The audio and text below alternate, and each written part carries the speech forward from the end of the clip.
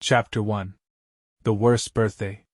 Not for the first time, an argument had broken out over breakfast at number 4, Privet Drive. Mr. Vernon Dursley had been woken in the early hours of the morning by a loud, hooting noise from his nephew Harry's room. "Third time this week!" he roared across the table. "If you can't control that owl, it'll have to go." Harry tried yet again to explain. "She's bored," he said. "She's used to flying around outside. If I could just let her out at night, do I look stupid?" snarled Uncle Vernon, a bit of fried egg dangling from his bushy mustache. "I know what'll happen if that owl's let out." He exchanged dark looks with his wife, Petunia. Harry tried to argue back, but his words were drowned by a long, loud belch from the Dursley's son, Dudley. "I want more bacon." "There's more in the frying pan, sweetums," said Aunt Petunia, turning misty eyes on her massive son. "We must build you up while we've got the chance." "I don't like the sound of that school food." "Nonsense, Petunia, I never went hungry when I was at Smeltings," said Uncle Vernon heartily. "Dudley gets enough, don't you, son?" Dudley, who was so large his bottom drooped over either side of the kitchen chair, grinned and turned to Harry. "Pass the frying pan." "You've forgotten the magic word," said Harry irritably. The effect of this simple sentence on the rest of the family was incredible. Dudley gasped and fell off his chair with a crash that shook the whole kitchen. Mrs. Dursley gave a small scream and clapped her hands to her mouth. Mr. Dursley jumped to his feet, veins throbbing in his temples. "I meant please," said Harry quickly. "I didn't mean, what have I told you?" thundered his uncle, spraying spit over the table. "About saying them word in our house." "But how dare you threaten Dudley?" roared Uncle Vernon, pounding the table with his fist. I warned you. I will not tolerate mention of your abnormality under this roof." Harry stared from his purple-faced uncle to his pale aunt, who was trying to heave Dudley to his feet. "All right," said Harry. "All right." Uncle Vernon sat back down, breathing like a winded rhinoceros and watching Harry closely out of the corners of his small, sharp eyes. Ever since Harry had come home for the summer holidays, Uncle Vernon had been treating him like a bomb that might go off at any moment, because Harry Potter wasn't a normal boy. As a matter of fact, he was as not normal as it is possible to be. Harry Potter was a wizard fresh from his first year at Hogwarts School of Witchcraft and Wizardry. And if the Dursleys were unhappy to have him back for the holidays, it was nothing to how Harry felt. He missed Hogwarts so much it was like having a constant stomachache. He missed the castle, with its secret passageways and ghosts, his classes, though perhaps not Snape, the potions master, the mail arriving by owl, eating banquets in the Great Hall, sleeping in his four-poster bed in the Tower dormitory, visiting the gamekeeper, Hagrid, in his cabin next to the Forbidden Forest in the grounds, and especially, Quidditch, the most popular sport in the wizarding world. All Harry's spell books, his wand, robes, cauldron, and top-of-the-line Nimbus 2000 broomstick had been locked in a cupboard under the stairs by Uncle Vernon the instant Harry had come home. What did the Dursleys care if Harry lost his place on the house Quidditch team because he hadn't practiced all summer? What was it to the Dursleys if Harry went back to school without any of his homework done? The Dursleys were what wizards called muggles, not a drop of magical blood in their veins, and as far as they were concerned, having a wizard in the family was a matter of deepest shame. Uncle Vernon had even padlocked Harry's owl, Hedwig, inside her cage, to stop her from carrying messages to anyone in the wizarding world. Harry looked nothing like the rest of the family. Uncle Vernon was large and neckless, with an enormous black mustache, and Petunia was horse-faced and bony. Dudley was blonde, pink, and porky. Harry, on the other hand, was small and skinny, with brilliant green eyes and jet-black hair that was always untidy. He wore round glasses, and on his forehead was a thin, lightning-shaped scar. It was this scar that made Harry so particularly unusual, even for a wizard. This scar was the only hint of Harry's very mysterious past, of the reason he had been left on the Dursleys' doorstep 11 years before. At the age of 1 year old, Harry had somehow survived a curse from the greatest dark sorcerer of all time, Lord Voldemort, whose name most witches and wizards still feared to speak. Harry's parents had died in Voldemort's attack, But Harry had escaped with his lightning scar, and somehow, nobody understood why, Voldemort's powers had been destroyed the instant he had failed to kill Harry. So Harry had been brought up by his dead mother's sister and her husband. He had spent 10 years with the Dursleys, never understanding why he kept making odd things happen without meaning to, believing the Dursleys' story that he had got his scar in the car crash that had killed his parents. And then, exactly a year ago, Hogwarts had written to Harry, and the whole story had come out. Harry had taken up his place at Wizard School, where he and his scar were famous. But now the school year was over, and he was back with the Dursleys for the summer, back to being treated like a dog that had rolled in something smelly. The Dursleys hadn't even remembered that today happened to be Harry's 12th birthday. Of course, his hopes hadn't been high. They'd never given him a real present, let alone a cake, but to ignore it completely. At that moment, Uncle Vernon cleared his throat importantly and said, "Now, as we all know, today is a very important day." Harry looked up, hardly daring to believe it. "This could well be the day I make the biggest deal of my career," said Uncle Vernon. Harry went back to his toast.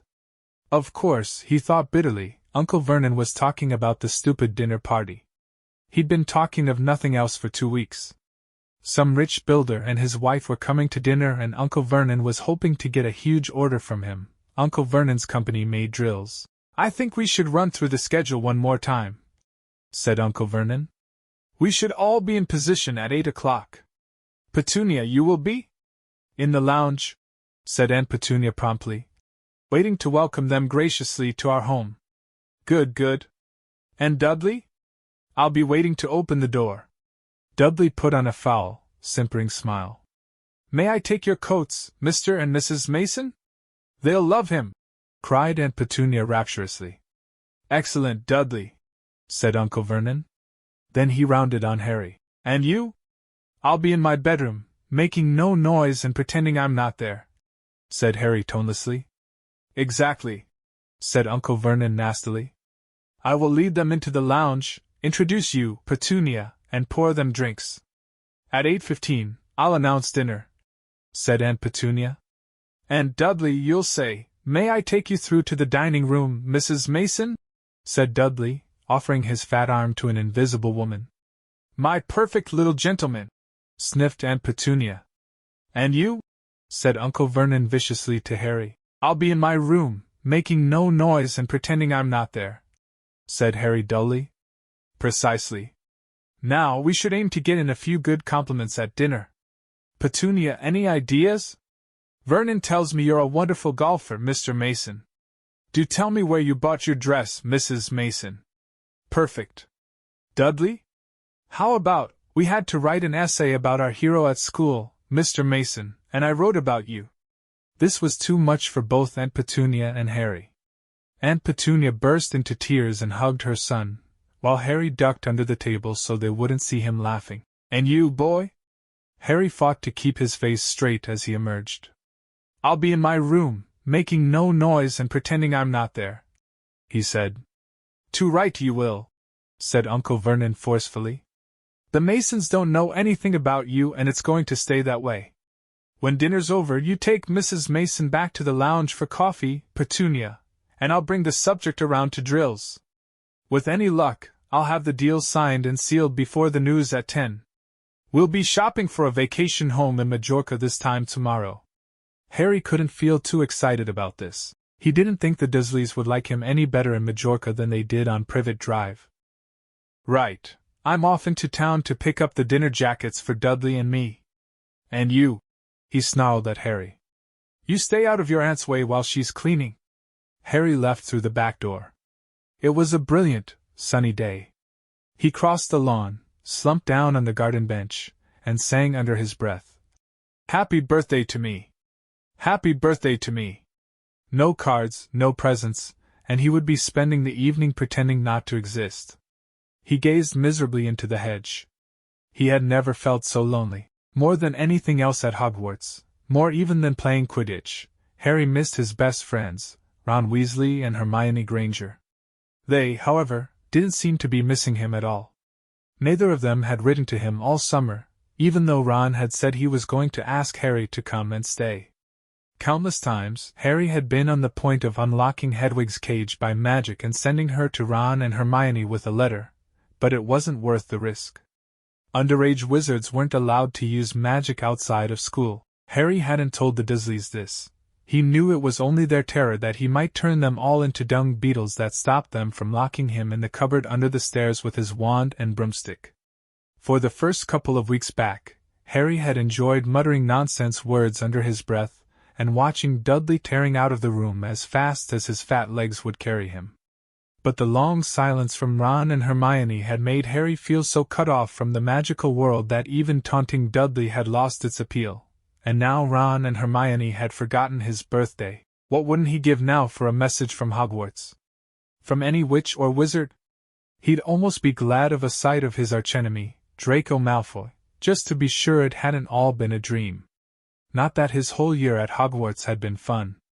At the very end of last term, Harry had come face to face with none other than Lord Voldemort himself.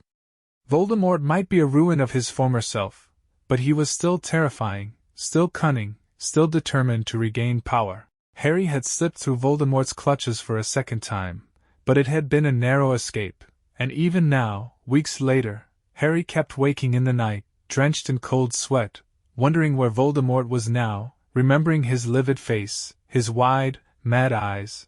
Harry suddenly sat bolt upright on the garden bench. He had been staring absent-mindedly into the hedge, and the hedge was staring back. Two enormous green eyes had appeared among the leaves. Harry jumped to his feet just as a jeering voice floated across the lawn. "I know what day it is," sang Dudley, waddling toward him. The huge eyes blinked and vanished. "What?" said Harry, not taking his eyes off the spot where they had been. "I know what day it is," Dudley repeated, coming right up to him. "Well done," said Harry. "So you've finally learned the days of the week. Today's your birthday," sneered Dudley. "How come you haven't got any cards? Haven't you even got friends at that freak place? Better not let your mum hear you talking about my school," said Harry coolly. Dudley hitched up his trousers, which were slipping down his fat bottom. "Why are you staring at the hedge?" he said suspiciously. "I'm trying to decide what would be the best spell to set it on fire," said Harry. Dudley stumbled backward at once, a look of panic on his fat face. "You see, can't. Dad told you you're not to do magic. He said he'll chuck you out of the house, and you haven't got anywhere else to go. You haven't got any friends to take you. Jiggery-pokery," said Harry in a fierce voice. "Hocus pocus, squiggly wiggly, moo howled Dudley, tripping over his feet as he dashed back toward the house. "Moo He's doing you know what." Harry paid dearly for his moment of fun. As neither Dudley nor the hedge was in any way hurt, Aunt Petunia knew he hadn't really done magic, but he still had to duck as she aimed a heavy blow at his head with the soapy frying pan. Then she gave him work to do, with the promise he wouldn't eat again until he'd finished. While Dudley lolled around watching and eating ice cream, Harry cleaned the windows, washed the car, mowed the lawn, trimmed the flower beds, pruned and watered the roses, and repainted the garden bench. The sun blazed overhead, burning the back of his neck. Harry knew he shouldn't have risen to Dudley's bait, but Dudley had said the very thing Harry had been thinking himself.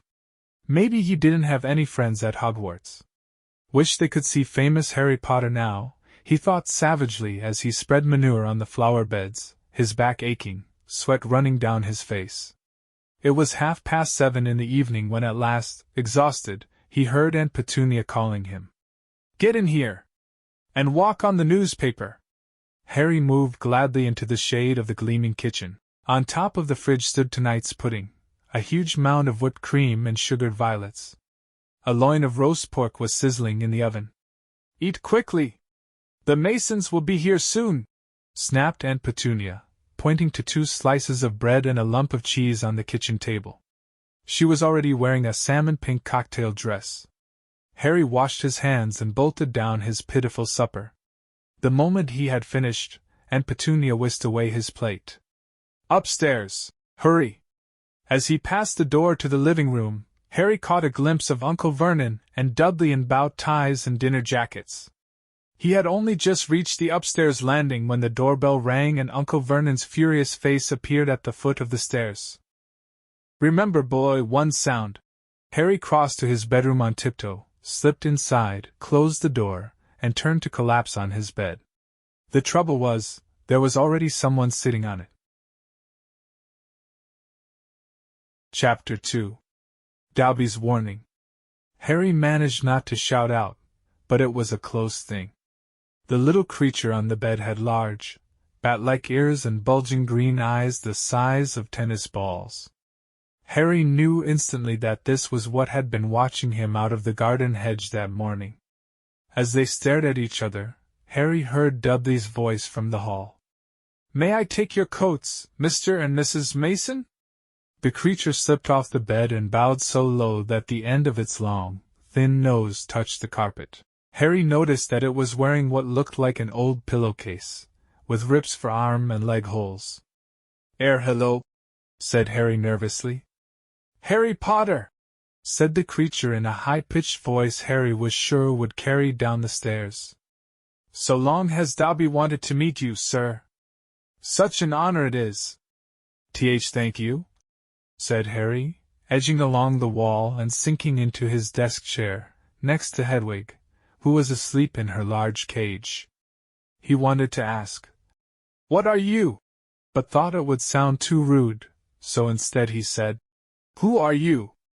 "Dobby, sir." "Just Dobby, Dobby the house elf," said the creature. "Oh, really?" said Harry. I don't want to be rude or anything, but this isn't a great time for me to have a house elf in my bedroom." Aunt Petunia's high, false laugh sounded from the living room. The elf hung his head. "Not that I'm not pleased to meet you," said Harry quickly. "But, is there any particular reason you're here?" "Oh, yes, sir," said Dobby earnestly. "Dobby has come to tell you, sir. It is difficult, sir." Dobby wonders where to begin. "Sit down," said Harry politely, pointing at the bed. To his horror, the elf burst into tears, very noisy tears. Sit down," he wailed. "Never. Never ever." Harry thought he heard the voices downstairs falter. "I'm sorry," he whispered. "I didn't mean to offend you or anything." "Offend Dobby," choked the elf. "Dobby has never been asked to sit down by a wizard like an equal." Harry, trying to say, "Shh," and look comforting at the same time, ushered Dobby back onto the bed where he sat hiccuping, looking like a large and very ugly doll. At last he managed to control himself, and sat with his great eyes fixed on Harry in an expression of watery adoration. "You can't have met many decent wizards," said Harry, trying to cheer him up. Dobby shook his head. Then, without warning, he leapt up and started banging his head furiously on the window, shouting, "Bad Dobby! Bad Dobby! Don't! What are you doing?" Harry hissed. Springing up and pulling Dobby back onto the bed, Hedwig had woken up with a particularly loud screech and was beating her wings wildly against the bars of her cage. "Dobby had to punish himself, sir," said the elf, who had gone slightly cross-eyed. "Dobby almost spoke ill of his family, sir." "Your family?" "The wizard family Dobby serves, sir. Dobby is a house elf bound to serve one house and one family forever." "Do they know you're here?" asked Harry curiously. Dobby shuddered. "Oh, no, sir, no. Dobby will have to punish himself most grievously for coming to see you, sir. Dobby will have to shut his ears in the oven door for this. If they ever knew, sir, but won't they notice if you shut your ears in the oven door?" "Dobby doubts it, sir. Dobby is always having to punish himself for something, sir. They lets Dobby get on with it, sir. Sometimes they reminds me to do extra punishments." "But why don't you leave?" "Escape? A house elf must be set free, sir. And the family will never set Dobby free. Dobby will serve the family until he dies, sir." Harry stared. "And I thought I had it bad staying here for another 4 weeks," he said. This makes the Dursleys sound almost human. Can anyone help you? Can't I? Almost at once, Harry wished he hadn't spoken. Dobby dissolved again into wails of gratitude. Please, Harry whispered frantically. Please be quiet. If the Dursleys hear anything, if they know you're here, Harry Potter asks if he can help Dobby. Dobby has heard of your greatness, sir, but of your goodness, Dobby never knew.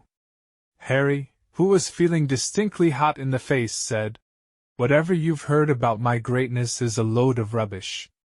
I'm not even top of my year at Hogwarts. That's Hermione, she. But he stopped quickly, because thinking about Hermione was painful. Harry Potter is humble and modest, said Dobby reverently, his orb-like eyes aglow. Harry Potter speaks not of his triumph over he who must not be named, Voldemort, said Harry. Dobby clapped his hands over his bad ears and moaned. Ah, speak not the name, sir, speak not the name. Sorry, said Harry quickly. I know lots of people don't like it. My friend Ron.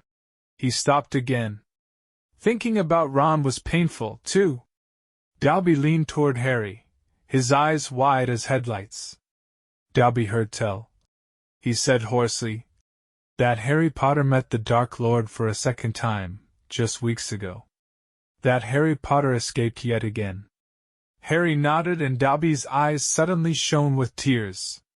Ah, sir, he gasped, dabbing his face with a corner of the grubby pillowcase he was wearing. Harry Potter is valiant and bold.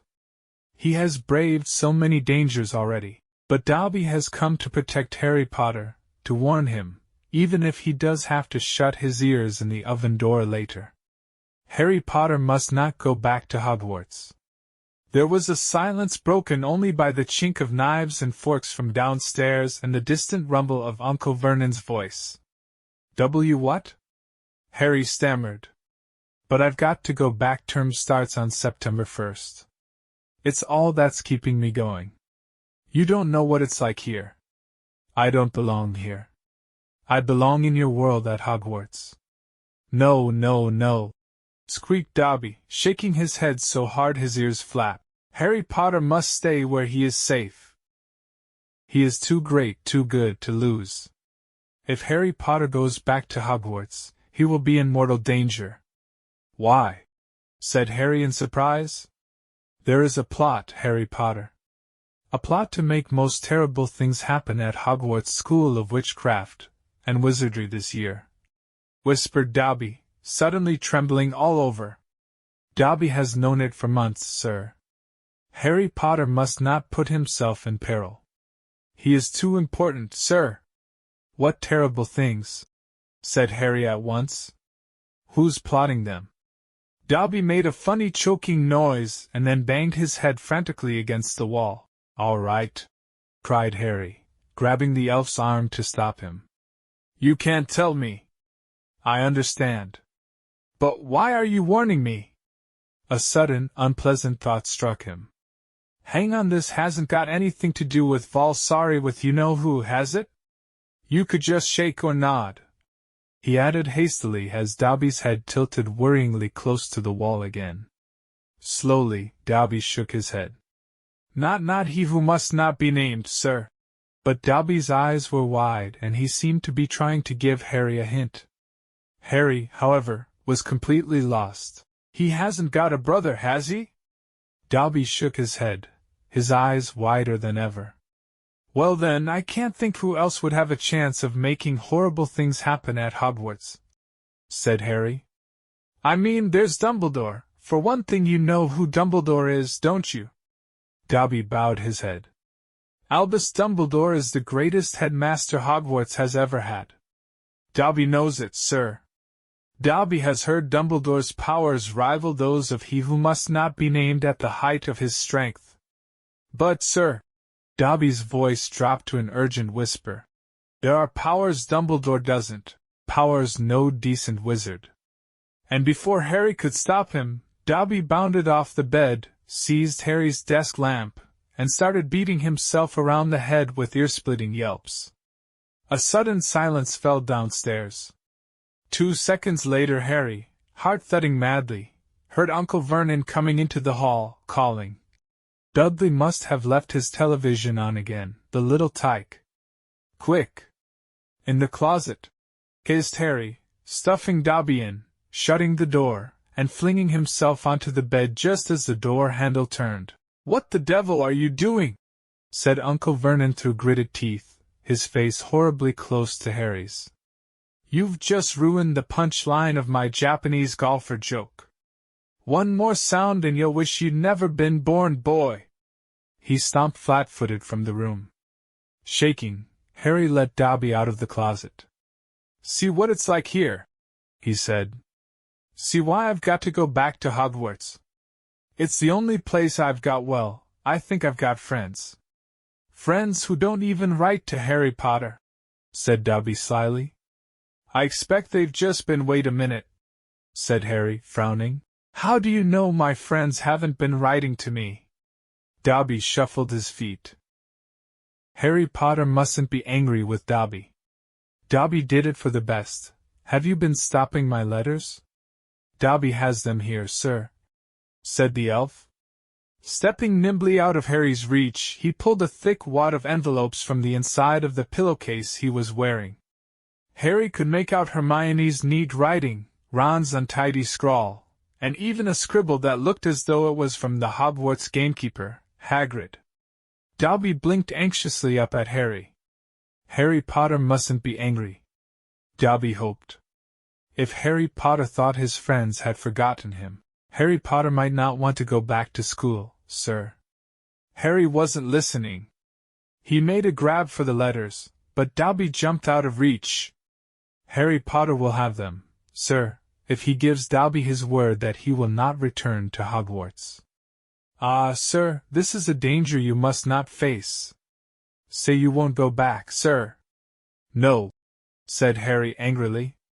Give me my friend's letters. Then Harry Potter leaves Dobby no choice, said the elf sadly. Before Harry could move, Dobby had darted to the bedroom door, pulled it open, and sprinted down the stairs. Mouth dry, stomach lurching, Harry sprang after him, trying not to make a sound. He jumped the last 6 steps, landing cat-like on the hall carpet, looking around for Dobby. From the dining room he heard Uncle Vernon saying, Tell Petunia that very funny story about those American plumbers, Mr. Mason. She's been dying to hear. Harry ran up the hall into the kitchen and felt his stomach disappear. Aunt Petunia's masterpiece of a pudding, the mountain of cream and sugared violets, was floating up near the ceiling. On top of a cupboard in the corner crouched Dobby. No, croaked Harry. Please. They'll kill me. Harry Potter must say he's not going back to school, Dobby. Please. Say it, sir, I can't. Dobby gave him a tragic look. Then Dobby must do it, sir, for Harry Potter's own good. The pudding fell to the floor with a heart-stopping crash. Cream splattered the windows and walls as the dish shattered. With a crack like a whip, Dobby vanished. There were screams from the dining room and Uncle Vernon burst into the kitchen to find Harry, rigid with shock, covered from head to foot in Aunt Petunia's pudding. At first, it looked as though Uncle Vernon would manage to gloss the whole thing over. Just our nephew very disturbed meeting strangers upsets him, so we kept him upstairs. He shooed the shocked Masons back into the dining room, promised Harry he would flay him to within an inch of his life when the Masons had left, and handed him a mop. Aunt Petunia dug some ice cream out of the freezer and Harry, still shaking, started scrubbing the kitchen clean. Uncle Vernon might still have been able to make his deal if it hadn't been for the owl. Aunt Petunia was just passing around a box of after-dinner mints when a huge barn owl swooped through the dining room window, dropped a letter on Mrs. Mason's head, and swooped out again. Mrs. Mason screamed like a banshee and ran from the house shouting about lunatics. Mr. Mason stayed just long enough to tell the Dursleys that his wife was mortally afraid of birds of all shapes and sizes, and to ask whether this was their idea of a joke. Harry stood in the kitchen, clutching the mop for support, as Uncle Vernon advanced on him, a demonic glint in his tiny eyes. "Read it!" he hissed evilly, brandishing the letter the owl had delivered. "Go on, read it!" Harry took it. It did not contain birthday greetings. "Dear Mr. Potter, we have received intelligence that a hover charm was used at your place of residence this evening at 9:12. As you know, underage wizards are not permitted to perform spells outside school, and further spell work on your part may lead to expulsion from said school. Decree for the reasonable restriction of underage sorcery, 1875, paragraph C. We would also ask you to remember that any magical activity that risks notice by members of the non-magical community, Muggles, is a serious offense under Section 13 of the International Confederation of Warlocks Statute of Secrecy. Enjoy your holidays. Yours sincerely, Mafalda Hopkirk. Improper use of magic. Office, Ministry of Magic. Harry looked up from the letter and gulped. "You didn't tell us you weren't allowed to use magic outside school," said Uncle Vernon, a mad gleam dancing in his eyes. "Forgot to mention it. Slipped your mind, I dare say." He was bearing down on Harry like a great bulldog, all his teeth bared. "Well, I've got news for you, boy. I'm locking you up. You're never going back to that school. Never. And if you try and magic yourself out, they'll expel you." And laughing like a maniac, he dragged Harry back upstairs.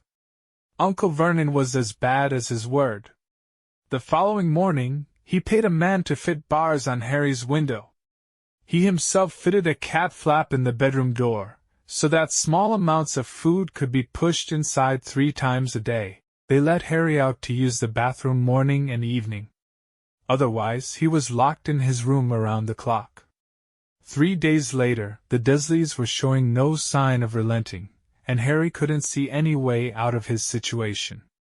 He lay on his bed watching the sun sinking behind the bars on the window, and wondered miserably what was going to happen to him. What was the good of magicking himself out of his room if Hogwarts would expel him for doing it? Yet life at Privet Drive had reached an all-time low. Now that the Dursleys knew they weren't going to wake up as fruit bats, he had lost his only weapon. Dobby might have saved Harry from horrible happenings at Hogwarts, but the way things were going, he'd probably starve to death anyway. The cat flap rattled and Aunt Petunia's hand appeared, pushing a bowl of canned soup into the room. Harry, whose insides were aching with hunger, jumped off his bed and seized it. The soup was stone cold, but he drank half of it in one gulp. Then he crossed the room to Hedwig's cage and tipped the soggy vegetables at the bottom of the bowl into her empty food tray. She ruffled her feathers and gave him a look of deep disgust. "It's no good turning your beak up at it, that's all we've got," said Harry grimly. He put the empty bowl back on the floor next to the cat flap and lay back down on the bed, somehow even hungrier than he had been before the soup. Supposing he was still alive in another 4 weeks, what would happen if he didn't turn up at Hogwarts? Would someone be sent to see why he hadn't come back? Would they be able to make the Dursleys let him go? The room was growing dark. Exhausted, stomach rumbling, mind spinning over the same unanswerable questions, Harry fell into an uneasy sleep. He dreamed that he was on show in a zoo, with a card-reading underage wizard attached to his cage. People goggled through the bars at him as he lay, starving and weak, on a bed of straw. He saw Dobby's face in the crowd and shouted out, asking for help, but Dobby called, "Harry Potter is safe there, sir!" and vanished. Then the Dursleys appeared and Dudley rattled the bars of the cage, laughing at him. "Stop it!" Harry muttered as the rattling pounded in his sore head. "Leave me alone! Cut it out! I'm trying to sleep." He opened his eyes. Moonlight was shining through the bars on the window. And someone was goggling through the bars at him, a freckle-faced, red-haired, long-nosed someone. Ron Weasley was outside Harry's window. English Stories Voyager. Chapter 3. The Burrow. Ron, breathed Harry, creeping to the window and pushing it up so they could talk through the bars. Ron, how did you what the? Harry's mouth fell open as the full impact of what he was seeing hit him. Ron was leaning out of the back window of an old turquoise car, which was parked in midair. Grinning at Harry from the front seats were Fred and George, Ron's elder twin brothers. "All right, Harry?" asked George. "What's been going on?" said Ron. "Why haven't you been answering my letters? I've asked you to stay about 12 times, and then Dad came home and said you'd got an official warning for using magic in front of Muggles. It wasn't me, and how did he know?" "He works for the Ministry," said Ron. "You know we're not supposed to do spells outside school. You should talk," said Harry, staring at the floating car. "Oh, this doesn't count," said Ron. "We're only borrowing this. It's Dad's, we didn't enchant it. But doing magic in front of those Muggles you live with, I told you. I didn't, but it'll take too long to explain now. Look, can you tell them at Hogwarts that the Dursleys have locked me up and won't let me come back? And obviously I can't magic myself out, because the Ministry'll think that's the second spell I've done in 3 days, so, stop gibbering," said Ron. "We've come to take you home with us." "But you can't magic me out either, we don't need to," said Ron, jerking his head toward the front seat and grinning. "You forget who I've got with me." "Tie that around the bars," said Fred, throwing the end of a rope to Harry. "If the Dursleys wake up, I'm dead," said Harry as he tied the rope tightly around a bar and Fred revved up the car. "Don't worry," said Fred, "and stand back." Harry moved back into the shadows next to Hedwig, who seemed to have realized how important this was and kept still and silent. The car revved louder and louder, and suddenly, with a crunching noise, the bars were pulled clean out of the window as Fred drove straight up in the air. Harry ran back to the window to see the bars dangling a few feet above the ground. Panting, Ron hoisted them up into the car. Harry listened anxiously, but there was no sound from the Dursleys' bedroom. When the bars were safely in the back seat with Ron, Fred reversed as close as possible to Harry's window. "Get in," Ron said. "But all my Hogwarts stuff, my wand, my broomstick, where is it?" "Locked in the cupboard under the stairs, and I can't get out of this room." "No problem," said George from the front passenger seat. "Out of the way, Harry." Fred and George climbed cat-like through the window into Harry's room. You had to hand it to them, thought Harry, as George took an ordinary hairpin from his pocket and started to pick the lock. "A lot of wizards think it's a waste of time, knowing this sort of Muggle trick," said Fred. "But we feel their skills worth learning, even if they are a bit slow." There was a small click and the door swung open. "So we'll get your trunk, you grab anything you need from your room and hand it out to Ron," whispered George. "Watch out for the bottom stair, it creaks," Harry whispered back as the twins disappeared onto the dark landing. Harry dashed around his room, collecting his things and passing them out of the window to Ron. Then he went to help Fred and George heave his trunk up the stairs. Harry heard Uncle Vernon cough. At last, panting, they reached the landing, then carried the trunk through Harry's room to the open window. Fred climbed back into the car to pull with Ron, and Harry and George pushed from the bedroom side. Inch by inch, the trunk slid through the window. Uncle Vernon coughed again. "A bit more," panted Fred, who was pulling from inside the car. "One good push." Harry and George threw their shoulders against the trunk and it slid out of the window into the back seat of the car. "Okay, let's go," George whispered. But as Harry climbed onto the windowsill there came a sudden loud screech from behind him, followed immediately by the thunder of Uncle Vernon's voice. "That ruddy owl! I've forgotten Hedwig!" Harry tore back across the room as the landing light clicked on. He snatched up Hedwig's cage, dashed to the window, and passed it out to Ron. He was scrambling back onto the chest of drawers when Uncle Vernon hammered on the unlocked door, and it crashed open. For a split second, Uncle Vernon stood framed in the doorway. Then he let out a bellow like an angry bull and dived at Harry, grabbing him by the ankle. Ron, Fred, and George seized Harry's arms and pulled as hard as they could. "Petunia!" roared Uncle Vernon. "He's getting away! He's getting away!" But the Weasleys gave a gigantic tug and Harry's legs slid out of Uncle Vernon's grasp. Harry was in the car. He'd slammed the door shut. "Put your foot down, Fred!" yelled Ron, and the car shot suddenly toward the moon. Harry couldn't believe it. He was free.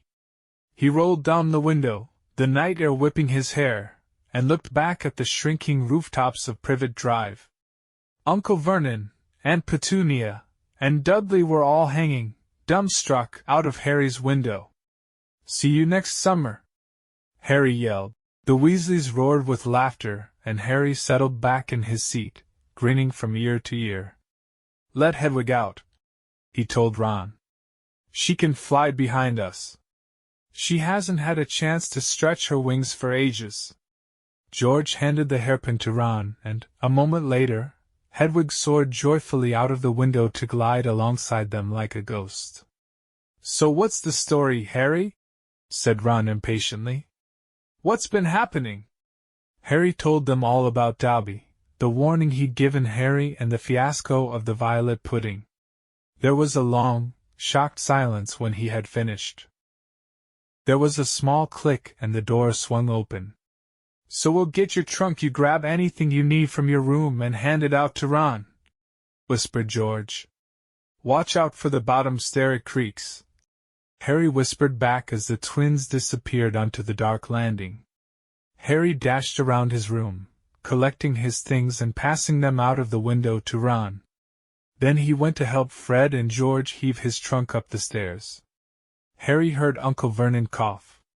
At last, panting, they reached the landing, then carried the trunk through Harry's room to the open window. Fred climbed back into the car to pull with Ron, and Harry and George pushed from the bedroom side. Inch by inch, the trunk slid through the window. Uncle Vernon coughed again. "A bit more," panted Fred, who was pulling from inside the car. "One good push." Harry and George threw their shoulders against the trunk, and it slid out of the window into the back seat of the car. "Okay, let's go," George whispered. But as Harry climbed onto the windowsill, there came a sudden loud screech from behind him, followed immediately by the thunder of Uncle Vernon's voice. "That ruddy owl! I've forgotten Hedwig!" Harry tore back across the room as the landing light clicked on. He snatched up Hedwig's cage, dashed to the window, and passed it out to Ron. He was scrambling back onto the chest of drawers when Uncle Vernon hammered on the unlocked door, and it crashed open. For a split second, Uncle Vernon stood framed in the doorway. Then he let out a bellow like an angry bull and dived at Harry, grabbing him by the ankle. Ron, Fred, and George seized Harry's arms and pulled as hard as they could. "Petunia!" roared Uncle Vernon. "He's getting away! He's getting away!" But the Weasleys gave a gigantic tug and Harry's legs slid out of Uncle Vernon's grasp. Harry was in the car. He'd slammed the door shut. "Put your foot down, Fred!" yelled Ron, and the car shot suddenly toward the moon. Harry couldn't believe it. He was free. He rolled down the window, the night air whipping his hair, and looked back at the shrinking rooftops of Privet Drive. Uncle Vernon, Aunt Petunia, and Dudley were all hanging, dumbstruck, out of Harry's window. "See you next summer!" Harry yelled. The Weasleys roared with laughter, and Harry settled back in his seat, grinning from ear to ear. "Let Hedwig out," he told Ron. "She can fly behind us. She hasn't had a chance to stretch her wings for ages." George handed the hairpin to Ron, and, a moment later, Hedwig soared joyfully out of the window to glide alongside them like a ghost. "So what's the story, Harry?" said Ron impatiently. "What's been happening?" Harry told them all about Dobby, the warning he'd given Harry, and the fiasco of the violet pudding. There was a long, shocked silence when he had finished. Fred twiddled the steering wheel. So, does your dad know you've got the car? Said Harry, guessing the answer. No, said Ron. He had to work tonight. Hopefully we'll be able to get it back in the garage without Mum noticing we flew it. What does your dad do at the Ministry of Magic anyway? He works in the most boring department, said Ron. The Misuse of Muggle Artifacts office. The what? It's all to do with bewitching things that are Muggle-made, you know, in case they end up back in a Muggle shop or house. Like last year, some old witch died and her tea set was sold to an antique shop. This Muggle woman bought it, took it home, and tried to serve her friends tea in it. It was a nightmare. Dad was working overtime for weeks. What happened? The teapot went berserk and squirted boiling tea all over the place, and one man ended up in the hospital with the sugar tongs clamped to his nose. Dad was going frantic. It's only him and an old warlock called Perkins in the office, and they had to do memory charms and all sorts of stuff to cover it up. But your dad, this car. Fred laughed. Yeah, Dad's crazy about everything to do with Muggles. Our shed's full of Muggle stuff. He takes it apart, puts spells on it, and puts it back together again. If he raided our house, he'd have to put himself under arrest. It drives Mum mad. That's the main road, said George, peering down through the windshield. We'll be there in 10 minutes. Just as well, it's getting light. A faint pinkish glow was visible along the horizon to the east.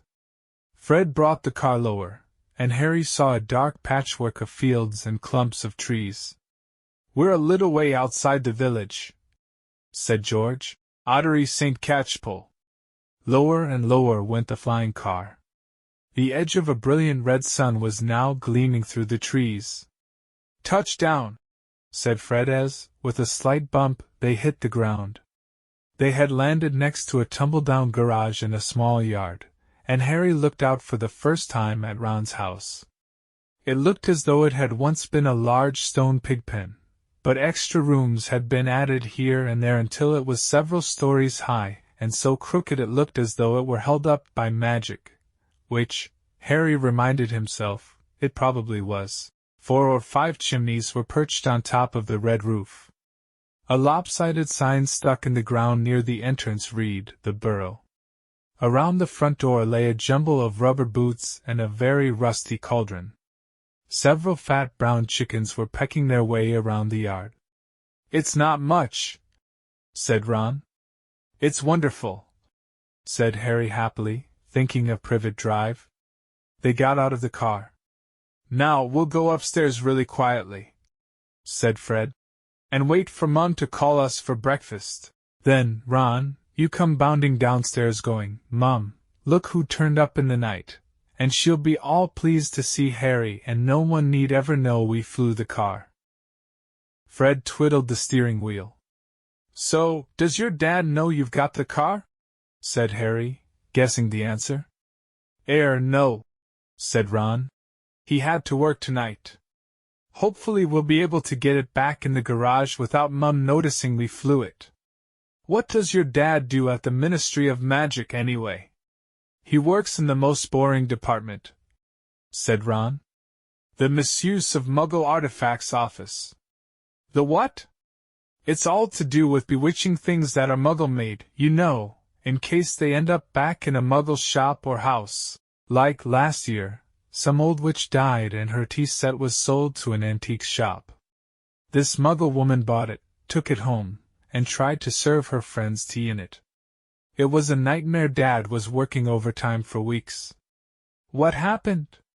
The teapot went berserk and squirted boiling tea all over the place, and one man ended up in the hospital with the sugar tongs clamped to his nose. Dad was going frantic. It's only him and an old warlock called Perkins in the office, and they had to do memory charms and all sorts of stuff to cover it up. But your dad, this car. Fred laughed. Yeah, Dad's crazy about everything to do with Muggles. Our shed's full of Muggle stuff. He takes it apart, puts spells on it, and puts it back together again. If he raided our house, he'd have to put himself under arrest. It drives Mum mad. That's the main road, said George, peering down through the windshield. We'll be there in 10 minutes. Just as well, it's getting light. A faint pinkish glow was visible along the horizon to the east. Fred brought the car lower, and Harry saw a dark patchwork of fields and clumps of trees. We're a little way outside the village, said George. Ottery St. Catchpole. Lower and lower went the flying car. The edge of a brilliant red sun was now gleaming through the trees. Touchdown, said Fred as, with a slight bump, they hit the ground. They had landed next to a tumble-down garage in a small yard, and Harry looked out for the first time at Ron's house. It looked as though it had once been a large stone pigpen, but extra rooms had been added here and there until it was several stories high, and so crooked it looked as though it were held up by magic, which, Harry reminded himself, it probably was. 4 or 5 chimneys were perched on top of the red roof. A lopsided sign stuck in the ground near the entrance read, "The Burrow." Around the front door lay a jumble of rubber boots and a very rusty cauldron. Several fat brown chickens were pecking their way around the yard. "It's not much," said Ron. "It's wonderful," said Harry happily, thinking of Privet Drive. They got out of the car. "Now we'll go upstairs really quietly," said Fred, "and wait for Mum to call us for breakfast. Then, Ron, you come bounding downstairs going, 'Mum, look who turned up in the night,' and she'll be all pleased to see Harry and no one need ever know we flew the car." Fred twiddled the steering wheel. "So, does your dad know you've got the car?" said Harry, guessing the answer. No," said Ron. "He had to work tonight. Hopefully we'll be able to get it back in the garage without Mum noticing we flew it. What does your dad do at the Ministry of Magic anyway?" "He works in the most boring department," said Ron. "The Misuse of Muggle Artifacts office." "The what?"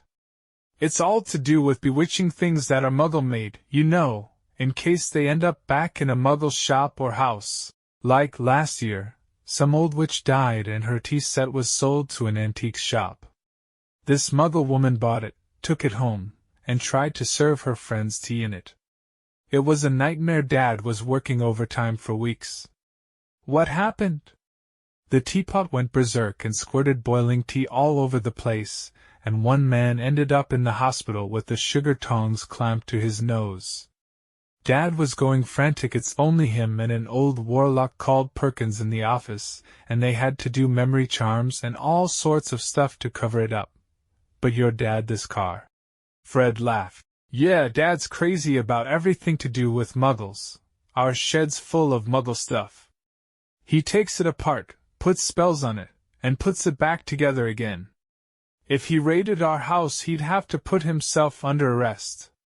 It drives Mum mad." "That's the main road," said George, peering down through the windshield. "We'll be there in 10 minutes. Just as well, it's getting light."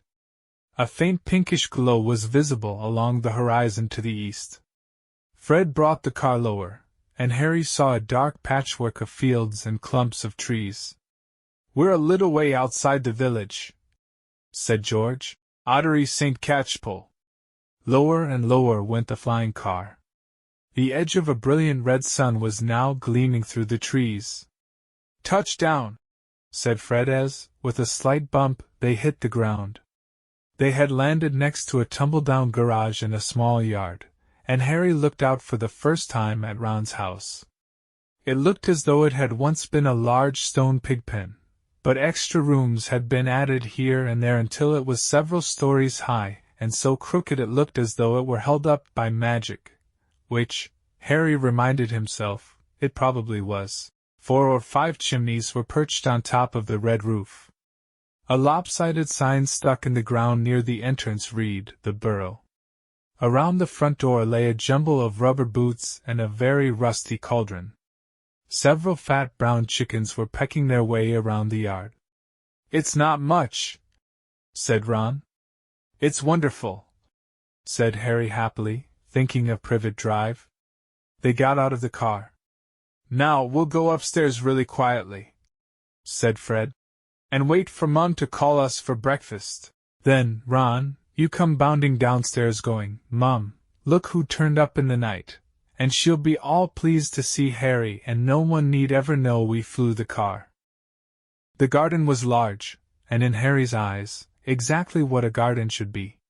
The Dursleys wouldn't have liked it. There were plenty of weeds, and the grass needed cutting, but there were gnarled trees all around the walls, plants Harry had never seen spilling from every flower bed, and a big green pond full of frogs. Muggles have garden gnomes too, you know, Harry told Ron as they crossed the lawn. Yeah, I've seen those things they think are gnomes, said Ron, bent double with his head in a peony bush. Like fat little Santa Clauses with fishing rods. There was a violent scuffling noise, the peony bush shuddered, and Ron straightened up. This is a gnome, he said grimly. Get off me! Get off me! Squealed the gnome. It was certainly nothing like Santa Claus. It was small and leathery looking, with a large, knobby, bald head exactly like a potato. Ron held it at arm's length as it kicked out at him with its horny little feet. He grasped it around the ankles and turned it upside down. This is what you have to do, he said. He raised the gnome above his head. Get off me! And started to swing it in great circles like a lasso. Seeing the shocked look on Harry's face, Ron added, It doesn't hurt them, you've just got to make them really dizzy so they can't find their way back to the gnome holes. He let go of the gnome's ankles. It flew 20 feet into the air and landed with a thud in the field over the hedge. Pitiful, said Fred. I bet I can get mine beyond that stump. Harry learned quickly not to feel too sorry for the gnomes. He decided just to drop the first one he caught over the hedge, but the gnome, sensing weakness, sank its razor-sharp teeth into Harry's finger, and he had a hard job shaking it off until... Wow, Harry, that must have been 50 feet. The air was soon thick with flying gnomes. See, they're not too bright, said George, seizing 5 or 6 gnomes at once. The moment they know the denoming's going on, they storm up to have a look. You'd think they'd have learned by now just to stay put. Soon, the crowd of gnomes in the field started walking away in a straggling line, their little shoulders hunched. They'll be back, said Ron as they watched the gnomes disappear into the hedge on the other side of the field. They love it here. Dad's too soft with them. He thinks they're funny. Just then, the front door slammed. He's back, said George. Dad's home. They hurried through the garden and back into the house. Mr. Weasley was slumped in a kitchen chair with his glasses off and his eyes closed. He was a thin man, going bald, but the little hair he had was as red as any of his children's.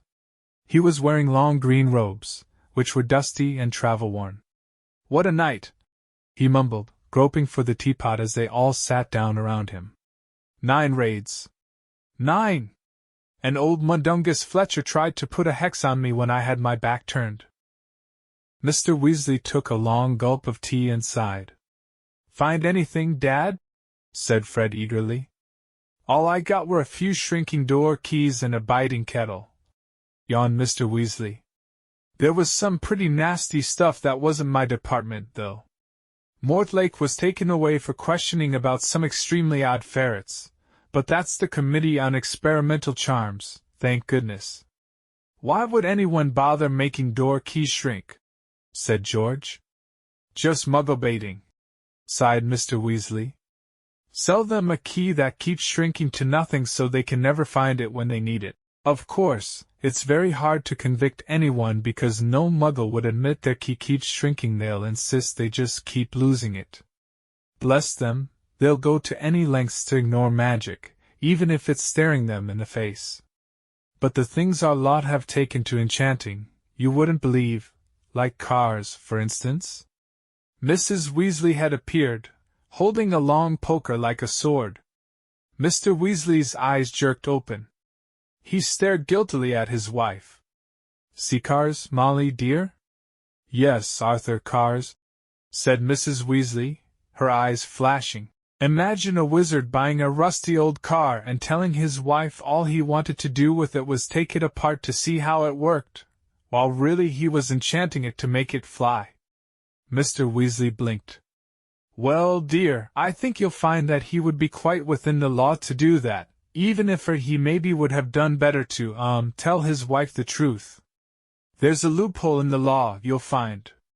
As long as he wasn't intending to fly the car, the fact that the car could fly wouldn't. Arthur Weasley, you made sure there was a loophole when you wrote that law, shouted Mrs. Weasley, just so you could carry on tinkering with all that Muggle rubbish in your shed. And for your information, Harry arrived this morning in the car you weren't intending to fly. Harry? Said Mr. Weasley blankly. Harry who? He looked around, saw Harry, and jumped. Good Lord, is it Harry Potter? Very pleased to meet you. Ron's told us so much about. Your sons flew that car to Harry's house and back last night, shouted Mrs. Weasley. What have you got to say about that, eh? Did you really? Said Mr. Weasley eagerly. Did it go all right? I mean, he faltered as sparks flew from Mrs. Weasley's eyes. That was very wrong, boys, very wrong indeed. Let's leave them to it, Ron muttered to Harry as Mrs. Weasley swelled like a bullfrog. Come on, I'll show you my bedroom. They slipped out of the kitchen and down a narrow passageway to an uneven staircase, which wound its way, zigzagging up through the house.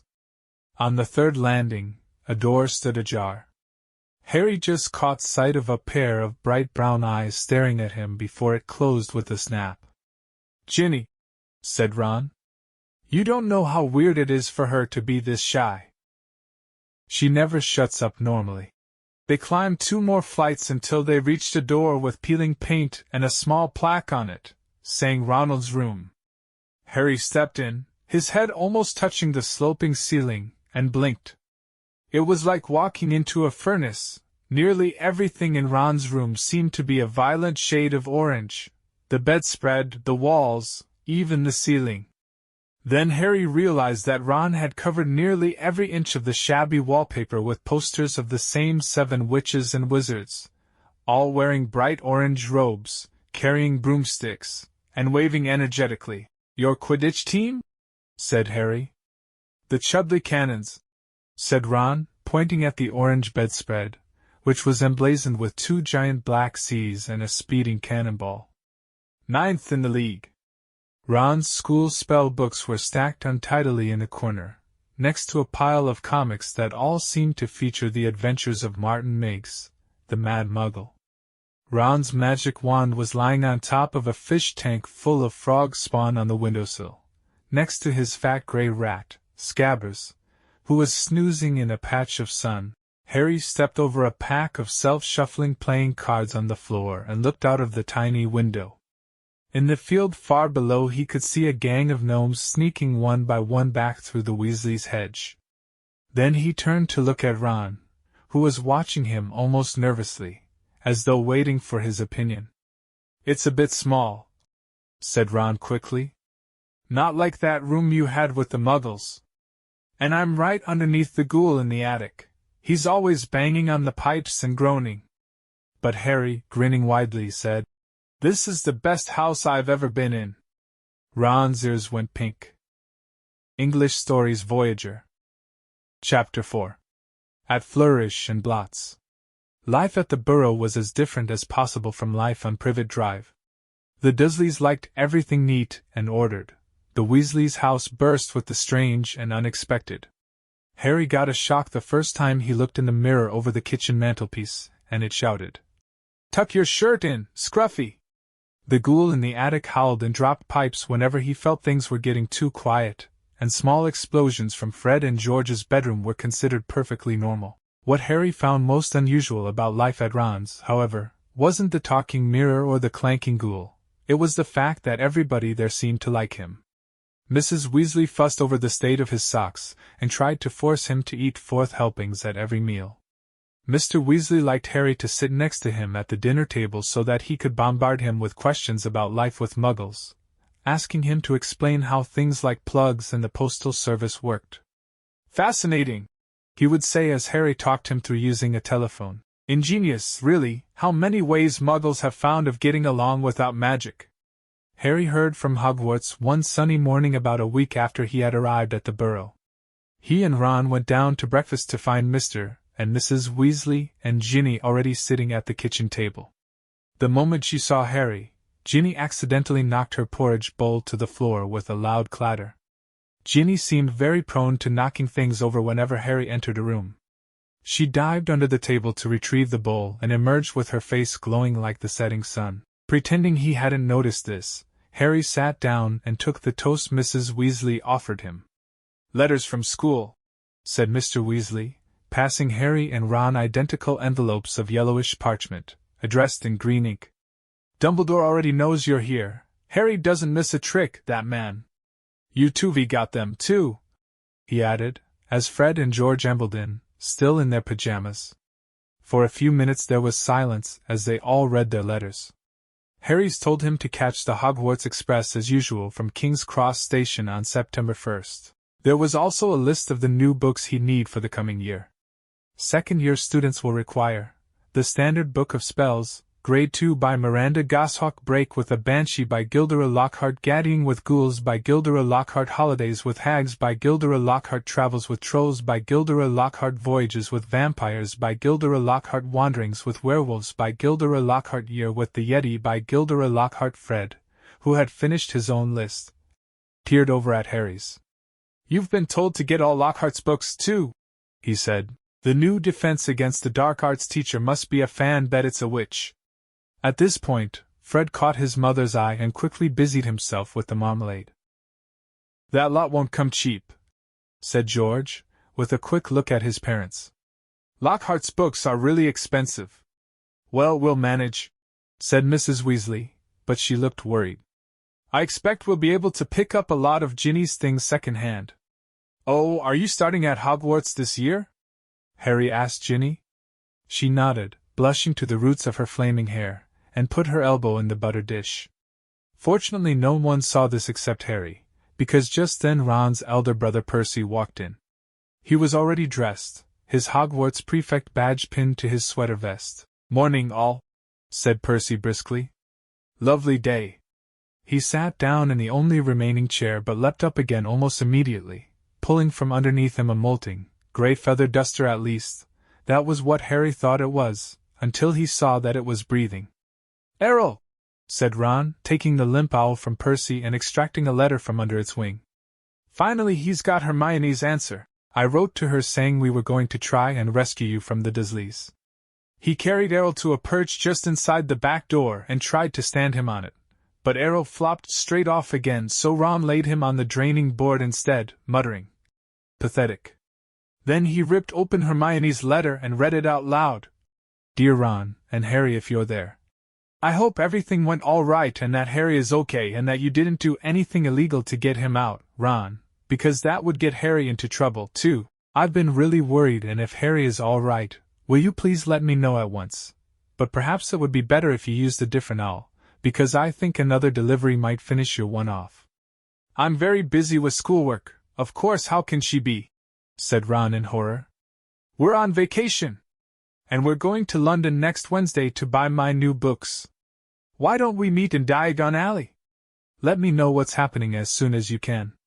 Love from Hermione." "Well, that fits in nicely. We can go and get all your things then, too," said Mrs. Weasley, starting to clear the table. "What are you all up to today?" Harry, Ron, Fred, and George were planning to go up the hill to a small paddock the Weasleys owned. It was surrounded by trees that blocked it from view of the village below, meaning that they could practice Quidditch there, as long as they didn't fly too high. They couldn't use real Quidditch balls, which would have been hard to explain if they had escaped and flown away over the village. Instead they threw apples for one another to catch. They took turns riding Harry's Nimbus 2000, which was easily the best broom. Ron's old shooting star was often outstripped by passing butterflies. 5 minutes later they were marching up the hill, broomsticks over their shoulders. They had asked Percy if he wanted to join them, but he had said he was busy. Harry had only seen Percy at mealtimes so far. He stayed shut in his room the rest of the time. "Wish I knew what he was up to," said Fred, frowning. "He's not himself." His exam results came the day before you did, 12.0.w.l.s, and he hardly gloated at all. Ordinary wizarding levels, George explained, seeing Harry's puzzled look.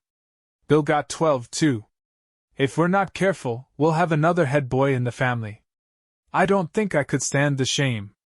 Bill was the oldest Weasley brother. He and the next brother, Charlie, had already left Hogwarts. Harry had never met either of them, but knew that Charlie was in Romania studying dragons and Bill in Egypt working for the Wizards' Bank, Gringotts. "Dunno how Mum and Dad are going to afford all our school stuff this year," said George after a while. 5 sets of Lockhart books. And Ginny needs robes and a wand and everything. Harry said nothing. He felt a bit awkward. Stored in an underground vault at Gringotts in London was a small fortune that his parents had left him. Of course, it was only in the wizarding world that he had money. You couldn't use galleons, sickles, and nuts in Muggle shops. He had never mentioned his Gringotts bank account to the Dursleys. He didn't think their horror of anything connected with magic would stretch to a large pile of gold. Mrs. Weasley woke them all early the following Wednesday. After a quick 6 bacon sandwiches each, they pulled on their coats and Mrs. Weasley took a flower pot off the kitchen mantelpiece and peered inside. "We're running low, Arthur," she sighed. "We'll have to buy some more today. Well, guess first. After you, Harry dear." And she offered him the flower pot. Harry stared at them all watching him. What am I supposed to do?" he stammered. "He's never traveled by Flopowder," said Ron suddenly. "Sorry, Harry, I forgot." "Never?" said Mr. Weasley. "But how did you get to Diagon Alley to buy your school things last year?" "I went on the underground." "Really?" said Mr. Weasley eagerly. "Were there escalators?" "How exactly? Not now, Arthur," said Mrs. Weasley. "Flopowder's a lot quicker, dear, but goodness me, if you've never used it before, he'll be all right, Mom," said Fred. "Harry, watch us first." He took a pinch of glittering powder out of the flower pot, stepped up to the fire, and threw the powder into the flames. With a roar, the fire turned emerald green and rose higher than Fred, who stepped right into it, shouted, "Diagon Alley!" and vanished. "You must speak clearly, dear," Mrs. Weasley told Harry as George dipped his hand into the flower pot.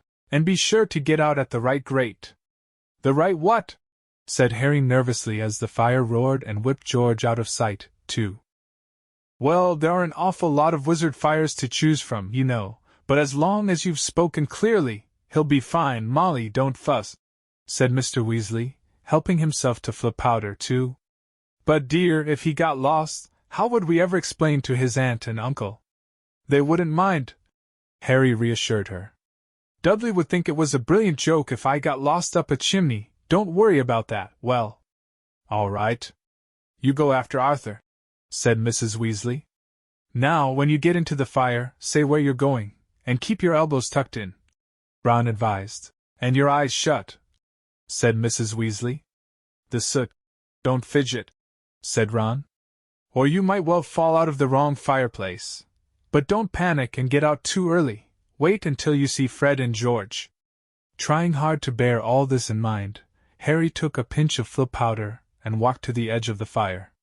He took a deep breath, scattered the powder into the flames, and stepped forward. The fire felt like a warm breeze. He opened his mouth and immediately swallowed a lot of hot ash. "Diagon Alley," he coughed. It felt as though he were being sucked down a giant drain. He seemed to be spinning very fast. The roaring in his ears was deafening. He tried to keep his eyes open, but the whirl of green flames made him feel sick. Something hard knocked his elbow, and he tucked it in tightly, still spinning and spinning. Now it felt as though cold hands were slapping his face. Squinting through his glasses, he saw a blurred stream of fireplaces, and snatched glimpses of the rooms beyond. His bacon sandwiches were churning inside him. He closed his eyes again, wishing it would stop, and then he fell, face forward, onto cold stone and felt the bridge of his glasses snap. Dizzy and bruised, covered in soot, he got gingerly to his feet, holding his broken glasses up to his eyes. He was quite alone, but where he was, he had no idea.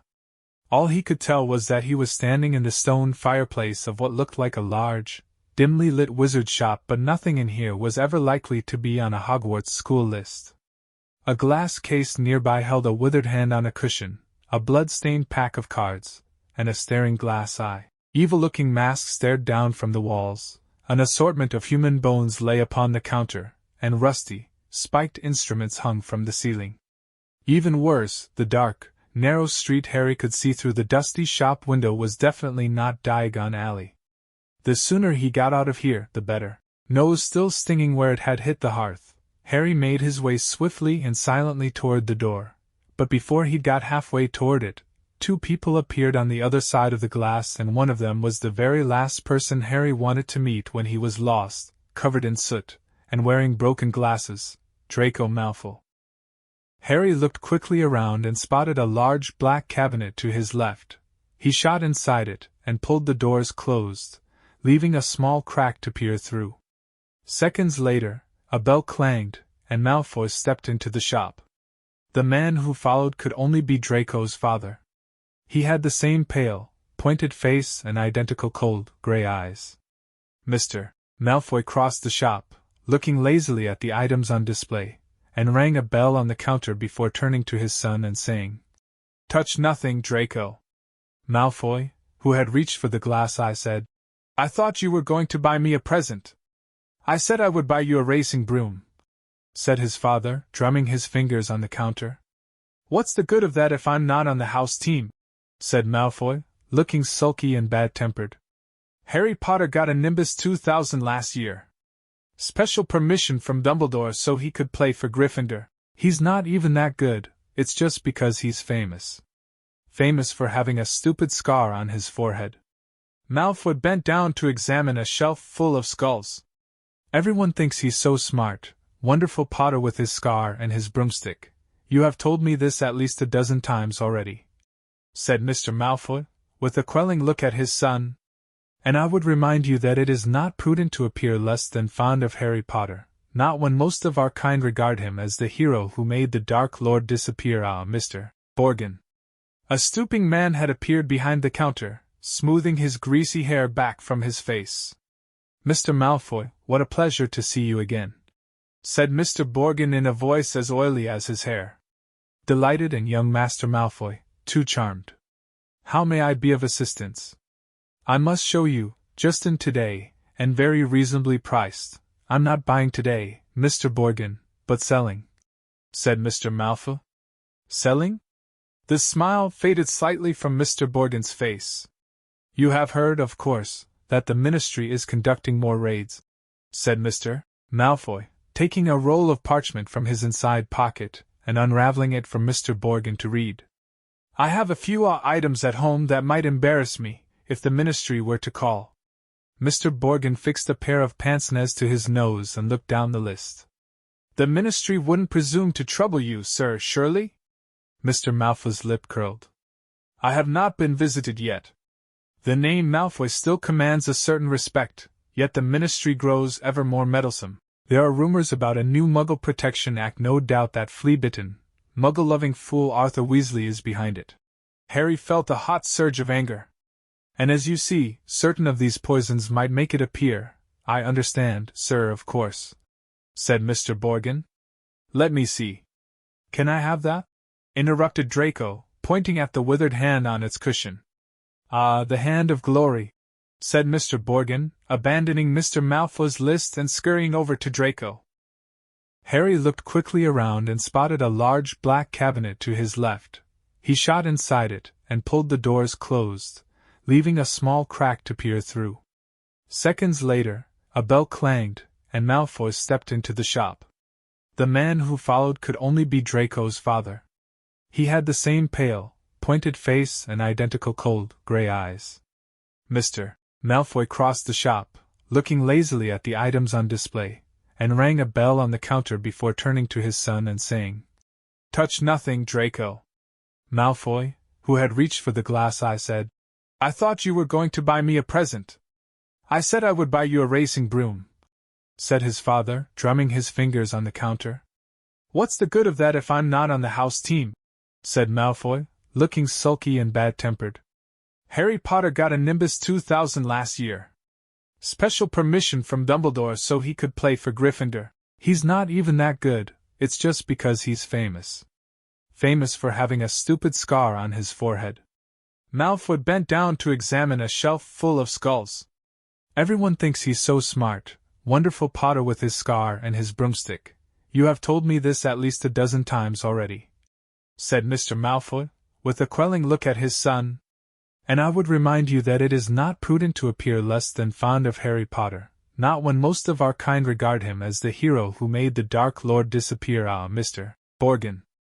A stooping man had appeared behind the counter, smoothing his greasy hair back from his face.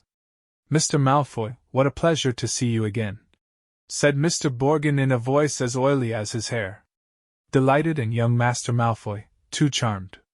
How may I be of assistance? I must show you, just in today, and very reasonably priced. I'm not buying today, Mr. Borgin, but selling, said Mr. Malfoy. Selling? The smile faded slightly from Mr. Borgin's face. You have heard, of course, that the Ministry is conducting more raids, said Mr. Malfoy, taking a roll of parchment from his inside pocket and unraveling it for Mr. Borgin to read. I have a few items at home that might embarrass me if the Ministry were to call. Mr. Borgin fixed a pair of pince-nez to his nose and looked down the list. The Ministry wouldn't presume to trouble you, sir, surely?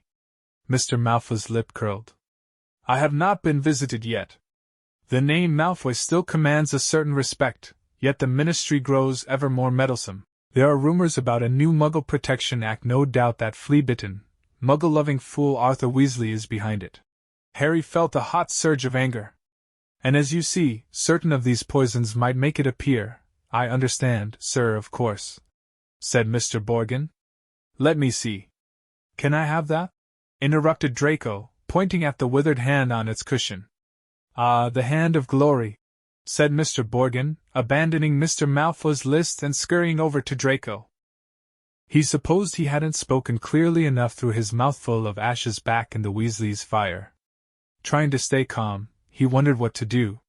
Not lost, are you, my dear? Said a voice in his ear, making him jump.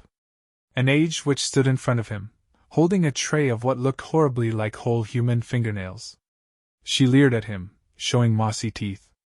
Harry backed away. I'm fine, thanks, he said. I'm just Harry. What do you think you're doing down there? Harry's heart leapt. So did the witch. A load of fingernails cascaded down over her feet, and she cursed as the massive form of Hagrid, the Hogwarts gamekeeper, came striding toward them, beetle-black eyes flashing over his great bristling beard.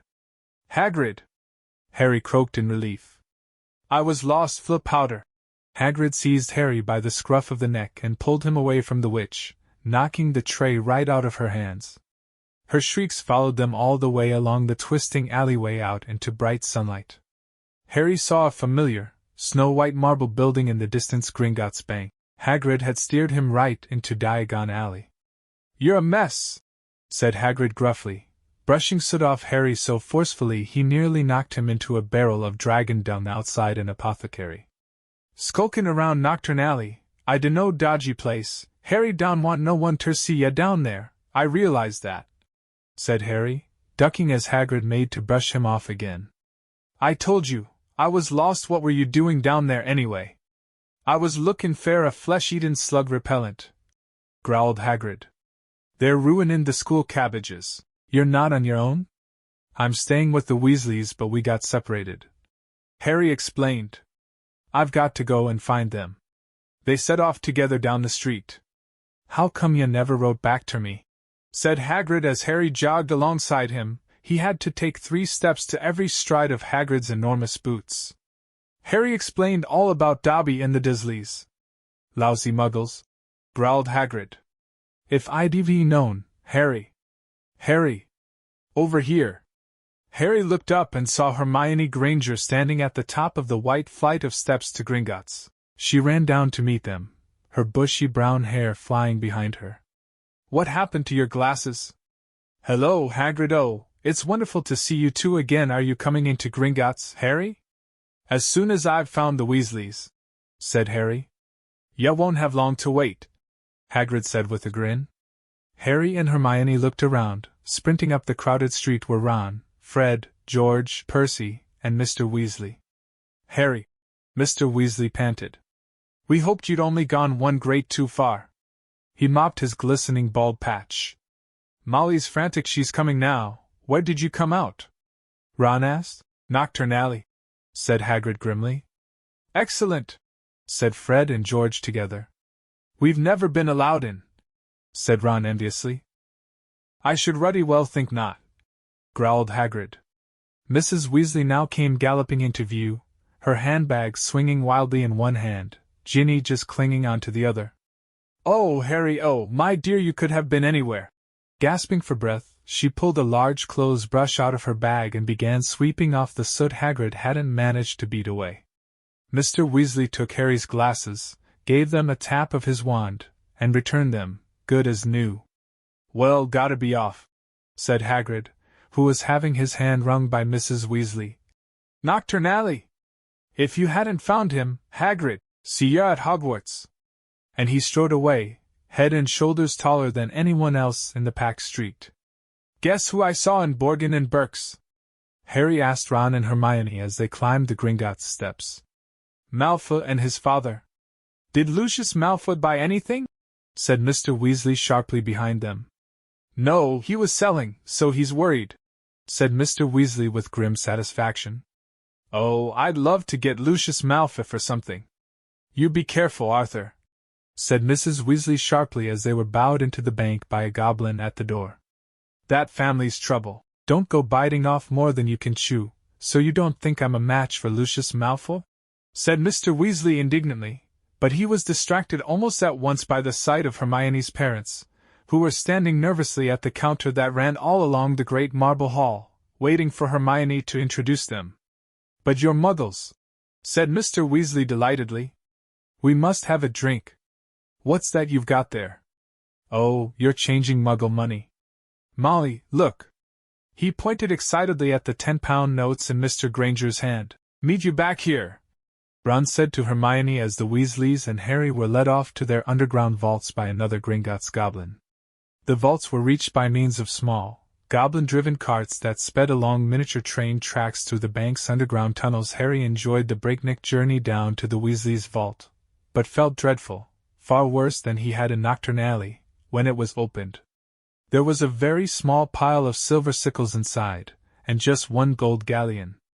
Mrs. Weasley felt right into the corners before sweeping the whole lot into her bag. Harry felt even worse when they reached his vault. He tried to block the contents from view as he hastily shoved handfuls of coins into a leather bag. Back outside on the marble steps, they all separated. Percy muttered vaguely about needing a new quill. Fred and George had spotted their friend from Hogwarts, Lee Jordan. Mrs. Weasley and Ginny were going to a second-hand robe shop. Mr. Weasley was insisting on taking the Grangers off to the Leaky Cauldron for a drink. "We'll all meet at Flourish and Blott's in an hour to buy your schoolbooks," said Mrs. Weasley, setting off with Ginny. "And not one step down Knockturn Alley!" she shouted at the twins' retreating backs. Harry, Ron, and Hermione strolled off along the winding, cobbled street. The bag of gold, silver, and bronze jangling cheerfully in Harry's pocket was clamoring to be spent, so he bought 3 large strawberry and peanut butter ice creams, which they slurped happily as they wandered up the alley, examining the fascinating shop windows. Ron gazed longingly at a full set of Chudley cannon robes in the windows of Quality Quidditch Supplies until Hermione dragged them off to buy ink and parchment next door. In Gamble and Jape's Wizarding Joke shop, they met Fred, George, and Lee Jordan, who were stocking up on Dr. Filibuster's fabulous wet start, no-heat fireworks, and in a tiny junk shop full of broken wands, lopsided brass scales, and old cloaks covered in potion stains they found Percy, deeply immersed in a small and deeply boring book called Prefects Who Gained Power. A study of Hogwarts prefects and their later careers. Ron read aloud off the back cover. "That sounds fascinating." "Go away," Percy snapped. "Course, he's very ambitious, Percy, he's got it all planned out. He wants to be Minister of Magic," Ron told Harry and Hermione in an undertone as they left Percy to it. An hour later, they headed for Flourish and Blott's. They were by no means the only ones making their way to the bookshop. As they approached it, they saw to their surprise a large crowd jostling outside the doors, trying to get in. The reason for this was proclaimed by a large banner stretched across the upper windows. Gilderoy Lockhart will be signing copies of his autobiography Magical ME today 12:30 p.m. to 4:30 p.m. We can actually meet him. Hermione squealed. I mean, he's written almost the whole book list. The crowd seemed to be made up mostly of witches around Mrs. Weasley's age. A harassed-looking wizard stood at the door, saying, Calmly, please, ladies. Don't push there. Mind the books, now. Harry, Ron, and Hermione squeezed inside. A long line wound right to the back of the shop, where Gilderoy Lockhart was signing his books. They each grabbed a copy of the Standard Book of Spells, Grade 2, and sneaked up the line to where the rest of the Weasleys were standing with Mr. and Mrs. Granger. Oh, there you are, good, said Mrs. Weasley. She sounded breathless and kept patting her hair. We'll be able to see him in a minute. Gilderoy Lockhart came slowly into view, seated at a table surrounded by large pictures of his own face, all winking and flashing dazzlingly white teeth at the crowd. The real Lockhart was wearing robes of forget-me-not blue that exactly matched his eyes. His pointed wizard's hat was set at a jaunty angle on his wavy hair. A short, irritable-looking man was dancing around taking photographs with a large black camera that emitted puffs of purple smoke with every blinding flash. Out of the way there! He snarled at Ron, moving back to get a better shot. This is for the Daily Prophet, big deal, said Ron, rubbing his foot where the photographer had stepped on it. Gilderoy Lockhart heard him. He looked up. He saw Ron and then he saw Harry. He stared. Then he leapt to his feet and positively shouted, It can't be Harry Potter? The crowd parted, whispering excitedly. Lockhart dived forward, seized Harry's arm, and pulled him to the front. The crowd burst into applause. Harry's face burned as Lockhart shook his hand for the photographer, who was clicking away madly, wafting thick smoke over the Weasleys. Nice big smile, Harry, said Lockhart through his own gleaming teeth. Together you and I are worth the front page. When he finally let go of Harry's hand, Harry could hardly feel his fingers. He tried to sidle back over to the Weasleys, but Lockhart threw an arm around his shoulders and clamped him tightly to his side. Ladies and gentlemen, he said loudly, waving for quiet. What an extraordinary moment this is! The perfect moment for me to make a little announcement I've been sitting on for some time. When young Harry here stepped into Flourish and Blots today, he only wanted to buy my autobiography, which I shall be happy to present him now, free of charge. The crowd applauded again.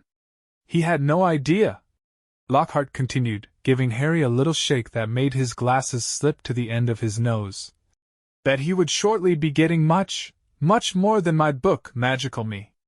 He and his schoolmates will, in fact, be getting the real Magical Me. Yes, ladies and gentlemen, I have great pleasure and pride in announcing that this September, I will be taking up the post of defense against the dark arts teacher at Hogwarts School of Witchcraft and Wizardry. The crowd cheered and clapped, and Harry found himself being presented with the entire works of Gilderoy Lockhart. Staggering slightly under their weight, he managed to make his way out of the limelight to the edge of the room, where Ginny was standing next to her new cauldron. You have these, Harry mumbled to her, tipping the books into the cauldron. I'll buy my own. Bet you loved that, didn't you, Potter? Said a voice Harry had no trouble recognizing. He straightened up and found himself face to face with Draco Malfoy, who was wearing his usual sneer. Famous Harry Potter, said Malfoy. Can't even go into a bookshop without making the front page. Leave him alone, he didn't want all that, said Ginny. It was the first time she had spoken in front of Harry. She was glaring at Malfoy. Potter, you've got yourself a girlfriend, drawled Malfoy. Ginny went scarlet as Ron and Hermione fought their way over, both clutching stacks of Lockhart's books. Oh, it's you, said Ron, looking at Malfoy as if he were something unpleasant on the sole of his shoe. Out of the way there, he snarled at Ron, moving back to get a better shot. This is for the Daily Prophet, big deal, said Ron, rubbing his foot where the photographer had stepped on it. Gilderoy Lockhart heard him. He looked up. He saw Ron and then he saw Harry. He stared. Then he leapt to his feet and positively shouted, "It can't be Harry Potter?" The crowd parted, whispering excitedly. Lockhart dived forward, seized Harry's arm, and pulled him to the front. The crowd burst into applause. Harry's face burned as Lockhart shook his hand for the photographer, who was clicking away madly, wafting thick smoke over the Weasleys. "Nice big smile, Harry," said Lockhart through his own gleaming teeth. "Together you and I are worth the front page." When he finally let go of Harry's hand, Harry could hardly feel his fingers. He tried to sidle back over to the Weasleys, but Lockhart threw an arm around his shoulders and clamped him tightly to his side. "Ladies and gentlemen," he said loudly, waving for quiet, "what an extraordinary moment this is! The perfect moment for me to make a little announcement I've been sitting on for some time. When young Harry here stepped into Flourish and Blots today, he only wanted to buy my autobiography, which I shall be happy to present him now, free of charge." The crowd applauded again. "He had no idea," Lockhart continued, giving Harry a little shake that made his glasses slip to the end of his nose, "that he would shortly be getting much more than my book, Magical Me. He and his schoolmates will, in fact, be getting the real Magical Me. Yes, ladies and gentlemen, I have great pleasure and pride in announcing that this September, I will be taking up the post of defense against the dark arts teacher at Hogwarts School of Witchcraft and Wizardry." The crowd cheered and clapped, and Harry found himself being presented with the entire works of Gilderoy Lockhart. Staggering slightly under their weight, he managed to make his way out of the limelight to the edge of the room, where Ginny was standing next to her new cauldron. "You have these," Harry mumbled to her, tipping the books into the cauldron. "I'll buy my own. Bet you loved that, didn't you, Potter?" said a voice Harry had no trouble recognizing. He straightened up and found himself face to face with Draco Malfoy, who was wearing his usual sneer. "Famous Harry Potter," said Malfoy. "Can't even go into a bookshop without making the front page." "Leave him alone, he didn't want all that," said Ginny. It was the first time she had spoken in front of Harry. She was glaring at Malfoy. "Potter, you've got yourself a girlfriend," drawled Malfoy. Ginny went scarlet as Ron and Hermione fought their way over, both clutching stacks of Lockhart's books. "Oh, it's you," said Ron, looking at Malfoy as if he were something unpleasant on the sole of his shoe. "A fine example to set for your children. Brawling in public.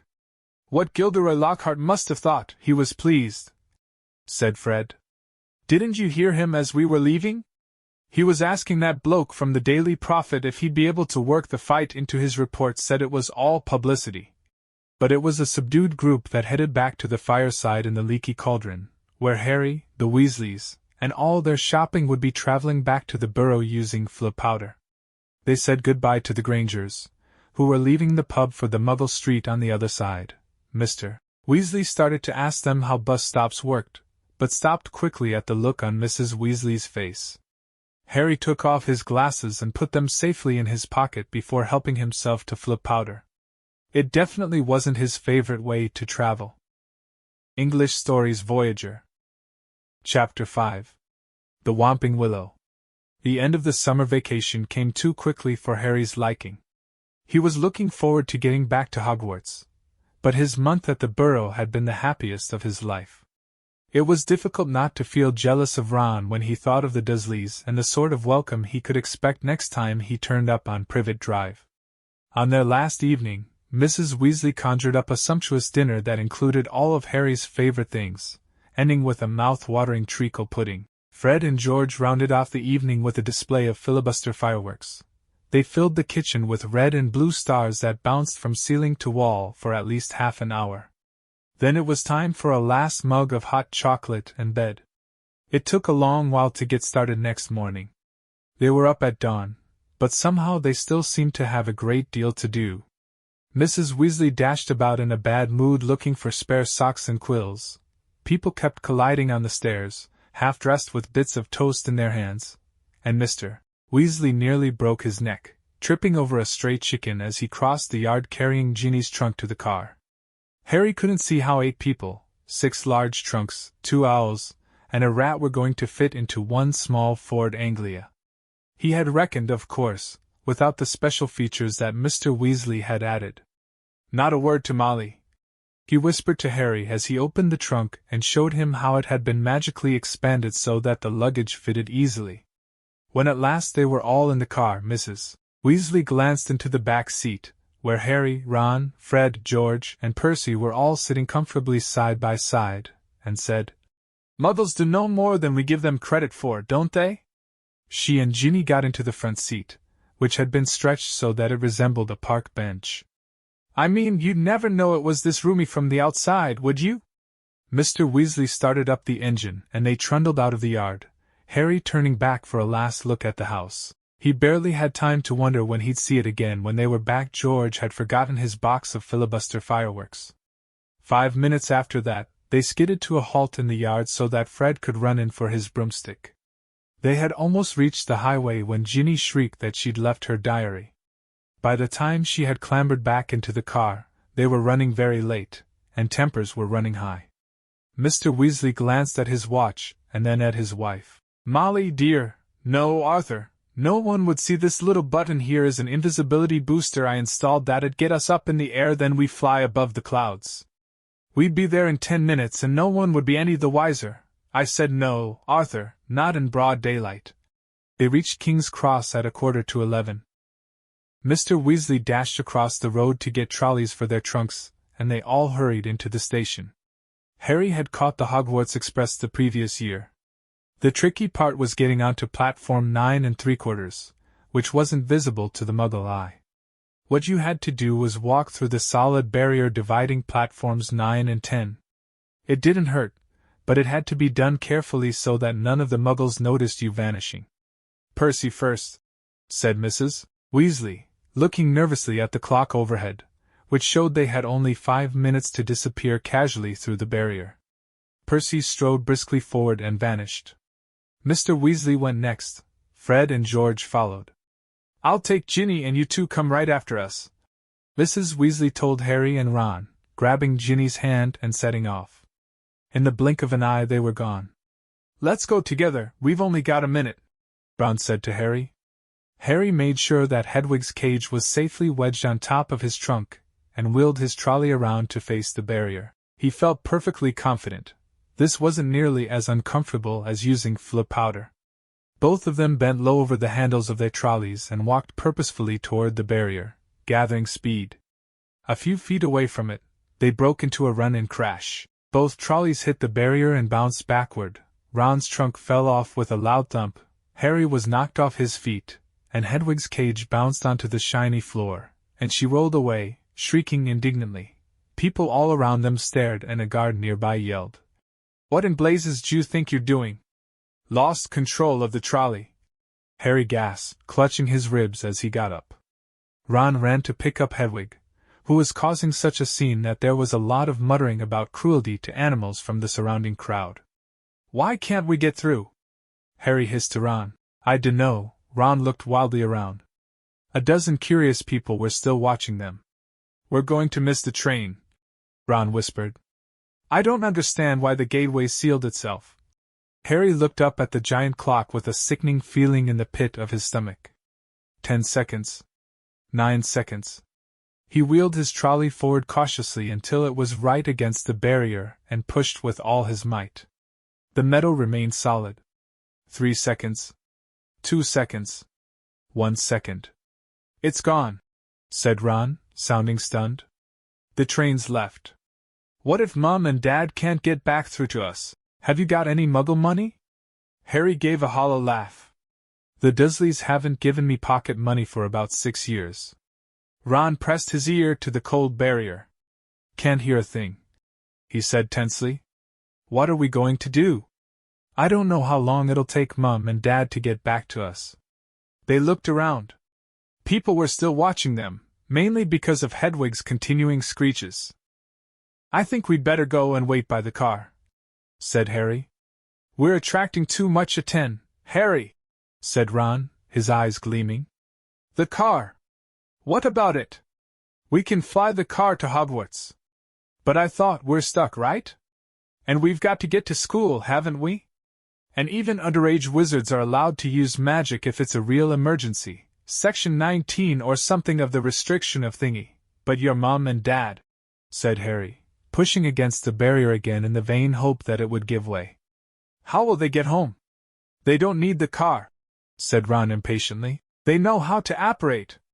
You know, just vanish and reappear at home. They only bother with flip powder and the car because we're all underage and we're not allowed to apparate yet.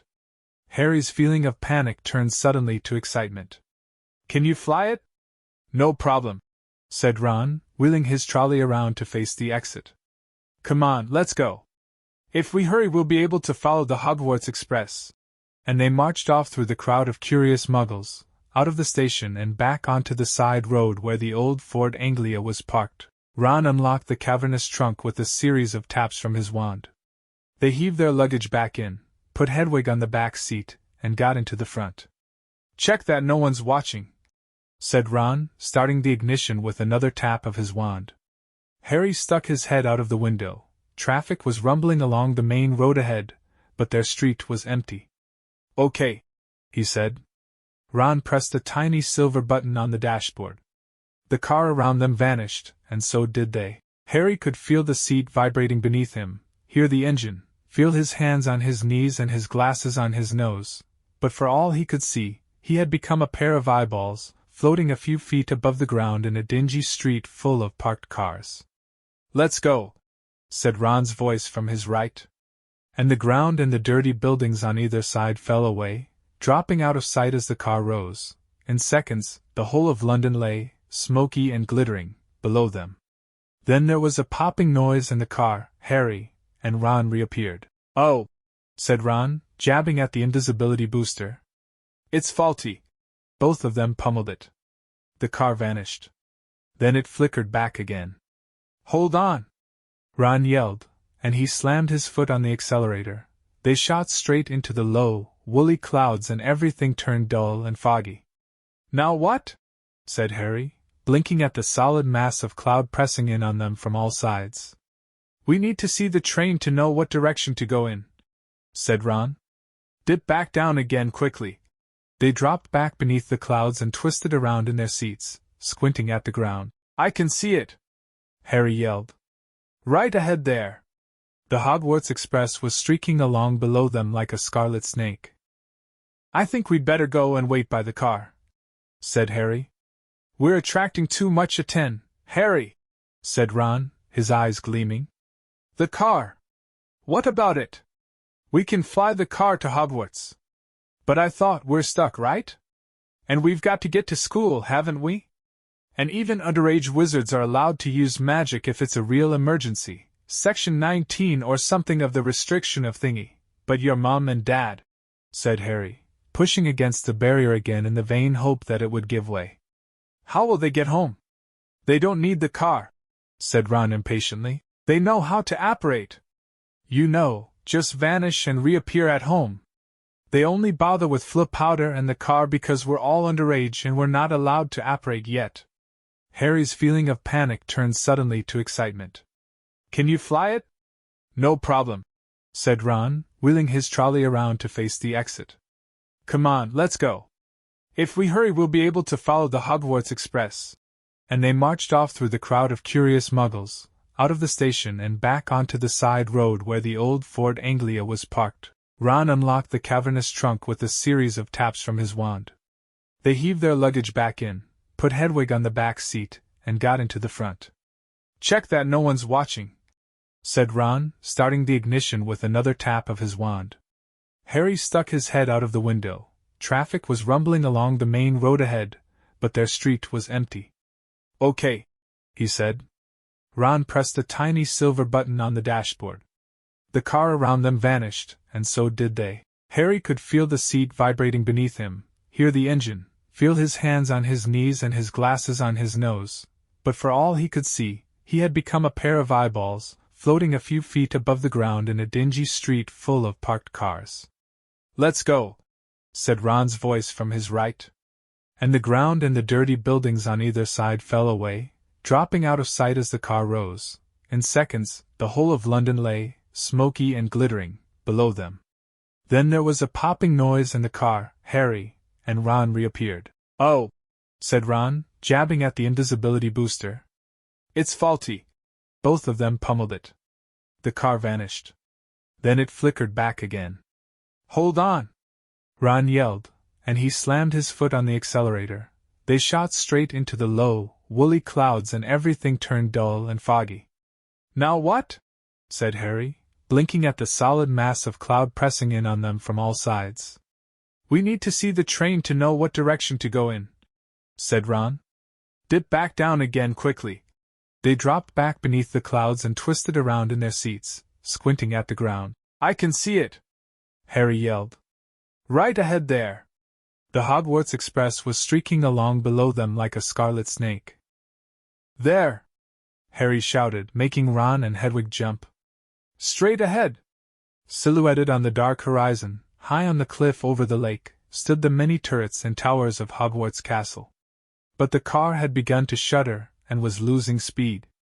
"Come on," Ron said cajolingly, giving the steering wheel a little shake. "Nearly there, come on." The engine groaned. Narrow jets of steam were issuing from under the hood. Harry found himself gripping the edges of his seat very hard as they flew toward the lake.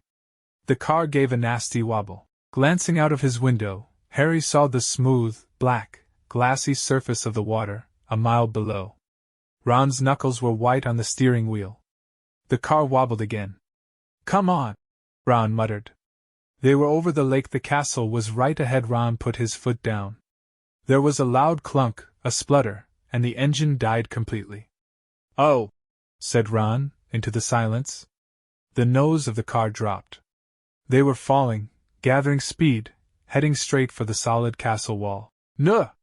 Ron yelled, swinging the steering wheel around. They missed the dark stone wall by inches as the car turned in a great arc, soaring over the dark greenhouses, then the vegetable patch, and then out over the black lawns, losing altitude all the time. Ron let go of the steering wheel completely, and pulled his wand out of his back pocket. "Stop! Stop!" he yelled, whacking the dashboard and the windshield, but they were still plummeting, the ground flying up toward them. "Watch out for that tree!"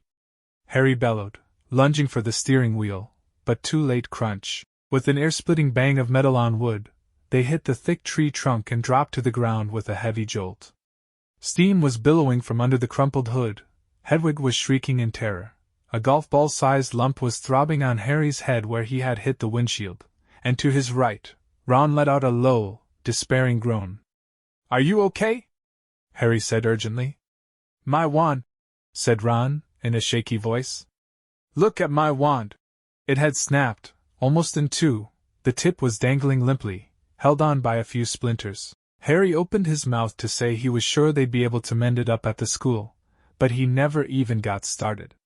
At that very moment, something hit his side of the car with the force of a charging bull, sending him lurching sideways into Ron, just as an equally heavy blow hit the roof. "What's happened?" Ron gasped, staring through the windshield, and Harry looked around just in time to see a branch as thick as a python smash into it. The tree they had hit was attacking them. Its trunk was bent almost double, and its gnarled boughs were pummeling every inch of the car it could reach. "Arg!" said Ron as another twisted limb punched a large dent into his door.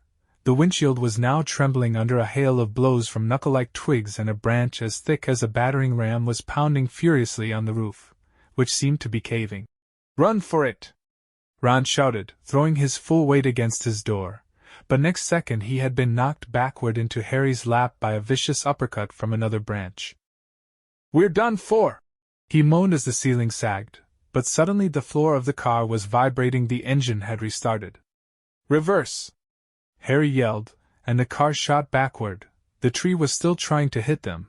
They could hear its roots creaking as it almost ripped itself up, lashing out at them as they sped out of reach. "That," panted Ron, "was close. Well done, car." The car, however, had reached the end of its tether. With two sharp clunks, the doors flew open and Harry felt his seat tip sideways. Next thing he knew, he was sprawled on the damp ground. Loud thuds told him that the car was ejecting their luggage from the trunk. Hedwig's cage flew through the air and burst open, She rose out of it with an angry screech and sped off toward the castle without a backward look. Then, dented, scratched, and steaming, the car rumbled off into the darkness, its rear lights blazing angrily. "Come back!" Ron yelled after it, brandishing his broken wand. "Dad'll kill me!" But the car disappeared from view with one last snort from its exhaust. "Can you believe our luck?" said Ron miserably, bending down to pick up Scabbers. "Of all the trees we could have hit, we had to get one that hits back." He glanced over his shoulder at the ancient tree, which was still flailing its branches threateningly. "Come on," said Harry wearily. "We'd better get up to the school." It wasn't at all the triumphant arrival they had pictured. Stiff, cold, and bruised, they seized the ends of their trunks and began dragging them up the grassy slope, toward the great oak front doors. "I think the feast's already started," said Ron, dropping his trunk at the foot of the front steps and crossing quietly to look through a brightly lit window. "Hey Harry, come and look, it's the sorting!" Harry hurried over and together, he and Ron peered in at the great hall. Innumerable candles were hovering in midair over 4 long, crowded tables, making the golden plates and goblets sparkle. Overhead, the bewitched ceiling, which always mirrored the sky outside, sparkled with stars. Through the forest of pointed black Hogwarts hats, Harry saw a long line of scared-looking first-years filing into the hall. Ginny was among them, easily visible because of her vivid Weasley hair. Meanwhile, Professor McGonagall, a bespectacled witch with her hair in a tight bun, was placing the famous Hogwarts sorting hat on a stool before the newcomers. Every year, this age-old hat, patched, frayed, and dirty, sorted new students into the 4 Hogwarts houses: Gryffindor, Hufflepuff, Ravenclaw, and Slytherin. Harry well remembered putting it on, exactly 1 year ago, and waiting, petrified, for its decision as it muttered aloud in his ear. For a few horrible seconds he had feared that the hat was going to put him in Slytherin, the house that had turned out more dark witches and wizards than any other, but he had ended up in Gryffindor, along with Ron, Hermione, and the rest of the Weasleys. Last term, Harry and Ron had helped Gryffindor win the house championship, beating Slytherin for the first time in 7 years. A very small, mousy-haired boy had been called forward to place the hat on his head. Harry's eyes wandered past him to where Professor Dumbledore, the headmaster, sat watching the sorting from the staff table, his long silver beard and half-moon glasses shining brightly in the candlelight. Several seats along, Harry saw Gilderoy Lockhart, dressed in robes of aquamarine. And there at the end was Hagrid, huge and hairy, drinking deeply from his goblet. "Hang on," Harry muttered to Ron. "There's an empty chair at the staff table." "Where's Snape?" Professor Severus Snape was Harry's least favorite teacher. Harry also happened to be Snape's least favorite student. Cruel, sarcastic, and disliked by everybody except the students from his own house, Slytherin, Snape taught potions. "Maybe he's ill," said Ron hopefully. "Maybe he's left," said Harry, "because he missed out on the defense against the dark arts job again.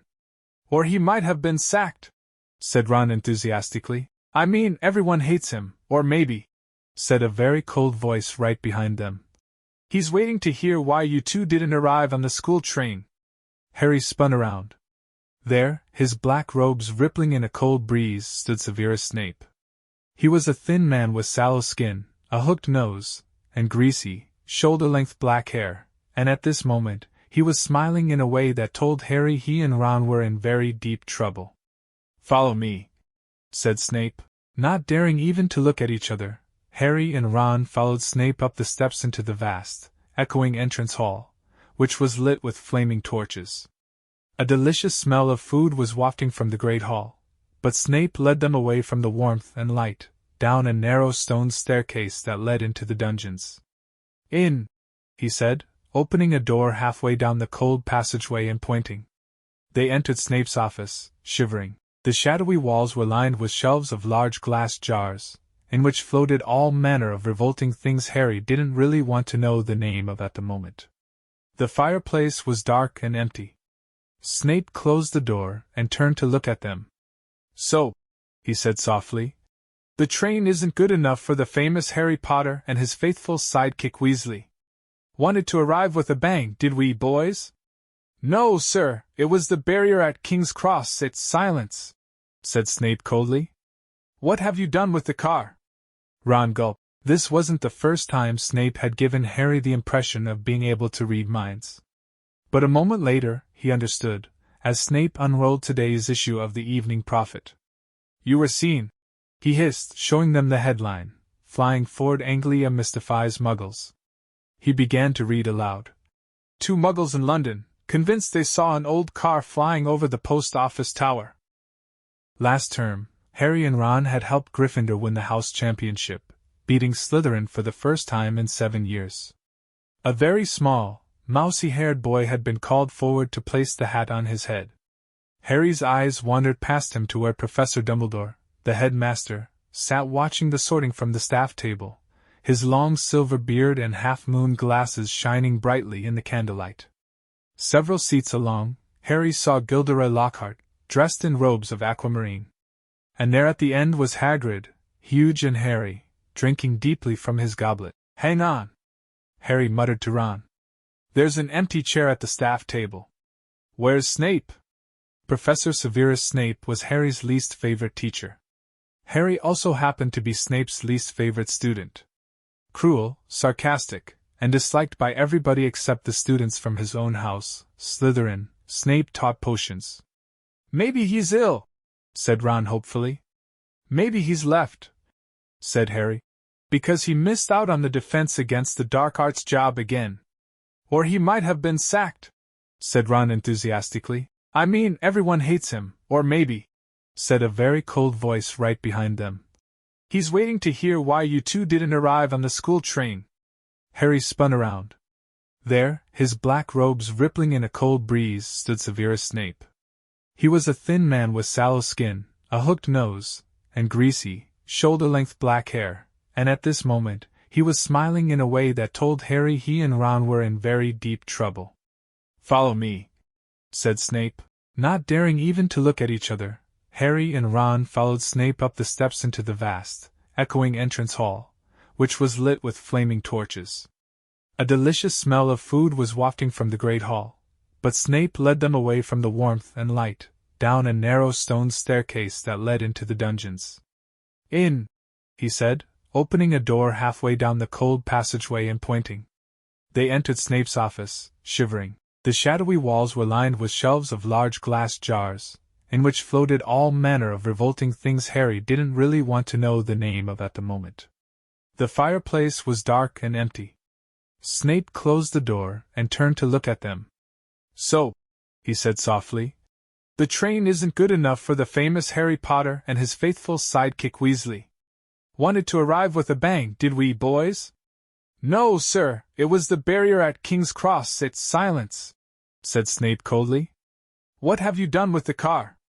Ron gulped. This wasn't the first time Snape had given Harry the impression of being able to read minds. But a moment later, he understood, as Snape unrolled today's issue of the Evening Prophet. You were seen, he hissed, showing them the headline, Flying Ford Anglia Mystifies Muggles. He began to read aloud.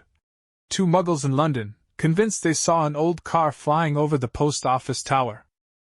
Last term, Harry and Ron had helped Gryffindor win the house championship, beating Slytherin for the first time in 7 years.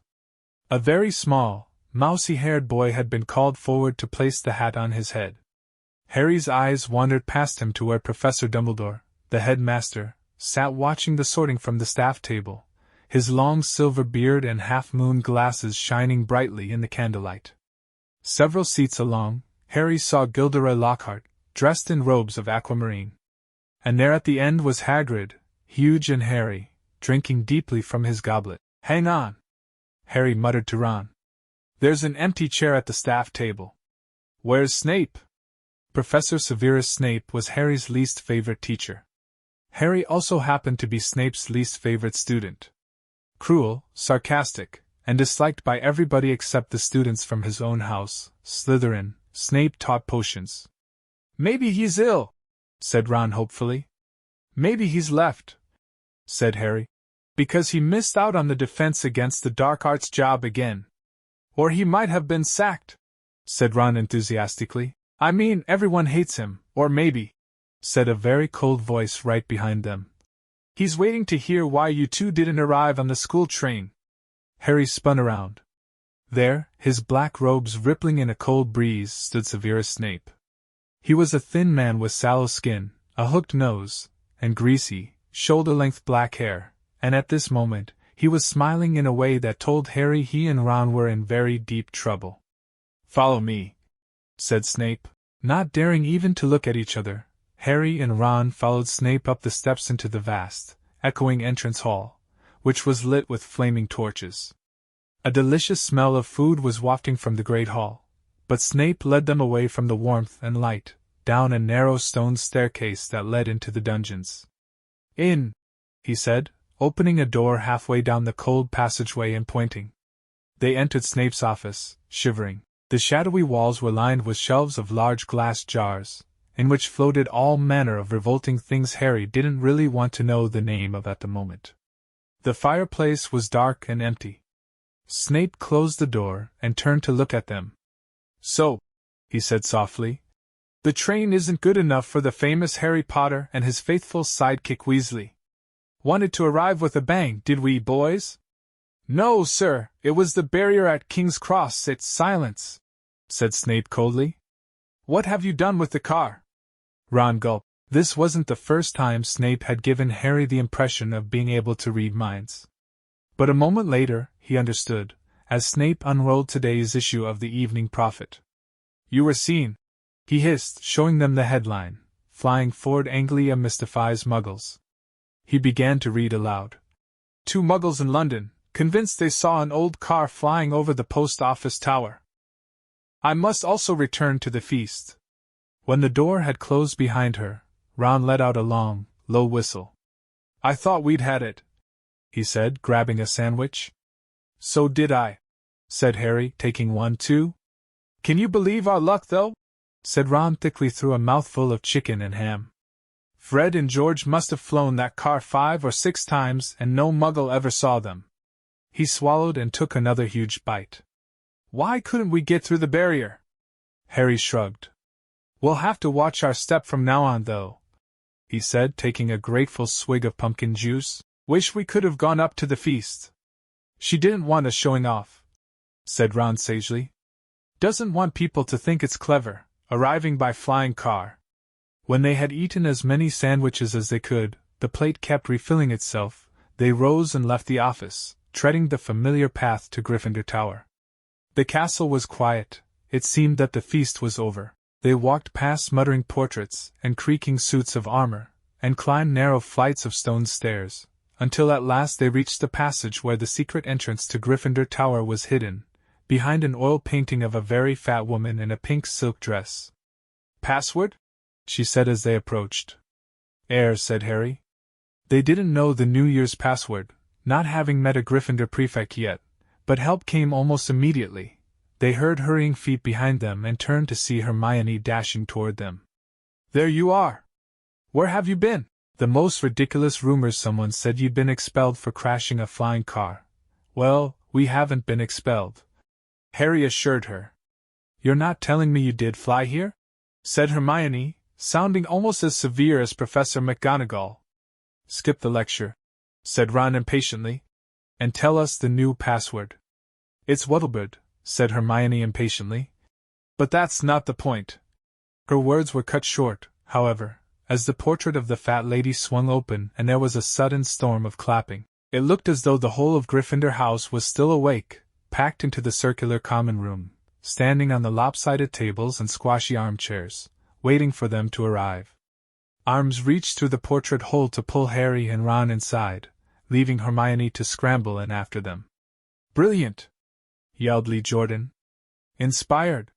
What an entrance! Flying a car right into the Whomping Willow. People be talking about that one for years. Good for you," said a fifth-year Harry had never spoken to. Someone was patting him on the back as though he just won a marathon. Fred and George pushed their way to the front of the crowd and said together, "Why couldn't we've come in the car, eh?" Ron was scarlet in the face, grinning embarrassedly, but Harry could see one person who didn't look happy at all. Percy was visible over the heads of some excited first years, and he seemed to be trying to get near enough to start telling them off. Harry nudged Ron in the ribs and nodded in Percy's direction. Ron got the point at once. "Got to get upstairs, bit tired," he said, and the two of them started pushing their way toward the door on the other side of the room, which led to a spiral staircase and the dormitories. "Night," Harry called back to Hermione, who was wearing a scowl just like Percy's. They managed to get to the other side of the common room, still having their backs slapped, and gained the piece of the staircase. They hurried up it, right to the top, and at last reached the door of their old dormitory, which now had a sign on it saying second years. They entered the familiar, circular room, with its 5 four-posters hung with red velvet and its high, narrow windows. Their trunks had been brought up for them and stood at the ends of their beds. Ron grinned guiltily at Harry. "I know I should be enjoyed that or anything, but—" The dormitory door flew open and in came the other second-year Gryffindor boys, Seamus Finnegan, Dean Thomas, and Neville Longbottom. "Unbelievable!" beamed Seamus. "Cool," said Dean. "Amazing," said Neville, awestruck. Harry couldn't help it. He grinned too. English Stories Voyager. Chapter 6. Gilderoy Lockhart. The next day, however, Harry barely grinned once. Things started to go downhill from breakfast in the great hall. The 4 long house tables were laden with tureens of porridge, plates of kippers, mountains of toast, and dishes of eggs and bacon, beneath the enchanted ceiling, today, a dull, cloudy gray. Harry and Ron sat down at the Gryffindor table next to Hermione, who had her copy of Voyages with Vampires propped open against a milk jug. There was a slight stiffness in the way she said, "Morning," which told Harry that she was still disapproving of the way they had arrived. Neville Longbottom, on the other hand, greeted them cheerfully. Neville was a round-faced and accident-prone boy with the worst memory of anyone Harry had ever met. "Mail's due any minute. I think Gran's sending a few things I forgot." Harry had only just started his porridge when, sure enough, there was a rushing sound overhead and 100 or so owls streamed in, circling the hall and dropping letters and packages into the chattering crowd. A big, lumpy package bounced off Neville's head and, a second later, something large and gray fell into Hermione's jug, spraying them all with milk and feathers. "Errol!" said Ron, pulling the bedraggled owl out by the feet. Errol slumped, unconscious, onto the table, his legs in the air and a damp red envelope in his beak. "Oh no!" Ron gasped. "It's all right, he's still alive," said Hermione, prodding Errol gently with the tip of her finger. "It's not that, it's that." Ron was pointing at the red envelope. It looked quite ordinary to Harry, but Ron and Neville were both looking at it as though they expected it to explode. "What's the matter?" said Harry. She sent me a howler," said Ron faintly. "You'd better open it, Ron," said Neville in a timid whisper. "It'll be worse if you don't. My Gran sent me one once, and I ignored it, and—" He gulped. "It was horrible." Harry looked from their petrified faces to the red envelope. "What's a howler?" he said. But Ron's whole attention was fixed on the letter, which had begun to smoke at the corners. "Open it," Neville urged. "It'll all be over in a few minutes." Ron stretched out a shaking hand, eased the envelope from Errol's beak, and slid it open. Neville stuffed his fingers in his ears. A split second later, Harry knew why. He thought for a moment it had exploded. A roar of sound filled the huge hall, shaking dust from the ceiling. "Stealing the CAR. I wouldn't have been surprised if they'd expelled you. You wait till I get hold of you. I don't suppose you stopped to think what your father and I went through when we saw it was gone." Mrs. Weasley's yells, 100 times louder than usual, made the plates and spoons rattle on the table, and echoed deafeningly off the stone walls. People throughout the hall were swiveling around to see who had received the howler, and Ron sank so low in his chair that only his crimson forehead could be seen. "Letter from Dumbledore last night. I thought your father would die of shame. We didn't bring you up to behave like this. You and Harry could both have died." Harry had been wondering when his name was going to crop up. He tried very hard to look as though he couldn't hear the voice that was making his eardrums throb. "Absolutely disgusted your father's facing an inquiry at work. It's entirely your fault, and if you put another toe out of line we'll bring you straight back home." A ringing silence fell. The red envelope, which had dropped from Ron's hand, burst into flames and curled into ashes. Harry and Ron sat stunned, as though a tidal wave had just passed over them. A few people laughed, and gradually, a babble of talk broke out again. Hermione closed voyages with vampires and looked down at the top of Ron's head. "Well, I don't know what you expected, Ron, but you don't tell me I deserved it," snapped Ron. Harry pushed his porridge away. His insides were burning with guilt. Mr. Weasley was facing an inquiry at work. After all Mr. and Mrs. Weasley had done for him over the summer. But he had no time to dwell on this. Professor McGonagall was moving along the Gryffindor table, handing out course schedules. Harry took his and saw that they had double herbology with the Hufflepuffs first. Harry, Ron, and Hermione left the castle together, crossed the vegetable patch, and made for the greenhouses, where the magical plants were kept. At least the Howler had done one good thing. Hermione seemed to think they had now been punished enough and was being perfectly friendly again. As they neared the greenhouses, they saw the rest of the class standing outside, waiting for Professor Sprout. Harry, Ron, and Hermione had only just joined them when she came striding into view across the lawn, accompanied by Gilderoy Lockhart. Professor Sprout's arms were full of bandages, and with another twinge of guilt, Harry spotted the Whomping Willow in the distance, several of its branches now in slings. Professor Sprout was a squat little witch who wore a patched hat over her flyaway hair. There was usually a large amount of earth on her clothes, and her fingernails would have made Aunt Petunia faint. Gilderoy Lockhart, however, was immaculate in sweeping robes of turquoise, his golden hair shining under a perfectly positioned turquoise hat with gold trimming. "Oh, hello there," he called, beaming around at the assembled students. "Just been showing Professor Sprout the right way to doctor a Whomping Willow, but I don't want you running away with the idea that I'm better at herbology than she is. I just happen to have met several of these exotic plants on my travels. Greenhouse 3 today, chaps," said Professor Sprout, who was looking distinctly disgruntled, not at all her usual cheerful self. There was a murmur of interest. They had only ever worked in Greenhouse 1 before. Greenhouse 3 housed far more interesting and dangerous plants. Professor Sprout took a large key from her belt and unlocked the door. Harry caught a whiff of damp earth and fertilizer mingling with the heavy perfume of some giant, umbrella-sized flowers dangling from the ceiling. He was about to follow Ron and Hermione inside when Lockhart's hand shot out. "Harry! I've been wanting a word. You don't mind if he's a couple of minutes late, do you, Professor Sprout?" Judging by Professor Sprout's scowl, she did mind, but Lockhart said, "That's the ticket," and closed the greenhouse door in her face. "Harry," said Lockhart, his large white teeth gleaming in the sunlight as he shook his head. Harry. Completely nonplussed, Harry said nothing. "When I heard, well, of course, it was all my fault. Could have kicked myself." Harry had no idea what he was talking about. He was about to say so when Lockhart went on. "Don't know when I've been more shocked. Flying a car to Hogwarts. Well, of course, I knew at once why you'd done it. Stood out a mile. Harry. It was remarkable how he could show every one of those brilliant teeth even when he wasn't talking. Gave you a taste for publicity, didn't I?" said Lockhart. "Gave you the bug?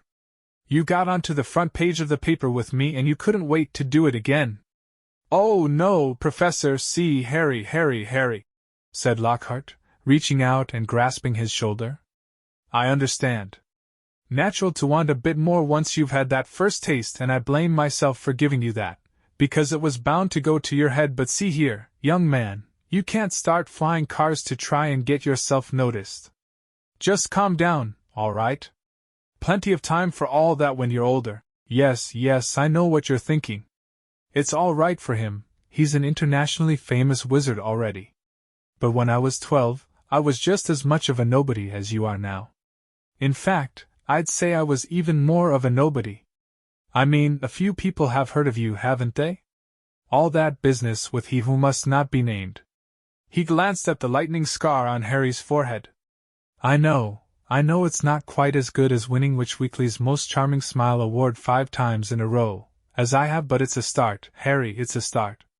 He gave Harry a hearty wink and strode off. Harry stood stunned for a few seconds, then, remembering he was supposed to be in the greenhouse, he opened the door and slid inside. Professor Sprout was standing behind a trestle bench in the center of the greenhouse. About 20 pairs of different colored earmuffs were lying on the bench. When Harry had taken his place between Ron and Hermione, she said, "We'll be repotting mandrakes today. Now, who can tell me the properties of the mandrake?"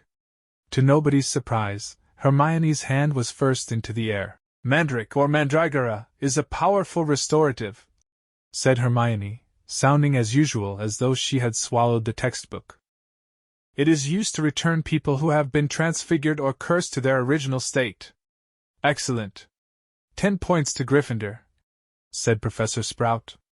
"The mandrake forms an essential part of most antidotes. It is also, however, dangerous. Who can tell me why?" Hermione's hand narrowly missed Harry's glasses as it shot up again. "The cry of the mandrake is fatal to anyone who hears it," she said promptly. "Precisely. Take another 10 points," said Professor Sprout. "Now, the mandrakes we have here are still very young." She pointed to a row of deep trays as she spoke, and everyone shuffled forward for a better look. 100 or so tufty little plants, purplish-green in color, were growing there in rows. They looked quite unremarkable to Harry, who didn't have the slightest idea what Hermione meant by the cry of the mandrake. "Everyone take a pair of earmuffs," said Professor Sprout. There was a scramble as everyone tried to seize a pair that wasn't pink and fluffy. "When I tell you to put them on, make sure your ears are completely covered," said Professor Sprout. "When it is safe to remove them, I will give you the thumbs up. Right earmuffs on." Harry snapped the earmuffs over his ears. They shut out sound completely. Professor Sprout put the pink, fluffy pair over her own ears, rolled up the sleeves of her robes, grasped one of the tufty plants firmly, and pulled hard. Harry let out a gasp of surprise that no one could hear. Instead of roots, a small, muddy, and extremely ugly baby popped out of the earth. The leaves were growing right out of his head. He had pale green, mottled skin, and was clearly bawling at the top of his lungs. Professor Sprout took a large plant pot from under the table and plunged the mandrake into it, burying him in dark, damp compost until only the tufted leaves were visible. Professor Sprout dusted off her hands, gave them all the thumbs up, and removed her own earmuffs. "As our mandrakes are only seedlings, their cries won't kill yet," she said calmly, as though she'd just done nothing more exciting than water a begonia. "However, they will knock you out for several hours, and as I'm sure none of you want to miss your first day back, make sure your earmuffs are securely in place while you work. I will attract your attention when it is time to pack up. 4 to a tray. There is a large supply of pots here, compost in the sacks over there, and be careful of the venomous tentacula, it's teething." She gave a sharp slap to a spiky, dark red plant as she spoke, making it draw in the long feelers that had been inching sneakily over her shoulder. Harry, Ron, and Hermione were joined at their tray by a curly-haired Hufflepuff boy Harry knew by sight but had never spoken to. "Justin Finch-Fletchley," he said brightly, shaking Harry by the hand. "Know who you are, of course, the famous Harry Potter. And you're Hermione Granger, always top in everything." Hermione beamed as she had her hand shaken too. "And Ron Weasley. Wasn't that your flying car?" Ron didn't smile. The howler was obviously still on his mind. "That Lockhart's something, isn't he?" said Justin happily as they began filling their plant pots with dragon dung compost. "Awfully brave chap. Have you read his books? I'd have died of fear if I'd been cornered in a telephone booth by a werewolf, but he stayed cool and zapped just fantastic. My name was down for Eton, you know. I can't tell you how glad I am I came here instead." Of course, Mother was slightly disappointed, but since I made her read Lockhart's books, I think she's begun to see how useful it'll be to have a fully trained wizard in the family. After that, they didn't have much chance to talk. Their earmuffs were back on and they needed to concentrate on the mandrakes. Professor Sprout had made it look extremely easy, but it wasn't. The mandrakes didn't like coming out of the earth, but didn't seem to want to go back into it either. They squirmed, kicked, flailed their sharp little fists, and gnashed their teeth. Harry spent 10 whole minutes trying to squash a particularly fat one into a pot. By the end of the class, Harry, like everyone else, was sweaty, aching, and covered in earth. Everyone traipsed back to the castle for a quick wash, and then the Gryffindors hurried off to Transfiguration. Professor McGonagall's classes were always hard work, but today was especially difficult.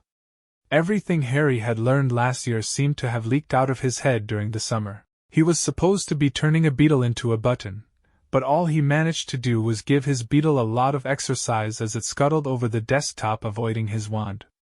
Ron was having far worse problems. He had patched up his wand with some borrowed spellotape, but it seemed to be damaged beyond repair.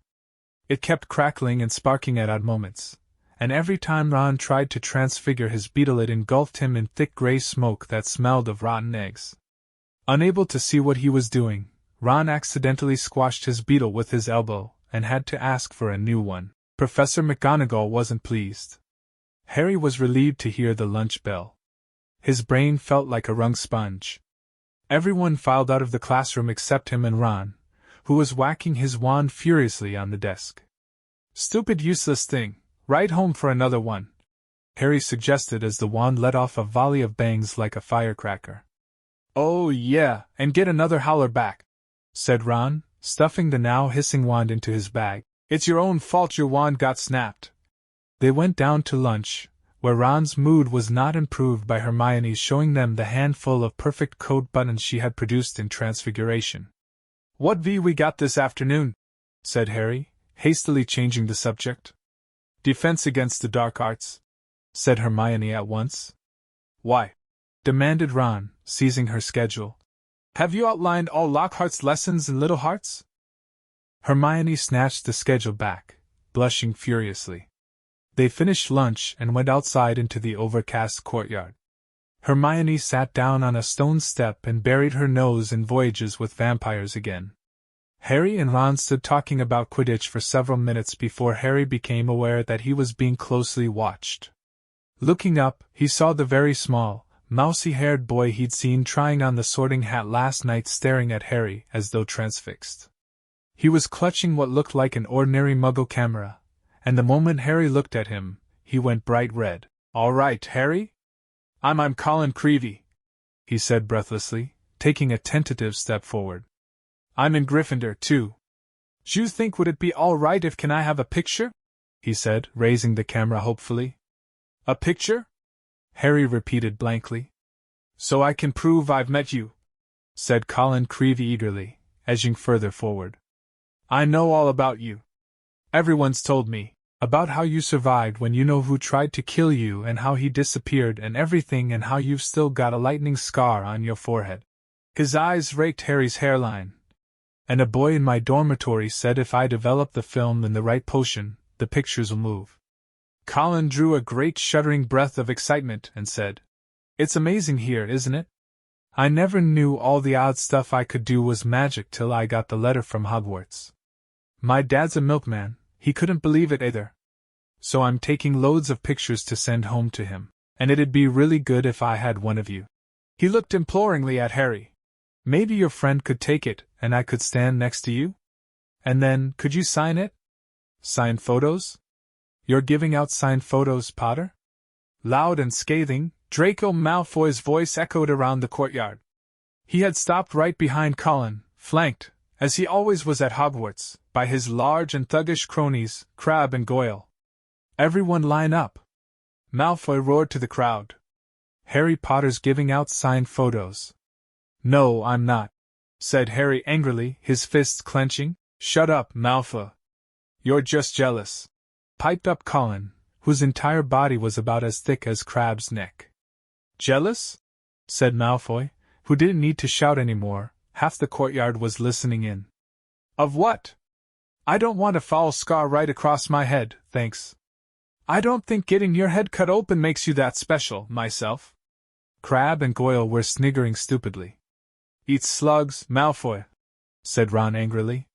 Crabbe stopped laughing and started rubbing his knuckles in a menacing way.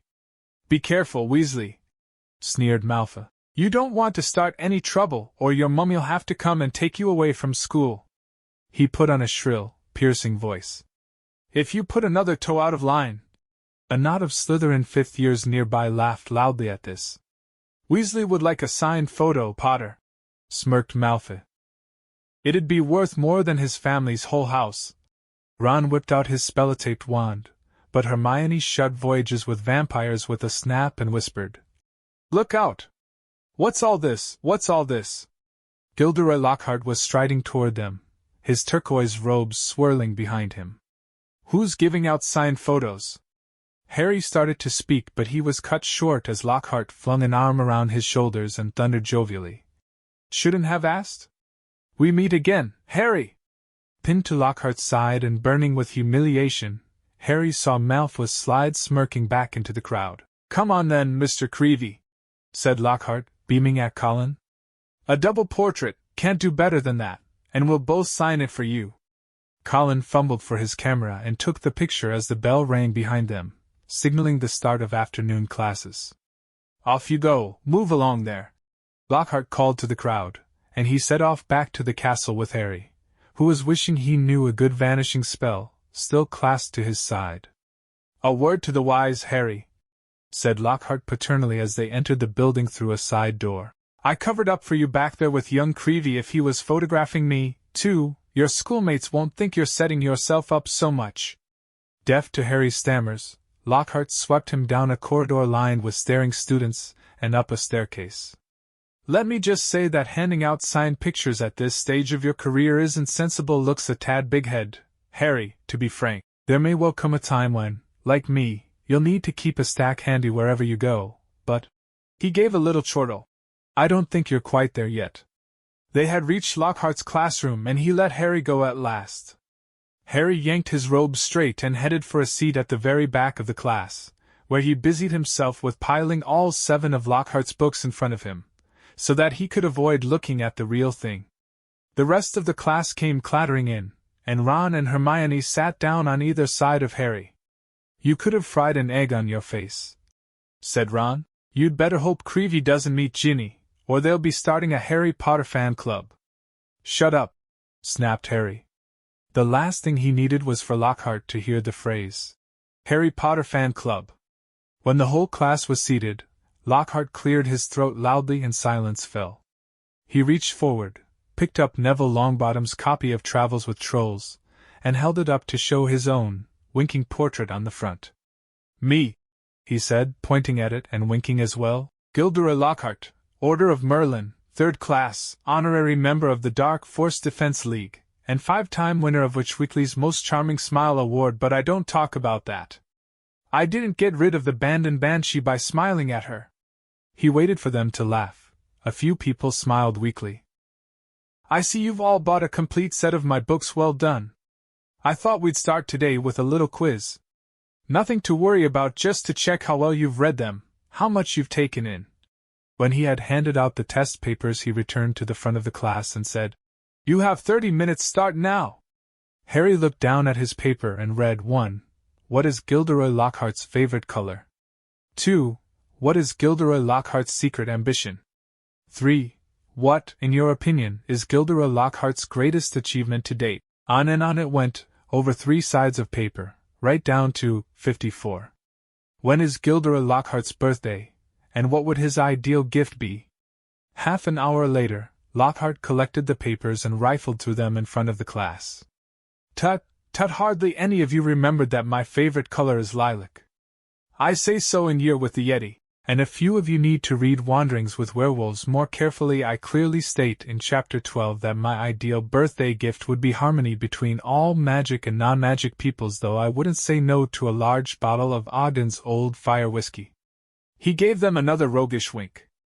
Ron was now staring at Lockhart with an expression of disbelief on his face. Seamus Finnegan and Dean Thomas, who were sitting in front, were shaking with silent laughter.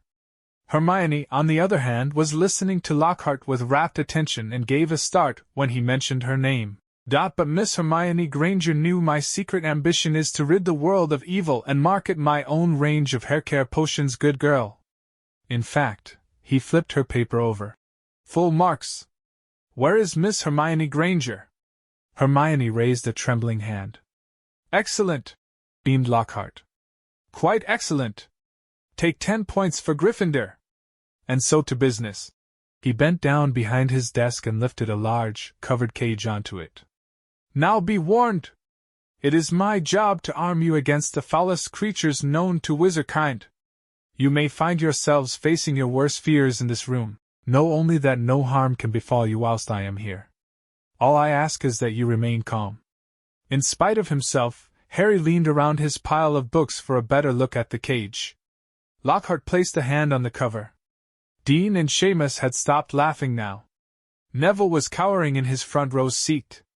"I must ask you not to scream," said Lockhart in a low voice. "It might provoke them."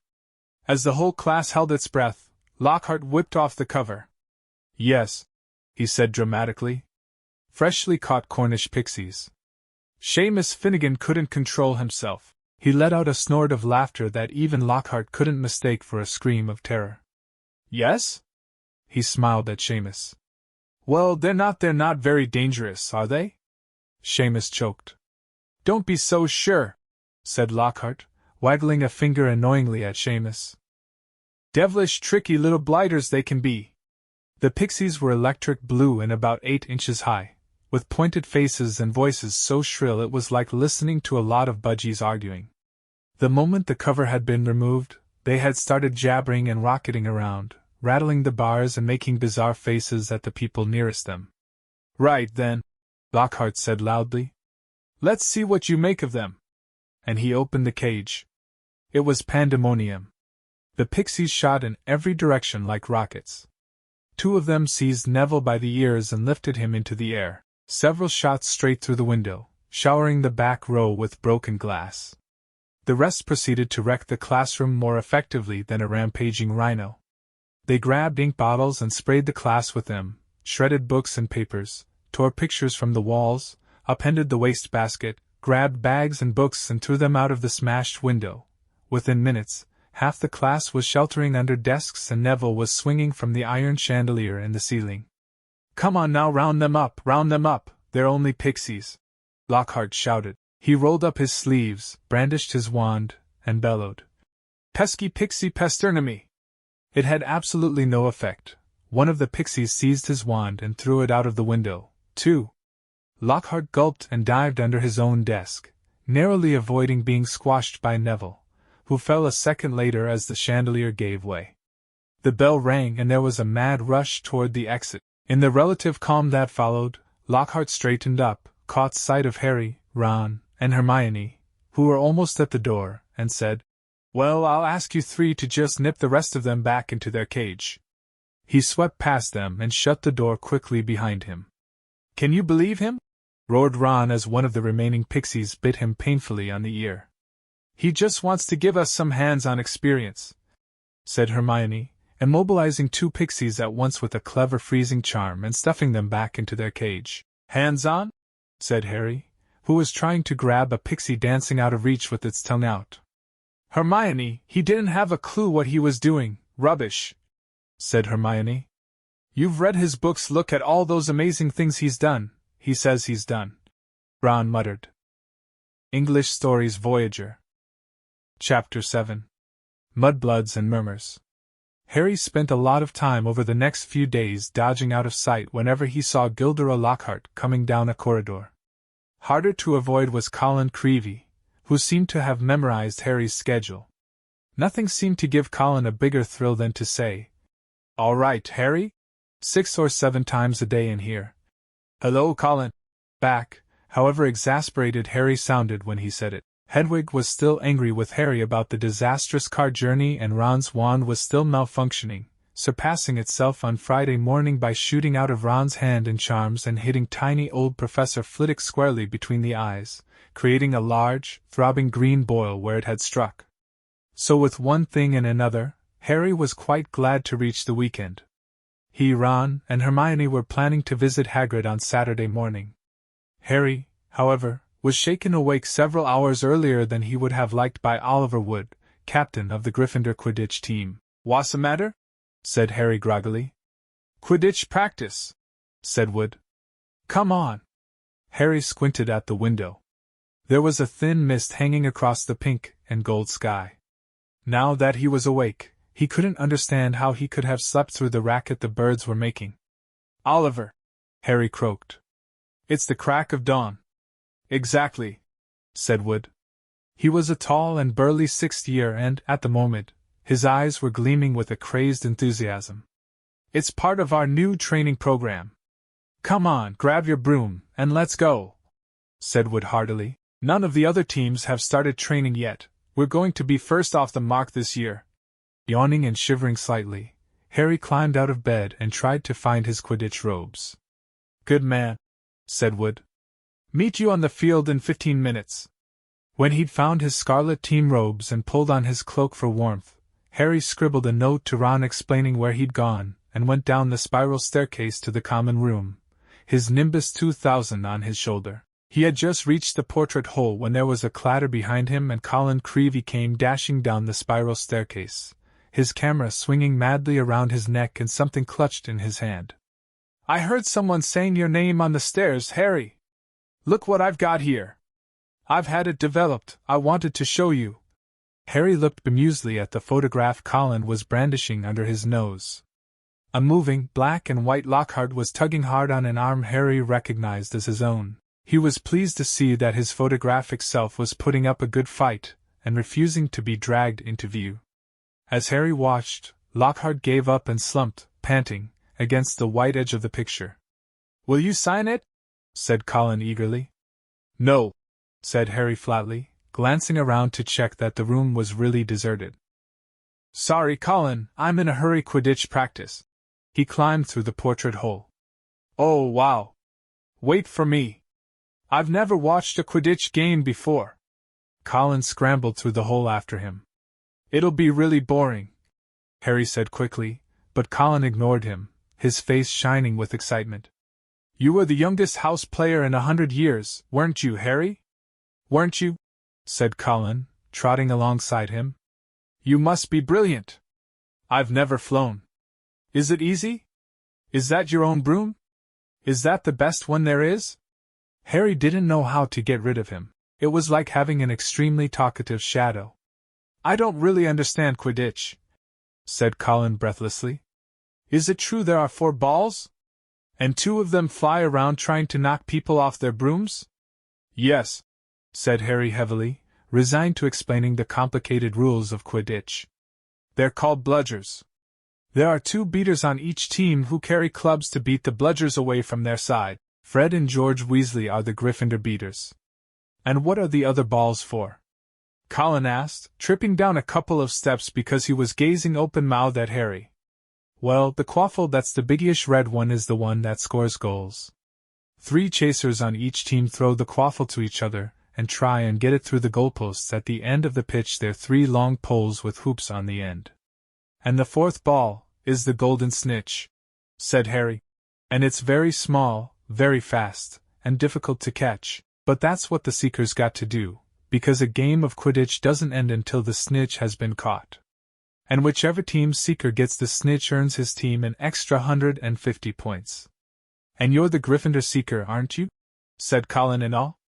Yes, said Harry as they left the castle and started across the dew-drenched grass. And there's the keeper, too. He guards the goalposts. That's it, really. But Colin didn't stop questioning Harry all the way down the sloping lawns to the Quidditch field, and Harry only shook him off when he reached the changing rooms. Colin called after him in a piping voice. I'll go and get a good seat, Harry. And hurried off to the stands. The rest of the Gryffindor team were already in the changing room. Wood was the only person who looked truly awake. Fred and George Weasley were sitting, puffy-eyed and tousle-haired, next to 4th-year Alicia Spinnet, who seemed to be nodding off against the wall behind her. Her fellow chasers, Katie Bell and Angelina Johnson, were yawning side by side opposite them. There you are, Harry, what kept you? Said Wood briskly. Now I wanted a quick talk with you all before we actually get onto the field, because I spent the summer devising a whole new training program, which I really think will make all the difference. Sorry, Colin, I'm in a hurry. Quidditch practice. He climbed through the portrait hole. Oh, wow. Wait for me. I've never watched a Quidditch game before. Colin scrambled through the hole after him. It'll be really boring, Harry said quickly, but Colin ignored him, his face shining with excitement. You were the youngest house player in 100 years, weren't you, Harry? Weren't you? Said Colin, trotting alongside him. You must be brilliant. I've never flown. Is it easy? Is that your own broom? Is that the best one there is? Harry didn't know how to get rid of him. It was like having an extremely talkative shadow. I don't really understand Quidditch, said Colin breathlessly. Is it true there are 4 balls? And 2 of them fly around trying to knock people off their brooms? Yes, said Harry heavily, resigned to explaining the complicated rules of Quidditch. They're called bludgers. There are 2 beaters on each team who carry clubs to beat the bludgers away from their side. Fred and George Weasley are the Gryffindor beaters. And what are the other balls for? Colin asked, tripping down a couple of steps because he was gazing open-mouthed at Harry. Well, the quaffle that's the biggish red one is the one that scores goals. 3 chasers on each team throw the quaffle to each other and try and get it through the goalposts at the end of the pitch. They're 3 long poles with hoops on the end. And the 4th ball is the golden snitch, said Harry. And it's very small, very fast, and difficult to catch, but that's what the Seekers got to do, because a game of Quidditch doesn't end until the snitch has been caught. And whichever team's Seeker gets the snitch earns his team an extra 150 points. And you're the Gryffindor Seeker, aren't you? Said Colin in awe. Yes, said Harry as they left the castle and started across the dew-drenched grass. And there's the keeper, too. He guards the goalposts. That's it, really. But Colin didn't stop questioning Harry all the way down the sloping lawns to the Quidditch field, and Harry only shook him off when he reached the changing rooms. Colin called after him in a piping voice. I'll go and get a good seat, Harry. And hurried off to the stands. The rest of the Gryffindor team were already in the changing room. Wood was the only person who looked truly awake. Fred and George Weasley were sitting, puffy-eyed and tousle-haired, next to 4th-year Alicia Spinnet, who seemed to be nodding off against the wall behind her. Her fellow chasers, Katie Bell and Angelina Johnson, were yawning side by side opposite them. There you are, Harry, what kept you? Said Wood briskly. Now I wanted a quick talk with you all before we actually get onto the field, because I spent the summer devising a whole new training program, which I really think will make all the difference. He could be a Slytherin spy, trying to find out about our new training program. He's in Gryffindor, said Harry quickly. And the Slytherins don't need a spy, Oliver, said George. What makes you say that? Said Wood testily. Because they're here in person, said George, pointing. Several people in green robes were walking onto the field, broomsticks in their hands. I don't believe it, Wood hissed in outrage. I booked the field for today. We'll see about this. Wood shot toward the ground, landing rather harder than he meant to in his anger, staggering slightly as he dismounted. Harry, Fred, and George followed. Flint! Wood bellowed at the Slytherin captain. This is our practice time. We got up specially. You can clear off now. Marcus Flint was even larger than Wood. He had a look of trollish cunning on his face as he replied. Plenty of room for all of us, Wood. Angelina, Alicia, and Katie had come over, too. There were no girls on the Slytherin team, who stood shoulder to shoulder, facing the Gryffindors, leering to a man. But I booked the field, said Wood, positively spitting with rage. I booked it. Ah, said Flint, but I've got a specially signed note here from Professor Snape. I, Professor S. Snape, give the Slytherin team permission to practice today on the Quidditch field owing to the need to train their new Seeker. You've got a new Seeker? Said Wood, distracted. Where? And from behind the 6 large figures before them came a 7th, smaller boy, smirking all over his pale, pointed face. It was Draco Malfoy. Aren't you Lucius Malfoy's son? Said Fred, looking at Malfoy with dislike. Funny you should mention Draco's father, said Flint as the whole Slytherin team smiled still more broadly. Let me show you the generous gift he's made to the Slytherin team. All 7 of them held out their broomsticks. 7 highly polished, brand-new handles and 7 sets of fine gold lettering spelling the words Nimbus 2001 gleamed under the Gryffindors' noses in the early morning sun. Very latest model. Only came out last month, said Flint carelessly, flicking a speck of dust from the end of his own. "I believe it outstrips the old 2000 series by a considerable amount. As for the old clean sweeps." He smiled nastily at Fred and George, who were both clutching clean sweep 5s. "Sweeps the board with them." None of the Gryffindor team could think of anything to say for a moment. Malfoy was smirking so broadly his cold eyes were reduced to slits. "Oh, look," said Flint. "A field invasion." Ron and Hermione were crossing the grass to see what was going on. "What's happening?" Ron asked Harry. "Why aren't you playing? And what's he doing here?" He was looking at Malfoy, taking in his Slytherin Quidditch robes. "In the new Slytherin Seeker, Weasley," said Malfoy smugly. "Everyone's just been admiring the brooms my father's bought our team." Ron gaped, open-mouthed, at the 7 superb broomsticks in front of him. "Good, aren't they?" said Malfoy smoothly. "But perhaps the Gryffindor team will be able to raise some gold and get new brooms, too. You could raffle off those clean sweep 5s. I expect a museum would bid for them." The Slytherin team howled with laughter. "At least no one on the Gryffindor team had to buy their way in," said Hermione sharply. "They got in on pure talent." The smug look on Malfoy's face flickered. "No one asked your opinion, you filthy little mudblood," he spat. Harry knew at once that Malfoy had said something really bad because there was an instant uproar at his words. Flint had to dive in front of Malfoy to stop Fred and George jumping on him. Alicia shrieked, "How dare you!" And Ron plunged his hand into his robes, pulled out his wand, yelling, "You'll pay for that one, Malfoy!" and pointed it furiously under Flint's arm at Malfoy's face. A loud bang echoed around the stadium and a jet of green light shot out of the wrong end of Ron's wand, hitting him in the stomach and sending him reeling backward onto the grass. "Ron! Ron! Are you all right?" squealed Hermione. Ron opened his mouth to speak, but no words came out. Instead he gave an almighty belch and several slugs dribbled out of his mouth onto his lap. The Slytherin team were paralyzed with laughter. Flint was doubled up, hanging onto his new broomstick for support. Malfoy was on all fours, banging the ground with his fist. The Gryffindors were gathered around Ron, who kept belching large, glistening slugs. Nobody seemed to want to touch him. "We'd better get him to Hagrid's, it's nearest," said Harry to Hermione, who nodded bravely, and the pair of them pulled Ron up by the arms. "What happened, Harry? What happened? Is he ill? But you can cure him, can't you?"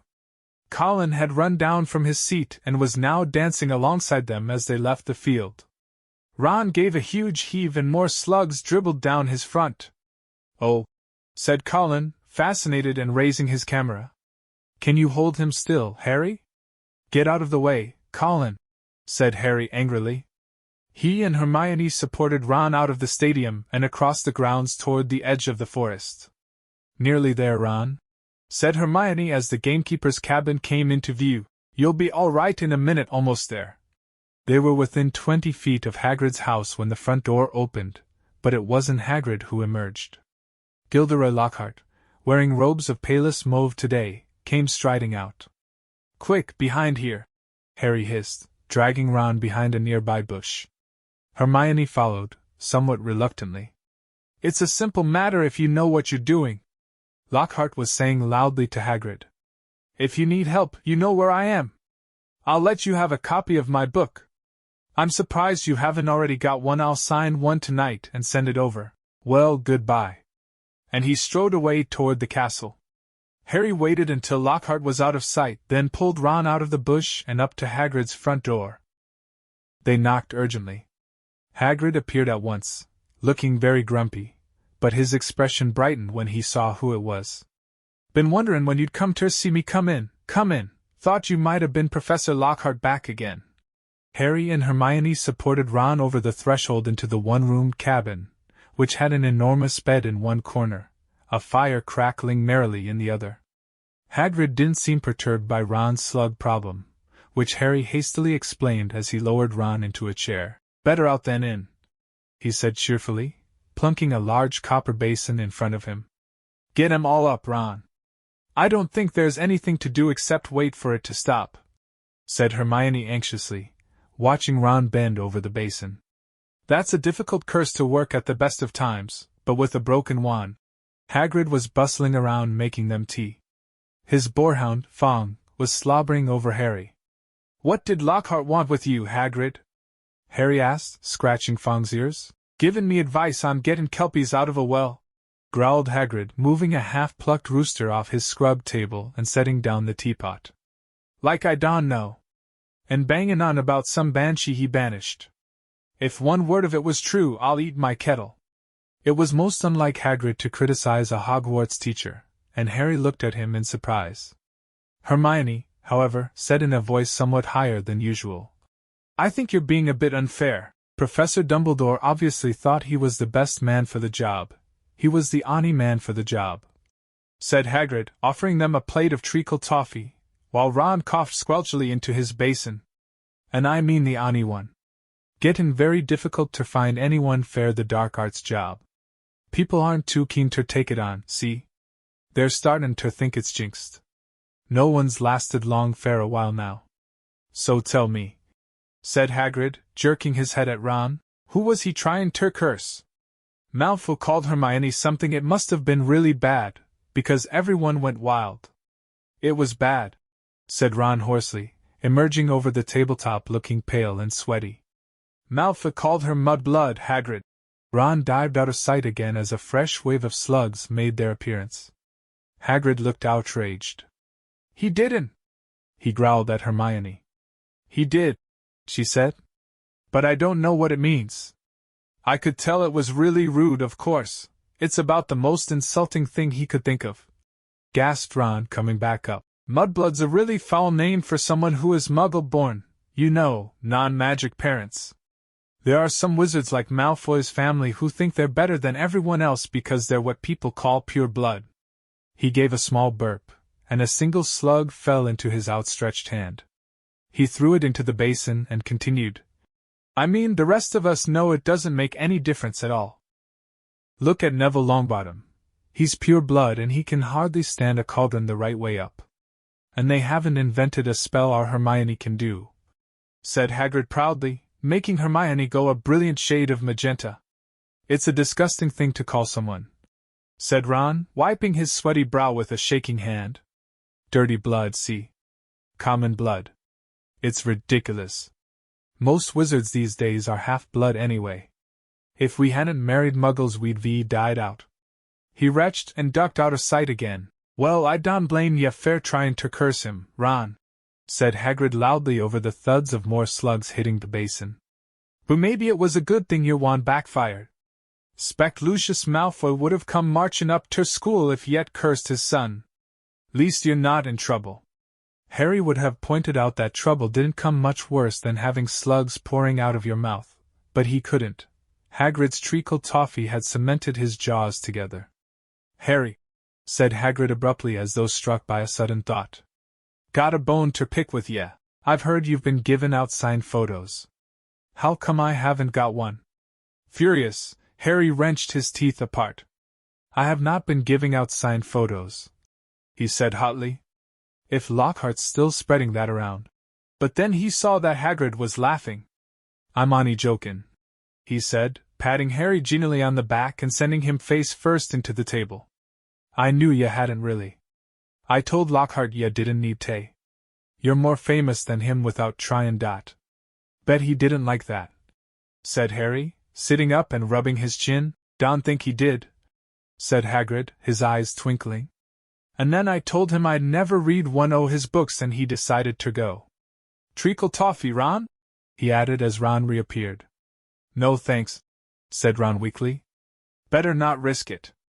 Come and see what I've been growin', said Hagrid as Harry and Hermione finished the last of their tea.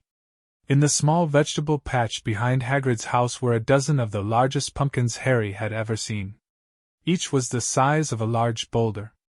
Gettin' on well, aren't they? Said Hagrid happily. Fair the Halloween feast. Should be big enough by then. What be you been feeding them? Said Harry. Hagrid looked over his shoulder to check that they were alone. Well, I've been giving them a bit o' help. Harry noticed Hagrid's flowery pink umbrella leaning against the back wall of the cabin. Harry had had reason to believe before now that this umbrella was not all it looked. In fact, he had the strong impression that Hagrid's old school wand was concealed inside it. Hagrid wasn't supposed to use magic. He had been expelled from Hogwarts in his 3rd year. But Harry had never found out why any mention of the matter, and Hagrid would clear his throat loudly and become mysteriously deaf until the subject was changed. "An engorgement charm, I suppose?" said Hermione, halfway between disapproval and amusement. "Look at Neville Longbottom. He's pure blood and he can hardly stand a cauldron the right way up. And they haven't invented a spell our Hermione can do," said Hagrid proudly, making Hermione go a brilliant shade of magenta. "It's a disgusting thing to call someone," said Ron, wiping his sweaty brow with a shaking hand. "Dirty blood, see? Common blood. It's ridiculous. Most wizards these days are half-blood anyway. If we hadn't married muggles we'd died out." He retched and ducked out of sight again. "Well, I don't blame ye for trying to curse him, Ron," said Hagrid loudly over the thuds of more slugs hitting the basin. "But maybe it was a good thing your wand backfired. 'Spect Lucius Malfoy would have come marching up ter school if ye'd cursed his son. Least you're not in trouble." Harry would have pointed out that trouble didn't come much worse than having slugs pouring out of your mouth, but he couldn't. Hagrid's treacle toffee had cemented his jaws together. "Harry," said Hagrid abruptly as though struck by a sudden thought. "Got a bone to pick with ye. I've heard you've been giving out signed photos. How come I haven't got one?" Furious, Harry wrenched his teeth apart. "I have not been giving out signed photos," he said hotly. "If Lockhart's still spreading that around." But then he saw that Hagrid was laughing. "I'm only jokin'," he said, patting Harry genially on the back and sending him face first into the table. "I knew ye hadn't really. I told Lockhart ye didn't need to. You're more famous than him without tryin' dot." "Bet he didn't like that," said Harry, sitting up and rubbing his chin. "Don't think he did," said Hagrid, his eyes twinkling. "And then I told him I'd never read one o' his books and he decided to go. Treacle toffee, Ron?" he added as Ron reappeared. "No thanks," said Ron weakly. "Better not risk it. Come and see what I've been growin'," said Hagrid as Harry and Hermione finished the last of their tea. In the small vegetable patch behind Hagrid's house were a dozen of the largest pumpkins Harry had ever seen. Each was the size of a large boulder. "Gettin' on well, aren't they?" said Hagrid happily. "Fair the Halloween feast. Should be big enough by then." "What you been feeding them?" said Harry. Hagrid looked over his shoulder to check that they were alone. "Well, I've been giving them a bit o' help." Harry noticed Hagrid's flowery pink umbrella leaning against the back wall of the cabin. Harry had had reason to believe before now that this umbrella was not all it looked. In fact, he had the strong impression that Hagrid's old school wand was concealed inside it. Hagrid wasn't supposed to use magic. He had been expelled from Hogwarts in his 3rd year. But Harry had never found out why any mention of the matter, and Hagrid would clear his throat loudly and become mysteriously deaf until the subject was changed. "An engorgement charm, I suppose?" said Hermione, halfway between disapproval and amusement. Now and then he caught a phrase like, "Fame's a fickle friend, Harry," or, "Celebrity is as celebrity does, remember that." The candles burned lower and lower, making the light dance over the many moving faces of Lockhart watching him. Harry moved his aching hand over what felt like the 1,000th envelope, writing out Veronica Smethly's address. It must be nearly time to leave, Harry thought miserably. Please let it be nearly time. And then he heard something quite apart from the spitting of the dying candles and Lockhart's prattle about his fans. It was a voice to chill the bone marrow, a voice of breathtaking, ice-cold venom. "Come! Come to me! Let me rip you! Let me tear you! Let me kill you!" Harry gave a huge jump and a large lilac blot appeared on Veronica Smethly's street. "What?" he said loudly. "I know," said Lockhart. 6 solid months at the top of the bestseller list. Broke all records. "No," said Harry frantically. "That voice." "Sorry?" said Lockhart, looking puzzled. "What voice?" That voice that said, didn't you hear it? Lockhart was looking at Harry in high astonishment. "What are you talking about, Harry? Perhaps you're getting a little drowsy? Great Scott, look at the time! We've been here nearly 4 hours! I'd never have believed it. The time's flown, hasn't it?" Harry didn't answer. He was straining his ears to hear the voice again, but there was no sound now except for Lockhart telling him he mustn't expect a treat like this every time he got detention. Feeling dazed, Harry left. It was so late that the Gryffindor common room was almost empty. Harry went straight up to the dormitory. Ron wasn't back yet. Harry pulled on his pajamas, got into bed, and waited. Half an hour later, Ron arrived, nursing his right arm and bringing a strong smell of polish into the darkened room. "My muscles have all seized up," he groaned, sinking on his bed. 14 times he made me buff up that Quidditch cup before he was satisfied. And then I had another slug attack all over a special award for services to the school. Took ages to get the slime off. How was it with Lockhart?" Keeping his voice low so as not to wake Neville, Dean, and Seamus, Harry told Ron exactly what he had heard. "And Lockhart said he couldn't hear it?" said Ron. Harry could see him frowning in the moonlight. "D'you think he was lying? But I don't get it. Even someone invisible would have had to open the door." "I know," said Harry, lying back in his four-poster and staring at the canopy above him. "I don't get it either." English Stories Voyager. Chapter 8. The Death Day Party. October arrived, spreading a damp chill over the grounds and into the castle. Madame Pomfrey, the nurse, was kept busy by a sudden spate of colds among the staff and students. Her pepper-up potion worked instantly, though it left the drinker smoking at the ears for several hours afterward. Ginny Weasley, who had been looking pale, was bullied into taking some by Percy. The steam pouring from under her vivid hair gave the impression that her whole head was on fire. Raindrops the size of bullets thundered on the castle windows for days on end.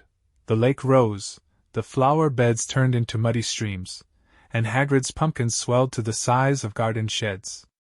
Oliver Wood's enthusiasm for regular training sessions, however, was not dampened, which was why Harry was to be found, late one stormy Saturday afternoon a few days before Halloween, returning to Gryffindor Tower, drenched to the skin and splattered with mud. Even aside from the rain and wind, it hadn't been a happy practice session. Fred and George, who had been spying on the Slytherin team, had seen for themselves the speed of those new Nimbus 2001s. They reported that the Slytherin team was no more than 7 greenish blurs, shooting through the air like missiles. As Harry squelched along the deserted corridor, he came across somebody who looked just as preoccupied as he was. Nearly headless Nick, the ghost of Gryffindor Tower, was staring morosely out of a window, muttering under his breath. Don't fulfill their requirements. Half an inch, if that." "Hello, Nick," said Harry. Hello, said nearly headless Nick, starting and looking round. He wore a dashing, plumed hat on his long curly hair, and a tunic with a ruff, which concealed the fact that his neck was almost completely severed. He was pale as smoke, and Harry could see right through him to the dark sky and torrential rain outside. "You look troubled, young Potter," said Nick, folding a transparent letter as he spoke and tucking it inside his doublet. "So do you," said Harry. "Ah," nearly headless Nick waved an elegant hand. "A matter of no importance. It's not as though I really wanted to join, thought I'd apply, but apparently I don't fulfill requirements." In spite of his airy tone, there was a look of great bitterness on his face. "But you would think, wouldn't you?" he erupted suddenly, pulling the letter back out of his pocket, "that getting hit 45 times in the neck with a blunt axe would qualify you to join the Headless Hunt?" "Oh yes," said Harry, who was obviously supposed to agree. "I mean, nobody wishes more than I do that it had all been quick and clean, and my head had come off properly. I mean, it would have saved me a great deal of pain and ridicule. However," nearly headless Nick shook his letter open and read furiously, "we can only accept huntsmen whose heads have parted company with their bodies. You will appreciate that it would be impossible otherwise for members to participate in hunt activities such as horseback head juggling and head polo. It is with the greatest regret, therefore, that I must inform you that you do not fulfill our requirements." With very best wishes, Sir Patrick Delaney Podmore. Fuming, nearly headless Nick stuffed the letter away.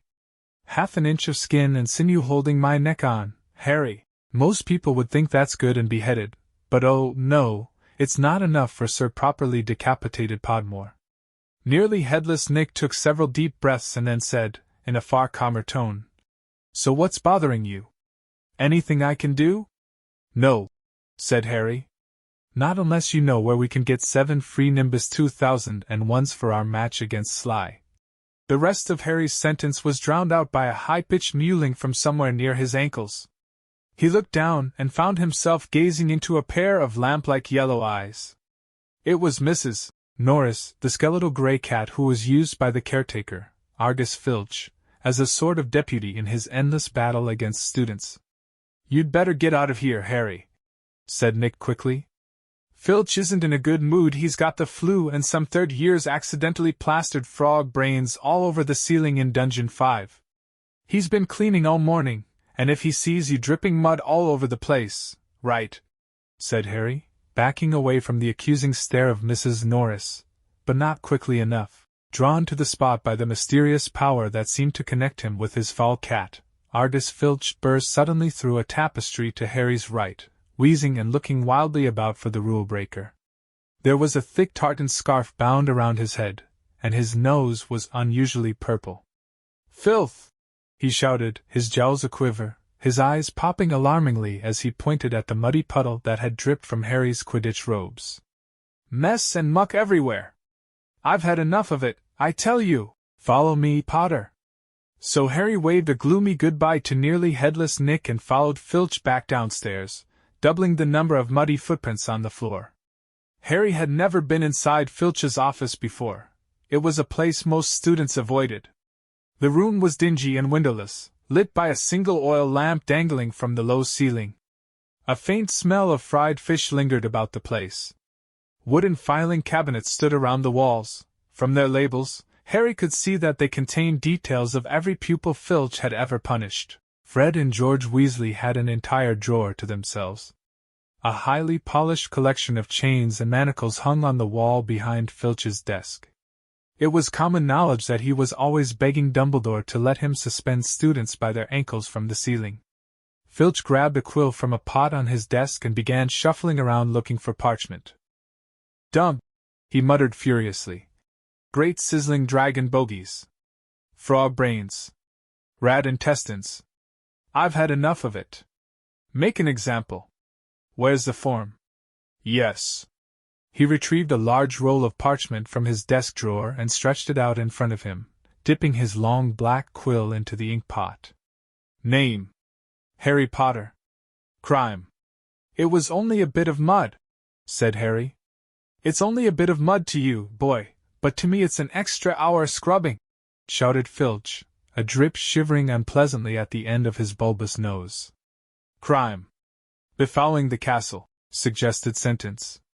Dabbing at his streaming nose, Filch squinted unpleasantly at Harry, who waited with bated breath for his sentence to fall. But as Filch lowered his quill, there was a great bang on the ceiling of the office, which made the oil lamp rattle. "Peeves!" Filch roared, flinging down his quill in a transport of rage. "He'll have you this time, he'll have you!" And without a backward glance at Harry, Filch ran flat-footed from the office, Mrs. Norris streaking alongside him. Peeves was the school poltergeist, a grinning, airborne menace who lived to cause havoc and distress. Harry didn't much like Peeves, but couldn't help feeling grateful for his timing. Hopefully, whatever Peeves had done, and it sounded as though he'd wrecked something very big this time, would distract Filch from Harry. Thinking that he should probably wait for Filch to come back, Harry sank into a moth-eaten chair next to the desk. There was only one thing on it apart from his half-completed form, a large, glossy, purple envelope with silver lettering on the front. With a quick glance at the door to check that Filch wasn't on his way back, Harry picked up the envelope and read, "Quick spell A correspondence course in beginner's magic." Intrigued, Harry flicked the envelope open and pulled out the sheaf of parchment inside. More curly silver writing on the front page said, "Feel out of step in the world of modern magic? Find yourself making excuses not to perform simple spells? Ever been taunted for your woeful wand work? There is an answer. Quickspell is an all-new, fail-safe, quick result, easy-learn course. Hundreds of witches and wizards have benefited from the Quickspell method. Madam Z. Nettles of Topsham writes, I had no memory for incantations and my potions were a family joke. Now, after a Quickspell course, I am the center of attention at parties and friends beg for the recipe of my scintillation solution. Warlock D. J. Prod of Didsbury says, My wife used to sneer at my feeble charms, but 1 month into your fabulous Quickspell course and I succeeded in turning her into a yak. Thank you, Quickspell! Fascinated, Harry thumbed through the rest of the envelope's contents. Why on earth did Filch want a Quickspell course? Did this mean he wasn't a proper wizard? Harry was just reading. Lesson 1, Holding Your Wand, Some Useful Tips, when shuffling footsteps outside told him Filch was coming back. Stuffing the parchment back into the envelope, Harry threw it back onto the desk just as the door opened. Filch was looking triumphant. That vanishing cabinet was extremely valuable, he was saying gleefully to Mrs. Norris. Well, have Peeves out this time, my sweet. His eyes fell on Harry and then darted to the Quickspell envelope, which, Harry realized too late, was lying 2 feet away from where it had started. Filch's pasty face went brick red. Harry braced himself for a tidal wave of fury. Filch hobbled across to his desk, snatched up the envelope, and threw it into a drawer. Did you read? He sputtered. No, Harry lied quickly. Filch's noble hands were twisting together. If I thought you'd read my private, not that it's mine for a friend, be that as it may, however. Harry was staring at him, alarmed. Filch had never looked madder. His eyes were popping, a tick was going in one of his poachy cheeks, and the tartan scarf didn't help. Very well, go and don't breathe a word, not that, however. If you didn't read, go now, I have to write up Peeves' report, go.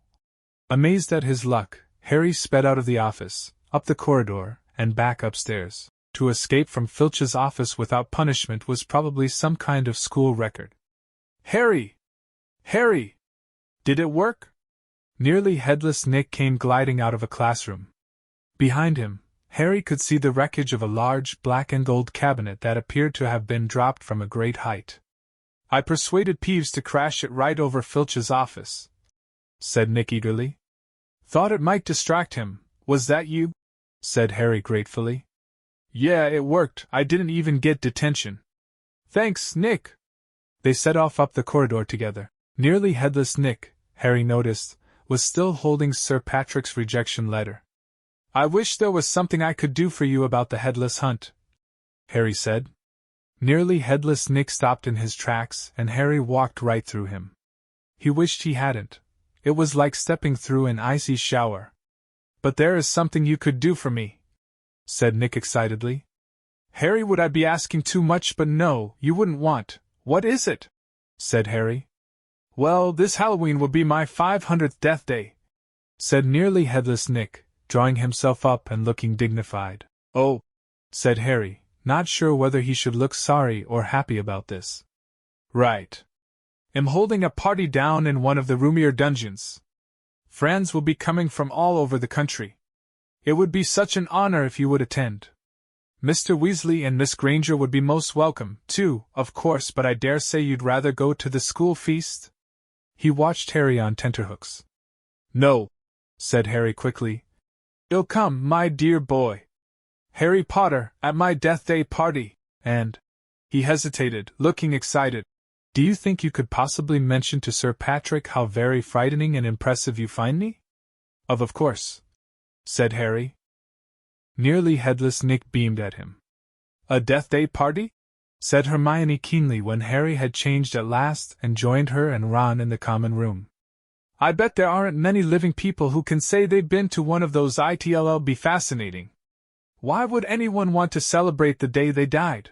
Said Ron, who was halfway through his potions homework and grumpy. Sounds dead depressing to me. Rain was still lashing the windows, which were now inky black, but inside all looked bright and cheerful. The firelight glowed over the countless squashy armchairs where people sat reading, talking, doing homework, or, in the case of Fred and George Weasley, trying to find out what would happen if you fed a filibuster firework to a salamander.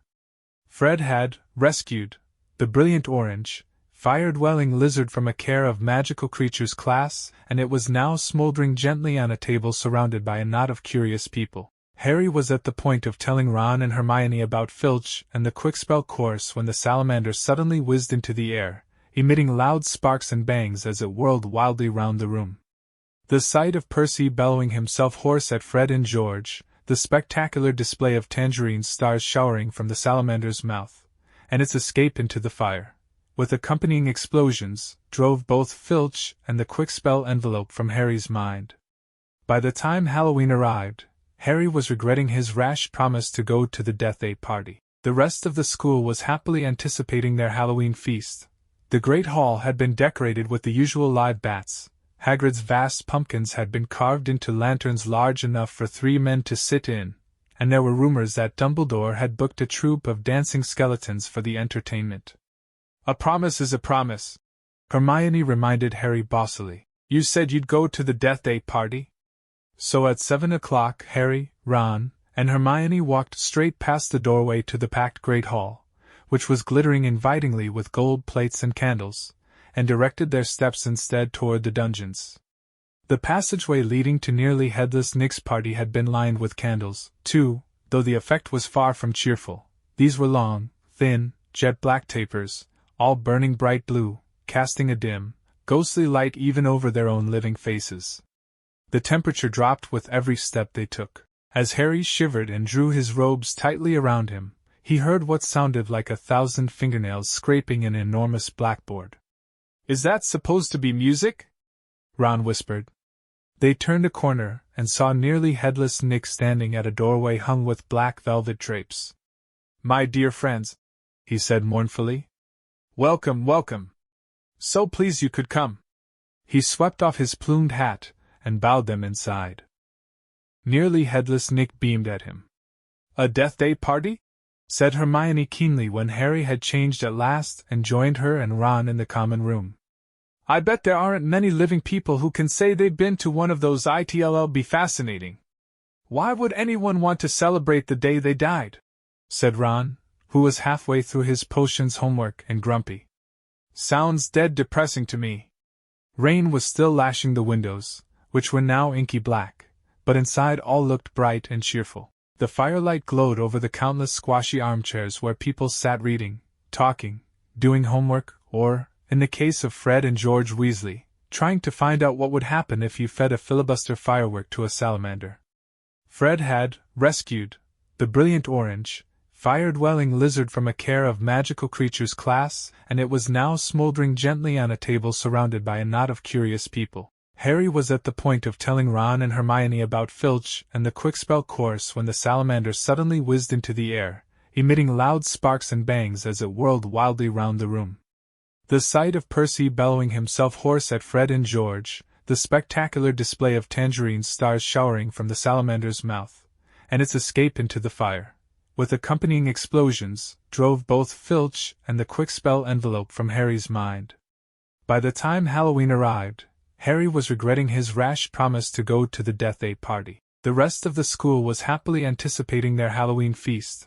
The Great Hall had been decorated with the usual live bats. Hagrid's vast pumpkins had been carved into lanterns large enough for 3 men to sit in, and there were rumors that Dumbledore had booked a troupe of dancing skeletons for the entertainment.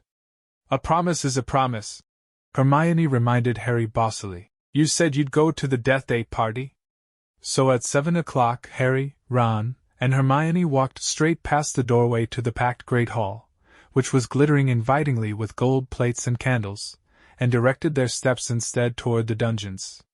The passageway leading to nearly headless Nick's party had been lined with candles, too, though the effect was far from cheerful. These were long, thin, jet-black tapers, all burning bright blue, casting a dim, ghostly light even over their own living faces. The temperature dropped with every step they took. As Harry shivered and drew his robes tightly around him, he heard what sounded like 1,000 fingernails scraping an enormous blackboard. "Is that supposed to be music?" Ron whispered. They turned a corner and saw nearly headless Nick standing at a doorway hung with black velvet drapes. My dear friends, he said mournfully. Welcome, welcome. So pleased you could come. He swept off his plumed hat and bowed them inside. It was an incredible sight. The dungeon was full of hundreds of pearly-white, translucent people, mostly drifting around a crowded dance floor, waltzing to the dreadful, quavering sound of 30 musical saws, played by an orchestra on a raised, black-draped platform. A chandelier overhead blazed midnight blue with 1,000 more black candles. Their breath rose in a mist before them. It was like stepping into a freezer. Shall we have a look around? Harry suggested, wanting to warm up his feet. Careful not to walk through anyone, said Ron nervously, and they set off around the edge of the dance floor. They passed a group of gloomy nuns, a ragged man wearing chains, and the fat friar, a cheerful Hufflepuff ghost, who was talking to a knight with an arrow sticking out of his forehead. Harry wasn't surprised to see that the Bloody Baron, a gaunt, staring Slytherin ghost covered in silver bloodstains, was being given a wide berth by the other ghosts. Oh no, said Hermione, stopping abruptly. Turn back, I don't want to talk to Moaning Myrtle. Who? Said Harry as they backtracked quickly. She haunts one of the toilets in the girls' bathroom on the first floor, said Hermione. She haunts a toilet? Yes. It's been out of order all year because she keeps having tantrums and flooding the place. I never went in there anyway if I could avoid it. It's awful trying to have a pee with her wailing at you. Look, food, said Ron. On the other side of the dungeon was a long table, also covered in black velvet. They approached it eagerly but next moment had stopped in their tracks, horrified. The smell was quite disgusting. Large, rotten fish were laid on handsome silver platters. Cakes, burned charcoal black, were heaped on salvers. There was a great maggoty haggis, a slab of cheese covered in furry green mold and, in pride of place, an enormous grey cake in the shape of a tombstone, with tar-like icing forming the words, Sir Nicholas D. Mimsy Porpington died October 31st, 1492. Harry watched, amazed. As a portly ghost approached the table, crouched low, and walked through it, his mouth held wide so that it passed through one of the stinking salmon. Can you taste it if you walk through it? Harry asked him. Almost, said the ghost sadly, and he drifted away. I expect they've let it rot to give it a stronger flavor, said Hermione knowledgeably, pinching her nose and leaning closer to look at the putrid haggis. Can we move? I feel sick, said Ron. They had barely turned around, however, when a little man swooped suddenly from under the table and came to a halt in midair before them. Hello, Peeves, said Harry cautiously. Unlike the ghosts around them, Peeves the poltergeist was the very reverse of pale and transparent. He was wearing a bright orange party hat, a revolving bow tie, and a broad grin on his wide, wicked face. Nibbles? He said sweetly, offering them a bowl of peanuts covered in fungus. No thanks, said Hermione. Heard you talking about poor Myrtle, said Peeves, his eyes dancing. Rude you was about poor Myrtle. He took a deep breath and bellowed. Why? Myrtle! Oh no, Peeves, don't tell her what I said, she'll be really upset. Hermione whispered frantically. I didn't mean it, I don't mind her. Hello, Myrtle. The squat ghost of a girl had glided over. She had the glummest face Harry had ever seen, half hidden behind lank hair and thick, pearly spectacles. What? She said sulkily. How are you, Myrtle? Said Hermione in a falsely bright voice. It's nice to see you out of the toilet. Myrtle sniffed. Miss Granger was just talking about you, said Peeves slyly in Myrtle's ear. Just saying how nice you look tonight, said Hermione, glaring at Peeves. Myrtle eyed Hermione suspiciously. You're making fun of me, she said, silver tears welling rapidly in her small, see-through eyes. No, honestly, didn't I just say how nice Myrtle's looking? Said Hermione, nudging Harry and Ron painfully in the ribs. Oh yeah, she did, don't lie to me. Myrtle gasped, tears now flooding down her face, while Peeves chuckled happily over her shoulder. I think I don't know what people call me behind my back? Fat Myrtle. Ugly Myrtle. Miserable, moaning, moping Myrtle. You've forgotten Pimply, Peeves hissed in her ear. Moaning, Myrtle burst into anguished sobs and fled from the dungeon. Peeves shot after her, pelting her with moldy peanuts, yelling, "Pimply! Pimply!" "Oh dear," said Hermione sadly. Nearly headless Nick now drifted toward them through the crowd. "Enjoying yourselves?" "Oh, yes," they lied. "Not a bad turnout," said nearly headless Nick proudly. "The Wailing Widow came all the way up from Kent. It's nearly time for my speech. I'd better go and warn the orchestra." The orchestra, however, stopped playing at that very moment. They, and everyone else in the dungeon, fell silent, looking around in excitement, as a hunting horn sounded. "Oh, here we go," said nearly headless Nick bitterly. Through the dungeon wall burst a dozen ghost horses, each ridden by a headless horseman. The assembly clapped wildly. Harry started to clap, too, but stopped quickly at the sight of Nick's face. The horses galloped into the middle of the dance floor and halted, rearing and plunging. At the front of the pack was a large ghost who held his bearded head under his arm, from which position he was blowing the horn. The ghost leapt down, lifted his head high in the air so he could see over the crowd, everyone laughed, and strode over to nearly headless Nick, squashing his head back onto his neck. "Nick!" he roared. "How are you? Head still hanging in there?" He gave a hearty guffaw and clapped nearly headless Nick on the shoulder. "Welcome, Patrick," said Nick stiffly. "Live UNS," said Sir Patrick, spotting Harry, Ron, and Hermione and giving a huge, fake jump of astonishment, so that his head fell off again. The crowd howled with laughter. "Very amusing," said nearly headless Nick darkly. "Don't mind Nick," shouted Sir Patrick's head from the floor. "Still upset we won't let him join the hunt. But I mean to say, look at the fellow, I think," said Harry hurriedly, at a meaningful look from Nick. "Nick's very frightening in her." "Ha!" yelled Sir Patrick's head. "Bet he asked you to say that." "If I could have everyone's attention, it's time for my speech," said nearly headless Nick loudly, striding toward the podium and climbing into an icy blue spotlight. "My late lamented lords, ladies, and gentlemen, it is my great sorrow." But nobody heard much more. Sir Patrick and the rest of the headless hunt had just started a game of head hockey, and the crowd was turning to watch. Nearly headless Nick tried vainly to recapture his audience, but gave up as Sir Patrick's head went sailing past him to loud cheers. Harry was very cold by now, not to mention hungry. "I can't stand much more of this," Ron muttered, his teeth chattering, as the orchestra ground back into action and the ghosts swept back onto the dance floor.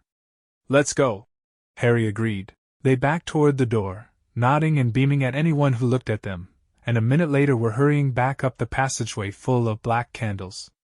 "Pudding might not be finished yet," said Ron hopefully, leading the way toward the steps to the entrance hall. And then Harry heard it. "Rip. Tear. Kill." It was the same voice, the same cold, murderous voice he had heard in Lockhart's office. He stumbled to a halt, clutching at the stone wall, listening with all his might, looking around, squinting up and down the dimly lit passageway. "Harry, what ray you? It's that voice again. Shut up a minute. So hungry. For so long." "Listen," said Harry urgently, and Ron and Hermione froze, watching him. "Kill. Time to kill." The voice was growing fainter. Harry was sure it was moving away, moving upward. A mixture of fear and excitement gripped him as he stared at the dark ceiling. How could it be moving upward? Was it a phantom, to whom stone ceilings didn't matter? "This way," he shouted, and he began to run, up the stairs, into the entrance hall. It was no good hoping to hear anything here. The babble of talk from the Halloween feast was echoing out of the great hall. Harry sprinted up the marble staircase to the first floor, Ron and Hermione clattering behind him. "Harry, what ray we, shh?" Harry strained his ears. Distantly, from the floor above, and growing fainter still, he heard the voice. "I smell blood. I smell blood." His stomach lurched.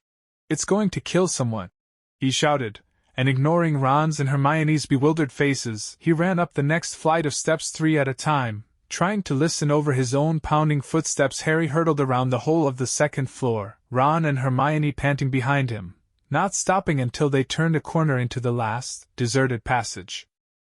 "Harry, what was that all about?" said Ron, wiping sweat off his face. "I couldn't hear anything." But Hermione gave a sudden gasp, pointing down the corridor.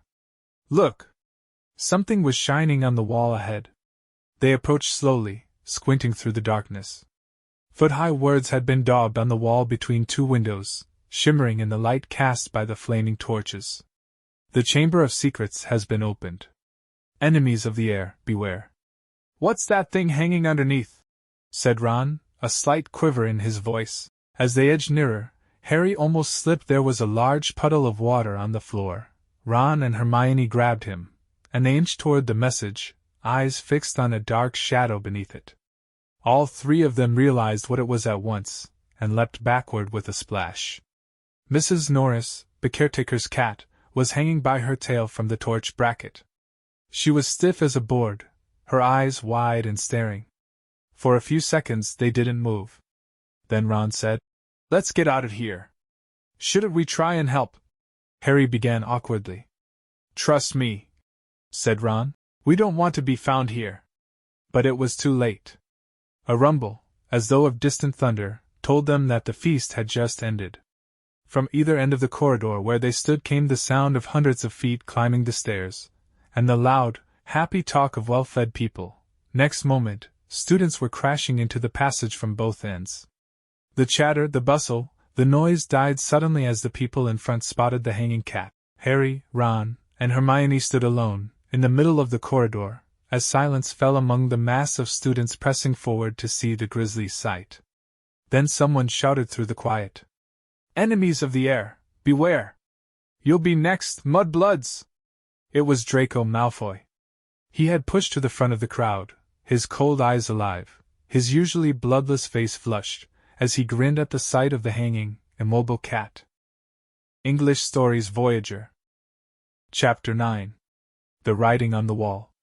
"What's going on here? What's going on?"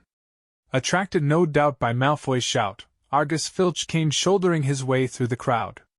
Then he saw Mrs. Norris and fell back, clutching his face in horror. "My cat! My cat!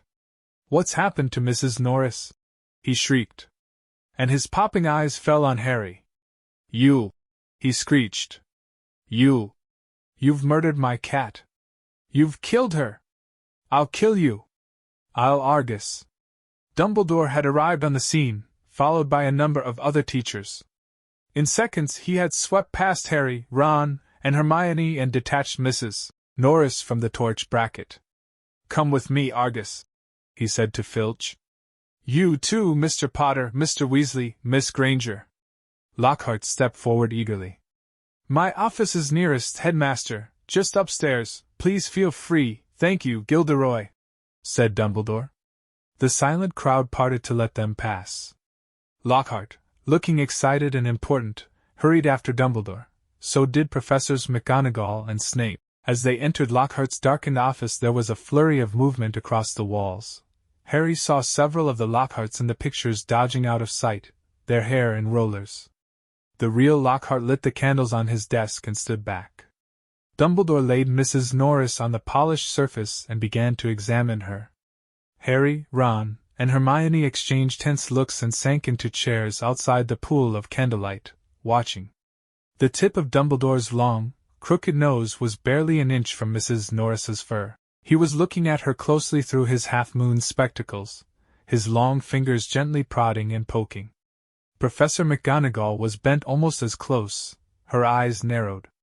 Snape loomed behind them, half in shadow, wearing a most peculiar expression. It was as though he was trying hard not to smile. And Lockhart was hovering around all of them, making suggestions. "It was definitely a curse that killed her. Probably the transmigrifian torture. I've seen it used many times, so unlucky I wasn't there. I know the very counter-curse that would have saved her." Lockhart's comments were punctuated by Filch's dry, racking sobs. He was slumped in a chair by the desk, unable to look at Mrs. Norris, his face in his hands. Much as he detested Filch, Harry couldn't help feeling a bit sorry for him, though not nearly as sorry as he felt for himself. If Dumbledore believed Filch, he would be expelled for sure. Dumbledore was now muttering strange words under his breath and tapping Mrs. Norris with his wand, but nothing happened. She continued to look as though she had been recently stuffed. "I remember something very similar happening in Wagatagu," said Lockhart. "A series of attacks, the full stories in my autobiography. I was able to provide the townsfolk with various amulets, which cleared the matter up at once." The photographs of Lockhart on the walls were all nodding in agreement as he talked. One of them had forgotten to remove his hair net. At last Dumbledore straightened up. "She's not dead, Argus," he said softly. Lockhart stopped abruptly in the middle of counting the number of murders he had prevented. "Not dead?" choked Filch, looking through his fingers at Mrs. Norris. "But why is she all stiff and frozen?" "She has been petrified," said Dumbledore. "Ah, I thought so," said Lockhart. "But how, I cannot say." "Ask him," shrieked Filch, turning his blotched and tear-stained face to Harry. "No second year could have done this," said Dumbledore firmly. "It would take dark magic of the most advanced. He did it, he did it!" Filch spat, his poachy face purpling. "You saw what he wrote on the wall. He found, in my office, he knows I'm a... Filch's face worked horribly. "He knows I'm a squib," he finished. "I never touched Mrs. Norris," Harry said loudly, uncomfortably aware of everyone looking at him, including all the Lockharts on the walls. "And I don't even know what a squib is." "Rubbish!" snarled Filch. "He saw my quick spell letter." "If I might speak, headmaster," said Snape from the shadows, and Harry's sense of foreboding increased. He was sure nothing Snape had to say was going to do him any good. "Potter and his friends may have simply been in the wrong place at the wrong time," he said, a slight sneer curling his mouth as though he doubted it. "But we do have a set of suspicious circumstances here. Why was he in the upstairs corridor at all? Why wasn't he at the Halloween feast?" Harry, Ron, and Hermione all launched into an explanation about the Death Day party. "There were hundreds of ghosts, they'll tell you we were there. But why not join the feast afterward?" said Snape, his black eyes glittering in the candlelight. "Why go up to that corridor?" Ron and Hermione looked at Harry. Because, Harry said, his heart thumping very fast. Something told him it would sound very far-fetched if he told them he had been led there by a bodiless voice no one but he could hear. "Because we were tired and wanted to go to bed," he said. "Without any supper?" said Snape, a triumphant smile flickering across his gaunt face. "I didn't think ghosts provided food fit for living people at their parties." "We weren't hungry," said Ron loudly as his stomach gave a huge rumble. Snape's nasty smile widened. "I suggest, headmaster, that Potter is not being entirely truthful," he said. "It might be a good idea if he were deprived of certain privileges until he is ready to tell us the whole story. I personally feel he should be taken off the Gryffindor Quidditch team until he is ready to be honest." "Really, Severus," said Professor McGonagall sharply. "I see no reason to stop the boy playing Quidditch. This cat wasn't hit over the head with a broomstick. There is no evidence at all that Potter has done anything wrong." Dumbledore was giving Harry a searching look. His twinkling light blue gaze made Harry feel as though he were being X-rayed. "Innocent until proven guilty, Severus," he said firmly. Snape looked furious. So did Filch. "My cat has been petrified," he shrieked, his eyes popping. "I want to see some punishment." "We will be able to cure her, Argus," said Dumbledore patiently. "Professor Sprout recently managed to procure some mandrakes. As soon as they have reached their full size, I will have a potion made that will revive Mrs. Norris." "I'll make it," Lockhart butted in. "I must have done it 100 times. I could whip up a mandrake restorative draught in my sleep, excuse me," said Snape icily. "But I believe I am the potions master at this school." There was a very awkward pause. "You may go," Dumbledore said to Harry, Ron, and Hermione. They went, as quickly as they could without actually running. When they were a floor up from Lockhart's office, they turned into an empty classroom and closed the door quietly behind them. Harry squinted at his friends' darkened faces. "Do you think I should have told them about that voice I heard?"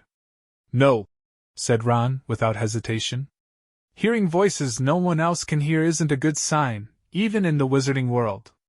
Something in Ron's voice made Harry ask, "You do believe me, don't you?" "Course I do," said Ron quickly. "But you must admit it's weird." "I know it's weird," said Harry. "The whole thing's weird. What was that writing on the wall about?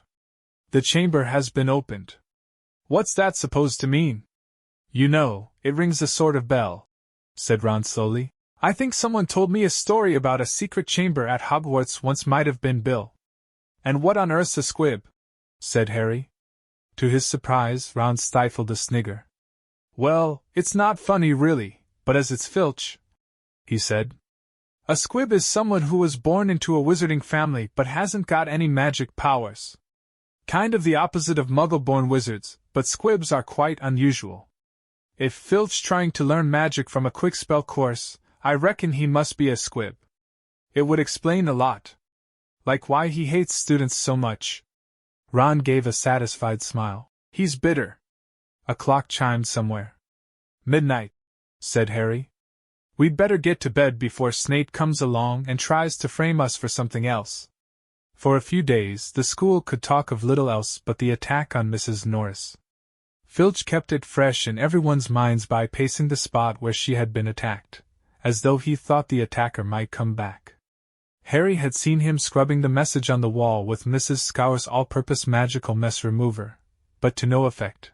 The words still gleamed as brightly as ever on the stone. When Filch wasn't guarding the scene of the crime, he was skulking red-eyed through the corridors, lunging out at unsuspecting students and trying to put them in detention for things like breathing loudly and looking happy. Ginny Weasley seemed very disturbed by Mrs. Norris's fate. According to Ron, she was a great cat lover.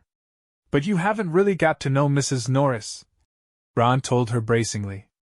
"Honestly, we're much better off without her." Ginny's lip trembled. "Stuff like this doesn't often happen at Hogwarts," Ron assured her.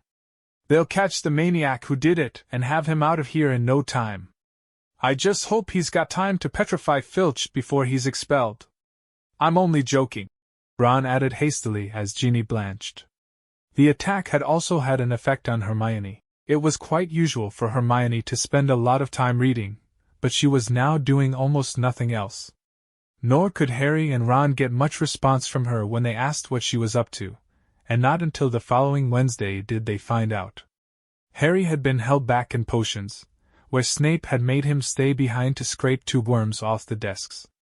After a hurried lunch, he went upstairs to meet Ron in the library, and saw Justin Finch-Fletchley, the Hufflepuff boy from herbology, coming toward him. Harry had just opened his mouth to say hello when Justin caught sight of him, turned abruptly, and sped off in the opposite direction. Harry found Ron at the back of the library, measuring his history of magic homework. Professor Binns had asked for a 3-foot-long composition on the medieval assembly of European wizards. "I don't believe it, I'm still 8 inches short," said Ron furiously, letting go of his parchment, which sprang back into a roll. "And Hermione's done 4 feet 7 inches and her writing's tiny." "Where is she?" asked Harry, grabbing the tape measure and unrolling his own homework. "Somewhere over there," said Ron, pointing along the shelves. "Looking for another book. I think she's trying to read the whole library before Christmas." Harry told Ron about Justin Finch-Fletchley running away from him. "Dunno why you care." "I thought he was a bit of an idiot," said Ron, scribbling away, making his writing as large as possible. "All that junk about Lockhart being so great." Hermione emerged from between the bookshelves. She looked irritable and at last seemed ready to talk to them. "All the copies of Hogwarts, a history have been taken out," she said, sitting down next to Harry and Ron. "And there's a 2-week waiting list. I wish I hadn't left my copy at home, but I couldn't fit it in my trunk with all the Lockhart books." "Why do you want it?" said Harry. "The same reason everyone else wants it," said Hermione. "To read up on the legend of the Chamber of Secrets." "What's that?" said Harry quickly. "That's just it. I can't remember," said Hermione, biting her lip. "And I can't find the story anywhere else. Hermione, let me read your composition." said Ron desperately, checking his watch. No, I won't, said Hermione, suddenly severe. You've had 10 days to finish it. I only need another 2 inches, come on. The bell rang. Ron and Hermione led the way to History of Magic, bickering. History of Magic was the dullest subject on their schedule. Professor Binns, who taught it, was their only ghost teacher, and the most exciting thing that ever happened in his classes was his entering the room through the blackboard. Ancient and shriveled, many people said he hadn't noticed he was dead. He had simply got up to teach one day and left his body behind him in an armchair in front of the staff room fire. His routine had not varied in the slightest since. Today was as boring as ever. Professor Binns opened his notes and began to read in a flat drone like an old vacuum cleaner until nearly everyone in the class was in a deep stupor, occasionally coming to long enough to copy down a name or date, then falling asleep again. He had been speaking for half an hour when something happened that had never happened before. Hermione put up her hand. Professor Binns, glancing up in the middle of a deadly dull lecture on the International Warlock Convention of 1289, looked amazed. Miss, sir? Granger, Professor, I was wondering if you could tell us anything about the Chamber of Secrets, said Hermione in a clear voice. Dean Thomas, who had been sitting with his mouth hanging open, gazing out of the window, jerked out of his trance. Lavender Brown's head came up off her arms and Neville Longbottom's elbow slipped off his desk. Professor Binns blinked. My subject is History of Magic, he said in his dry, wheezy voice. I deal with facts, Miss Granger, not myths and legends. He cleared his throat with a small noise like chalk snapping and continued. In September of that year, a subcommittee of Sardinian sorcerers. He stuttered to a halt. Hermione's hand was waving in the air again. Miss Grant? Please, sir, don't legends always have a basis in fact? Professor Binns was looking at her in such amazement. Harry was sure no student had ever interrupted him before, alive or dead. Well, said Professor Binns slowly. Yes, one could argue that, I suppose. He peered at Hermione as though he had never seen a student properly before. However, the legend of which you speak is such a very sensational, even ludicrous tale. But the whole class was now hanging on Professor Binns's every word. He looked dimly at them all, every face turned to his. Harry could tell he was completely thrown by such an unusual show of interest. Oh, very well, he said slowly. Let me see the Chamber of Secrets. You all know, of course, that Hogwarts was founded over 1,000 years ago. The precise date is uncertain. By the 4 greatest witches and wizards of the age. The 4 schoolhouses are named after them: Godric Gryffindor, Helga Hufflepuff, Rowena Ravenclaw, and Salazar Slytherin. They built this castle together, far from prying Muggle eyes, for it was an age when magic was feared by common people, and witches and wizards suffered much persecution. He paused, gazed blearily around the room, and continued. For a few years, the founders worked in harmony together, seeking out youngsters who showed signs of magic and bringing them to the castle to be educated. But then disagreements sprang up between them. A rift began to grow between Slytherin and the others. Slytherin wished to be more selective about the students admitted to Hogwarts. He believed that magical learning should be kept within all magic families. He disliked taking students of Muggle parentage, believing them to be untrustworthy. After a while, there was a serious argument on the subject between Slytherin and Gryffindor, and Slytherin left the school. Professor Binns paused again, pursing his lips, looking like a wrinkled old tortoise. Reliable historical sources tell us this much, he said. But these honest facts have been obscured by the fanciful legend of the Chamber of Secrets. The story goes that Slytherin had built a hidden chamber in the castle, of which the other founders knew nothing. Slytherin, according to the legend, sealed the Chamber of Secrets so that none would be able to open it until his own true heir arrived at the school. The heir alone would be able to unseal the Chamber of Secrets, unleash the horror within, and use it to purge the school of all who were unworthy to study magic. There was silence as he finished telling the story, but it wasn't the usual, sleepy silence that filled Professor Binns's classes.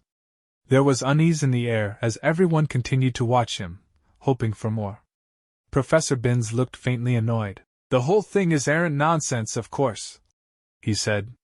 Naturally, the school has been searched for evidence of such a chamber, many times, by the most learned witches and wizards. It does not exist. A tale told to frighten the gullible. Hermione's hand was back in the air. Sir, what exactly do you mean by the horror within the chamber? That is believed to be some sort of monster, which the heir of Slytherin alone can control, said Professor Binns in his dry, reedy voice. The class exchanged nervous looks. I tell you, the thing does not exist, said Professor Binns, shuffling his notes. There is no chamber and no monster. But, sir, said Seamus Finnegan, if the chamber can only be opened by Slytherin's true heir, no one else would be able to find it, would they?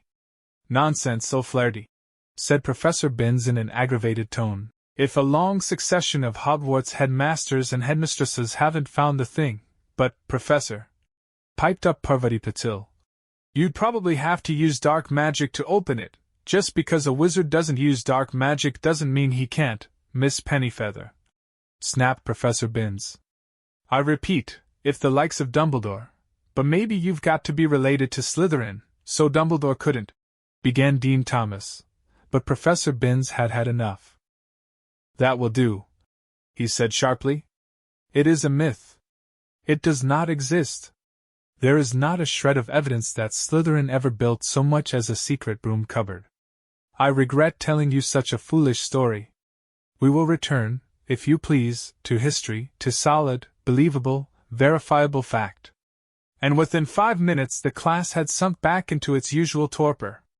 I always knew Salazar Slytherin was a twisted old loony, Ron told Harry and Hermione as they fought their way through the teeming corridors at the end of the lesson to drop off their bags before dinner. But I never knew he started all this pureblood stuff. I wouldn't be in his house if you paid me. Honestly, if the Sorting Hat had tried to put me in Slytherin, I'd have got the train straight back home. Hermione nodded fervently, but Harry didn't say anything. His stomach had just dropped unpleasantly. Harry had never told Ron and Hermione that the Sorting Hat had seriously considered putting him in Slytherin. He could remember, as though it were yesterday, the small voice that had spoken in his ear when he placed the hat on his head a year before. You could be great, you know, it's all here in your head, and Slytherin would help you on the way to greatness, no doubt about that. But Harry, who had already heard of Slytherin House's reputation for turning out dark wizards, had thought desperately, not Slytherin. And the hat had said, oh, well, if you're sure, better be Gryffindor. As they were shunted along in the throng, Colin Creevey went past. Hiya, Harry!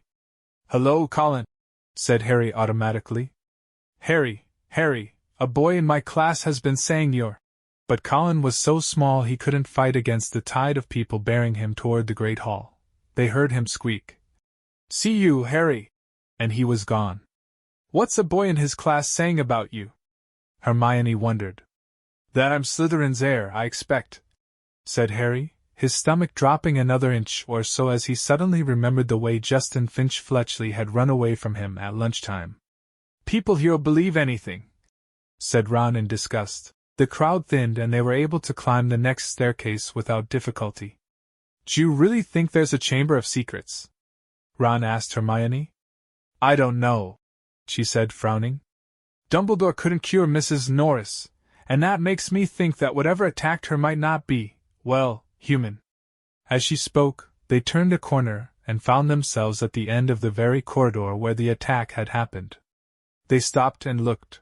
The scene was just as it had been that night, except that there was no stiff cat hanging from the torch bracket, and an empty chair stood against the wall bearing the message. The Chamber of Secrets has been opened. That's where Filch has been keeping guard, Ron muttered. They looked at each other. The corridor was deserted. Can't hurt to have a poke around, said Harry, dropping his bag and getting to his hands and knees so that he could crawl along, searching for clues. Scorch marks, he said. Here, and here, come and look at this, said Hermione. This is funny.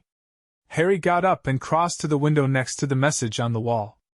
Hermione was pointing at the topmost pane, where around 20 spiders were scuttling, apparently fighting to get through a small crack. A long, silvery thread was dangling like a rope, as though they had all climbed it in their hurry to get outside. Have you ever seen spiders act like that? Said Hermione wonderingly. No, said Harry. Have you, Ron? Ron? He looked over his shoulder. Ron was standing well back and seemed to be fighting the impulse to run. What's up? Said Harry. I don't like spiders, said Ron tensely.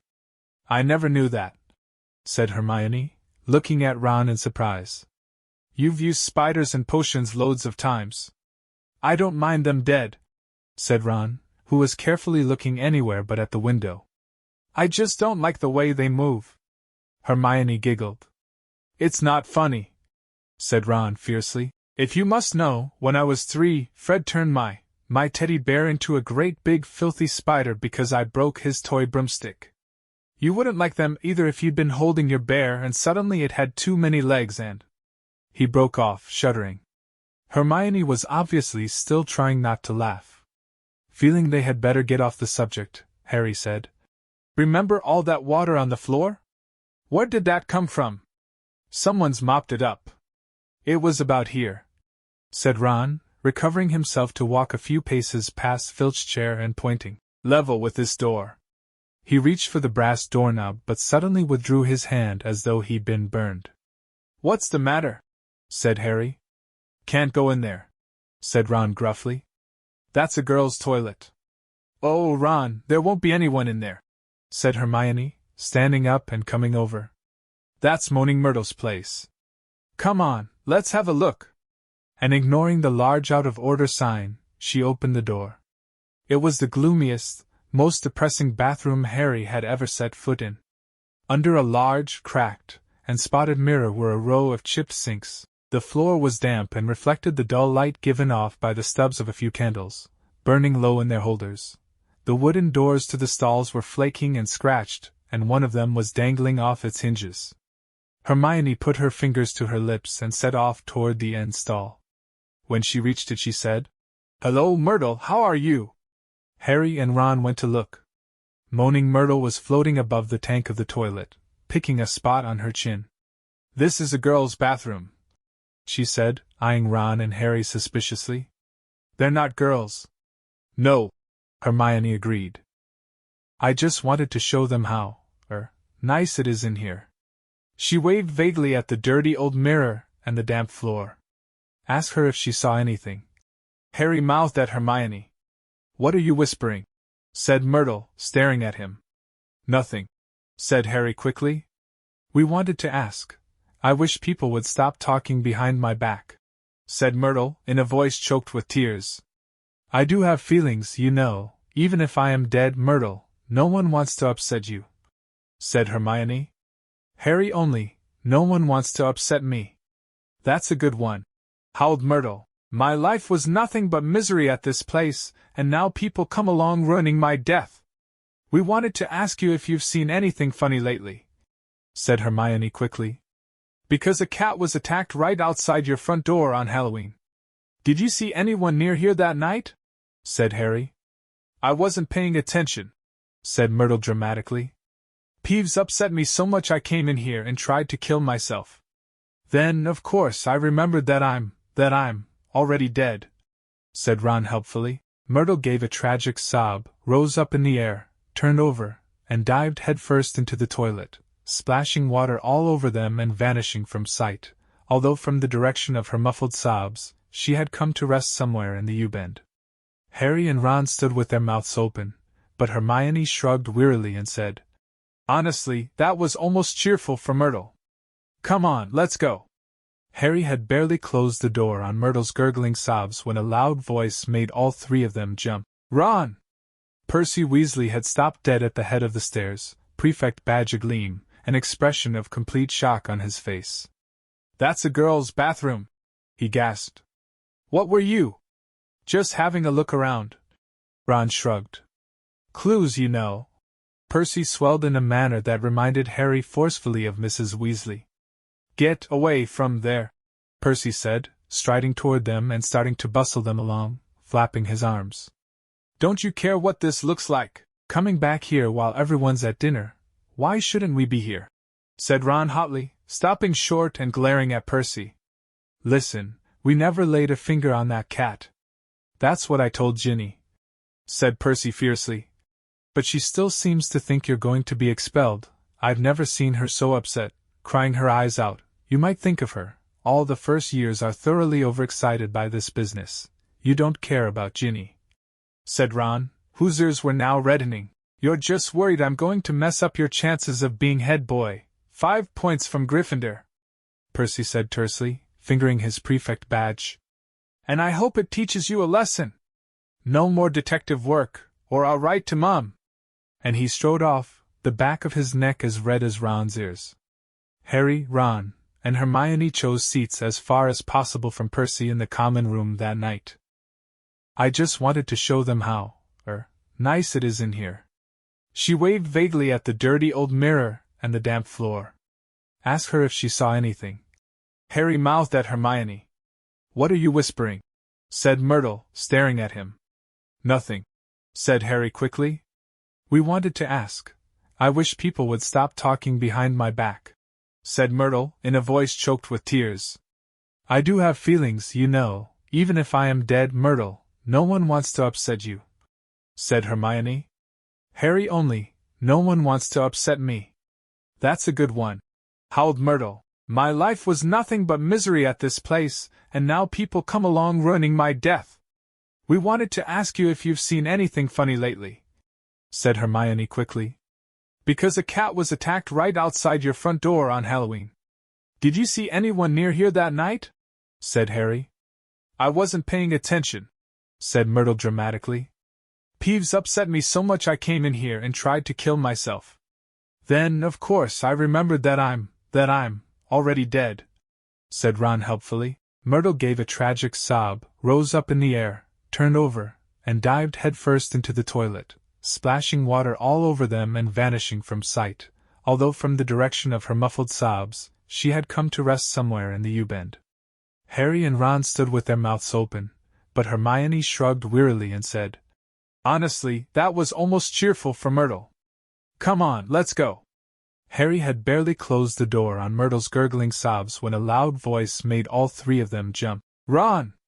Percy Weasley had stopped dead at the head of the stairs, prefect badge agleam, an expression of complete shock on his face. That's a girl's bathroom, he gasped. What were you? Just having a look around. Ron shrugged. Clues, you know. Percy swelled in a manner that reminded Harry forcefully of Mrs. Weasley. Get away from there, Percy said, striding toward them and starting to bustle them along, flapping his arms. Don't you care what this looks like, coming back here while everyone's at dinner? Why shouldn't we be here? Said Ron hotly, stopping short and glaring at Percy. Listen, we never laid a finger on that cat. That's what I told Ginny, said Percy fiercely. But she still seems to think you're going to be expelled. I've never seen her so upset, crying her eyes out. You might think of her. All the first years are thoroughly overexcited by this business. You don't care about Ginny, said Ron, whose ears were now reddening. You're just worried I'm going to mess up your chances of being head boy. 5 points from Gryffindor, Percy said tersely, fingering his prefect badge. And I hope it teaches you a lesson. No more detective work, or I'll write to Mom. And he strode off, the back of his neck as red as Ron's ears. Harry, Ron, and Hermione chose seats as far as possible from Percy in the common room that night. I just wanted to show them how, nice it is in here. She waved vaguely at the dirty old mirror and the damp floor. Ask her if she saw anything. Harry mouthed at Hermione. What are you whispering? Said Myrtle, staring at him. Nothing, said Harry quickly. We wanted to ask. I wish people would stop talking behind my back, said Myrtle, in a voice choked with tears. I do have feelings, you know, even if I am dead. Myrtle, no one wants to upset you, said Hermione. Harry only, no one wants to upset me. That's a good one, howled Myrtle. My life was nothing but misery at this place, and now people come along ruining my death. We wanted to ask you if you've seen anything funny lately, said Hermione quickly. Because a cat was attacked right outside your front door on Halloween. Did you see anyone near here that night? Said Harry. I wasn't paying attention, said Myrtle dramatically. Peeves upset me so much I came in here and tried to kill myself. Then, of course, I remembered that I'm already dead," said Ron helpfully. Myrtle gave a tragic sob, rose up in the air, turned over, and dived headfirst into the toilet, splashing water all over them and vanishing from sight, although from the direction of her muffled sobs, she had come to rest somewhere in the U-bend.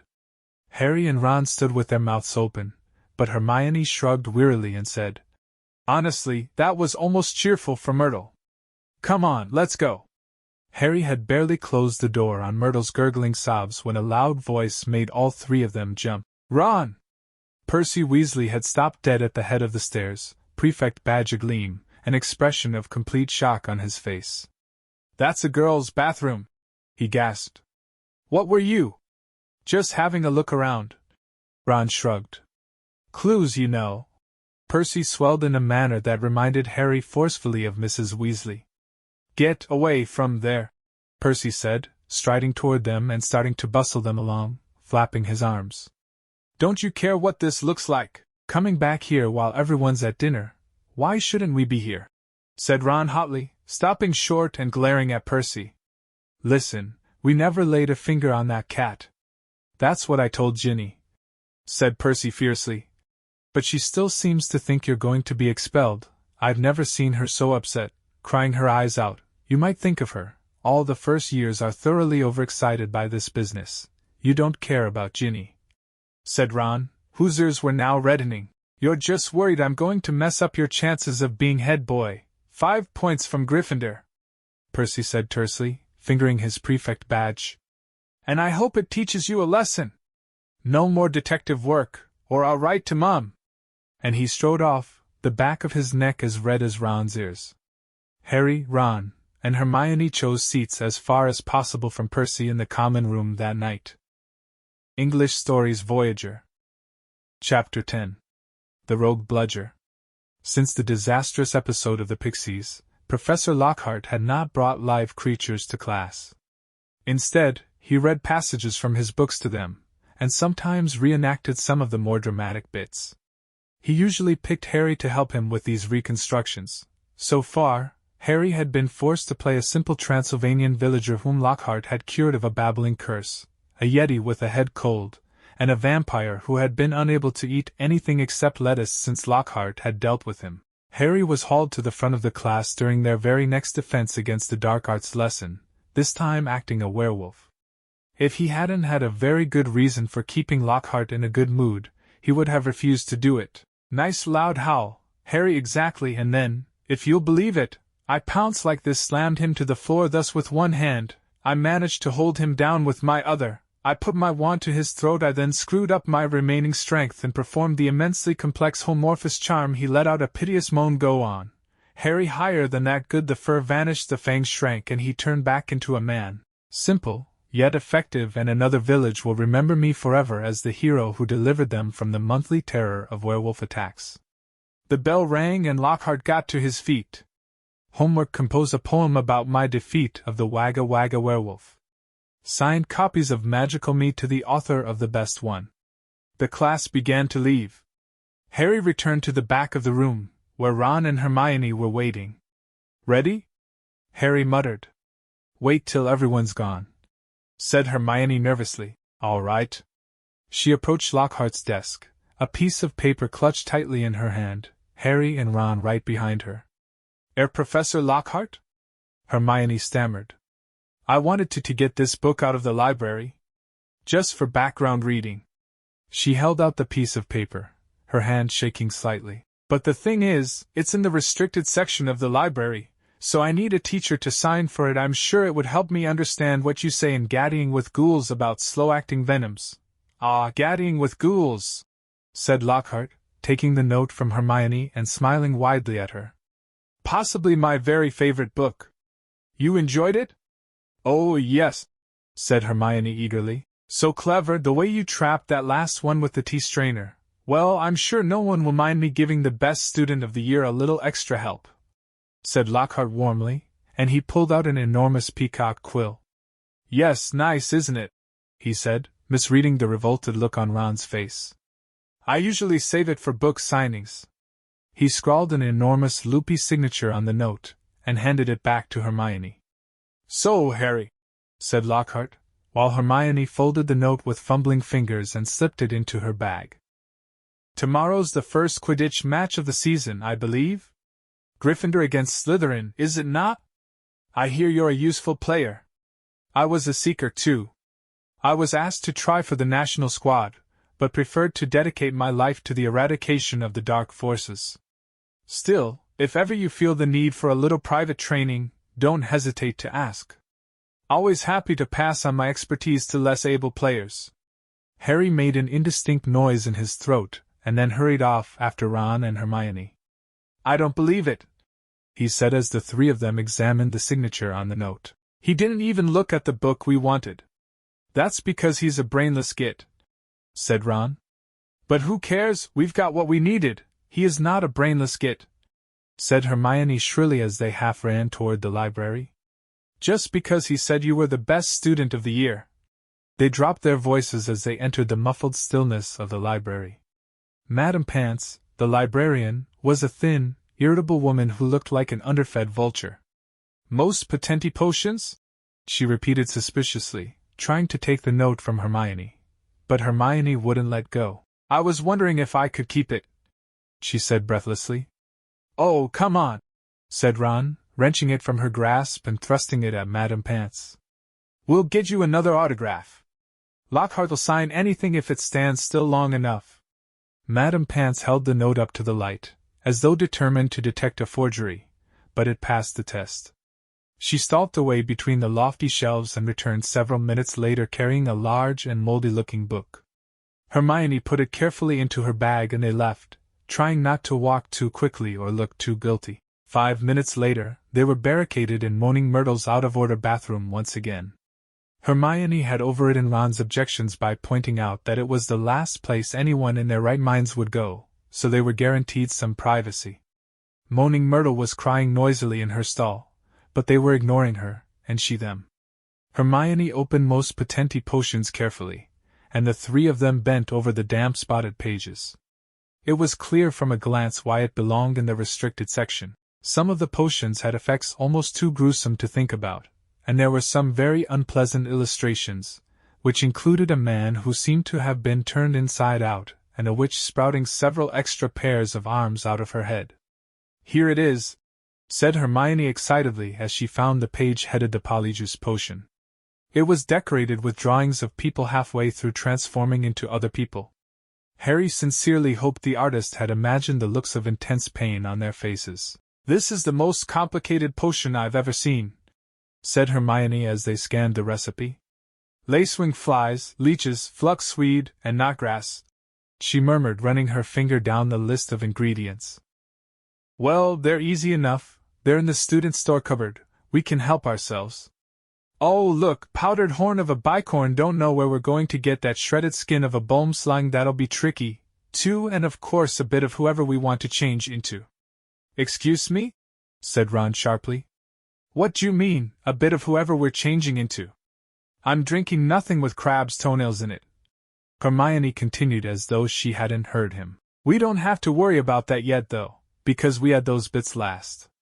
Ron turned, speechless, to Harry, who had another worry. "Do you realize how much we're going to have to steal, Hermione? Shredded skin of a boomslang, that's definitely not in the student's cupboard. What are we going to do, break into Snape's private stores? I don't know if this is a good idea." Hermione shut the book with a snap. "Well, if you two are going to chicken out, fine," she said. There were bright pink patches on her cheeks and her eyes were brighter than usual. "I don't want to break rules, you know. I think threatening Muggleborns is far worse than brewing up a difficult potion. But if you don't want to find out if it's Malfoy, I'll go straight to Madame Pants now and hand the book back in. I never thought I'd see the day when you'd be persuading us to break rules," said Ron. "All right, we'll do it. But not toenails, okay? How long will it take to make, anyway?" said Harry as Hermione, looking happier, opened the book again. "Well, since the fluxweed has got to be picked at the full moon and the lacewings have got to be stewed for 21 days, I'd say it'd be ready in about a month, if we can get all the ingredients." "A month?" said Ron. Malfoy could have attacked half the Muggle-borns in the school by then. But Hermione's eyes narrowed dangerously again, and he added swiftly, "But it's the best plan we've got, so full steam ahead, I say." However, while Hermione was checking that the coast was clear for them to leave the bathroom, Ron muttered to Harry, "It'll be a lot less hassle if you can just knock Malfoy off his broom tomorrow." Harry woke early on Saturday morning and lay for a while thinking about the coming Quidditch match. He was nervous, mainly at the thought of what would say if Gryffindor lost, but also at the idea of facing a team mounted on the fastest racing brooms gold could buy. He had never wanted to beat Slytherin so badly. After half an hour of lying there with his insides churning, he got up, dressed, and went down to breakfast early, where he found the rest of the Gryffindor team huddled at the long, empty table, all looking uptight and not speaking much. As 11 o'clock approached, the whole school started to make its way down to the Quidditch stadium. It was a muggy sort of day with a hint of thunder in the air. Ron and Hermione came hurrying over to wish Harry good luck as he entered the locker rooms.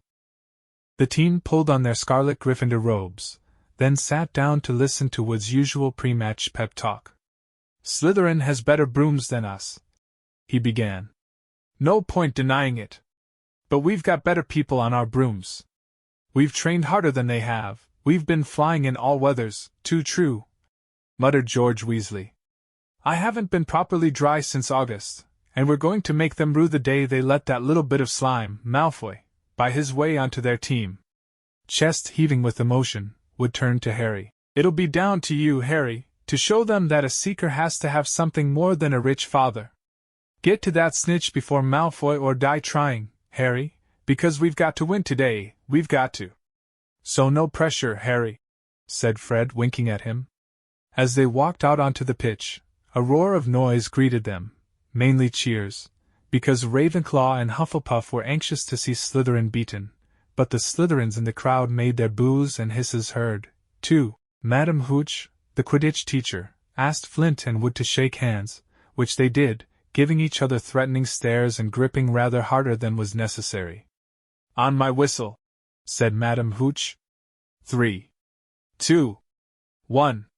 With a roar from the crowd to speed them upward, the 14 players rose toward the leaden sky. Harry flew higher than any of them, squinting around for the snitch. "All right there, Scarhead!" yelled Malfoy, shooting underneath him as though to show off the speed of his broom. Harry had no time to reply. At that very moment, a heavy black bludger came pelting toward him. He avoided it so narrowly that he felt it ruffle his hair as it passed. "Close one, Harry!" said George, streaking past him with his club in his hand, ready to knock the bludger back toward a Slytherin. Harry saw George give the bludger a powerful whack in the direction of Adrian Pusey, but the bludger changed direction in midair and shot straight for Harry again. Harry dropped quickly to avoid it, and George managed to hit it hard toward Malfoy. Once again, the bludger swerved like a boomerang and shot at Harry's head. Harry put on a burst of speed and zoomed toward the other end of the pitch. He could hear the bludger whistling along behind him. What was going on? Bludgers never concentrated on one player like this. It was their job to try and unseat as many people as possible. Fred Weasley was waiting for the bludger at the other end. Harry ducked as Fred swung at the bludger with all his might. The bludger was knocked off course. "Gotcha!" Fred yelled happily, but he was wrong. As though it was magnetically attracted to Harry, the bludger pelted after him once more and Harry was forced to fly off at full speed. It had started to rain. Harry felt heavy drops fall onto his face, splattering onto his glasses.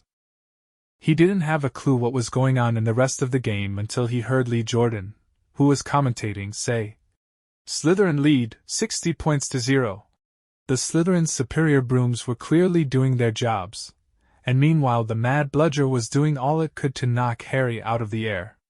Fred and George were now flying so close to him on either side that Harry could see nothing at all except their flailing arms and had no chance to look for the snitch, let alone catch it. "Someone's tampered with this bludger," Fred grunted, swinging his bat with all his might at it as it launched a new attack on Harry. "We need time out," said George, trying to signal to Wood and stop the bludger breaking Harry's nose at the same time. Wood had obviously got the message. Madam Hooch's whistle rang out and Harry, Fred, and George dived for the ground, still trying to avoid the mad bludger. "What's going on?" said Wood as the Gryffindor team huddled together, while Slytherins in the crowd jeered. "We're being flattened." "Fred, George, where were you when that bludger stopped Angelina scoring?" "We were 20 feet above her, stopping the other bludger from murdering Harry, Oliver," said George angrily. "Someone's fixed it. It won't leave Harry alone. It hasn't gone for anyone else all game. The Slytherins must have done something to it. But the bludgers have been locked in Madam Hooch's office since our last practice, and there was nothing wrong with them then," said Wood anxiously. Madam Hooch was walking toward them. Over her shoulder, Harry could see the Slytherin team jeering and pointing in his direction. "Listen," said Harry as she came nearer and nearer. "With you two flying around me all the time, the only way I'm going to catch the snitch is if it flies up my sleeve. Go back to the rest of the team and let me deal with the rogue one." "Don't be thick," said Fred. "It'll take your head off." Wood was looking from Harry to the Weasleys. "Oliver, this is insane," said Alicia Spinnet angrily. "You can't let Harry deal with that thing on his own." "Let's ask for an inquiry. If we stop now, we'll have to forfeit the match," said Harry. "And we're not losing to Slytherin just because of a crazy bludger. Come on, Oliver, tell them to leave me alone. This is all your fault," George said angrily to Wood. "Get the snitch or die trying. What a stupid thing to tell him." Madam Hooch had joined them. "Ready to resume play?" she asked Wood. Wood looked at the determined look on Harry's face. "All right," he said. "Fred, George, you heard Harry. Leave him alone and let him deal with the bludger on his own." The rain was falling more heavily now. On Madam Hooch's whistle, Harry kicked hard into the air and heard the telltale whoosh of the bludger behind him.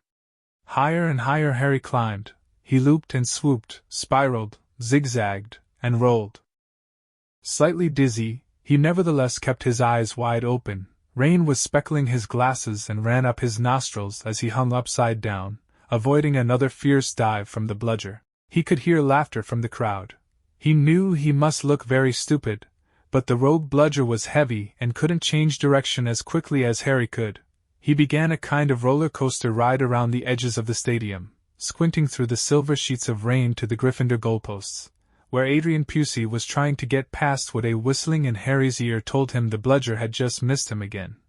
He turned right over and sped in the opposite direction. "Training for the ballet, Potter?"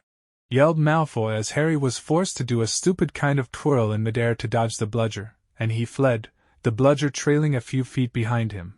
And then, glaring back at Malfoy in hatred, he saw it, the golden snitch. It was hovering inches above Malfoy's left ear, and Malfoy, busy laughing at Harry, hadn't seen it. For an agonizing moment, Harry hung in midair, not daring to speed toward Malfoy in case he looked up and saw the snitch. Wham! He had stayed still a second too long. The bludger had hit him at last, smashed into his elbow, and Harry felt his arm break. Dimly, dazed by the searing pain in his arm, he slid sideways on his rain-drenched broom, one knee still crooked over it, his right arm dangling useless at his side. The bludger came pelting back for a second attack. This time aiming at his face. Harry swerved out of the way, one idea firmly lodged in his numb brain: get to Malfoy. Through a haze of rain and pain he dived for the shimmering, sneering face below him and saw its eyes widen with fear. Malfoy thought Harry was attacking him. "What the?" he gasped, careening out of Harry's way. Harry took his remaining hand off his broom and made a wild snatch. He felt his fingers close on the cold snitch, but was now only gripping the broom with his legs, and there was a yell from the crowd below as he headed straight for the ground, trying hard not to pass out. With a splattering thud he hit the mud and rolled off his broom. His arm was hanging at a very strange angle. Riddled with pain, he heard, as though from a distance, a good deal of whistling and shouting. He focused on the snitch clutched in his good hand. "Aha!" he said vaguely. "We've won." And he fainted. He came around, rain falling on his face, still lying on the field, with someone leaning over him. He saw a glitter of teeth. "Oh no, not you!"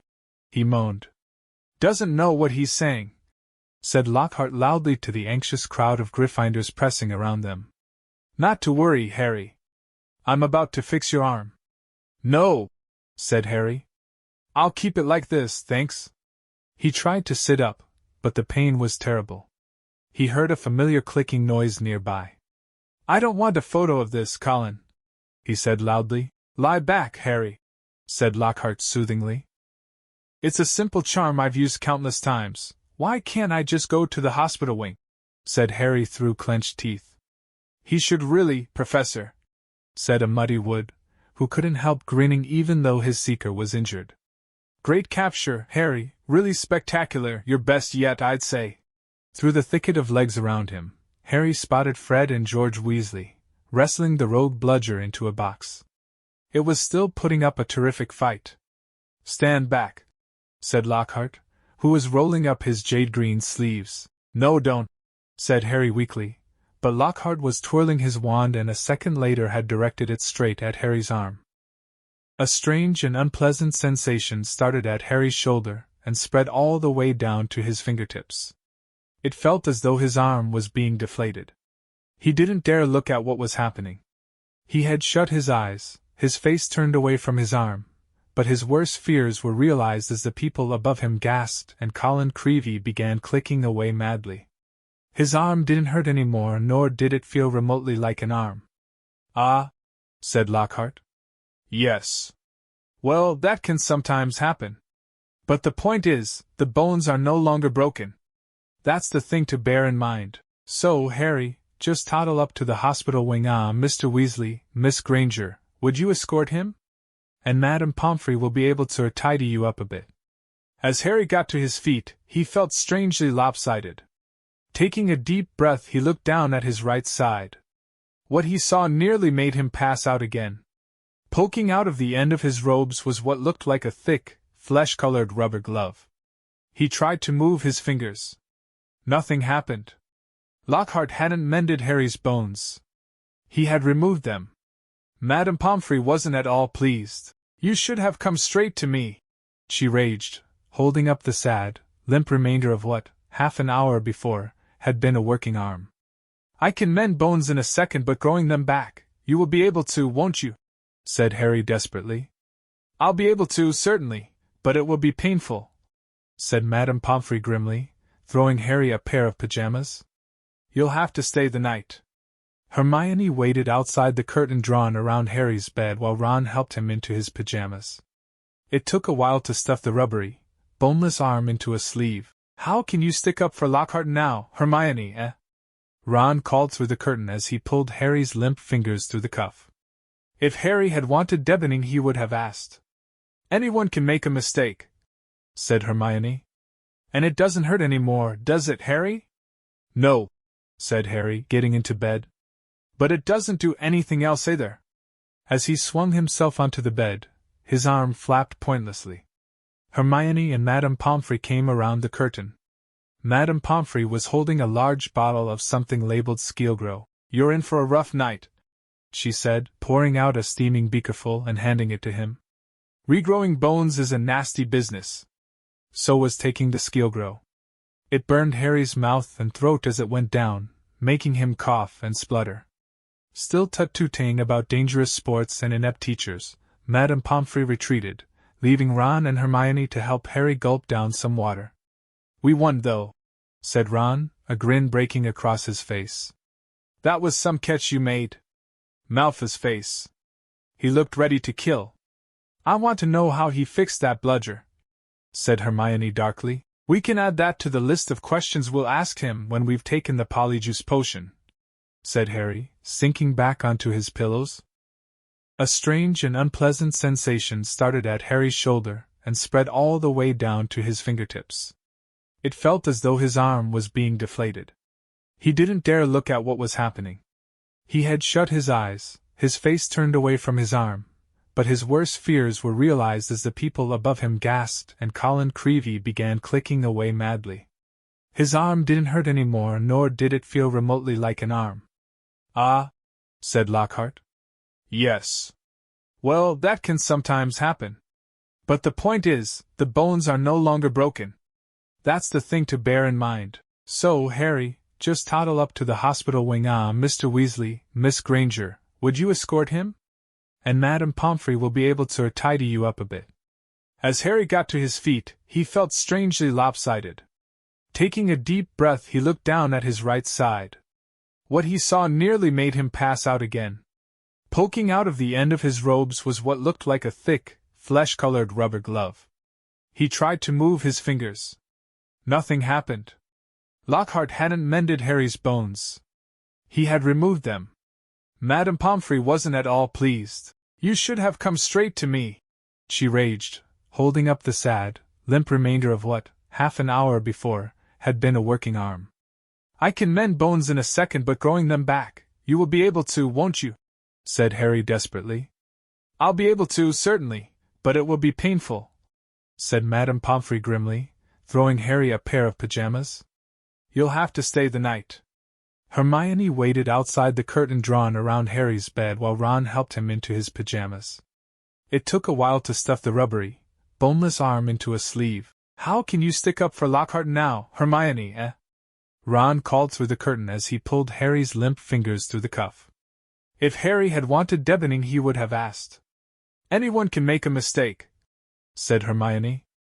"And it doesn't hurt any more, does it, Harry?" "No," said Harry, getting into bed. "But it doesn't do anything else either." As he swung himself onto the bed, his arm flapped pointlessly. Hermione and Madame Pomfrey came around the curtain. Madame Pomfrey was holding a large bottle of something labeled Skeelgrow. "You're in for a rough night," she said, pouring out a steaming beakerful and handing it to him. "Regrowing bones is a nasty business." So was taking the Skeelgrow.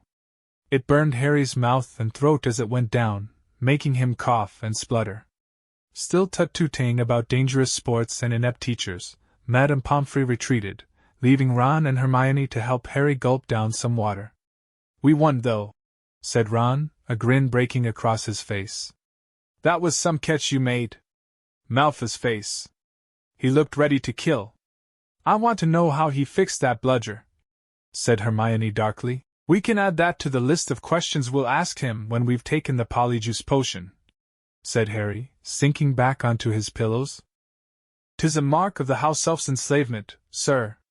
Dobby can only be freed if his masters present him with clothes, sir. The family is careful not to pass Dobby even a sock, sir, for then he would be free to leave their house forever." Dobby mopped his bulging eyes and said suddenly, "Harry Potter must go home." Dobby thought his bludger would be enough to make. "Your bludger?"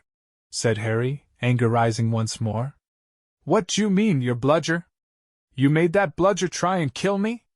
"Not kill you, sir, never kill you," said Dobby, shocked. "Dobby wants to save Harry Potter's life. Better send home, grievously injured, than remain here, sir." Dobby only wanted Harry Potter hurt enough to be sent home. "Oh, is that all?" said Harry angrily. "I don't suppose you're going to tell me why you wanted me sent home in pieces?" "Ah, if Harry Potter only knew!" Dobby groaned, more tears dripping onto his ragged pillowcase. "If he knew what he means to us, to the lowly, the enslaved, we dregs of the magical world." Dobby remembers how it was when he who must not be named was at the height of his powers, sir. "We house elves were treated like vermin, sir." "Of course, Dobby is still treated like that, sir," he admitted, drying his face on the pillowcase. "But mostly, sir, life has improved for my kind since you triumphed over he who must not be named. Harry Potter survived, and the Dark Lord's power was broken, and it was a new dawn, sir, and Harry Potter shone like a beacon of hope for those of us who thought the dark days would never end, sir. And now, at Hogwarts, terrible things are to happen, are perhaps happening already, and Dobby cannot let Harry Potter stay here now that history is to repeat itself, now that the Chamber of Secrets is open once more." Dobby froze, horror-struck, then grabbed Harry's water jug from his bedside table and cracked it over his own head, toppling out of sight. A second later he crawled back onto the bed, cross-eyed, muttering, "Bad Dobby, very bad Dobby." "So there is a Chamber of Secrets?" Harry whispered. "And did you say it's been opened before? Tell me, Dobby." He seized the elf's bony wrist as Dobby's hand inched toward the water jug. "But I'm not Muggle-born, how can I be in danger from the chamber?" "Ah, sir, ask no more of poor Dobby," stammered the elf, his eyes huge in the dark. Dark deeds are planned in this place, but Harry Potter must not be here when they happen. Go home, Harry Potter, go home. Harry Potter must not meddle in this, sir, 'tis too dangerous. Who is it, Dobby? Harry said, keeping a firm hold on Dobby's wrist to stop him from hitting himself with the water jug again. Who's opened it? Who opened it last time? Dobby can't, sir, Dobby can't, Dobby mustn't tell, squealed the elf. Go home, Harry Potter, go home. I'm not going anywhere, said Harry fiercely. One of my best friends is Muggleborn. She'll be first in line if the chamber really has been opened. Harry Potter risks his own life for his friends, moaned Dobby in a kind of miserable ecstasy. So noble! So valiant! But he must save himself, he must, Harry Potter must not. Dobby suddenly froze, his bat ears quivering. Harry heard it too. There were footsteps coming down the passageway outside. Dobby must go, breathed the elf, terrified. There was a loud crack, and Harry's fist was suddenly clenched on thin air. He slumped back into bed, his eyes on the dark doorway to the hospital wing as the footsteps drew nearer. Next moment, Dumbledore was backing into the dormitory, wearing a long woolly dressing gown and a nightcap. He was carrying one end of what looked like a statue.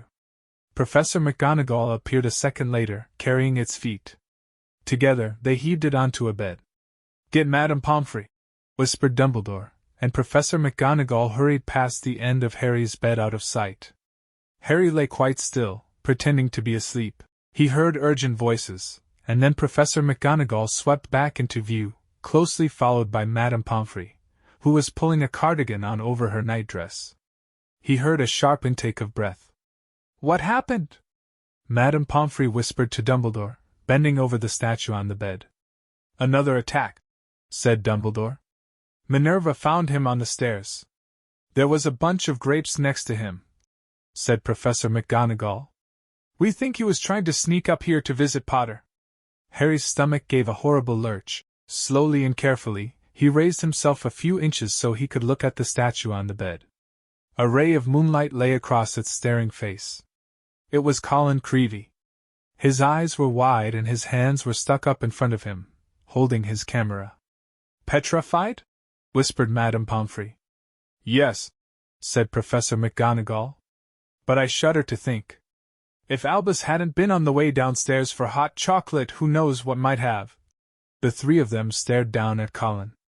Then Dumbledore leaned forward and wrenched the camera out of Colin's rigid grip. You don't think he managed to get a picture of his attacker? Said Professor McGonagall eagerly. Dumbledore didn't answer. He opened the back of the camera. Good gracious, said Madame Pomfrey. A jet of steam had hissed out of the camera. Harry, 3 beds away, caught the acrid smell of burnt plastic. Melted, said Madame Pomfrey wonderingly. All melted. What does this mean, Albus? Professor McGonagall asked urgently. It means, said Dumbledore, that the Chamber of Secrets is indeed open again. Madame Pomfrey clapped a hand to her mouth. Professor McGonagall stared at Dumbledore. But Albus. Surely. Who? The question is not who, said Dumbledore, his eyes on Colin. The question is how. And from what Harry could see of Professor McGonagall's shadowy face, she didn't understand this any better than he did. English Stories Voyager. Chapter 11. The Dueling Club. Harry woke up on Sunday morning to find the dormitory blazing with winter sunlight, and his arm reboned but very stiff. He sat up quickly and looked over at Colin's bed, but it had been blocked from view by the high curtains Harry had changed behind yesterday. Seeing that he was awake, Madame Pomfrey came bustling over with a breakfast tray, and then began bending and stretching his arm and fingers. All in order, she said as he clumsily fed himself porridge left-handed. When you've finished eating, you may leave. Harry dressed as quickly as he could and hurried off to Gryffindor Tower, desperate to tell Ron and Hermione about Colin and Dobby, but they weren't there. Harry left to look for them, wondering where they could have got to and feeling slightly hurt that they weren't interested in whether he had his bones back or not. As Harry passed the library, Percy Weasley strolled out of it, looking in far better spirits than last time they'd met. "Oh, hello, Harry," he said. "Excellent flying yesterday, really excellent." Gryffindor has just taken the lead for the House Cup. You earned 50 points. You haven't seen Ron or Hermione, have you? Said Harry. No, I haven't, said Percy, his smile fading. I hope Ron's not in another girl's toilet. Harry forced a laugh, watched Percy walk out of sight, and then headed straight for Moaning Myrtle's bathroom. He couldn't see why Ron and Hermione would be in there again, but after making sure that neither Filch nor any prefects were around, he opened the door and heard their voices coming from a locked stall. It's me, he said, closing the door behind him. There was a clunk, a splash, and a gasp from within the stall, and he saw Hermione's eye peering through the keyhole. Harry, she said. You gave us such a fright. Come in. How's your arm? Fine, said Harry, squeezing into the stall. An old cauldron was perched on the toilet, and a crackling from under the rim told Harry they had lit a fire beneath it. Conjuring up portable, waterproof fires was a speciality of Hermione's. We'd come to meet you, but we decided to get started on the polyjuice potion, Ron explained as Harry, with difficulty, locked the stall again. We've decided this is the safest place to hide it. Harry started to tell them about Colin, but Hermione interrupted. We already know. We heard Professor McGonagall telling Professor Flitwick this morning. That's why we decided we'd better get going. The sooner we get a confession out of Malfoy, the better, snarled Ron. Do you know what I think? He was in such a foul temper after the Quidditch match, he took it out on Colin. There's something else, said Harry, watching Hermione tearing bundles of knotgrass and throwing them into the potion. Dobby came to visit me in the middle of the night. Ron and Hermione looked up, amazed. Harry told them everything Dobby had told him, or hadn't told him. Hermione and Ron listened with their mouths open. The Chamber of Secrets has been opened before? Hermione said. This settles it, said Ron in a triumphant voice.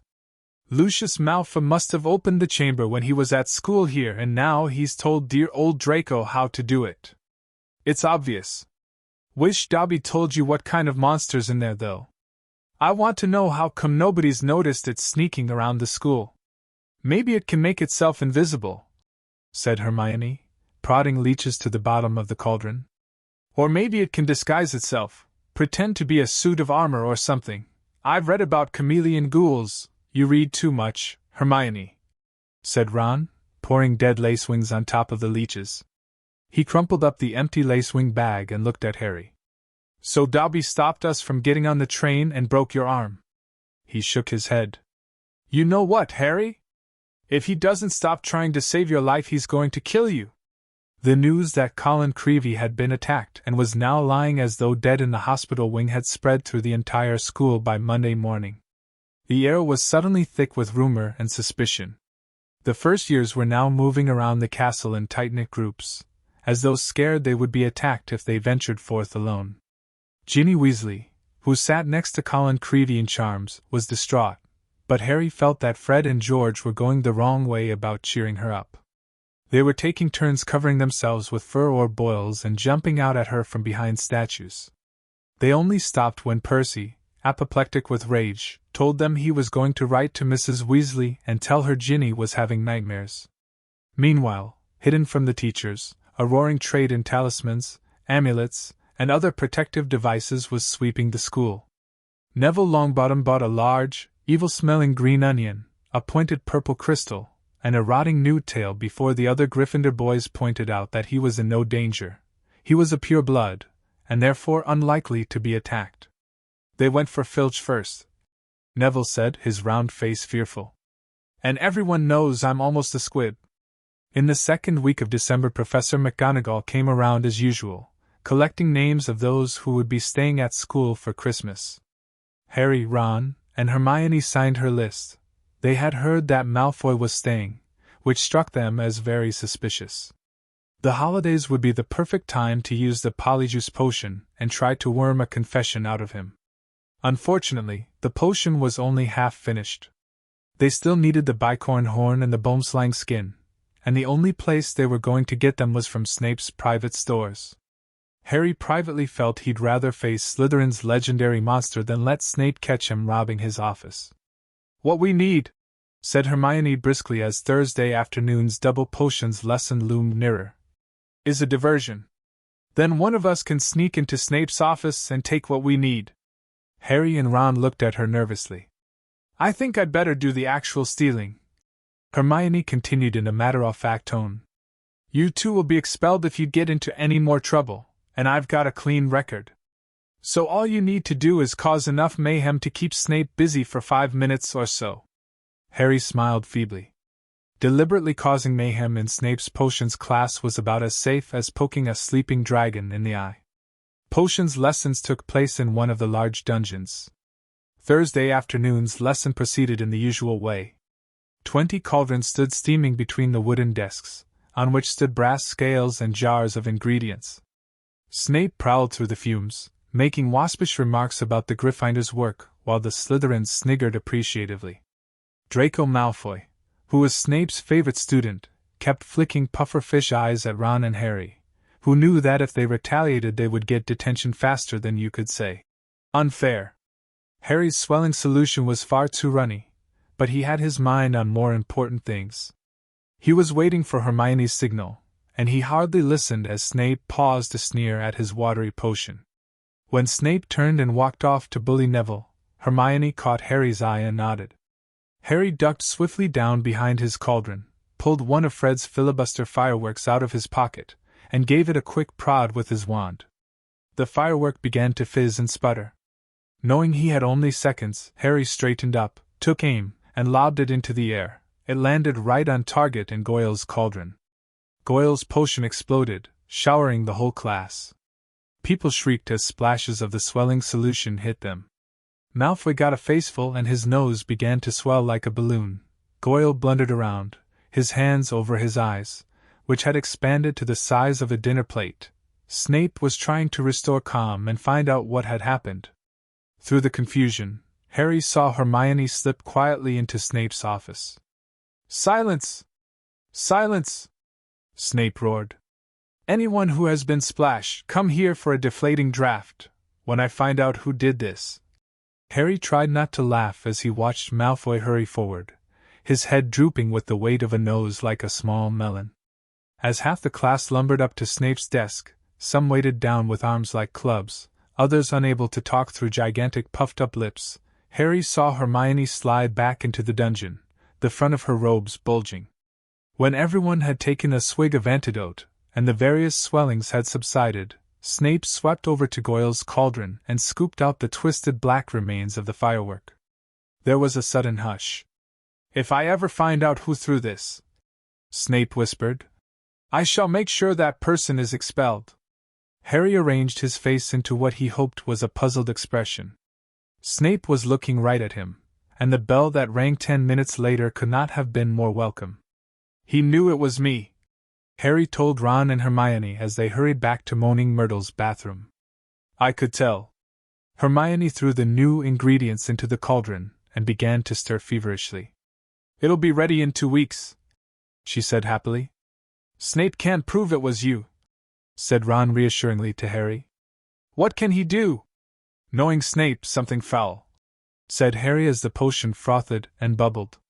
A week later, Harry, Ron, and Hermione were walking across the entrance hall when they saw a small knot of people gathered around the notice board, reading a piece of parchment that had just been pinned up. Seamus Finnegan and Dean Thomas beckoned them over, looking excited. They're starting a dueling club, said Seamus. First meeting tonight. I wouldn't mind dueling lessons. They might come in handy one of these days. What, you reckon Slytherin's monster can duel? Said Ron, but he, too, read the sign with interest. Could be useful, he said to Harry and Hermione as they went into dinner. Shall we go? Harry and Hermione were all for it, so at 8 o'clock that evening they hurried back to the Great Hall. The long dining tables had vanished and a golden stage had appeared along one wall, lit by thousands of candles floating overhead.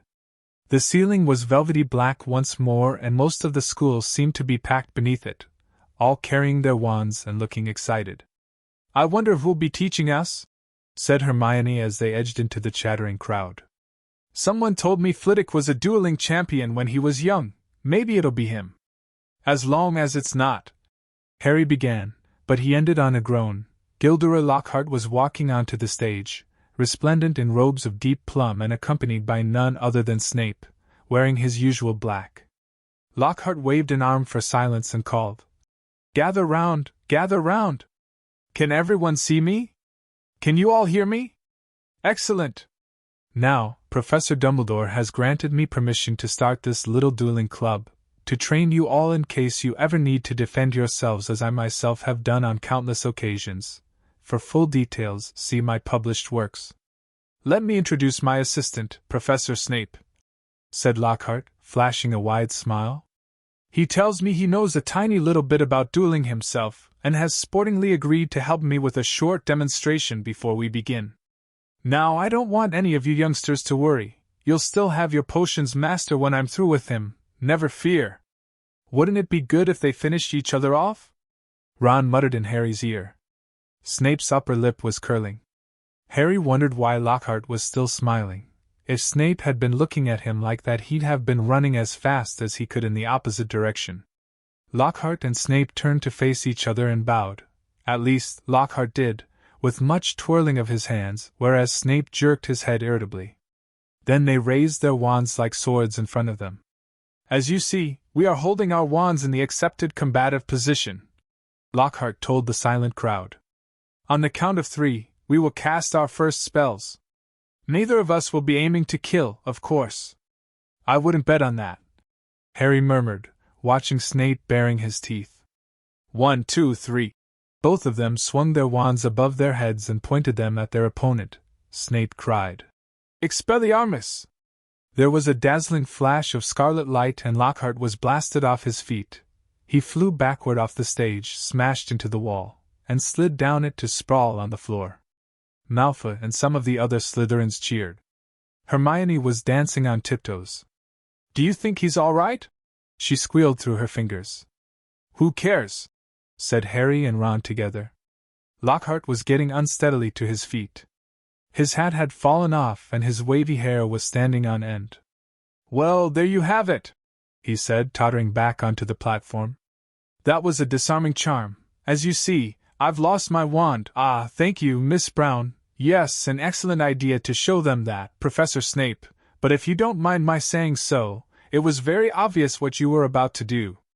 If I had wanted to stop you, it would have been only too easy. However, I felt it would be instructive to let them see." Snape was looking murderous. Possibly Lockhart had noticed, because he said, "Enough demonstrating. I'm going to come amongst you now and put you all into pairs. Professor Snape, if you'd like to help me." They moved through the crowd, matching up partners. Lockhart teamed Neville with Justin Finch-Fletchley, but Snape reached Harry and Ron first. "Time to split up the dream team, I think," he sneered. "Weasley, you can partner Finnegan. Potter." Harry moved automatically toward Hermione. "I don't think so," said Snape, smiling coldly. "Mr. Malfoy, come over here. Let's see what you make of the famous Potter. And you, Miss Granger, you can partner Miss Bulstrode."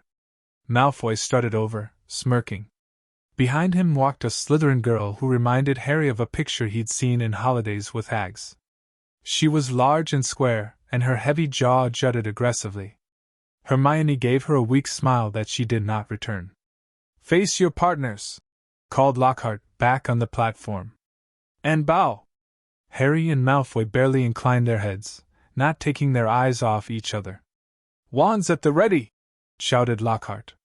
"When I count to 3, cast your charms to disarm your opponents, only to disarm them. We don't want any accidents. 1, 2, 3. Harry swung his wand high, but Malfoy had already started on. 2. His spell hit Harry so hard he felt as though he'd been hit over the head with a saucepan. He stumbled, but everything still seemed to be working, and wasting no more time, Harry pointed his wand straight at Malfoy and shouted, "Ricta Sempra!" A jet of silver light hit Malfoy in the stomach and he doubled up, wheezing. "I said disarm only!" Lockhart shouted in alarm over the heads of the battling crowd. As Malfoy sank to his knees, Harry had hit him with a tickling charm, and he could barely move for laughing. Harry hung back, with a vague feeling it would be unsporting to bewitch Malfoy while he was on the floor, but this was a mistake.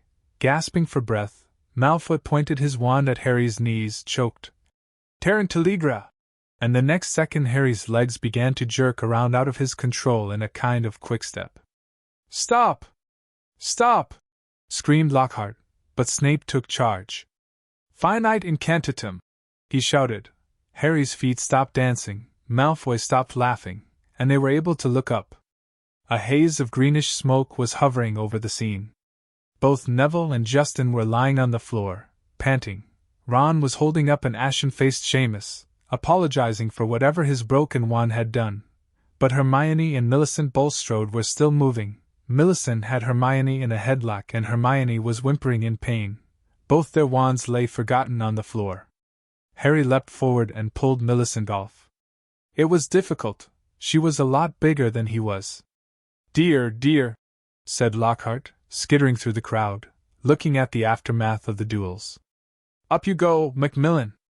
Careful there, Miss Fawcett. Pinch it hard, it'll stop bleeding in a second, Boot. I think I'd better teach you how to block unfriendly spells, said Lockhart, standing flustered in the midst of the hall. He glanced at Snape, whose black eyes glinted, and looked quickly away. Let's have a volunteer pair. Longbottom and Finch Fletchley, how about you? A bad idea, Professor Lockhart, said Snape, gliding over like a large and malevolent bat. Longbottom causes devastation with the simplest spells. We'll be sending what's left of Finch Fletchley up to the hospital wing in a matchbox. Neville's round, pink face went pinker. How about Malfoy and Potter? Said Snape with a twisted smile. Excellent idea, said Lockhart, gesturing Harry and Malfoy into the middle of the hall as the crowd backed away to give them room. Now, Harry, said Lockhart. When Draco points his wand at you, you do this. He raised his own wand, attempted a complicated sort of wiggling action, and dropped it. Snape smirked as Lockhart quickly picked it up, saying, Whoops, my wand is a little overexcited. Snape moved closer to Malfoy, bent down, and whispered something in his ear. Malfoy smirked too. Harry looked up nervously at Lockhart and said, Professor, could you show me that blocking thing again? Scared? Muttered Malfoy, so that Lockhart couldn't hear him. You wish, said Harry out of the corner of his mouth. Lockhart cuffed Harry merrily on the shoulder. Just do what I did, Harry. What, drop my wand? But Lockhart wasn't listening. 3, 2, 1, go, he shouted. Malfoy raised his wand quickly and bellowed. Serpensortia. The end of his wand exploded. Harry watched, aghast, as a long black snake shot out of it, fell heavily onto the floor between them, and raised itself, ready to strike. There were screams as the crowd backed swiftly away, clearing the floor. Don't move, Potter, said Snape lazily, clearly enjoying the sight of Harry standing motionless, eye to eye with the angry snake. I'll get rid of it. Allow me, shouted Lockhart. He brandished his wand at the snake and there was a loud bang. The snake, instead of vanishing, flew 10 feet into the air and fell back to the floor with a loud smack. Enraged, hissing furiously, it slithered straight toward Justin Finch Fletchley and raised itself again, fangs exposed, poised to strike. Harry wasn't sure what made him do it. He wasn't even aware of deciding to do it. All he knew was that his legs were carrying him forward as though he was on casters and that he had shouted stupidly at the snake. Leave him alone. And miraculously, inexplicably, the snake slumped to the floor, docile as a thick black garden hose, its eyes now on Harry. Harry felt the fear drain out of him. He knew the snake wouldn't attack anyone now, though how he knew it, he couldn't have explained. He looked up at Justin, grinning, expecting to see Justin looking relieved, or puzzled, or even grateful, but certainly not angry and scared. What do you think you're playing at? He shouted, and before Harry could say anything, Justin had turned and stormed out of the hall. Snape stepped forward, waved his wand, and the snake vanished in a small puff of black smoke. Snape, too, was looking at Harry in an unexpected way. It was a shrewd and calculating look, and Harry didn't like it. He was also dimly aware of an ominous muttering all around the walls. Then he felt a tugging on the back of his robes. Come on, said Ron's voice in his ear. Move, come on. Ron steered him out of the hall, Hermione hurrying alongside them. As they went through the doors, the people on either side drew away as though they were frightened of catching something. Harry didn't have a clue what was going on, and neither Ron nor Hermione explained anything until they had dragged him all the way up to the empty Gryffindor common room. Then Ron pushed Harry into an armchair and said, "You're a Parselmouth. Why didn't you tell us?" "I'm a what?" said Harry. "A Parselmouth," said Ron. "You can talk to snakes." "I know," said Harry. "I mean, that's only the second time I've ever done it. I accidentally set a boa constrictor on my cousin Dudley at the zoo once. Long story. But it was telling me it had never seen Brazil and I sort of set it free without meaning to. That was before I knew I was a wizard. A boa constrictor told you it had never seen Brazil?" Ron repeated faintly. "So?" said Harry. "I bet loads of people here can do it." "Oh, no, they can't," said Ron. "It's not a very common gift. Harry, this is bad." "What's bad?" said Harry, starting to feel quite angry. "What's wrong with everyone? Listen, if I hadn't told that snake not to attack Justin— Oh, that's what you said to it? What do you mean?" "You were there, you heard me, I heard you speaking Parseltongue," said Ron. "Snake language? You could have been saying anything. No wonder Justin panicked. You sounded like you were egging the snake on or something. It was creepy, you know." Harry gaped at him. "I spoke a different language? But I didn't realize. How can I speak a language without knowing I can speak it?" Ron shook his head. Both he and Hermione were looking as though someone had died. Harry couldn't see what was so terrible. "Do you want to tell me what's wrong with stopping a massive snake biting off Justin's head?" he said. "What does it matter how I did it as long as Justin doesn't have to join the headless hunt?" "It matters," said Hermione, speaking at last in a hushed voice, "because being able to talk to snakes was what Salazar Slytherin was famous for. That's why the symbol of Slytherin House is a serpent." Harry's mouth fell open. "Exactly," said Ron. "And now the whole school's going to think you're his great-great-great-great-grandson or something. But I'm not," said Harry, with a panic he couldn't quite explain. "You'll find that hard to prove," said Hermione. "He lived about 1,000 years ago. For all we know, you could be."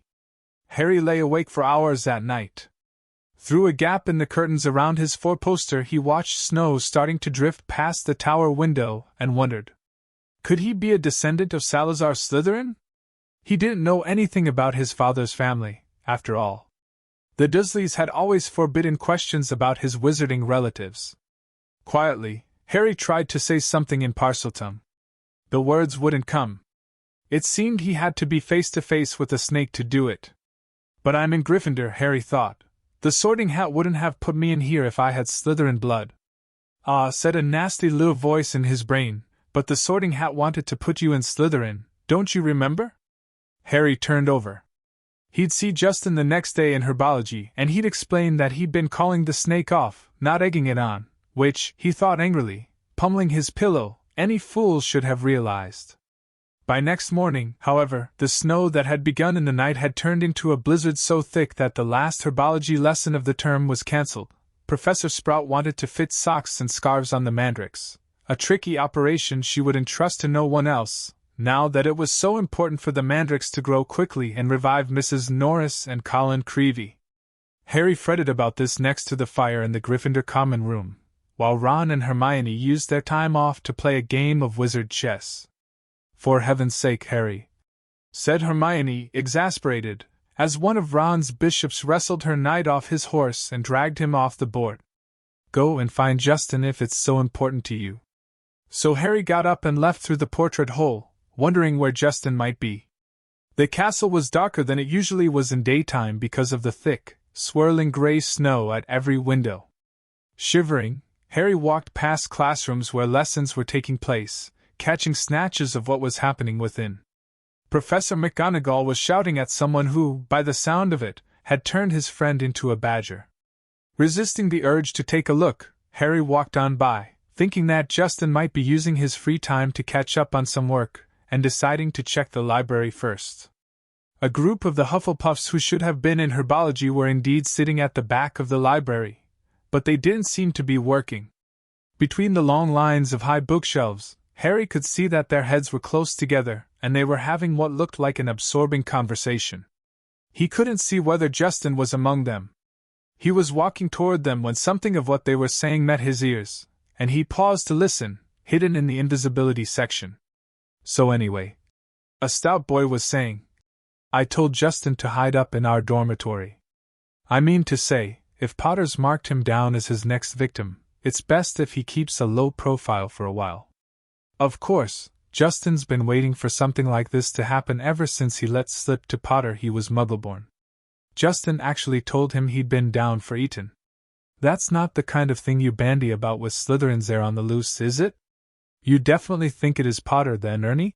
Said a girl with blonde pigtails anxiously. Hannah, said the stout boy solemnly.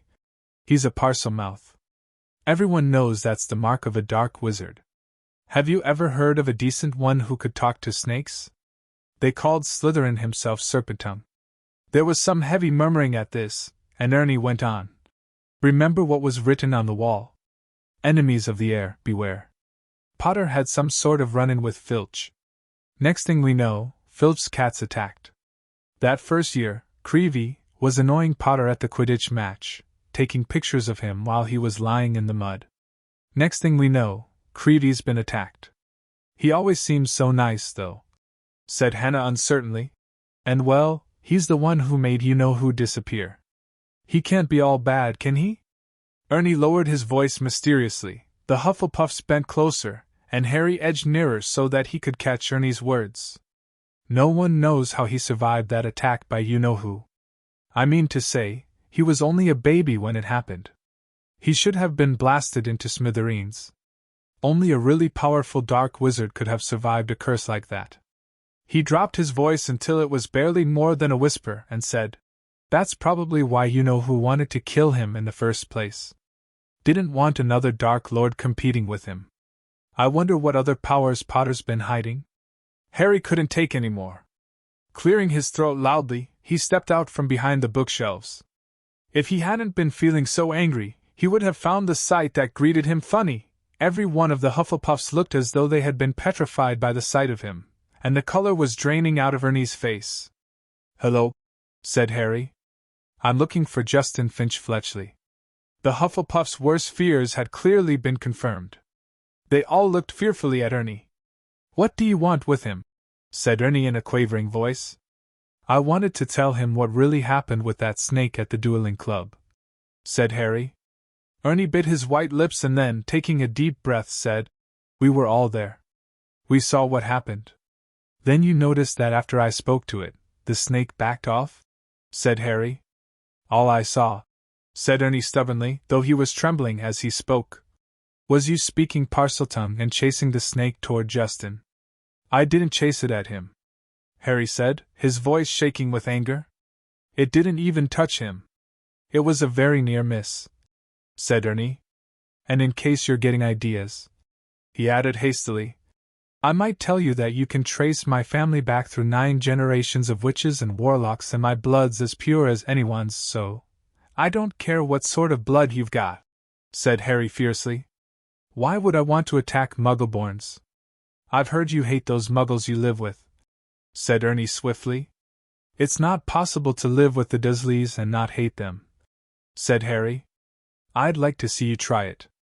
He turned on his heel and stormed out of the library, earning himself a reproving glare from Madame Pants, who was polishing the gilded cover of a large spell book. Harry blundered up the corridor, barely noticing where he was going, he was in such a fury. The result was that he walked into something very large and solid, which knocked him backward onto the floor. Oh, hello, Hagrid, Harry said, looking up. Hagrid's face was entirely hidden by a woolly, snow-covered balaclava, but it couldn't possibly be anyone else, as he filled most of the corridor in his moleskin overcoat.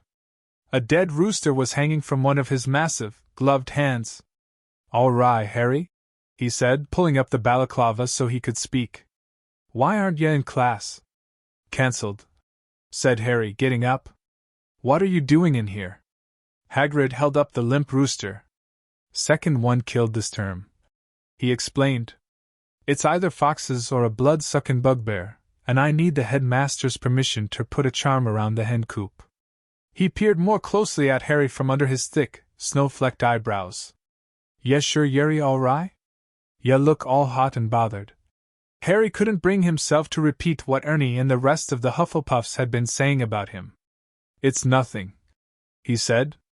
I'd better get going, Hagrid. It's Transfiguration next, and I've got to pick up my books. He walked off, his mind still full of what Ernie had said about him. Justin's been waiting for something like this to happen ever since he let slip to Potter he was Muggle-born. Harry stamped up the stairs and turned along another corridor, which was particularly dark. The torches had been extinguished by a strong, icy draft that was blowing through a loose window pane. He was halfway down the passage when he tripped headlong over something lying on the floor. He turned to squint at what he'd fallen over and felt as though his stomach had dissolved. Justin Finch-Fletchley was lying on the floor, rigid and cold, a look of shock frozen on his face, his eyes staring blankly at the ceiling. And that wasn't all. Next to him was another figure, the strangest sight Harry had ever seen. It was nearly headless Nick, no longer pearly white and transparent, but black and smoky, floating immobile and horizontal, 6 inches off the floor. His head was half off and his face wore an expression of shock identical to Justin's. Harry got to his feet, his breathing fast and shallow, his heart doing a kind of drumroll against his ribs. He looked wildly up and down the deserted corridor and saw a line of spiders scuttling as fast as they could away from the bodies.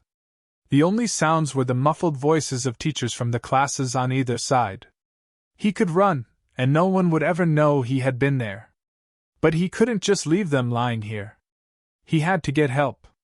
Would anyone believe he hadn't had anything to do with this? As he stood there, panicking, a door right next to him opened with a bang. Peeves the poltergeist came shooting out. Why, it's Potty wee Potter, cackled Peeves, knocking Harry's glasses askew as he bounced past him. What's Potter up to? Why is Potter lurking? Peeves stopped, halfway through a midair somersault. Upside down, he spotted Justin and nearly headless Nick. He flipped the right way up, filled his lungs and, before Harry could stop him, screamed. Attack! Attack! Another attack! No mortal or ghost is safe. Run for your lives. Aduak! Crash, crash, crash. Door after door flew open along the corridor and people flooded out.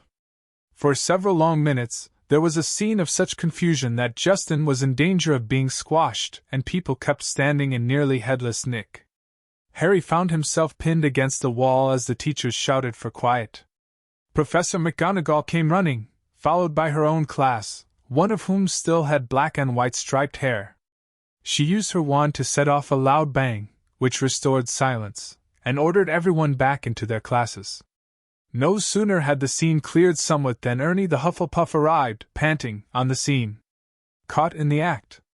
Ernie yelled, his face stark white, pointing his finger dramatically at Harry. That will do, Macmillan, said Professor McGonagall sharply. Peeves was bobbing overhead, now grinning wickedly, surveying the scene. Peeves always loved chaos. As the teachers bent over Justin and nearly headless Nick, examining them, Peeves broke into song. Oh, Potter, you rotter, oh, what have you done? You're killing off students, you think it's good fun. That's enough, Peeves, barked Professor McGonagall, and Peeves zoomed away backward, with his tongue out at Harry.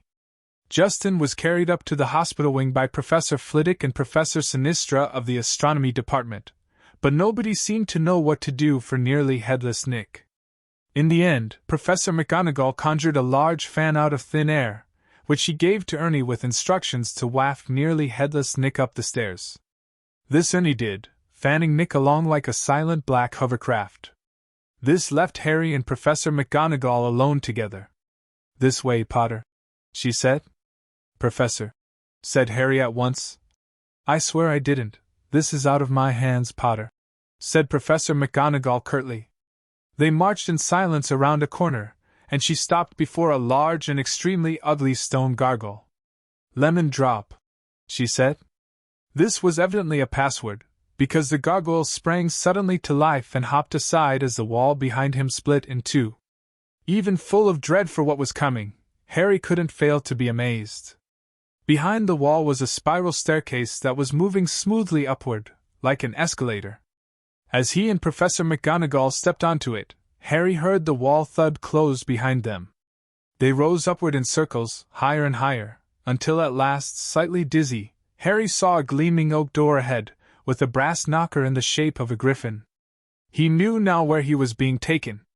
This must be where Dumbledore lived. English Stories Voyager. Chapter 12. The Polyjuice Potion. They stepped off the stone staircase at the top, and Professor McGonagall rapped on the door. It opened silently, and they entered. Professor McGonagall told Harry to wait and left him there, alone. Harry looked around. One thing was certain. Of all the teachers' offices Harry had visited so far this year, Dumbledore's was by far the most interesting. If he hadn't been scared out of his wits that he was about to be thrown out of school, he would have been very pleased to have a chance to look around it. It was a large and beautiful circular room, full of funny little noises. A number of curious silver instruments stood on spindle-legged tables, whirring and emitting little puffs of smoke.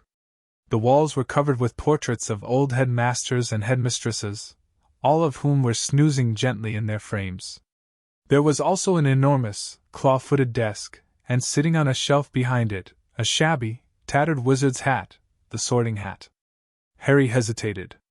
He cast a wary eye around the sleeping witches and wizards on the walls. Surely it couldn't hurt if he took the hat down and tried it on again? Just to see, just to make sure it had put him in the right house, he walked quietly around the desk, lifted the hat from its shelf, and lowered it slowly onto his head. It was much too large and slipped down over his eyes, just as it had done the last time he put it on. Harry stared at the black inside of the hat, waiting. Then a small voice said in his ear, "Be in your bonnet, Harry Potter?" Yes," Harry muttered. Sorry to bother you. I wanted to ask, you've been wondering whether I put you in the right house," said the hat smartly. "Yes, you were particularly difficult to place. But I stand by what I said before." Harry's heart leapt. "You would have done well in Slytherin." Harry's stomach plummeted. He grabbed the point of the hat and pulled it off. It hung limply in his hand, grubby and faded. Harry pushed it back onto its shelf, feeling sick. "You're wrong," he said aloud to the still and silent hat. It didn't move. Harry backed away, watching it. Then a strange, gagging noise behind him made him wheel around. He wasn't alone after all. Standing on a golden perch behind the door was a decrepit-looking bird that resembled a half-plucked turkey. Harry stared at it, and the bird looked balefully back, making its gagging noise again. Harry thought it looked very ill. Its eyes were dull and, even as Harry watched, a couple more feathers fell out of its tail. Harry was just thinking that all he needed was for Dumbledore's pet bird to die while he was alone in the office with it, when the bird burst into flames. Harry yelled in shock and backed away into the desk. He looked feverishly around in case there was a glass of water somewhere but couldn't see one. The bird, meanwhile, had become a fireball. It gave one loud shriek and next second there was nothing but a smoldering pile of ash on the floor. The office door opened. Dumbledore came in, looking very somber. "Professor," Harry gasped. "Your bird, I couldn't do anything, he just caught fire." To Harry's astonishment, Dumbledore smiled. "About time, too," he said. "He's been looking dreadful for days. I've been telling him to get a move on." He chuckled at the stunned look on Harry's face. "Fawkes is a phoenix, Harry. Phoenixes burst into flame when it is time for them to die, and are reborn from the ashes. Watch him." Harry looked down in time to see a tiny, wrinkled, newborn bird poke its head out of the ashes. It was quite as ugly as the old one. "It's a shame you had to see him on a burning day," said Dumbledore, seating himself behind his desk. "He's really very handsome most of the time, wonderful red and gold plumage. Fascinating creatures, phoenixes. They can carry immensely heavy loads, their tears have healing powers, and they make highly faithful pets." In the shock of Fawkes catching fire, Harry had forgotten what he was there for, But it all came back to him as Dumbledore settled himself in the high chair behind the desk and fixed Harry with his penetrating, light blue stare. Before Dumbledore could speak another word, however, the door of the office flew open with an almighty bang and Hagrid burst in, a wild look in his eyes, his balaclava perched on top of his shaggy black head, and the dead rooster still swinging from his hand. "It was Harry, Professor Dumbledore," said Hagrid urgently. "I was talking to him seconds before that kid was found. He never had time, sir." Dumbledore tried to say something, but Hagrid went ranting on, waving the rooster around in his agitation, sending feathers everywhere.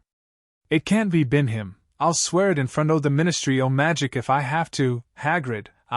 You've got the wrong boy, sir. I know Harry never." "Hagrid," said Dumbledore loudly, "I do not think that Harry attacked those people." "Oh," said Hagrid, the rooster falling limply at his side. "Right. I'll wait outside then, headmaster." And he stomped out looking embarrassed. "You don't think it was me, Professor?" Harry repeated hopefully as Dumbledore brushed rooster feathers off his desk. "No, Harry, I don't," said Dumbledore, though his face was somber again. "But I still want to talk to you." Harry waited nervously while Dumbledore considered him, the tips of his long fingers together. "I must ask you, Harry, whether there is anything you'd like to tell me," he said gently. "Anything at all." Harry didn't know what to say. He thought of Malfoy shouting, "You'll be next, mudbloods!" and of the polyjuice potion simmering away in Moaning Myrtle's bathroom. Then he thought of the disembodied voice he had heard twice and remembered what Ron had said. Hearing voices no one else can hear isn't a good sign, even in the wizarding world. He thought, too, about what everyone was saying about him, and his growing dread that he was somehow connected with Salazar Slytherin. "No," said Harry. "There isn't anything, Professor." The double attack on Justin and nearly headless Nick turned what had hitherto been nervousness into real panic. Curiously, it was nearly headless Nick's fate that seemed to worry people most. What could possibly do that to a ghost? People asked each other, what terrible power could harm someone who was already dead? There was almost a stampede to book seats on the Hogwarts Express so that students could go home for Christmas. "At this rate, we'll be the only ones left," Ron told Harry and Hermione. "Us, Malfoy, Crabbe, and Goyle. What a jolly holiday it's going to be!" Crabbe and Goyle, who always did whatever Malfoy did, had signed up to stay over the holidays, too. But Harry was glad that most people were leaving. He was tired of people skirting around him in the corridors, as though he were about to sprout fangs or spit poison, tired of all the muttering, pointing, and hissing as he passed. Fred and George, however, found all this very funny. They went out of their way to march ahead of Harry down the corridors, shouting, "Make way for the heir of Slytherin, seriously evil wizard coming through." Percy was deeply disapproving of this behavior. "It is not a laughing matter," he said coldly. "Oh, get out of the way, Percy," said Fred. "Harry's in a hurry." "Yeah, he's off to the Chamber of Secrets for a cup of tea with his fanged servant," said George, chortling. Ginny didn't find it amusing either. "Oh, don't!" she wailed every time Fred asked Harry loudly who he was planning to attack next, or when George pretended to ward Harry off with a large clove of garlic when they met. Harry didn't mind. It made him feel better that Fred and George, at least, thought the idea of his being Slytherin's heir was quite ludicrous. But their antics seemed to be aggravating Draco Malfoy, who looked increasingly sour each time he saw them at it. "It's because he's bursting to say it's really him," said Ron knowingly. "You know how he hates anyone beating him at anything, and you're getting all the credit for his dirty work." "Not for long," said Hermione in a satisfied tone. "The polyjuice potion's nearly ready. We'll be getting the truth out of him any day now." At last the term ended, and a silence deep as the snow on the grounds descended on the castle. Harry found it peaceful, rather than gloomy, and enjoyed the fact that he, Hermione, and the Weasleys had the run of Gryffindor Tower, which meant they could play Exploding Snap loudly without bothering anyone, and practice dueling in private. Fred, George, and Ginny had chosen to stay at school rather than visit Bill in Egypt with Mr. and Mrs. Weasley. Percy, who disapproved of what he termed their childish behavior, didn't spend much time in the Gryffindor common room. He had already told them pompously that he was only staying over Christmas because it was his duty as a prefect to support the teachers during this troubled time. Christmas morning dawned, cold and white.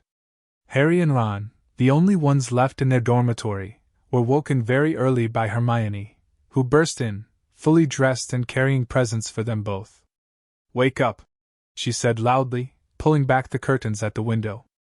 "Hermione, you're not supposed to be in here," said Ron, shielding his eyes against the light.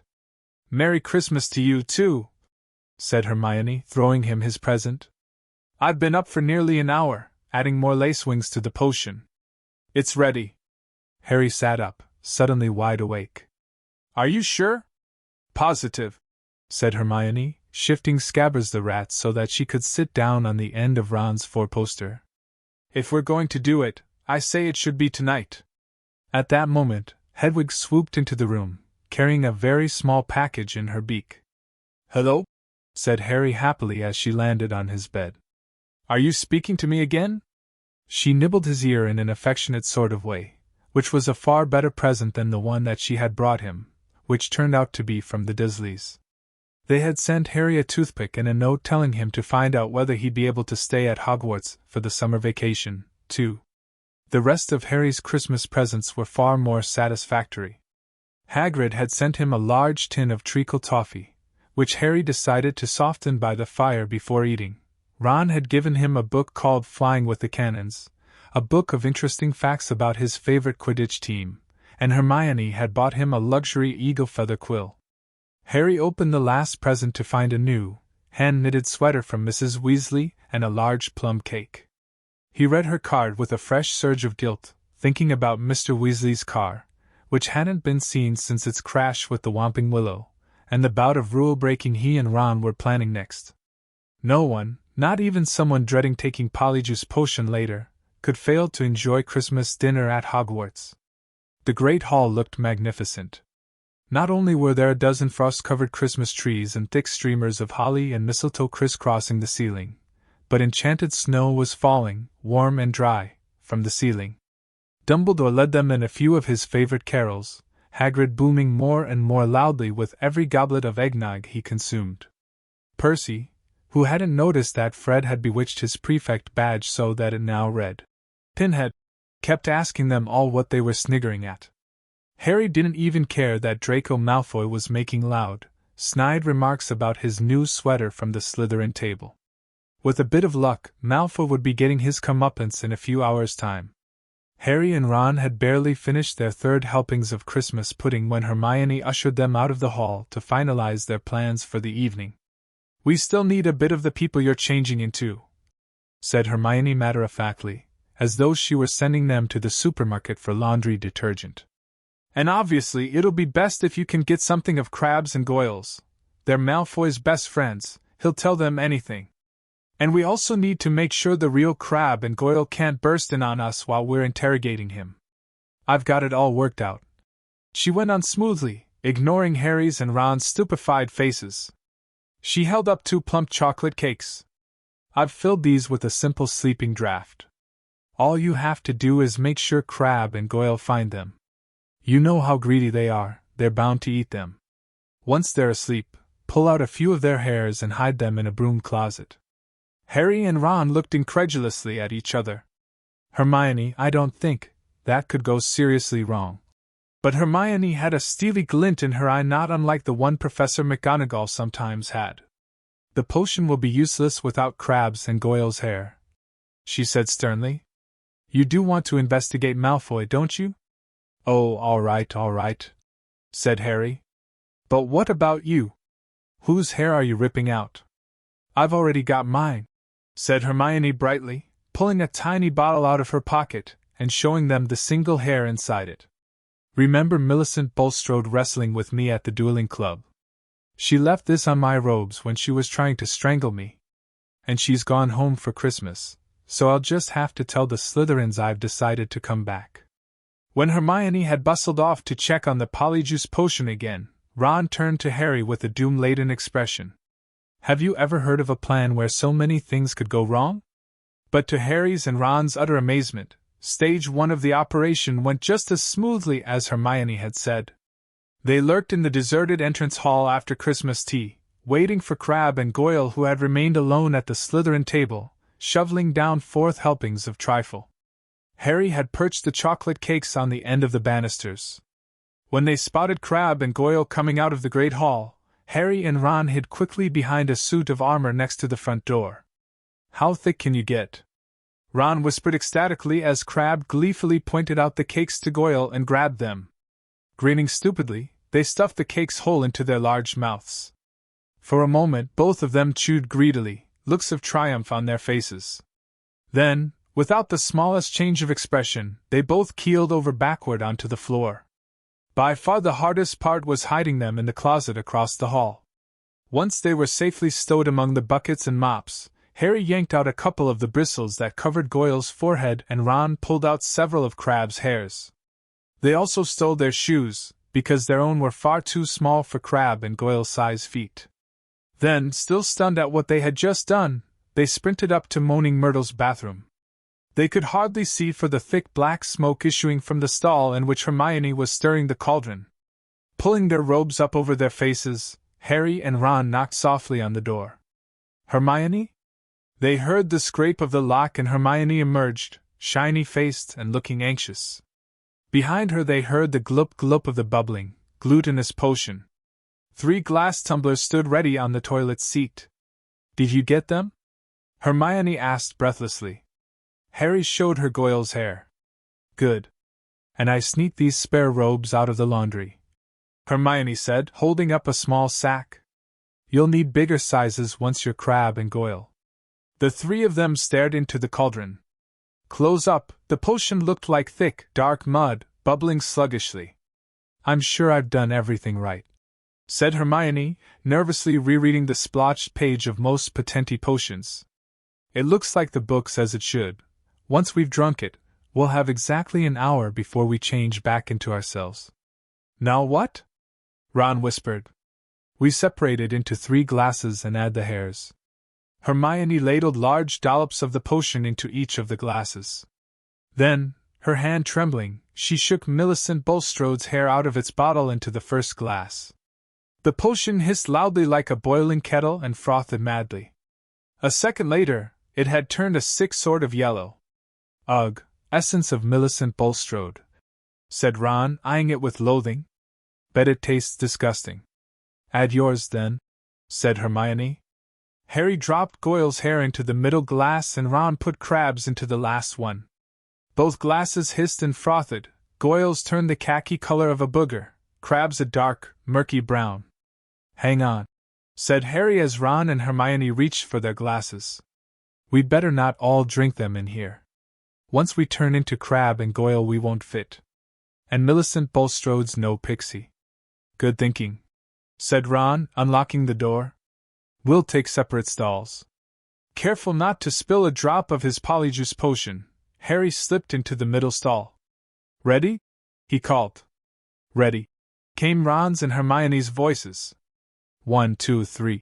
Pinching his nose, Harry drank the potion down in 2 large gulps. It tasted like overcooked cabbage. Immediately, his insides started writhing as though he'd just swallowed live snakes. Doubled up, he wondered whether he was going to be sick. Then a burning sensation spread rapidly from his stomach to the very ends of his fingers and toes. Next, bringing him gasping to all fours, came a horrible melting feeling, as the skin all over his body bubbled like hot wax, and before his eyes, his hands began to grow, the fingers thickened. The nails broadened, the knuckles were bulging like bolts. His shoulders stretched painfully and a prickling on his forehead told him that hair was creeping down toward his eyebrows. His robes ripped as his chest expanded like a barrel bursting its hoops. His feet were agony in shoes 4 sizes too small. As suddenly as it had started, everything stopped. Harry lay face down on the stone-cold floor, listening to Myrtle gurgling morosely in the end toilet. With difficulty, he kicked off his shoes and stood up. So this was what it felt like, being Goyle.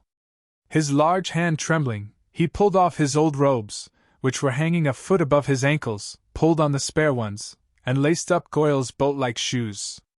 He reached up to brush his hair out of his eyes and met only the short growth of wiry bristles, low on his forehead.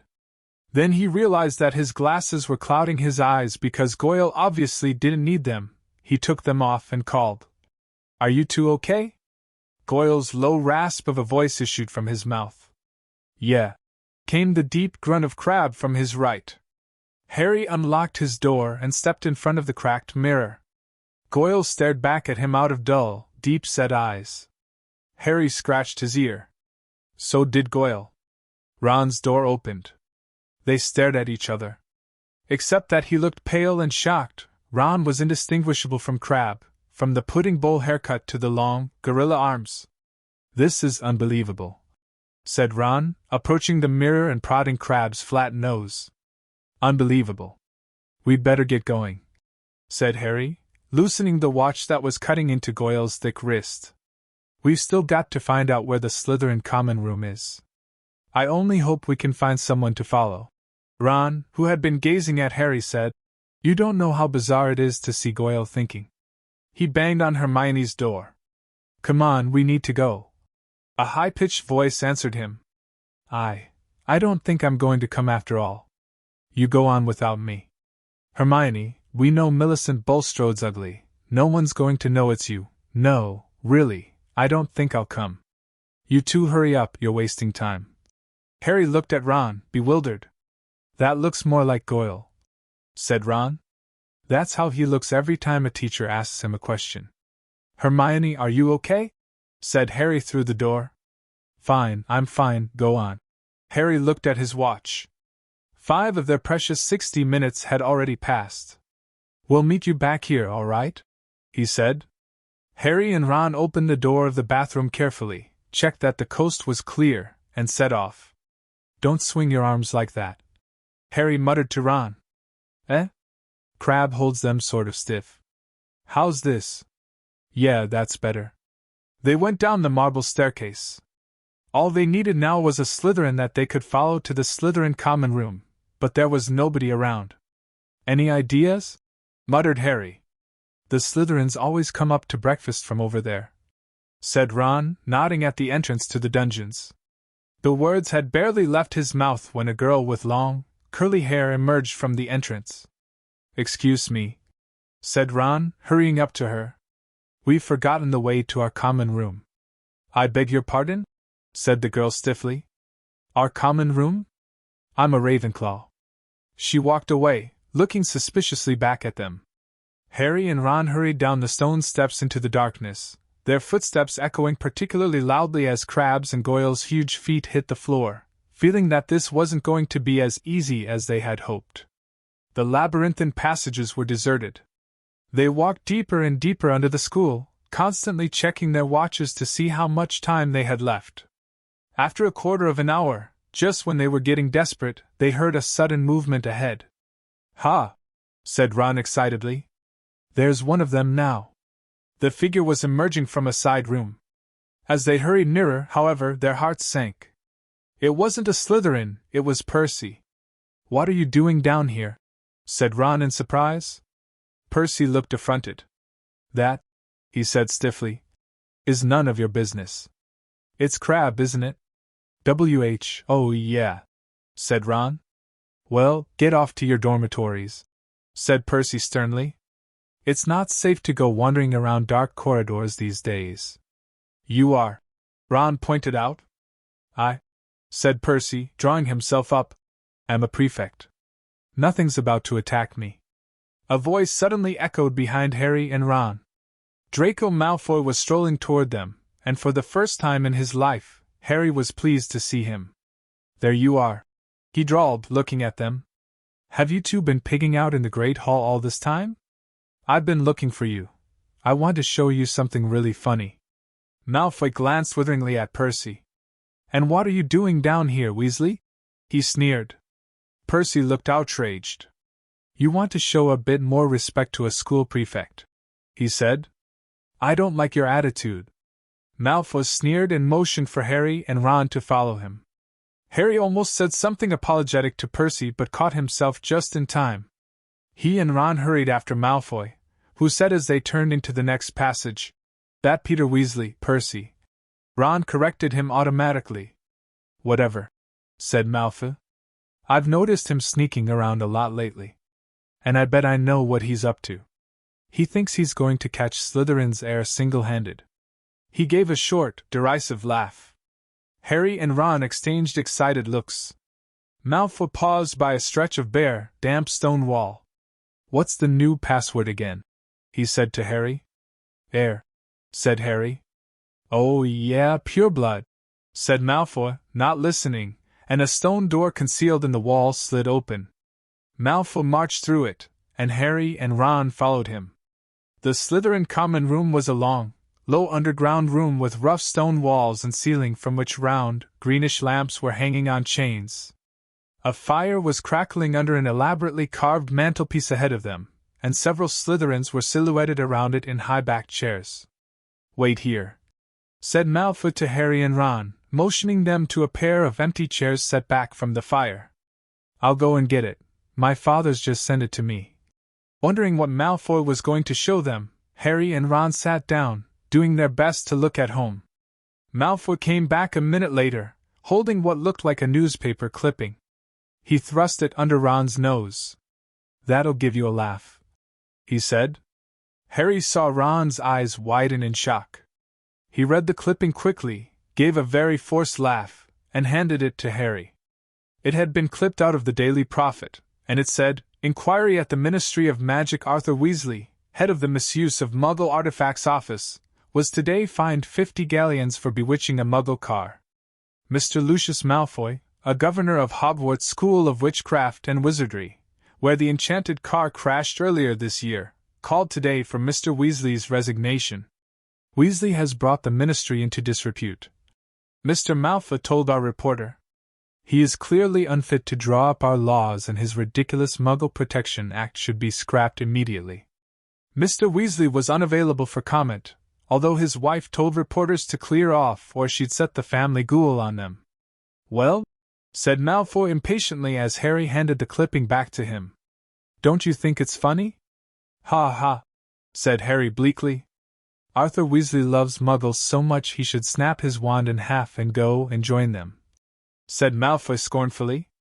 You never know the Weasleys were purebloods, the way they behave. Ron's, or rather Crabbe's, face was contorted with fury. What's up with you, Crabbe? Snapped Malfoy. Stomachache, Ron grunted.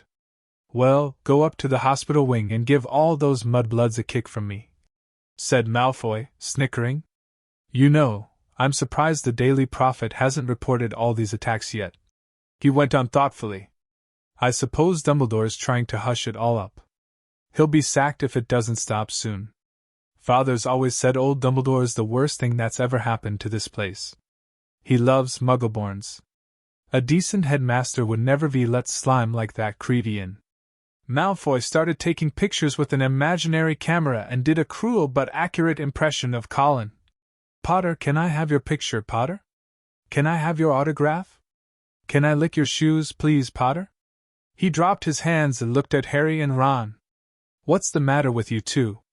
Far too late, Harry and Ron forced themselves to laugh, but Malfoy seemed satisfied. Perhaps Crabbe and Goyle were always slow on the uptake. St. Potter, the mudblood's friend, said Malfoy slowly. He's another one with no proper wizard feeling, or he wouldn't go around with that jumped-up Granger mudblood. And people think he's Slytherin's heir. Harry and Ron waited with bated breath. Malfoy was surely seconds away from telling them it was him, but then... I wish I knew who it is, said Malfoy petulantly. I could help them. Ron's jaw dropped so that Crabbe looked even more clueless than usual.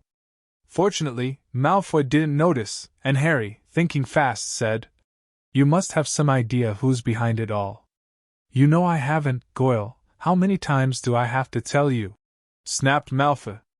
And Father won't tell me anything about the last time the chamber was opened either. Of course, it was 50 years ago, so it was before his time, but he knows all about it, and he says that it was all kept quiet and it'll look suspicious if I know too much about it. But I know one thing, last time the Chamber of Secrets was opened, a mudblood died. So I bet it's a matter of time before one of them's killed this time. I hope it's Granger, he said with relish. Ron was clenching Crabbe's gigantic fists. Feeling that it would be a bit of a giveaway if Ron punched Malfoy, Harry shot him a warning look and said, "Do you know if the person who opened the chamber last time was caught?" "Oh, yeah. Whoever it was expelled," said Malfoy. "They're probably still in Azkaban." "Azkaban?" said Harry, puzzled. "Azkaban, the wizard prison, Goyle," said Malfoy, looking at him in disbelief. "Honestly, if you were any slower, you'd be going backward." He shifted restlessly in his chair and said, "Father says to keep my head down and let the heir of Slytherin get on with it. He says the school needs ridding of all the mudblood filth, but not to get mixed up in it. Of course, he's got a lot on his plate at the moment. You know the Ministry of Magic raided our manor last week?" Harry tried to force Goyle's dull face into a look of concern. "Yeah," said Malfoy. "Luckily, they didn't find much. Father's got some very valuable dark arts stuff. But luckily, we've got our own secret chamber under the drawing room floor." "Ho!" said Ron. Malfoy looked at him. So did Harry. Ron blushed. Even his hair was turning red. His nose was also slowly lengthening. Their hour was up. Ron was turning back into himself, and from the look of horror he was suddenly giving Harry, he must be, too. They both jumped to their feet. "Medicine for my stomach," Ron grunted, and without further ado they sprinted the length of the Slytherin common room, hurled themselves at the stone wall, and dashed up the passage, hoping against hope that Malfoy hadn't noticed anything. Harry could feel his feet slipping around in Goyle's huge shoes and had to hoist up his robes as he shrank. They crashed up the steps into the dark entrance hall, which was full of a muffled pounding coming from the closet where they'd locked Crabbe and Goyle. Leaving their shoes outside the closet door, they sprinted in their socks up the marble staircase toward Moaning Myrtle's bathroom. Well, it wasn't a complete waste of time. Ron panted, closing the bathroom door behind them. "I know we still haven't found out who's doing the attacks, but I'm going to write to Dad tomorrow and tell him to check under the Malfoys' drawing room." Harry checked his face in the cracked mirror. He was back to normal. He put his glasses on as Ron hammered on the door of Hermione's stall.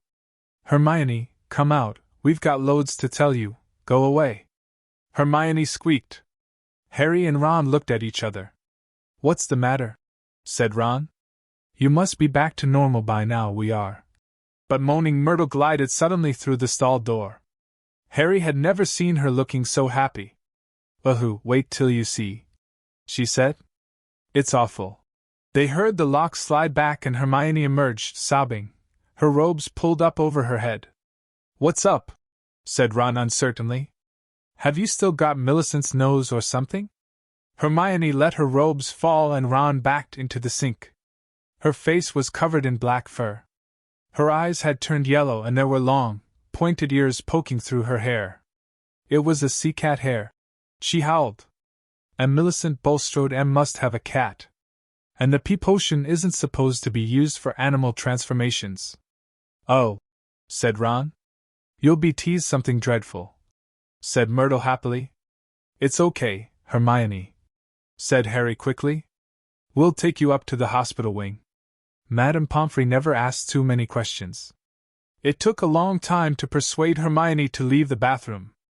Moaning Myrtle sped them on their way with a hearty guffaw. "Wait till everyone finds out you've got a tail." English Stories Voyager. Chapter 13. The Very Secret Diary. Hermione remained in the hospital wing for several weeks. There was a flurry of rumor about her disappearance when the rest of the school arrived back from their Christmas holidays, because of course everyone thought that she had been attacked. So many students filed past the hospital wing trying to catch a glimpse of her that Madame Pomfrey took out her curtains again and placed them around Hermione's bed, to spare her the shame of being seen with a furry face. Harry and Ron went to visit her every evening. When the new term started, they brought her each day's homework. "If I'd sprouted whiskers, I'd take a break from work," said Ron, tipping a stack of books onto Hermione's bedside table one evening.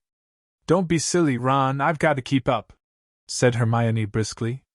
Her spirits were greatly improved by the fact that all the hair had gone from her face and her eyes were turning slowly back to brown. I don't suppose you've got any new leads? She added in a whisper, so that Madame Pomfrey couldn't hear her. Nothing, said Harry gloomily. I was so sure it was Malfoy, said Ron, for about the 100th time. What's that? Asked Harry, pointing to something gold sticking out from under Hermione's pillow. Just a get-well card, said Hermione hastily, trying to poke it out of sight, but Ron was too quick for her. He pulled it out, flicked it open, and read aloud. To Miss Granger, wishing you a speedy recovery, from your concerned teacher, Professor Gilderoy Lockhart, Order of Merlin, 3rd class, honorary member of the Dark Force Defense League, and 5-time winner of Witch Weekly's Most Charming Smile Award. Ron looked up at Hermione, disgusted. You sleep with this under your pillow? But Hermione was spared answering by Madame Pomfrey sweeping over with her evening dose of medicine. Is Lockhart the smarmiest bloke you've ever met, or what? Ron said to Harry as they left the infirmary, and started up the stairs toward Gryffindor Tower. Snape had given them so much homework, Harry thought he was likely to be in the 6th year before he finished it. Ron was just saying he wished he had asked Hermione how many rat tails you were supposed to add to a hair-raising potion when an angry outburst from the floor above reached their ears.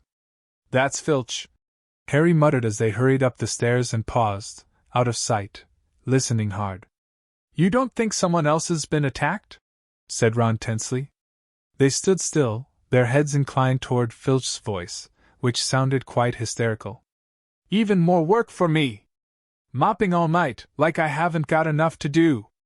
No, this is the final straw, I'm going to Dumbledore. His footsteps receded along the out-of-sight corridor, and they heard a distant door slam. They poked their heads around the corner. Filch had clearly been manning his usual lookout post. They were once again on the spot where Mrs. Norris had been attacked. They saw at a glance what Filch had been shouting about. A great flood of water stretched over half the corridor, and it looked as though it was still seeping from under the door of Moaning Myrtle's bathroom. Now that Filch had stopped shouting, they could hear Myrtle's wails echoing off the bathroom walls. Now what's up with her? Said Ron. Let's go and see, said Harry, and holding their robes over their ankles they stepped through the great wash of water to the door bearing its out-of-order sign, ignored it as always, and entered. Moaning Myrtle was crying, if possible, louder and harder than ever before. She seemed to be hiding down her usual toilet. It was dark in the bathroom because the candles had been extinguished in the great rush of water that had left both walls and floor soaking wet. What's up, Myrtle? Said Harry. Who's that? Glugged Myrtle miserably.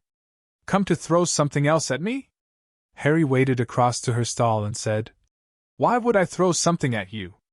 Don't ask me, Myrtle shouted, emerging with a wave of yet more water, which splashed onto the already sopping floor.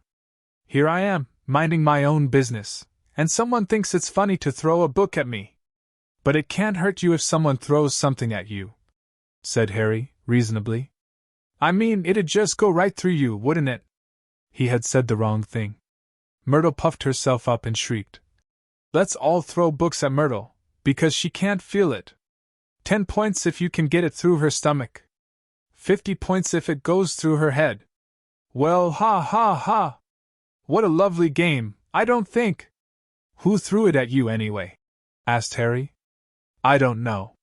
I was just sitting in the U-bend, thinking about death, and it fell right through the top of my head, said Myrtle, glaring at them.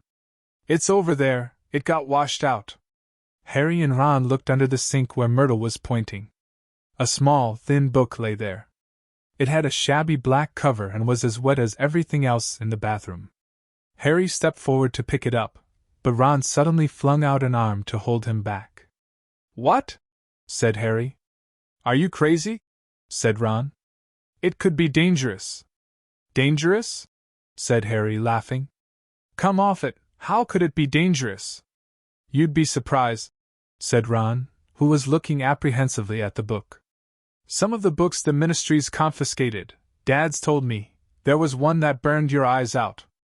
And everyone who read sonnets of a sorcerer spoke in limericks for the rest of their lives. And some old witch in Bath had a book that you could never stop reading. You just had to wander around with your nose in it, trying to do everything one-handed. And all right, I've got the point, said Harry. The little book lay on the floor, nondescript and soggy. Well, we won't find out unless we look at it, he said, and he ducked around Ron and picked it up off the floor.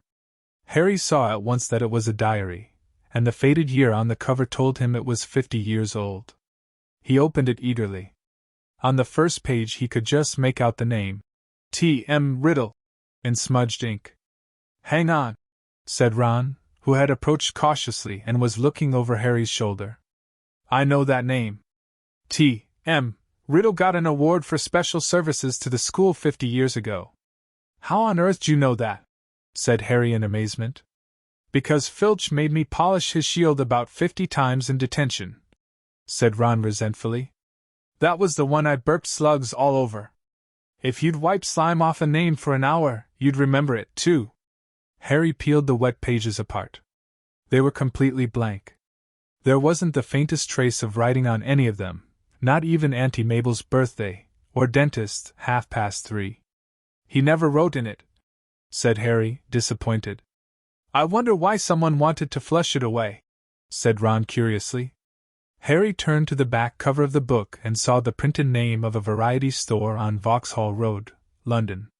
He must have been Muggle-born, said Harry thoughtfully, to have bought a diary from Vauxhall Road. Well, it's not much use to you, said Ron. He dropped his voice. 50 points if you can get it through Myrtle's nose. Harry, however, pocketed it. Hermione left the hospital wing, de-whiskered, tailless, and fur-free, at the beginning of February. On her first evening back in Gryffindor Tower, Harry showed her T.M. Riddle's diary and told her the story of how they had found it. Oh, it might have hidden powers, said Hermione enthusiastically, taking the diary and looking at it closely. If it has, it's hiding them very well, said Ron. Maybe it's shy. I don't know why you don't chuck it, Harry. I wish I knew why someone did try to chuck it, said Harry. I wouldn't mind knowing how Riddle got an award for special services to Hogwarts either. Could have been anything, said Ron. Maybe he got 30 OWLS or saved a teacher from the giant squid. Maybe he murdered Myrtle. That would have done everyone a favor. But Harry could tell from the arrested look on Hermione's face that she was thinking what he was thinking. What? Said Ron, looking from one to the other. Well, the Chamber of Secrets was opened 50 years ago, wasn't it? He said. That's what Malfoy said. Yeah, said Ron slowly. And this diary is 50 years old, said Hermione, tapping it excitedly. So? Oh, Ron, wake up, snapped Hermione. We know the person who opened the chamber last time was expelled 50 years ago. We know T.M. Riddle got an award for special services to the school 50 years ago. Well, what if Riddle got his special award for catching the heir of Slytherin? His diary would probably tell us everything, where the chamber is, and how to open it, and what sort of creature lives in it. The person who's behind the attacks this time wouldn't want that lying around, would they? That's a brilliant theory, Hermione, said Ron, with just one tiny little flaw. There's nothing written in his diary. But Hermione was pulling her wand out of her bag. It might be invisible ink, she whispered. She tapped the diary 3 times and said, Apparitium. Nothing happened. Undaunted, Hermione shoved her hand back into her bag and pulled out what appeared to be a bright red eraser. It's a revealer. I got it in Diagon Alley, she said. She rubbed hard on January 1st. Nothing happened. I'm telling you, there's nothing to find in there, said Ron. Riddle just got a diary for Christmas and couldn't be bothered filling it in. Harry couldn't explain, even to himself, why he didn't just throw Riddle's diary away. The fact was that even though he knew the diary was blank, he kept absent-mindedly picking it up and turning the pages, as though it were a story he wanted to finish. And while Harry was sure he had never heard the name T.M. Riddle before, it still seemed to mean something to him, almost as though Riddle was a friend he'd had when he was very small, and had half forgotten. But this was absurd. He'd never had friends before Hogwarts, Dudley had made sure of that. Nevertheless, Harry was determined to find out more about Riddle, so next day at break, He headed for the trophy room to examine Riddle's special award, accompanied by an interested Hermione and a thoroughly unconvinced Ron, who told them he'd seen enough of the trophy room to last him a lifetime. Riddle's burnished gold shield was tucked away in a corner cabinet. It didn't carry details of why it had been given to him. Good thing, too, or it'd be even bigger, and I'd still be polishing it, said Ron. However, they did find Riddle's name on an old medal for magical merit, and on a list of old head boys. He sounds like Percy, said Ron, wrinkling his nose in disgust. Prefect, head boy, probably top of every class. You say that like it's a bad thing, said Hermione in a slightly hurt voice. The sun had now begun to shine weakly on Hogwarts again. Inside the castle, the mood had grown more hopeful. There had been no more attacks since those on Justin and nearly headless Nick, and Madame Pomfrey was pleased to report that the mandrakes were becoming moody and secretive, meaning that they were fast leaving childhood. The moment their acne clears up, they'll be ready for repotting again, Harry heard her telling Filch kindly one afternoon. And after that, it won't be long until we're cutting them up and stewing them. You'll have Mrs. Norris back in no time. Perhaps the heir of Slytherin had lost his or her nerve, thought Harry. It must be getting riskier and riskier to open the Chamber of Secrets, with the schools so alert and suspicious. Perhaps the monster, whatever it was even now settling itself down to hibernate for another 50 years. Ernie Macmillan of Hufflepuff didn't take this cheerful view. He was still convinced that Harry was the guilty one, that he had given himself away at the dueling club. Peeves wasn't helping matters. He kept popping up in the crowded corridors singing, "Oh, Potter, you rotter!" now with a dance routine to match. Gilderoy Lockhart seemed to think he himself had made the attack stop. Harry overheard him telling Professor McGonagall so while the Gryffindors were lining up for transfiguration. "I don't think there'll be any more trouble, Minerva," he said, tapping his nose knowingly and winking. "I think the chamber has been locked for good this time. The culprit must have known it was only a matter of time before I caught him. Rather sensible to stop now, before I came down hard on him. You know, what the school needs now is a morale booster. Wash away the memories of last term. I won't say any more just now, but I think I know just the thing." He tapped his nose again and strode off. Lockhart's idea of a morale booster became clear at breakfast time on February 14th. Harry hadn't had much sleep because of a late-running Quidditch practice the night before, and he hurried down to the Great Hall, slightly late. He thought for a moment that he'd walked through the wrong doors. The walls were all covered with large, lurid pink flowers. Worse still, heart-shaped confetti was falling from the pale blue ceiling. Harry went over to the Gryffindor table, where Ron was sitting looking sickened, and Hermione seemed to have been overcome with giggles. "What's going on?" Harry asked them, sitting down and wiping confetti off his bacon. Ron pointed to the teacher's table, apparently too disgusted to speak. Lockhart, wearing lurid pink robes to match the decorations, was waving for silence. The teachers on either side of him were looking stony-faced. From where he sat, Harry could see a muscle going in Professor McGonagall's cheek. Snape looked as though someone had just fed him a large beaker of Skeelgrow. "Happy Valentine's Day!" Lockhart shouted. "And may I thank the 46 people who have so far sent me cards. Yes, I have taken the liberty of arranging this little surprise for you all, and it doesn't end here." Lockhart clapped his hands, and through the doors to the entrance hall marched a dozen surly-looking dwarfs. Not just any dwarfs, however. Lockhart had them all wearing golden wings and carrying harps. "My friendly, card-carrying cupids," beamed Lockhart. "They will be roving around the school today delivering your valentines. And the fun doesn't stop here. I'm sure my colleagues will want to enter into the spirit of the occasion. Why not ask Professor Snape to show you how to whip up a love potion? And while you're at it, Professor Flitwick knows more about entrancing enchantments than any wizard I've ever met, the sly old dog." Professor Flitwick buried his face in his hands. Snape was looking as though the first person to ask him for a love potion would be force-fed poison. "Please, Hermione, tell me you weren't one of the 46. Said Ron as they left the Great Hall for their first lesson. Hermione suddenly became very interested in searching her bag for her schedule and didn't answer. All day long, the dwarfs kept barging into their classes to deliver valentines, to the annoyance of the teachers, and late that afternoon as the Gryffindors were walking upstairs for charms, one of the dwarfs caught up with Harry. "Oi, you! Harry Potter!" shouted a particularly grim-looking dwarf, elbowing people out of the way to get to Harry. Hot all over at the thought of being given a valentine in front of a line of first years, which happened to include Ginny Weasley, Harry tried to escape. The dwarf, however, cut his way through the crowd by kicking people's shins, and reached him before he'd gone 2 paces. "I've got a musical message to deliver to Harry Potter in person," he said, twanging his harp in a threatening sort of way. "Not here," Harry hissed, trying to escape. "Stay still," grunted the dwarf, grabbing hold of Harry's bag and pulling him back. "Let me go," Harry snarled, tugging. With a loud ripping noise, his bag split in 2. His books, wand, parchment, and quill spilled onto the floor, and his ink bottle smashed over everything.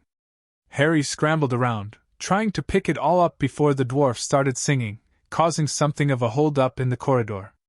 "What's going on here?" came the cold, drawling voice of Draco Malfoy. Harry started stuffing everything feverishly into his ripped bag, desperate to get away before Malfoy could hear his musical valentine. "What's all this commotion?" said another familiar voice as Percy Weasley arrived. Losing his head, Harry tried to make a run for it, but the dwarf seized him around the knees and brought him crashing to the floor. "Right," he said, sitting on Harry's ankles. "Here is your singing valentine. His eyes are as green as a fresh pickled toad. His hair is as dark as a blackboard. I wish he was mine, he's really divine, the hero who conquered the Dark Lord."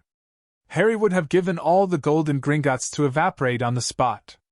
Trying valiantly to laugh along with everyone else, he got up, his feet numb from the weight of the dwarf, as Percy Weasley did his best to disperse the crowd, some of whom were crying with mirth. Off you go, the bell rang 5 minutes ago, off to class now," he said, shooing some of the younger students away. "And you, Malfoy." Harry, glancing over, saw Malfoy stoop and snatch up something. Leering, he showed it to Crabbe and Goyle, and Harry realized that he'd got Riddle's diary. "Give that back," said Harry quietly. "Wonder what Potter's written in this?" said Malfoy, who obviously hadn't noticed the year on the cover and thought he had Harry's own diary. A hush fell over the onlookers. Ginny was staring from the diary to Harry, looking terrified. "Hand it over, Malfoy," said Percy sternly. "When I've had a look," said Malfoy, waving the diary tauntingly at Harry. Percy said, "As a school prefect." But Harry had lost his temper. He pulled out his wand and shouted, "Expelliarmus!" And just as Snape had disarmed Lockhart, so Malfoy found the diary shooting out of his hand into the air. Ron, grinning broadly, caught it. "Harry," said Percy loudly. "No magic in the corridors.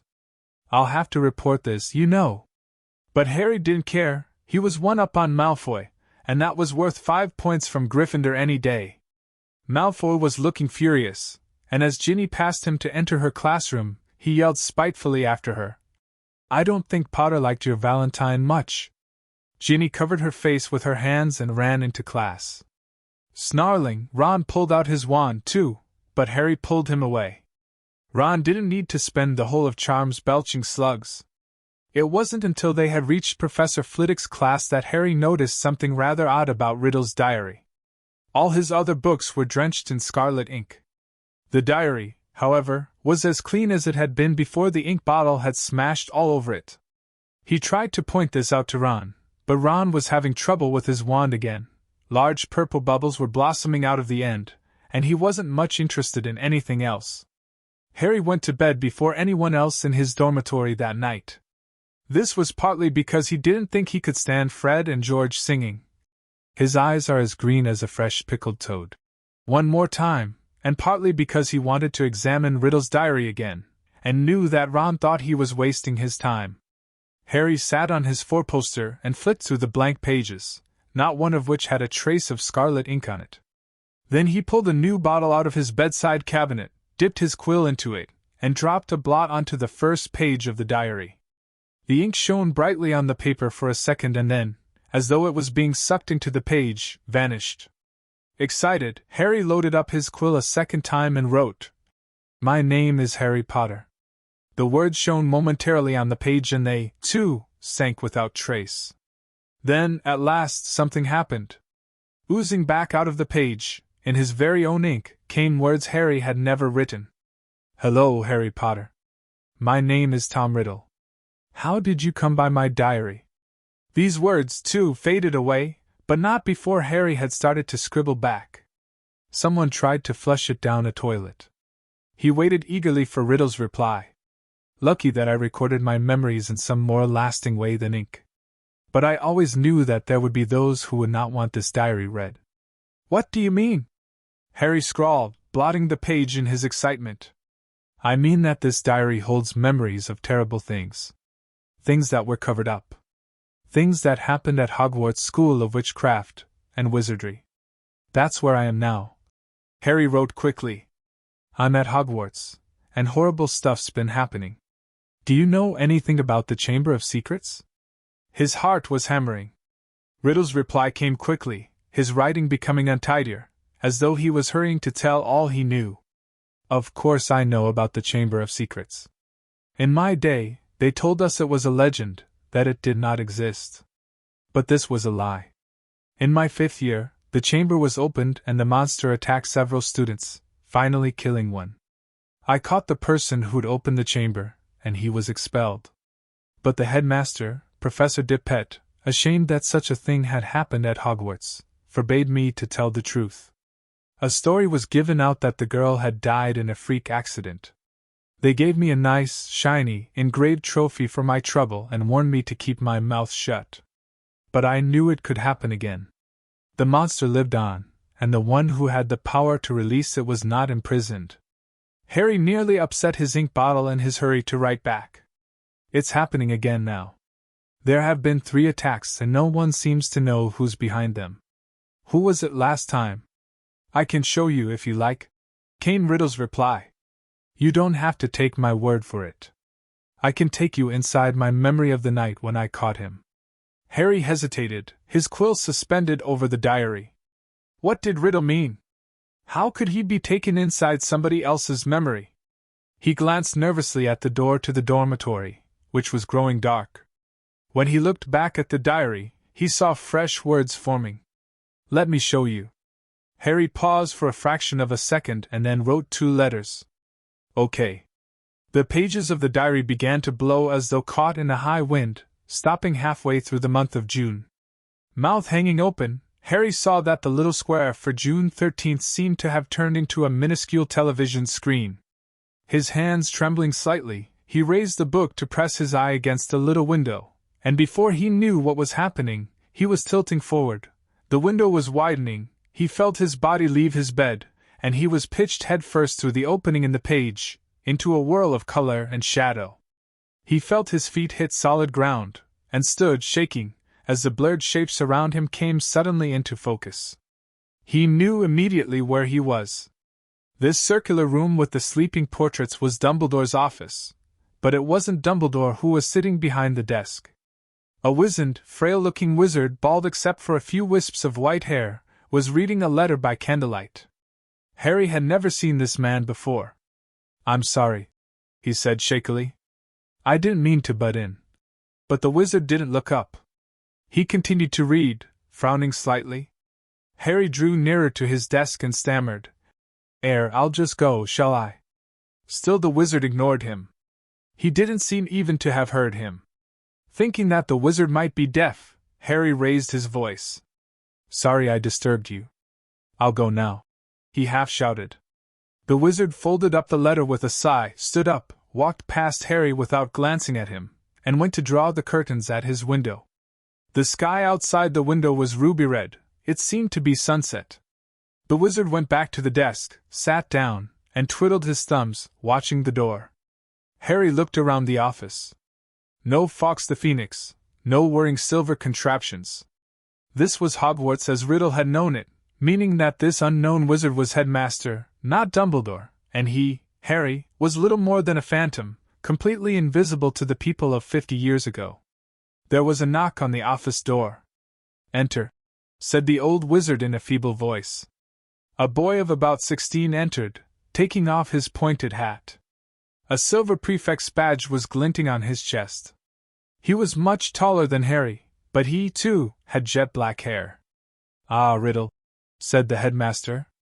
"You wanted to see me, Professor Dippet?" said Riddle. He looked nervous. "Sit down," said Dippet.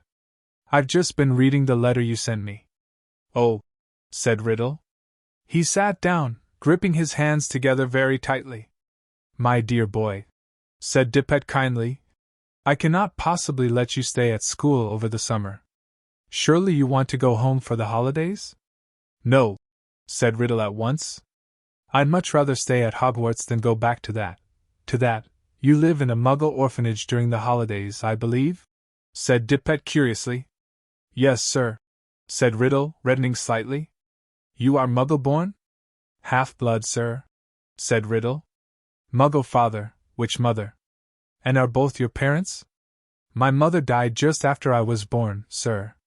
They told me at the orphanage she lived just long enough to name me, Tom after my father, Marvolo after my grandfather." Dippet clucked his tongue sympathetically. "The thing is, Tom," he sighed, "special arrangements might have been made for you, but in the current circumstances—" "You mean all these attacks, sir?" said Riddle, and Harry's heart leapt, and he moved closer, scared of missing anything. "Precisely," said the headmaster. "My dear boy, you must see how foolish it would be of me to allow you to remain at the castle when term ends. Particularly in light of the recent tragedy, the death of that poor little girl. You will be safer by far at your orphanage. As a matter of fact, the Ministry of Magic is even now talking about closing the school. We are no nearer locating the, source of all this unpleasantness." Riddle's eyes had widened. "Sir, if the person was caught, if it all stopped, what do you mean?" said Dippet with a squeak in his voice, sitting up in his chair. "Riddle, do you mean you know something about these attacks?" "No, sir," said Riddle quickly. But Harry was sure it was the same sort of "no" that he himself had given Dumbledore. Dippet sank back, looking faintly disappointed. "You may go, Tom." Riddle slid off his chair and slouched out of the room. Harry followed him. Down the moving spiral staircase they went, emerging next to the gargoyle in the darkening corridor. Riddle stopped, and so did Harry, watching him. Harry could tell that Riddle was doing some serious thinking. He was biting his lip, his forehead furrowed. Then, as though he had suddenly reached a decision, he hurried off, Harry gliding noiselessly behind him. They didn't see another person until they reached the entrance hall, when a tall wizard with long, sweeping auburn hair and a beard called to Riddle from the marble staircase. "What are you doing, wandering around this late, Tom?" Harry gaped at the wizard. He was none other than a 50 years younger Dumbledore. "I had to see the headmaster, sir," said Riddle. "Well, hurry off to bed," said Dumbledore, giving Riddle exactly the kind of penetrating stare Harry knew so well. "Best not to roam the corridors these days." "Not since." He sighed heavily, bade Riddle good night, and strode off.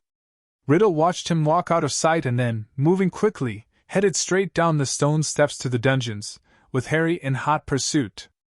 But to Harry's disappointment, Riddle led him not into a hidden passageway or a secret tunnel but to the very dungeon in which Harry had potions with Snape. The torches hadn't been lit, and when Riddle pushed the door almost closed, Harry could only just see him, standing stock-still by the door, watching the passage outside. It felt to Harry that they were there for at least an hour. All he could see was the figure of Riddle at the door, staring through the crack, waiting like a statue. And just when Harry had stopped feeling expectant and tense, and started wishing he could return to the present, he heard something move beyond the door. Someone was creeping along the passage. He heard whoever it was pass the dungeon where he and Riddle were hidden. Riddle, quiet as a shadow, edged through the door and followed, Harry tiptoeing behind him, forgetting that he couldn't be heard. For perhaps 5 minutes they followed the footsteps, until Riddle stopped suddenly, his head inclined in the direction of new noises. Harry heard a door creak open, and then someone speaking in a hoarse whisper. "Come on, gotta get ya out of here." "Come on now," in the box. There was something familiar about that voice. Riddle suddenly jumped around the corner. Harry stepped out behind him. He could see the dark outline of a huge boy who was crouching in front of an open door, a very large box next to it. "Evening, Rubeus," said Riddle sharply. The boy slammed the door shut and stood up. "What you doin' down here, Tom?" Riddle stepped closer.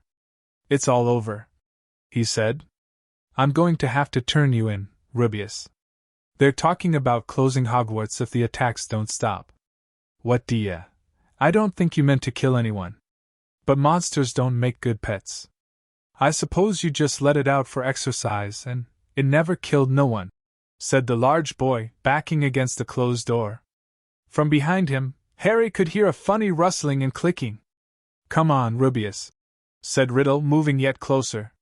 "The dead girl's parents will be here tomorrow. The least Hogwarts can do is make sure that the thing that killed their daughter is slaughtered." "It wasn't him," roared the boy, his voice echoing in the dark passage. "He wouldn't. He never." "Stand aside," said Riddle, drawing out his wand. His spell lit the corridor with a sudden flaming light. The door behind the large boy flew open with such force it knocked him into the wall opposite. And out of it came something that made Harry let out a long, piercing scream unheard by anyone, a vast, low-slung, hairy body and a tangle of black legs, a gleam of many eyes and a pair of razor-sharp pincers. Riddle raised his wand again, but he was too late. The thing bowled him over as it scuttled away, tearing up the corridor and out of sight. Riddle scrambled to his feet, looking after it. He raised his wand, but the huge boy leapt on him, seized his wand, and threw him back down, yelling, "Nuh!" The scene whirled, the darkness became complete. Harry felt himself falling and, with a crash, he landed spread-eagled on his four-poster in the Gryffindor dormitory, Riddle's diary lying open on his stomach. Before he had had time to regain his breath, the dormitory door opened and Ron came in. "There you are," he said. Harry sat up. He was sweating and shaking. "What's up?" said Ron, looking at him with concern. "It was Hagrid, Ron. Hagrid opened the Chamber of Secrets 50 years ago." English Stories Voyager. Chapter 14. Cornelius Fudge. Harry, Ron, and Hermione had always known that Hagrid had an unfortunate liking for large and monstrous creatures. During their first year at Hogwarts he had tried to raise a dragon in his little wooden house, and it would be a long time before they forgot the giant, three-headed dog he'd christened Fluffy. And if, as a boy, Hagrid had heard that a monster was hidden somewhere in the castle, Harry was sure he'd have gone to any lengths for a glimpse of it. He'd probably thought it was a shame that the monster had been cooped up so long, and thought it deserved the chance to stretch its many legs. Harry could just imagine the 13-year-old Hagrid trying to fit a leash and collar on it. But he was equally certain that Hagrid would never have meant to kill anybody. Harry half wished he hadn't found out how to work Riddle's diary. Again and again Ron and Hermione made him recount what he'd seen, until he was heartily sick of telling them and sick of the long, circular conversations that followed. "Riddle might have got the wrong person," said Hermione. "Maybe it was some other monster that was attacking people." "How many monsters do you think this place can hold?" Ron asked dully. "We always knew Hagrid had been expelled," said Harry miserably. "And the attacks must have stopped after Hagrid was kicked out. Otherwise Riddle wouldn't have got his award." Ron tried a different tack. "Riddle does sound like Percy, who asked him to squeal on Hagrid anyway?" "But the monster had killed someone, Ron," said Hermione. "And Riddle was going to go back to some Muggle orphanage if they closed Hogwarts," said Harry. "I don't blame him for wanting to stay here. You met Hagrid down Knockturn Alley, didn't you, Harry?" "He was buying a flesh-eating slug repellent," said Harry quickly. The three of them fell silent. After a long pause, Hermione voiced the naughtiest question of all in a hesitant voice. "Do you think we should go and ask Hagrid about it all?" "That'd be a cheerful visit," said Ron. "Hello, Hagrid. Tell us, have you been setting anything mad and hairy loose in the castle lately?" In the end, they decided that they would not say anything to Hagrid unless there was another attack, and as more and more days went by with no whisper from the disembodied voice, they became hopeful that they would never need to talk to him about why he had been expelled. It was now nearly 4 months since Justin and nearly headless Nick had been petrified, and nearly everybody seemed to think that the attacker, whoever it was, had retired for good. Peeves had finally got bored of his "Oh, Potter, you rotter" song. Ernie Macmillan asked Harry quite politely to pass a bucket of leaping toadstools in herbology one day, and in March several of the Mandricks threw a loud and raucous party in Greenhouse 3. This made Professor Sprout very happy. "The moment they start trying to move into each other's pots, we'll know they're fully mature," she told Harry. "Then we'll be able to revive those poor people in the hospital wing." The second years were given something new to think about during their Easter holidays. The time had come to choose their subjects for the third year, a matter that Hermione, at least, took very seriously. "It could affect our whole future," she told Harry and Ron as they pored over lists of new subjects, marking them with checks. "I just want to give up potions," said Harry. "We can't," said Ron gloomily. "We keep all our old subjects, or IDV ditch defense against the dark arts." "But that's very important," said Hermione, shocked. "Not the way Lockhart teaches it," said Ron. "I haven't learned anything from him except not to set pixies loose." Neville Longbottom had been sent letters from all the witches and wizards in his family, all giving him different advice on what to choose. Confused and worried, he sat reading the subject lists with his tongue poking out, asking people whether they thought arithmancy sounded more difficult than study of ancient runes. Dean Thomas, who, like Harry, had grown up with Muggles, ended up closing his eyes and jabbing his wand at the list, then picking the subjects it landed on. Hermione took nobody's advice but signed up for everything. Harry smiled grimly to himself at the thought of what Uncle Vernon and Aunt Petunia would say if he tried to discuss his career in wizardry with them. Not that he didn't get any guidance. Percy Weasley was eager to share his experience. "Depends where you want to go, Harry," he said. "It's never too early to think about the future, so I'd recommend divination. People say Muggle studies is a soft option, but I personally think wizards should have a thorough understanding of the non-magical community, particularly if they're thinking of working in close contact with them. Look at my father, he has to deal with Muggle business all the time. My brother Charlie was always more of an outdoor type, so he went for care of magical creatures. Play to your strengths, Harry." But the only thing Harry felt he was really good at was Quidditch. In the end, he chose the same new subjects as Ron, feeling that if he was lousy at them, at least he'd have someone friendly to help him. Gryffindor's next Quidditch match would be against Hufflepuff. Wood was insisting on team practices every night after dinner, so that Harry barely had time for anything but Quidditch and homework. However, the training sessions were getting better, or at least drier, and the evening before Saturday's match he went up to his dormitory to drop off his broomstick, feeling Gryffindor's chances for the Quidditch Cup had never been better. But his cheerful mood didn't last long. At the top of the stairs to the dormitory, he met Neville Longbottom, who was looking frantic. "Harry, I don't know who did it, I just found." Watching Harry fearfully, Neville pushed open the door. The contents of Harry's trunk had been thrown everywhere. His cloak lay ripped on the floor. The bedclothes had been pulled off his four-poster, and the drawer had been pulled out of his bedside cabinet, the contents strewn over the mattress. Harry walked over to the bed, open-mouthed, treading on a few loose pages of Travels with Trolls.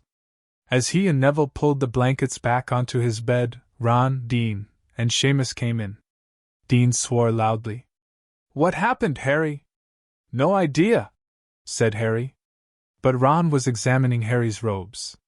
All the pockets were hanging out. "Someone's been looking for something," said Ron. "Is there anything missing?" Harry started to pick up all his things and throw them into his trunk. It was only as he threw the last of the Lockhart books back into it that he realized what wasn't there. "Riddle's diary's gone," he said in an undertone to Ron. "What?"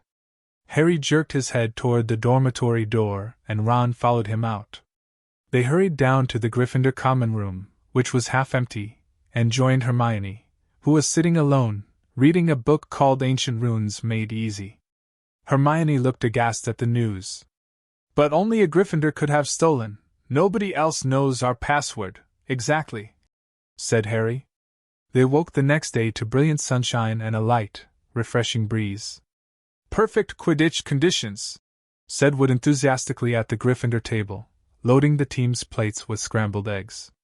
Harry, buck up there, you need a decent breakfast.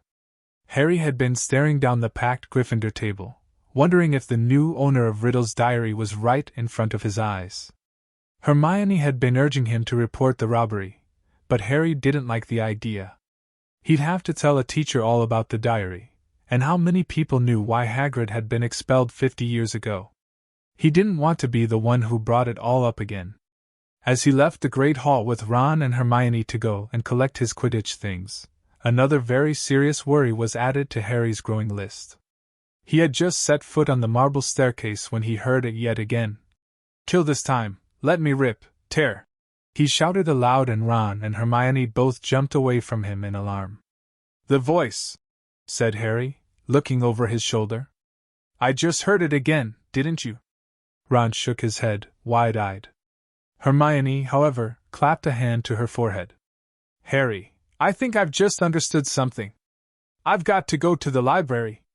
And she sprinted away, up the stairs. What does she understand? Said Harry distractedly, still looking around, trying to tell where the voice had come from. Loads more than I do, said Ron, shaking his head. But why's she got to go to the library? Because that's what Hermione does, said Ron, shrugging. When in doubt, go to the library.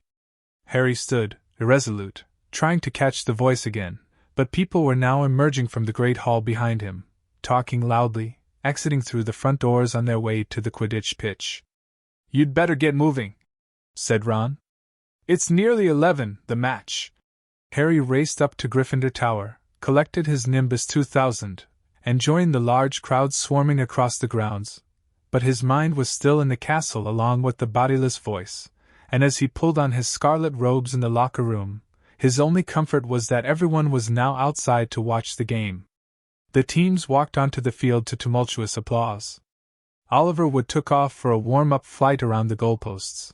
Madame Hooch released the balls. The Hufflepuffs, who played in canary yellow, were standing in a huddle, having a last-minute discussion of tactics.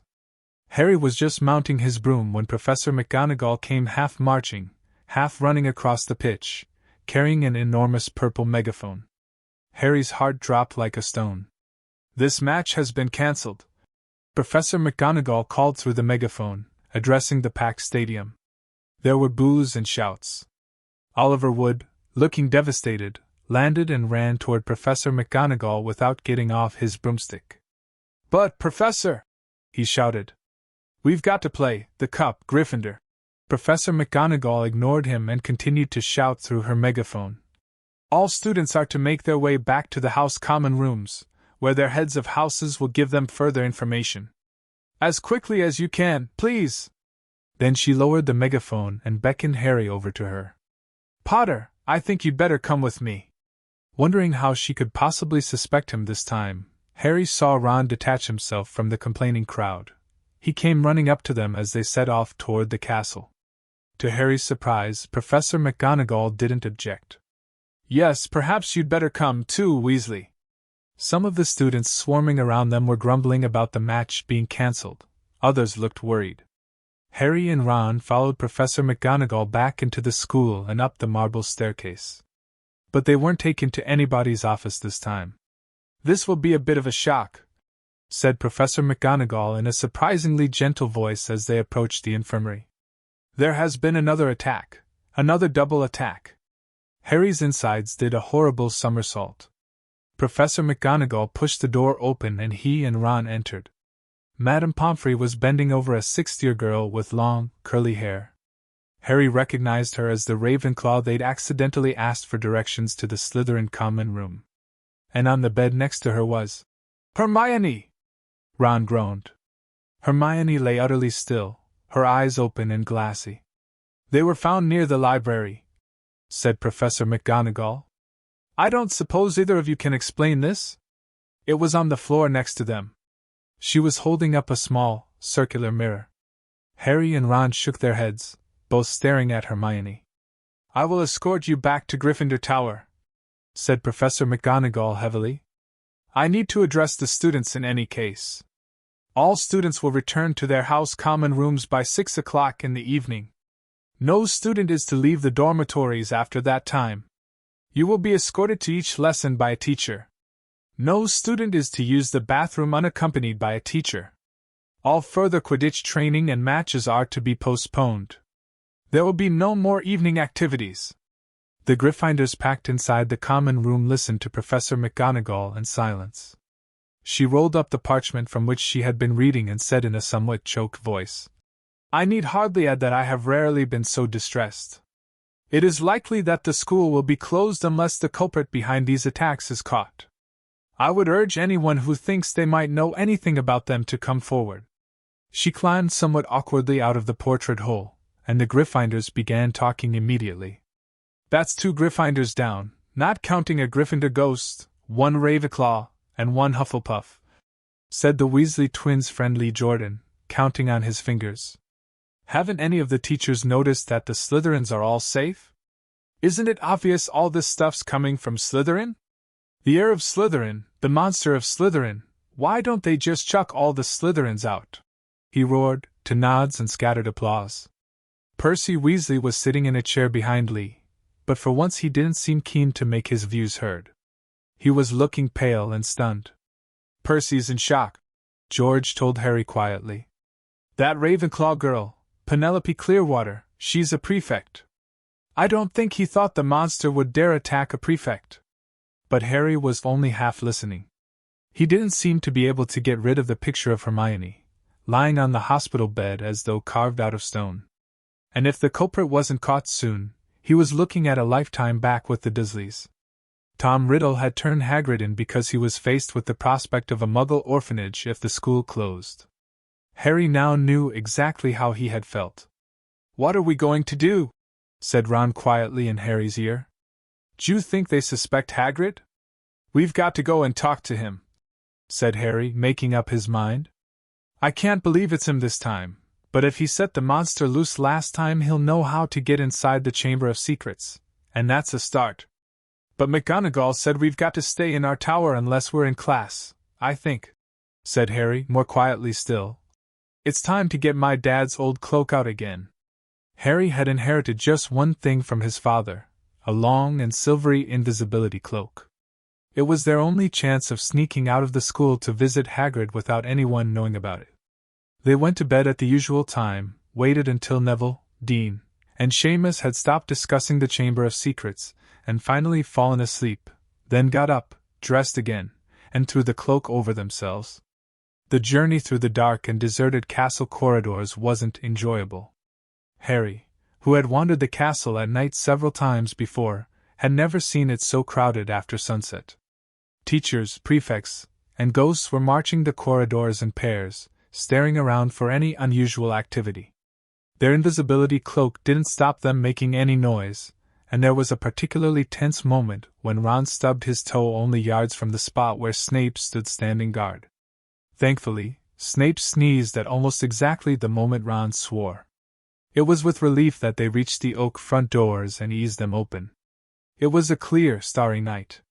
They hurried toward the lit windows of Hagrid's house and pulled off the cloak only when they were right outside his front door. Seconds after they had knocked, Hagrid flung it open. They found themselves face to face with him aiming a crossbow at them. Fong the boarhound barked loudly behind him. "Oh," he said, lowering the weapon and staring at them. "What are you two doing here?" "What's that for?" said Harry, pointing at the crossbow as they stepped inside. Nothing, Hagrid muttered. "I've been expectin', doesn't matter, sit down, I'll make tea." He hardly seemed to know what he was doing. He nearly extinguished the fire, spilling water from the kettle on it, and then smashed the teapot with a nervous jerk of his massive hand. "Are you okay, Hagrid?" said Harry. "Did you hear about Hermione?" "Oh, I heard all right," said Hagrid, a slight break in his voice. He kept glancing nervously at the windows. He poured them both large mugs of boiling water, he had forgotten to add tea bags, and was just putting a slab of fruitcake on a plate when there was a loud knock on the door. Hagrid dropped the fruitcake. Harry and Ron exchanged panic-stricken looks, then threw the invisibility cloak back over themselves and retreated into a corner. Hagrid checked that they were hidden, seized his crossbow, and flung open his door once more. "Good evening, Hagrid." It was Dumbledore. He entered, looking deadly serious, and was followed by a second, very odd-looking man. The stranger had rumpled gray hair and an anxious expression, and was wearing a strange mixture of clothes, a pinstripe suit, a scarlet tie, a long black cloak, and pointed purple boots. Under his arm he carried a lime-green bowler. "That's Dad's boss," Ron breathed. "Cornelius Fudge, the Minister of Magic." Harry elbowed Ron hard to make him shut up. Hagrid had gone pale and sweaty. He dropped into one of his chairs and looked from Dumbledore to Cornelius Fudge. "Bad business, Hagrid," said Fudge in rather clipped tones. "Very bad business. Had to come. For attacks on Muggleborns. Things be gone far enough. Ministry's got to act." "I never," said Hagrid, looking imploringly at Dumbledore. "You know I never, Professor Dumbledore, sir. I want it understood, Cornelius, that Hagrid has my full confidence," said Dumbledore, frowning at Fudge. "Look, Albus," said Fudge uncomfortably. "Hagrid's record's against him. Ministry's got to do something. The school governors have been in touch, yet again, Cornelius. I tell you that taking Hagrid away will not help in the slightest," said Dumbledore. His blue eyes were full of a fire Harry had never seen before. "Look at it from my point of view," said Fudge, fidgeting with his bowler. "I'm under a lot of pressure. Got to be seen to be doing something. If it turns out it wasn't Hagrid, he'll be back and no more said. But I've got to take him. Got to. Wouldn't be doing my duty. Take me?" said Hagrid, who was trembling. "Take me where?" "For a short stretch only," said Fudge, not meeting Hagrid's eyes. "Not a punishment, Hagrid, more a precaution. If someone else is caught, you'll be let out with a full apology, not Azkaban," croaked Hagrid. Before Fudge could answer, there was another loud rap on the door. Dumbledore answered it. It was Harry's turn for an elbow in the ribs. He'd let out an audible gasp. Mr. Lucius Malfoy strode into Hagrid's hut, swathed in a long black traveling cloak, smiling a cold and satisfied smile. Fong started to growl. "Already here, Fudge," he said approvingly. "Good, good, what are you doing here?" said Hagrid furiously. "Get out of my house! My dear man, please believe me, I have no pleasure at all in being inside your, do you call this a house?" said Lucius Malfoy, sneering as he looked around the small cabin. "I simply called at the school and was told that the headmaster was here." "And what exactly did you want with me, Lucius?" said Dumbledore. He spoke politely, but the fire was still blazing in his blue eyes. "Dreadful thing, Dumbledore," said Malfoy lazily, taking out a long roll of parchment. "But the governors feel it's time for you to step aside. This is an order of suspension. You'll find all 12 signatures on it. I'm afraid we feel you're losing your touch. How many attacks have there been now? 2 more this afternoon, wasn't it? At this rate, there'll be no Muggleborns left at Hogwarts, and we all know what an awful loss that would be to the school." "Oh, now see here, Lucius," said Fudge, looking alarmed. "Dumbledore's suspended. No, last thing we want just now, the appointment, or suspension, of the headmaster is a matter for the governors, Fudge," said Mr. Malfoy smoothly. "And as Dumbledore has failed to stop these attacks, see here, Malfoy, if Dumbledore can't stop them," said Fudge, whose upper lip was sweating now. "I mean to say, who can?" "That remains to be seen," said Mr. Malfoy with a nasty smile. "But as all 12 of us have voted—" Hagrid leapt to his feet, his shaggy black head grazing the ceiling. "And how many did ye have to threaten and blackmail before they agreed, Malfoy, he roared. Dear, you know, that temper of yours will lead you into trouble one of these days, Hagrid," said Mr. Malfoy. "I would advise you not to shout at the Azkaban guards like that. They won't like it at all." "Ye can take Dumbledore!" yelled Hagrid, making Fong the Boarhound cower and whimper in his basket. "Take him away, and the Muggleborns won't stand a chance. They'll be killing next. Calm yourself, Hagrid, said Dumbledore sharply. He looked at Lucius Malfoy. If the governors want my removal, Lucius, I shall of course step aside, but, stuttered Fudge. No, growled Hagrid. Dumbledore had not taken his bright blue eyes off Lucius Malfoy's cold grey ones. However, said Dumbledore, speaking very slowly and clearly so that none of them could miss a word, you will find that I will only truly have left this school when none here are loyal to me. You will also find that help will always be given at Hogwarts to those who ask for it. For a second, Harry was almost sure Dumbledore's eyes flickered toward the corner where he and Ron stood hidden. Admirable sentiments, said Malfoy, bowing. We shall all miss your, highly individual way of running things, Albus, and only hope that your successor will manage to prevent any, killings. He strode to the cabin door, opened it, and bowed Dumbledore out. Fudge, fiddling with his bowler, waited for Hagrid to go ahead of him, but Hagrid stood his ground, took a deep breath, and said carefully, If anyone wanted to find out some stuff, all they'd have to do would be to follow the spiders. That'd lead 'em right. That's all I'm sayin', Dot. Fudge stared at him in amazement. All right, I'm comin', said Hagrid, pulling on his moleskin overcoat. But as he was about to follow Fudge through the door, he stopped again and said loudly, And someone need to feed Fong while I'm away. The door banged shut and Ron pulled off the invisibility cloak. We're in trouble now, he said hoarsely. No, Dumbledore. They might as well close the school tonight. There'll be an attack a day with him gone. Fong started howling, scratching at the closed door. English Stories Voyager.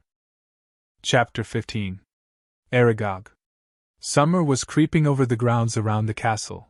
Sky and lake alike turned periwinkle blue, and flowers large as cabbages burst into bloom in the greenhouses. But with no Hagrid visible from the castle windows, striding the grounds with Fong at his heels, the scene didn't look right to Harry. No better, in fact, than the inside of the castle, where things were so horribly wrong. Harry and Ron had tried to visit Hermione, but visitors were now barred from the hospital wing. We're taking no more chances, Madame Pomfrey told them severely through a crack in the infirmary door. No, I'm sorry, there's every chance the attacker might come back to finish these people off. With Dumbledore gone, fear had spread as never before, so that the sun warming the castle walls outside seemed to stop at the mullioned windows. There was barely a face to be seen in the school that didn't look worried and tense, and any laughter that rang through the corridors sounded shrill and unnatural and was quickly stifled. Harry constantly repeated Dumbledore's final words to himself. I will only truly have left this school when none here are loyal to me. Help will always be given at Hogwarts to those who ask for it. But what good were these words? Who exactly were they supposed to ask for help, when everyone was just as confused and scared as they were? Hagrid's hint about the spiders was far easier to understand. The trouble was, there didn't seem to be a single spider left in the castle to follow. Harry looked everywhere he went, helped, rather reluctantly, by Ron. They were hampered, of course, by the fact that they weren't allowed to wander off on their own but had to move around the castle in a pack with the other Gryffindors. Most of their fellow students seemed glad that they were being shepherded from class to class by teachers, but Harry found it very irksome. One person, however, seemed to be thoroughly enjoying the atmosphere of terror and suspicion. Draco Malfoy was strutting around the school as though he had just been appointed head boy. Harry didn't realize what he was so pleased about until the potions lesson about 2 weeks after Dumbledore and Hagrid had left, when, sitting right behind Malfoy, Harry overheard him gloating to Crabbe and Goyle. I always thought Father might be the one who got rid of Dumbledore, he said, not troubling to keep his voice down. I told you he thinks Dumbledore's the worst headmaster the school's ever had. Maybe we'll get a decent headmaster now. Someone who won't want the Chamber of Secrets closed. McGonagall won't last long, she's only filling in. Snape swept past Harry, making no comment about Hermione's empty seat and cauldron. Sir, said Malfoy loudly. Sir, why don't you apply for the headmaster's job? Now, Malfoy, said Snape, though he couldn't suppress a thin-lipped smile. Professor Dumbledore has only been suspended by the governors. I dare say he'll be back with us soon enough." "Yeah, right," said Malfoy, smirking. "I expect you'd have Father's vote, sir, if you wanted to apply for the job. I'll tell Father you're the best teacher here, sir." Snape smirked as he swept off around the dungeon, fortunately not spotting Seamus Finnegan, who was pretending to vomit into his cauldron. "I'm quite surprised the mudbloods haven't all packed their bags by now," Malfoy went on. "Bet you 5 galleons the next one dies. Pity it wasn't Granger." The bell rang at that moment, which was lucky. At Malfoy's last words, Ron had leapt off his stool, and in the scramble to collect bags and books, his attempts to reach Malfoy went unnoticed. "Let me at him," Ron growled as Harry and Dean hung onto his arms. "I don't care, I don't need my wand, I'm going to kill him with my bare hands. Hurry up, I've got to take you all to herbology," barked Snape over the class's heads, and off they marched, with Harry, Ron, and Dean bringing up the rear, Ron still trying to get loose. It was only safe to let go of him when Snape had seen them out of the castle, and they were making their way across the vegetable patch toward the greenhouses. The herbology class was very subdued. There were now 2 missing from their number, Justin and Hermione. Professor Sprout set them all to work pruning the Abyssinian shrivelfigs. Harry went to tip an armful of withered stalks onto the compost heap and found himself face to face with Ernie Macmillan. Ernie took a deep breath and said very formally, "I just want to say, Harry, that I'm sorry I ever suspected you. I know you'd never attack Hermione Granger, and I apologize for all the stuff I said. We're all in the same boat now, and well." He held out a pudgy hand, and Harry shook it. Ernie and his friend Hannah came to work at the same shrivelfig as Harry and Ron. "That Draco Malfoy character," said Ernie, breaking off dead twigs. "He seems very pleased about all this, doesn't he? D'you know, I think he might be Slytherin's heir." "That's clever of you," said Ron, who didn't seem to have forgiven Ernie as readily as Harry. "Do you think it's Malfoy, Harry?" Ernie asked. "No," said Harry, so firmly that Ernie and Hannah stared. A second later, Harry spotted something. Several large spiders were scuttling over the ground on the other side of the glass, moving in an unnaturally straight line as though taking the shortest route to a prearranged meeting. Harry hit Ron over the hand with his pruning shears. "Ouch! What are you?" Harry pointed out the spiders, following their progress with his eyes screwed up against the sun. "Oh, yeah," said Ron, trying, and failing, to look pleased. "But we can't follow them now." Ernie and Hannah were listening curiously. Harry's eyes narrowed as he focused on the spiders. If they pursued their fixed course, there could be no doubt about where they would end up. "Looks like they're heading for the Forbidden Forest." And Ron looked even unhappier about that. At the end of the lesson, Professor Sprout escorted the class to their defense against the dark arts lesson. Harry and Ron lagged behind the others so they could talk out of earshot. "We'll have to use the invisibility cloak again," Harry told Ron. "We can take Fawn with us. He's used to going into the forest with Hagrid, he might be some help." "Right," said Ron, who was twirling his wand nervously in his fingers. Aren't there supposed to be werewolves in the forest?" he added as they took their usual places at the back of Lockhart's classroom. Preferring not to answer that question, Harry said, "There are good things in there, too. The centaurs are all right, and the unicorns." Ron had never been into the Forbidden Forest before. Harry had entered it only once and had hoped never to do so again. Lockhart bounded into the room and the class stared at him. Every other teacher in the place was looking grimmer than usual, but Lockhart appeared nothing short of buoyant. "Come now," he cried, beaming around him. "Why all these long faces?" People swapped exasperated looks, but nobody answered. "Don't you people realize," said Lockhart, speaking slowly, as though they were all a bit dim. "The danger has passed. The culprit has been taken away." "Says who?" said Dean Thomas loudly. "My dear young man, the Minister of Magic wouldn't have taken Hagrid if he hadn't been 100% sure that he was guilty," said Lockhart, in the tone of someone explaining that 1 and 1 made 2. "Oh, yes he would," said Ron, even more loudly than Dean. "I flatter myself I know a touch more about Hagrid's arrest than you do, Mr. Weasley." said Lockhart in a self-satisfied tone. Ron started to say that he didn't think so, somehow, but stopped in mid-sentence when Harry kicked him hard under the desk. "We weren't there, remember?" Harry muttered.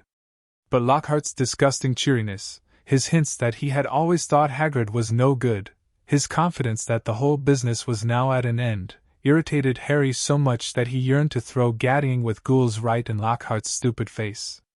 Instead, he contented himself with scrawling a note to Ron, "Let's do it tonight." Ron read the message, swallowed hard, and looked sideways at the empty seat usually filled by Hermione. The sight seemed to stiffen his resolve, and he nodded. The Gryffindor common room was always very crowded these days, because from 6 o'clock onward the Gryffindors had nowhere else to go. They also had plenty to talk about, with the result that the common room often didn't empty until past midnight.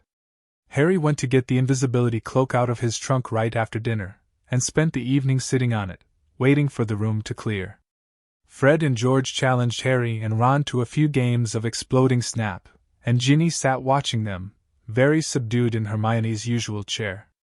Harry and Ron kept losing on purpose, trying to finish the games quickly, but even so, it was well past midnight when Fred, George, and Ginny finally went to bed. Harry and Ron waited for the distant sounds of 2 dormitory doors closing before seizing the cloak, throwing it over themselves, and climbing through the portrait hole. It was another difficult journey through the castle, dodging all the teachers. At last they reached the entrance hall, slid back the lock on the oak front doors, squeezed between them, trying to stop any creaking, and stepped out into the moonlit grounds. "Course," said Ron abruptly as they strode across the black grass. "We might get to the forest and find there's nothing to follow. Those spiders might not be been going there at all. I know it looked like they were moving in that sort of general direction, but—" His voice trailed away hopefully. They reached Hagrid's house, sad and sorry-looking with its blank windows. When Harry pushed the door open, Fawn went mad with joy at the sight of them.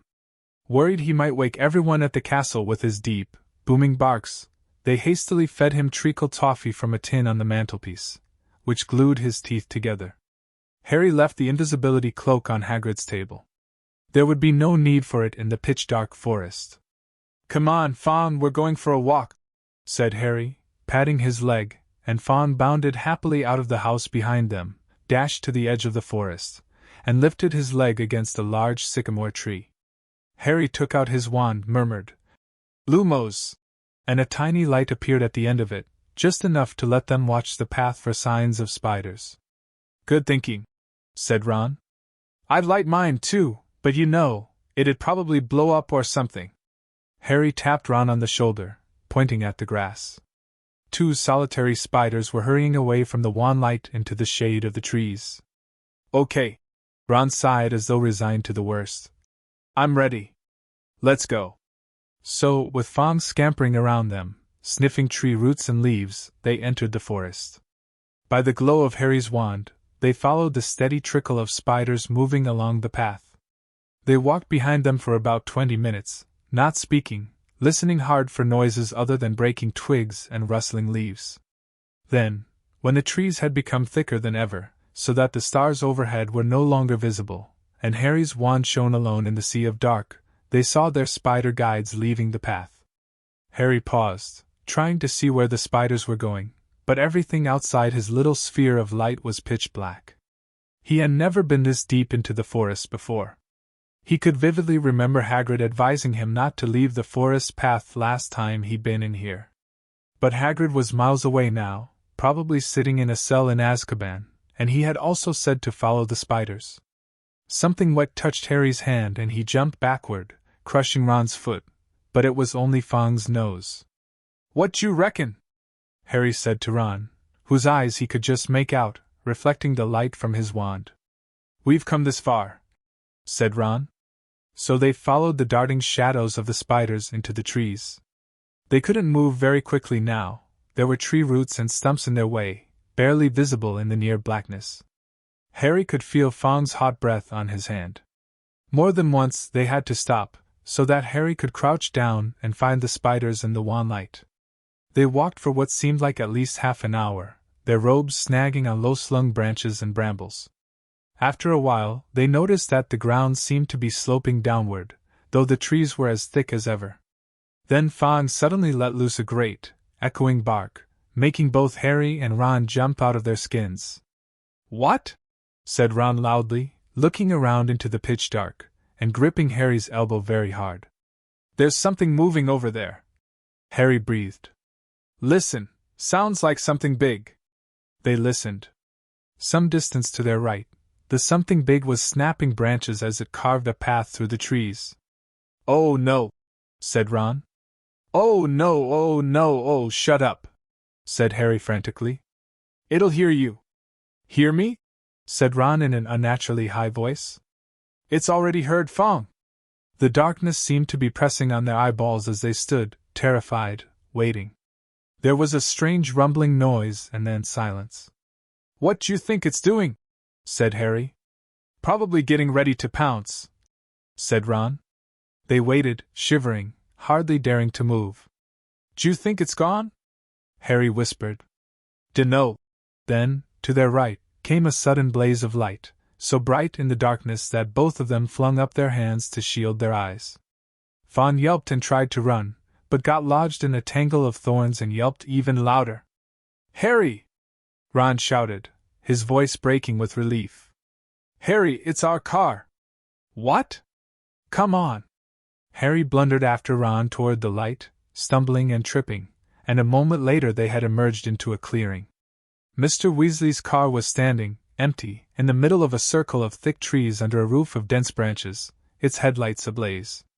As Ron walked, open-mouthed, toward it, it moved slowly toward him, exactly like a large, turquoise dog greeting its owner. "It's been here all the time," said Ron delightedly, walking around the car. "Look at it." The forest turned it wild.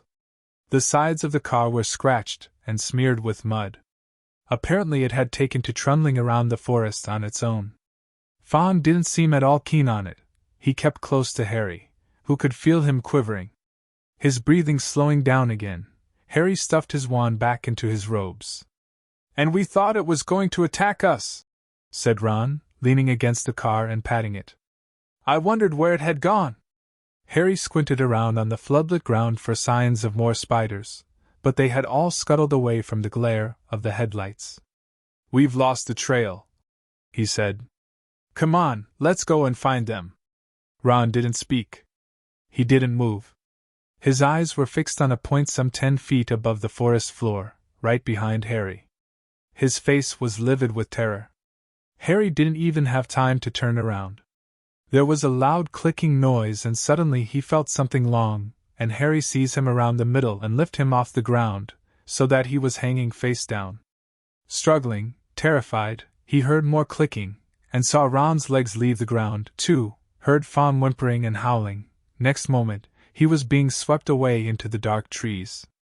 Head hanging, Harry saw that what had hold of him was marching on 6 immensely long, hairy legs, the front 2 clutching him tightly below a pair of shining black pincers.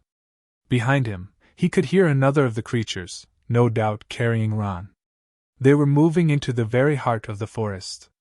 Harry could hear Fawn fighting to free himself from a third monster, whining loudly, but Harry couldn't have yelled even if he had wanted to. He seemed to have left his voice back with the car in the clearing. He never knew how long he was in the creature's clutches.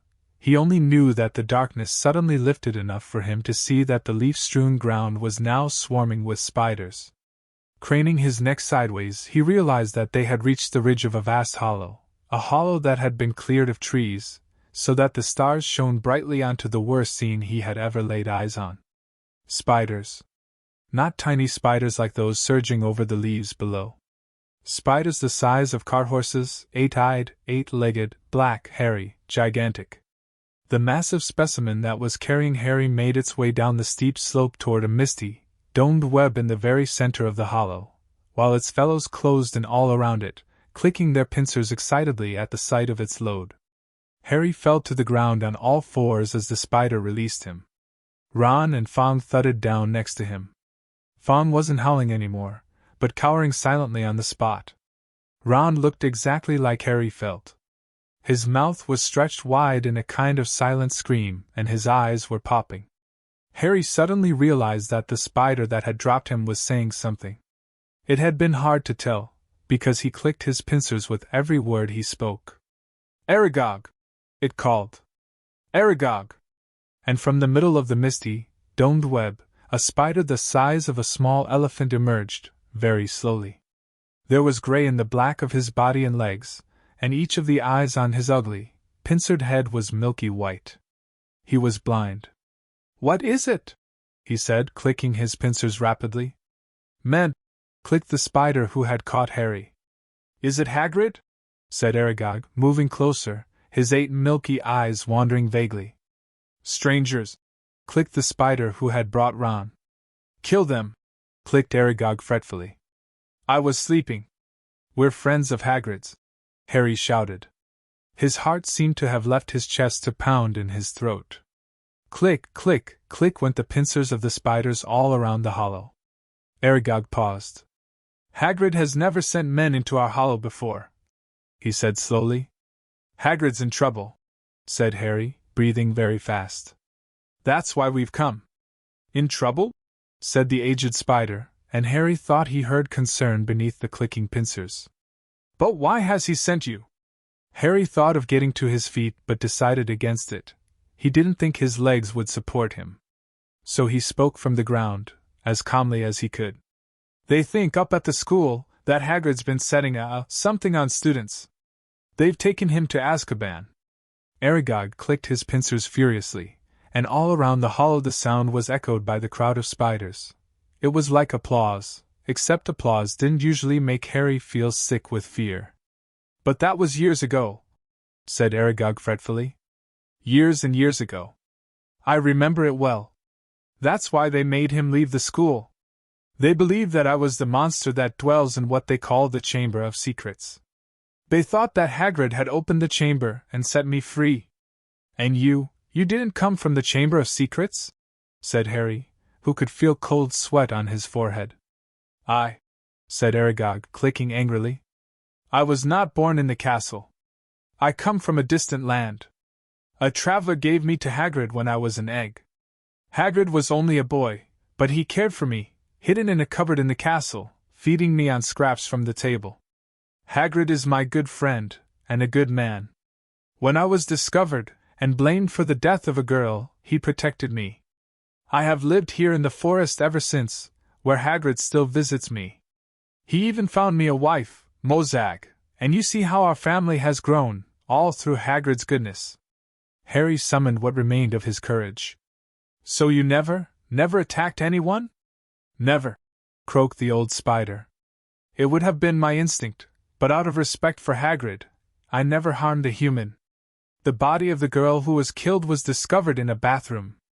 I never saw any part of the castle but the cupboard in which I grew up. Our kind like the dark and the quiet. But then, do you know what did kill that girl?" said Harry. "Because whatever it is, it's back and attacking people again." His words were drowned by a loud outbreak of clicking and the rustling of many long legs shifting angrily. Large black shapes shifted all around him. "The thing that lives in the castle," said Aragog, "is an ancient creature we spiders fear above all others. Well, do I remember how I pleaded with Hagrid to let me go, when I sensed the beast moving about the school?" "What is it?" said Harry urgently. More loud clicking, more rustling. The spiders seemed to be closing in. "We do not speak of it," said Aragog fiercely. "We do not name it. I never even told Hagrid the name of that dread creature, though he asked me, many times." Harry didn't want to press the subject, not with the spiders pressing closer on all sides. Aragog seemed to be tired of talking. He was backing slowly into his domed web, but his fellow spiders continued to inch slowly toward Harry and Ron. "We'll just go, then," Harry called desperately to Aragog, hearing leaves rustling behind him. "Go?" said Aragog slowly. "I think not. But my sons and daughters do not harm Hagrid, on my command. But I cannot deny them fresh meat, when it wanders so willingly into our midst. Goodbye, friend of Hagrid." Harry spun around. Feet away, towering above him, was a solid wall of spiders, clicking, their many eyes gleaming in their ugly black heads. Even as he reached for his wand, Harry knew it was no good, there were too many of them. But as he tried to stand, ready to die fighting, a loud, long note sounded, and a blaze of light flamed through the hollow. Mr. Weasley's car was thundering down the slope, headlights glaring, its horns screeching, knocking spiders aside. Several were thrown onto their backs, their endless legs waving in the air. The car screeched to a halt in front of Harry and Ron, and the doors flew open. "Get Fong!" Harry yelled, diving into the front seat. Ron seized the boarhound around the middle and threw him, yelping, into the back of the car. The doors slammed shut. Ron didn't touch the accelerator, but the car didn't need him. The engine roared and they were off, hitting more spiders. They sped up the slope, out of the hollow, and they were soon crashing through the forest, branches whipping the windows as the car wound its way cleverly through the widest gaps, following a path it obviously knew. Harry looked sideways at Ron. His mouth was still open in the silent scream, but his eyes weren't popping anymore. "Are you okay?" Ron stared straight ahead, unable to speak. They smashed their way through the undergrowth, Fong howling loudly in the back seat, and Harry saw the side mirror snap off as they squeezed past a large oak. After 10 noisy, rocky minutes, the trees thinned, and Harry could again see patches of sky. The car stopped so suddenly that they were nearly thrown into the windshield. They had reached the edge of the forest. Fong flung himself at the window in his anxiety to get out, and when Harry opened the door, he shot off through the trees to Hagrid's house, tail between his legs. Harry got out too, and after a minute or so, Ron seemed to regain the feeling in his limbs and followed, still stiff-necked and staring. Harry gave the car a grateful pat as it reversed back into the forest and disappeared from view. Harry went back into Hagrid's cabin to get the invisibility cloak. Fong was trembling under a blanket in his basket. When Harry got outside again, he found Ron being violently sick in the pumpkin patch. "Follow the spiders," said Ron weakly, wiping his mouth on his sleeve. "I'll never forgive Hagrid. We're lucky to be alive." "I bet he thought Aragog wouldn't hurt friends of his," said Harry. "That's exactly Hagrid's problem," said Ron, thumping the wall of the cabin. "He always thinks monsters aren't as bad as they're made out, and look where it's got him. A cell in Azkaban." He was shivering uncontrollably now. "What was the point of sending us in there? What have we found out, I'd like to know?" "That Hagrid never opened the Chamber of Secrets," said Harry, throwing the cloak over Ron and prodding him in the arm to make him walk. "He was innocent." Ron gave a loud snort. Evidently, hatching Aragog in a cupboard wasn't his idea of being innocent. As the castle loomed nearer, Harry twitched the cloak to make sure their feet were hidden, then pushed the creaking front doors ajar. They walked carefully back across the entrance hall and up the marble staircase, holding their breath as they passed corridors where watchful sentries were walking. At last they reached the safety of the Gryffindor common room, where the fire had burned itself into glowing ash. They took off the cloak and climbed the winding stair to their dormitory. Ron fell onto his bed without bothering to get undressed. Harry, however, didn't feel very sleepy. He sat on the edge of his four-poster, thinking hard about everything Aragog had said. The creature that was lurking somewhere in the castle, he thought, sounded like a sort of monster Voldemort. Even other monsters didn't want to name it. But he and Ron were no closer to finding out what it was, or how it petrified its victims. Even Hagrid had never known what was in the Chamber of Secrets. Harry swung his legs up onto his bed and leaned back against his pillows, watching the moon glinting at him through the tower window. He couldn't see what else they could do. They had hit dead ends everywhere. Riddle had caught the wrong person, the heir of Slytherin had got off, and no one could tell whether it was the same person, or a different one, who had opened the chamber this time. There was nobody else to ask. Harry lay down, still thinking about what Aragog had said. He was becoming drowsy when what seemed like their very last hope occurred to him, and he suddenly sat bolt upright. "Ron!" he hissed through the dark. "Ron!" Ron woke with a yelp like Fong's, stared wildly around, and saw Harry. "Ron, that girl who died. Aragog said she was found in a bathroom," said Harry, ignoring Neville's snuffling snores from the corner. "What if she never left the bathroom? What if she's still there?" Ron rubbed his eyes, frowning through the moonlight. And then he understood, too. You don't think, not Moaning Myrtle? English Stories Voyager. Chapter 16. The Chamber of Secrets. All those times we were in that bathroom, and she was just 3 toilets away, said Ron bitterly at breakfast next day. And we could have asked her, and now. It had been hard enough trying to look for spiders. Escaping their teachers long enough to sneak into a girl's bathroom, the girl's bathroom, moreover, right next to the scene of the first attack, was going to be almost impossible.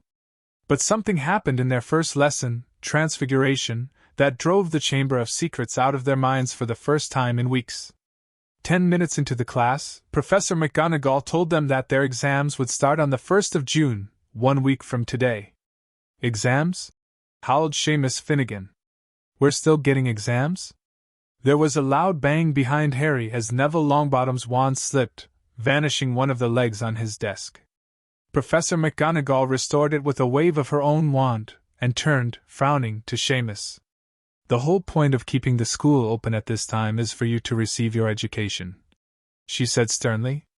The exams will therefore take place as usual, and I trust you are all studying hard. Studying hard? It had never occurred to Harry that there would be exams with the castle in this state. There was a great deal of mutinous muttering around the room, which made Professor McGonagall scowl even more darkly. Professor Dumbledore's instructions were to keep the school running as normally as possible, she said. And that, I need hardly point out, means finding out how much you have learned this year. Harry looked down at the pair of white rabbits he was supposed to be turning into slippers. What had he learned so far this year? He couldn't seem to think of anything that would be useful in an exam. Ron looked as though he'd just been told he had to go and live in the Forbidden Forest. Can you imagine me taking exams with this? He asked Harry, holding up his wand, which had just started whistling loudly. 3 days before their first exam, Professor McGonagall made another announcement at breakfast. I have good news, she said, and the great hall, instead of falling silent, erupted. Dumbledore's coming back. Several people yelled joyfully. You've caught the heir of Slytherin, squealed the girl at the Ravenclaw table. Quidditch matches are back on, roared Wood excitedly. When the hubbub had subsided, Professor McGonagall said, Professor Sprout has informed me that the mandrakes are ready for cutting at last. Tonight, we will be able to revive those people who have been petrified. I need hardly remind you all that one of them may well be able to tell us who, or what, attacked them. I am hopeful that this dreadful year will end with our catching the culprit. There was an explosion of cheering. Harry looked over at the Slytherin table and wasn't at all surprised to see that Draco Malfoy hadn't joined in. Ron, however, was looking happier than he'd looked in days. It won't matter that we never asked Myrtle then, he said to Harry. Hermione'll probably have all the answers when they wake her up. Mind you, she'll go crazy when she finds out we've got exams in 3 days' time. She hasn't studied. It might be kinder to leave her where she is till they're over. Just then, Ginny Weasley came over and sat down next to Ron.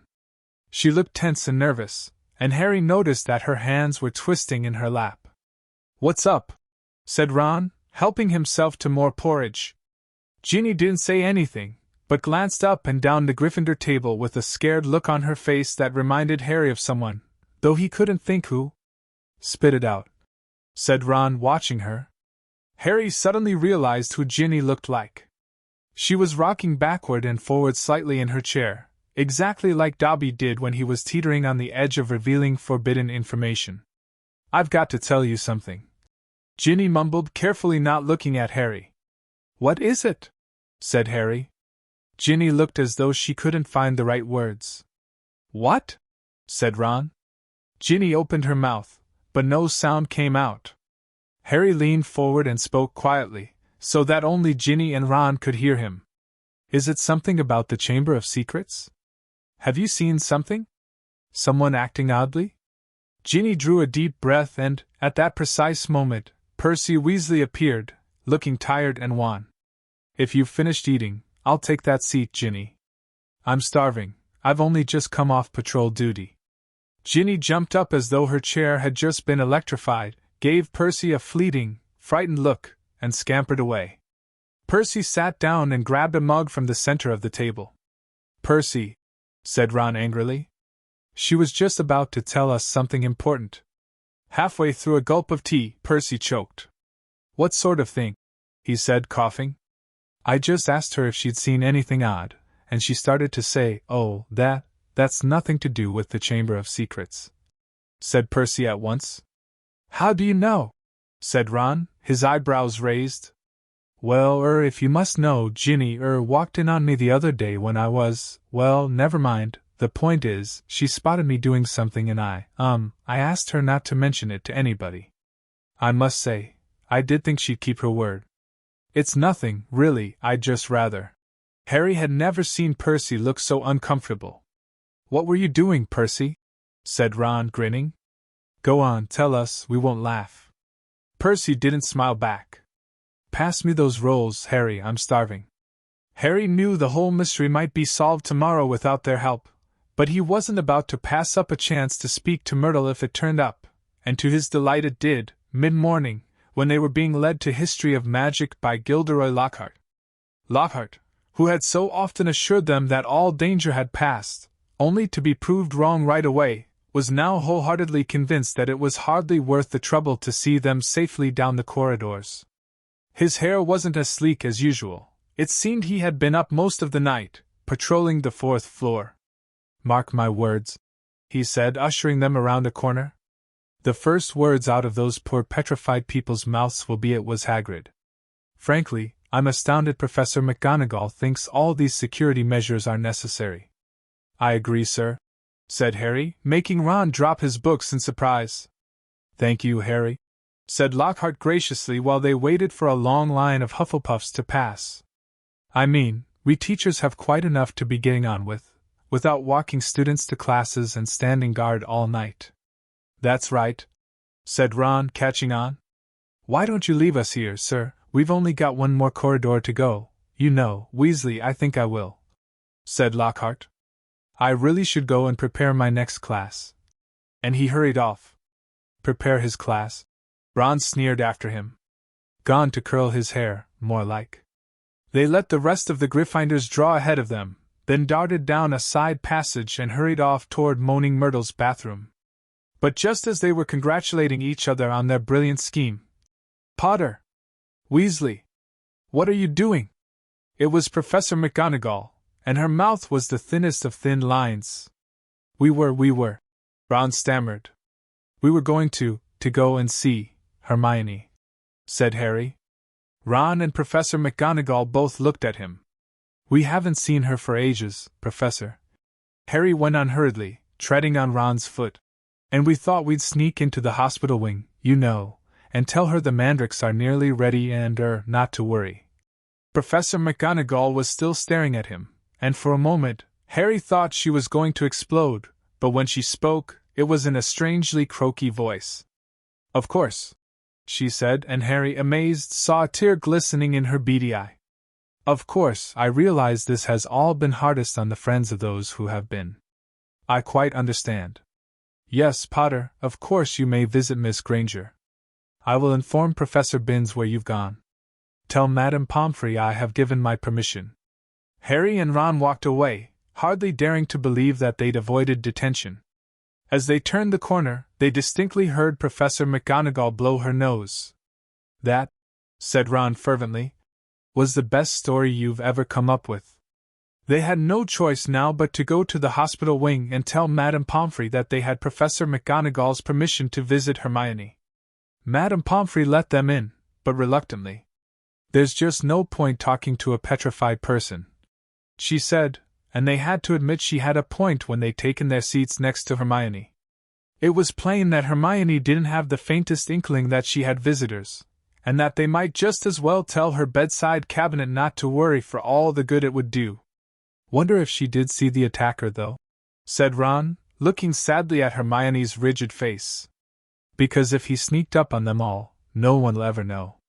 But Harry wasn't looking at Hermione's face. He was more interested in her right hand.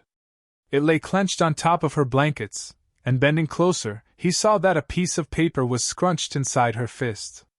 Making sure that Madame Pomfrey was nowhere near, he pointed this out to Ron. "Try and get it out," Ron whispered, shifting his chair so that he blocked Harry from Madame Pomfrey's view. It was no easy task. Hermione's hand was clamped so tightly around the paper that Harry was sure he was going to tear it. While Ron kept watch, he tugged and twisted, and at last, after several tense minutes, the paper came free. It was a page torn from a very old library book. Harry smoothed it out eagerly, and Ron leaned close to read it, too. "Of the many fearsome beasts and monsters that roam our land, there is none more curious or more deadly than the basilisk, known also as the king of serpents. This snake, which may reach gigantic size and live many hundreds of years, is born from a chicken's egg, hatched beneath a toad. Its methods of killing are most wondrous, for aside from its deadly and venomous fangs, the basilisk has a murderous stare, and all who are fixed with the beam of its eye shall suffer instant death.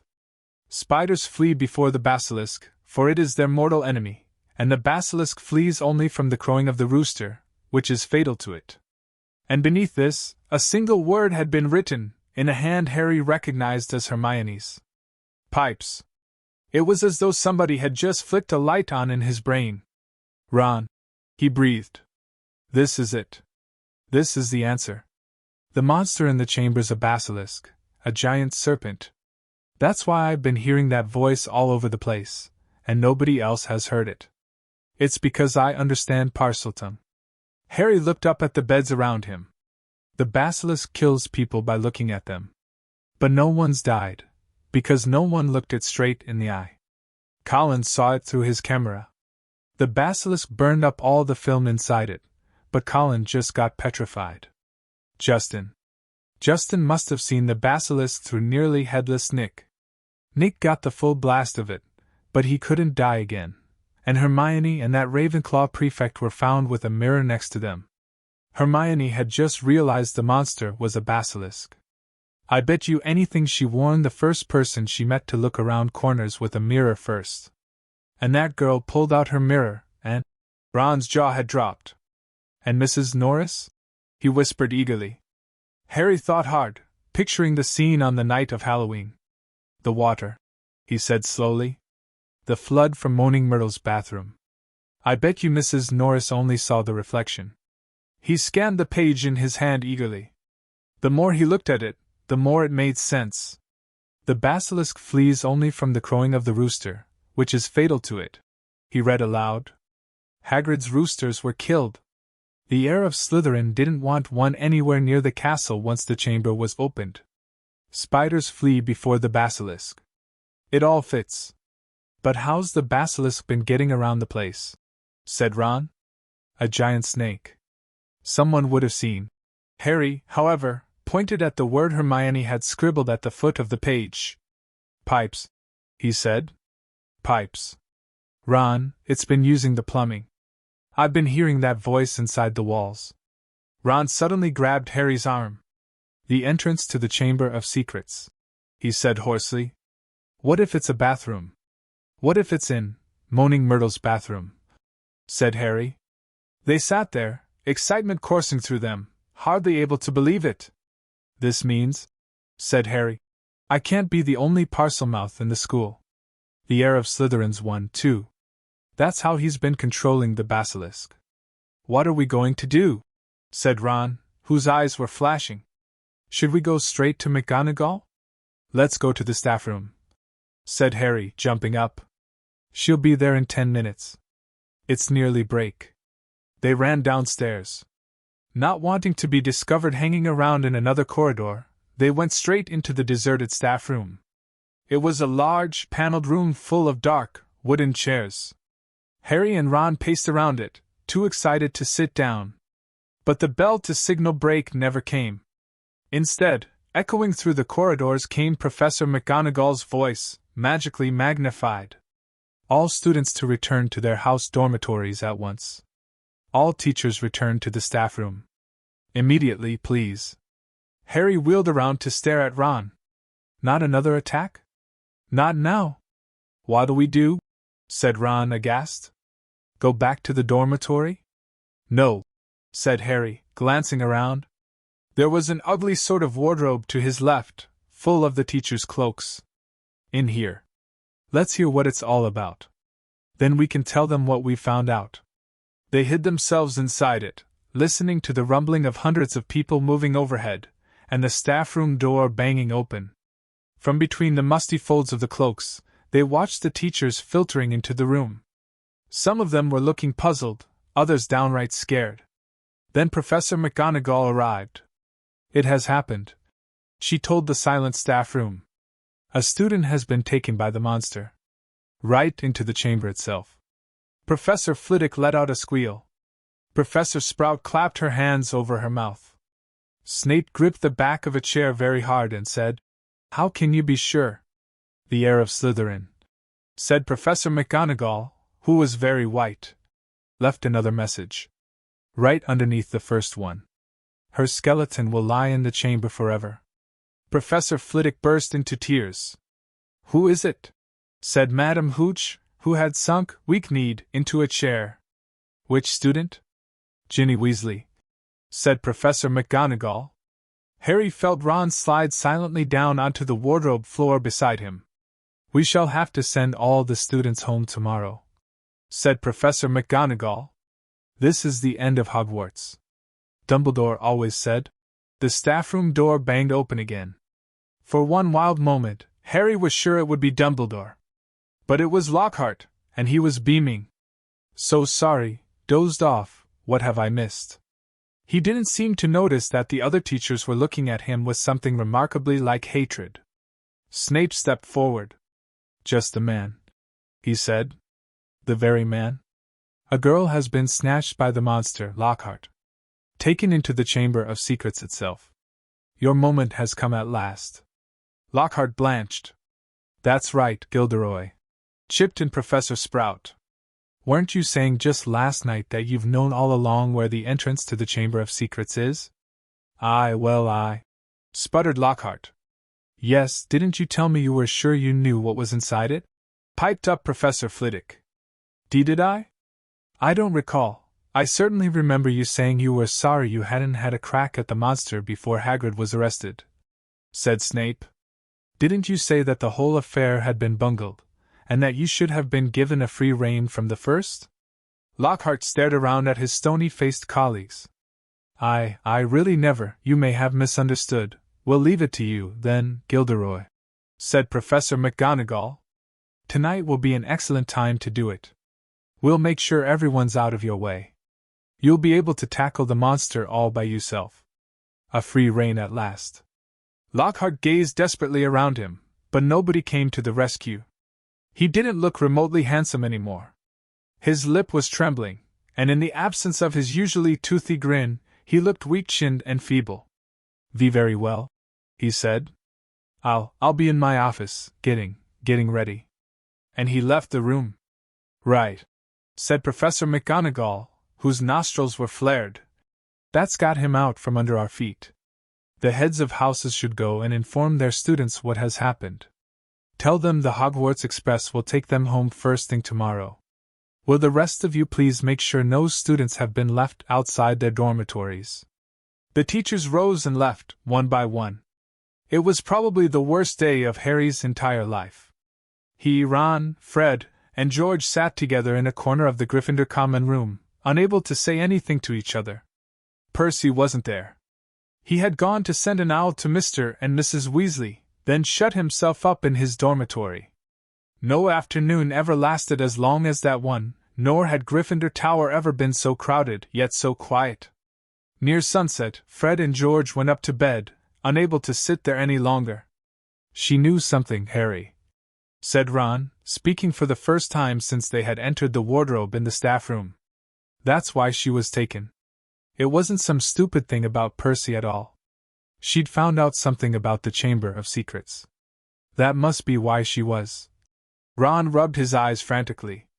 "I mean, she was a pureblood. There can't be any other reason." Harry could see the sun sinking, blood-red, below the skyline. This was the worst he had ever felt. If only there was something they could do. Anything. "Harry," said Ron. "Do you think there's any chance at all she's not, you know?" Harry didn't know what to say. He couldn't see how Ginny could still be alive. "Do you know what?" said Ron. "I think we should go and see Lockhart. Tell him what we know. He's going to try and get into the chamber. We can tell him where we think it is, and tell him it's a basilisk in there." Because Harry couldn't think of anything else to do, and because he wanted to be doing something, he agreed. The Gryffindors around them were so miserable, and felt so sorry for the Weasleys, that nobody tried to stop them as they got up, crossed the room, and left through the portrait hole. Darkness was falling as they walked down to Lockhart's office. There seemed to be a lot of activity going on inside it. They could hear scraping, thumps, and hurried footsteps. Harry knocked, and there was a sudden silence from inside. Then the door opened the tiniest crack and they saw one of Lockhart's eyes peering through it. "Oh, Mr. Potter, Mr. Weasley," he said, opening the door a bit wider. "I'm rather busy at the moment. If you would be quick, Professor, we've got some information for you," said Harry. "We think it'll help you." Well, it's not terribly." The side of Lockhart's face that they could see looked very uncomfortable. Well, all right. He opened the door and they entered. His office had been almost completely stripped. 2 large trunks stood open on the floor. Robes, jade green, lilac, midnight blue, had been hastily folded into one of them. Books were jumbled untidily into the other. The photographs that had covered the walls were now crammed into boxes on the desk. "Are you going somewhere?" said Harry. Well, yes," said Lockhart, ripping a life-size poster of himself from the back of the door as he spoke and starting to roll it up. "Urgent call, unavoidable. Got to go. What about my sister?" said Ron jerkily. "Well, as to that, most unfortunate," said Lockhart, avoiding their eyes as he wrenched open a drawer and started emptying the contents into a bag.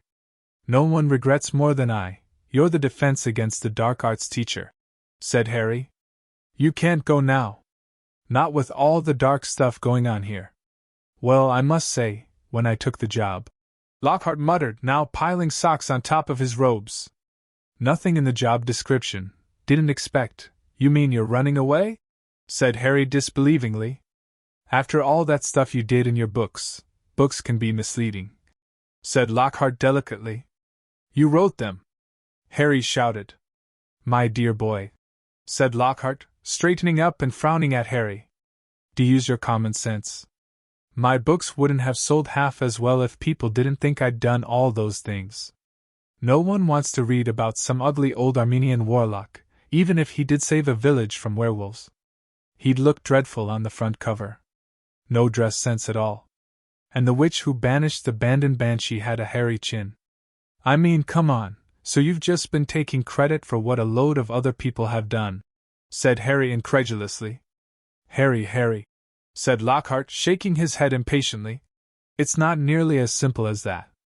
There was work involved. I had to track these people down.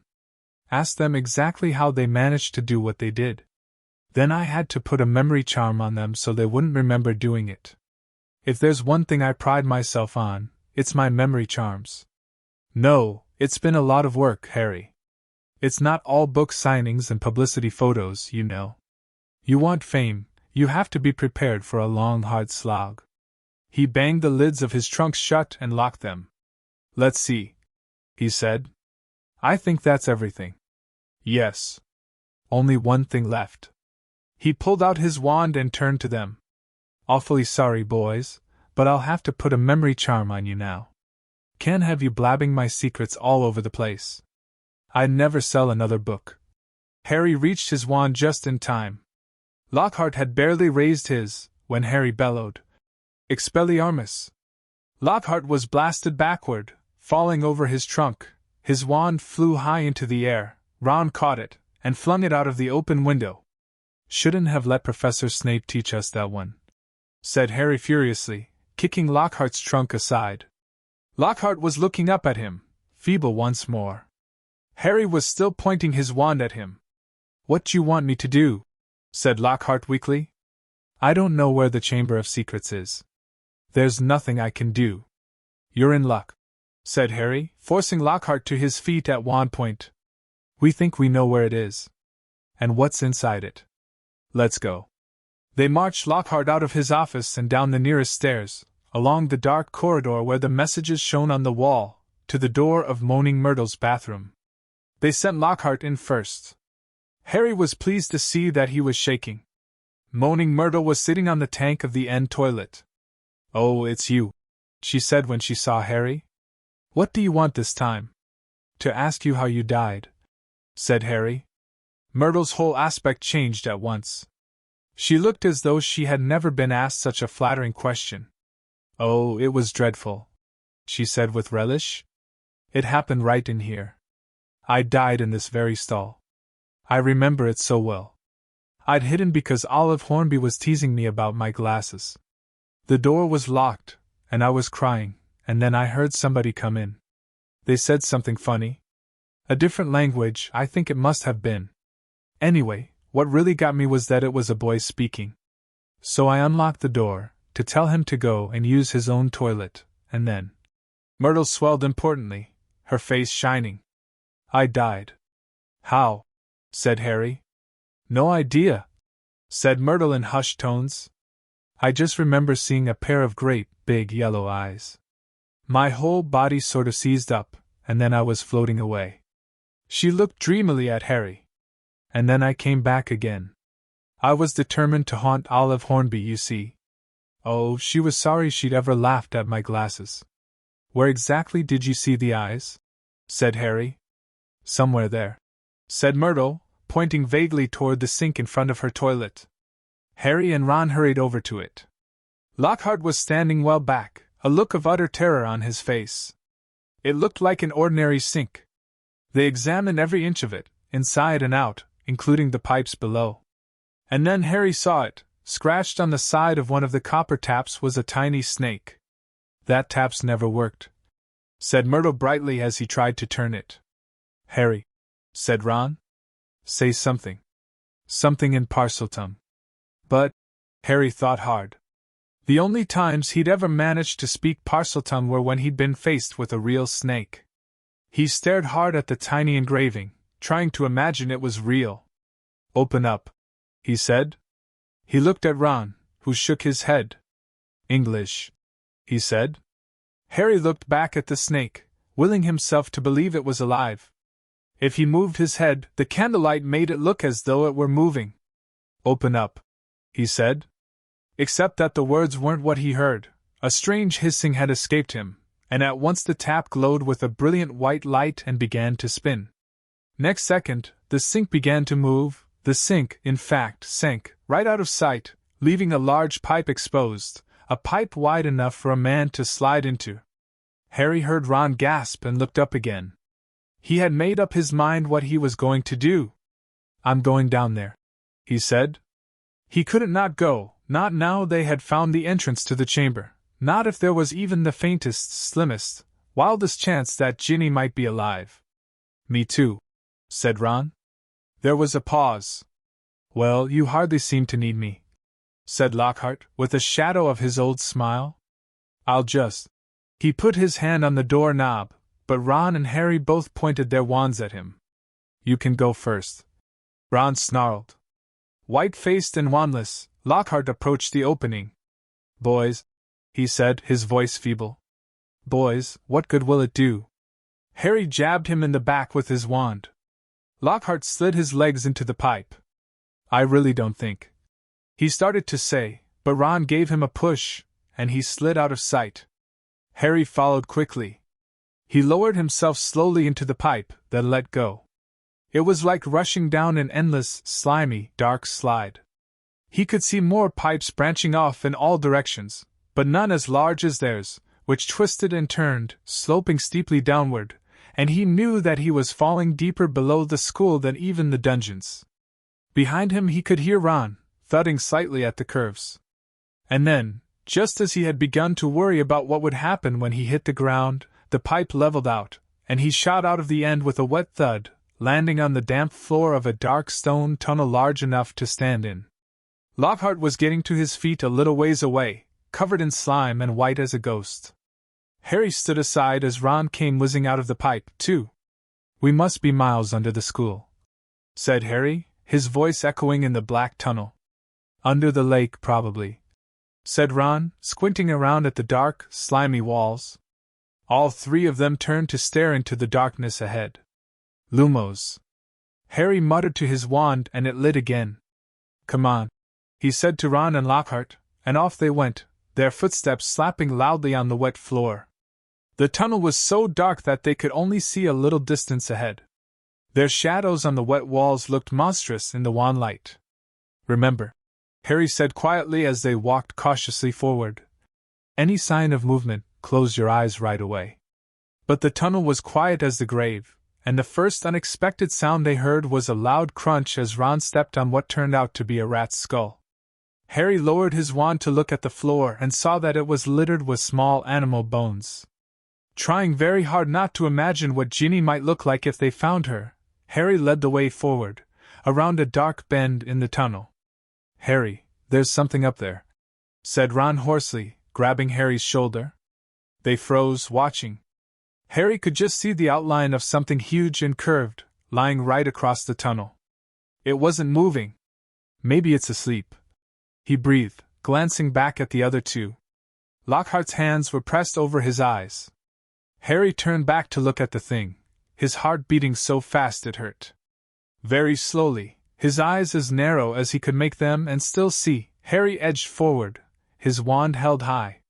The light slid over a gigantic snake skin, of a vivid poisonous green, lying curled and empty across the tunnel floor. The creature that had shed it must have been 20 feet long at least. Blimey, said Ron weakly. There was a sudden movement behind them.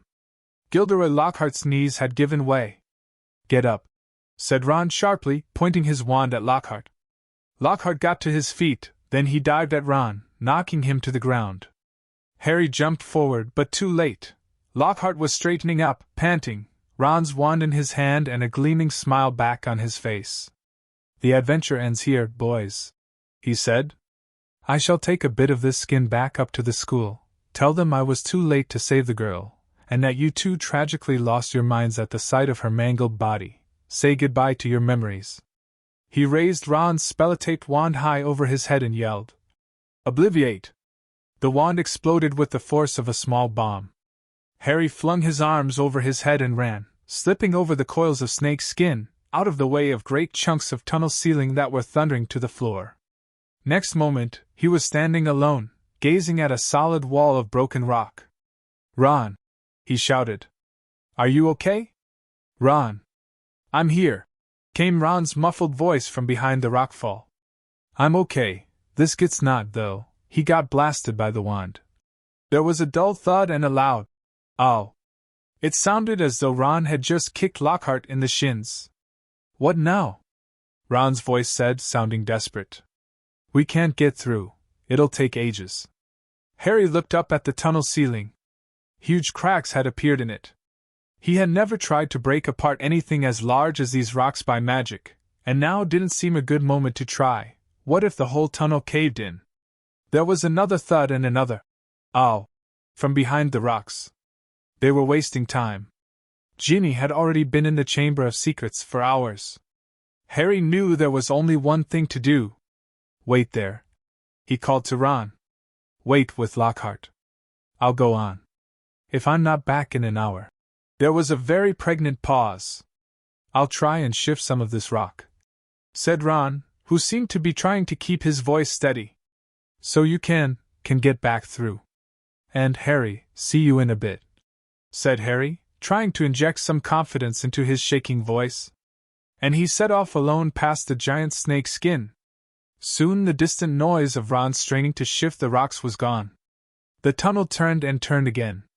Every nerve in Harry's body was tingling unpleasantly. He wanted the tunnel to end, yet dreaded what he'd find when it did. And then, at last, as he crept around yet another bend, he saw a solid wall ahead on which two entwined serpents were carved, their eyes set with great, glinting emeralds. Harry approached, his throat very dry. There was no need to pretend these stone snakes were real. Their eyes looked strangely alive. He could guess what he had to do. He cleared his throat, and the emerald eyes seemed to flicker. Open, said Harry in a low, faint hiss. The serpents parted as the wall cracked open, The halves slid smoothly out of sight, and Harry, shaking from head to foot, walked inside. English Stories Voyager. Chapter 17. The Heir of Slytherin.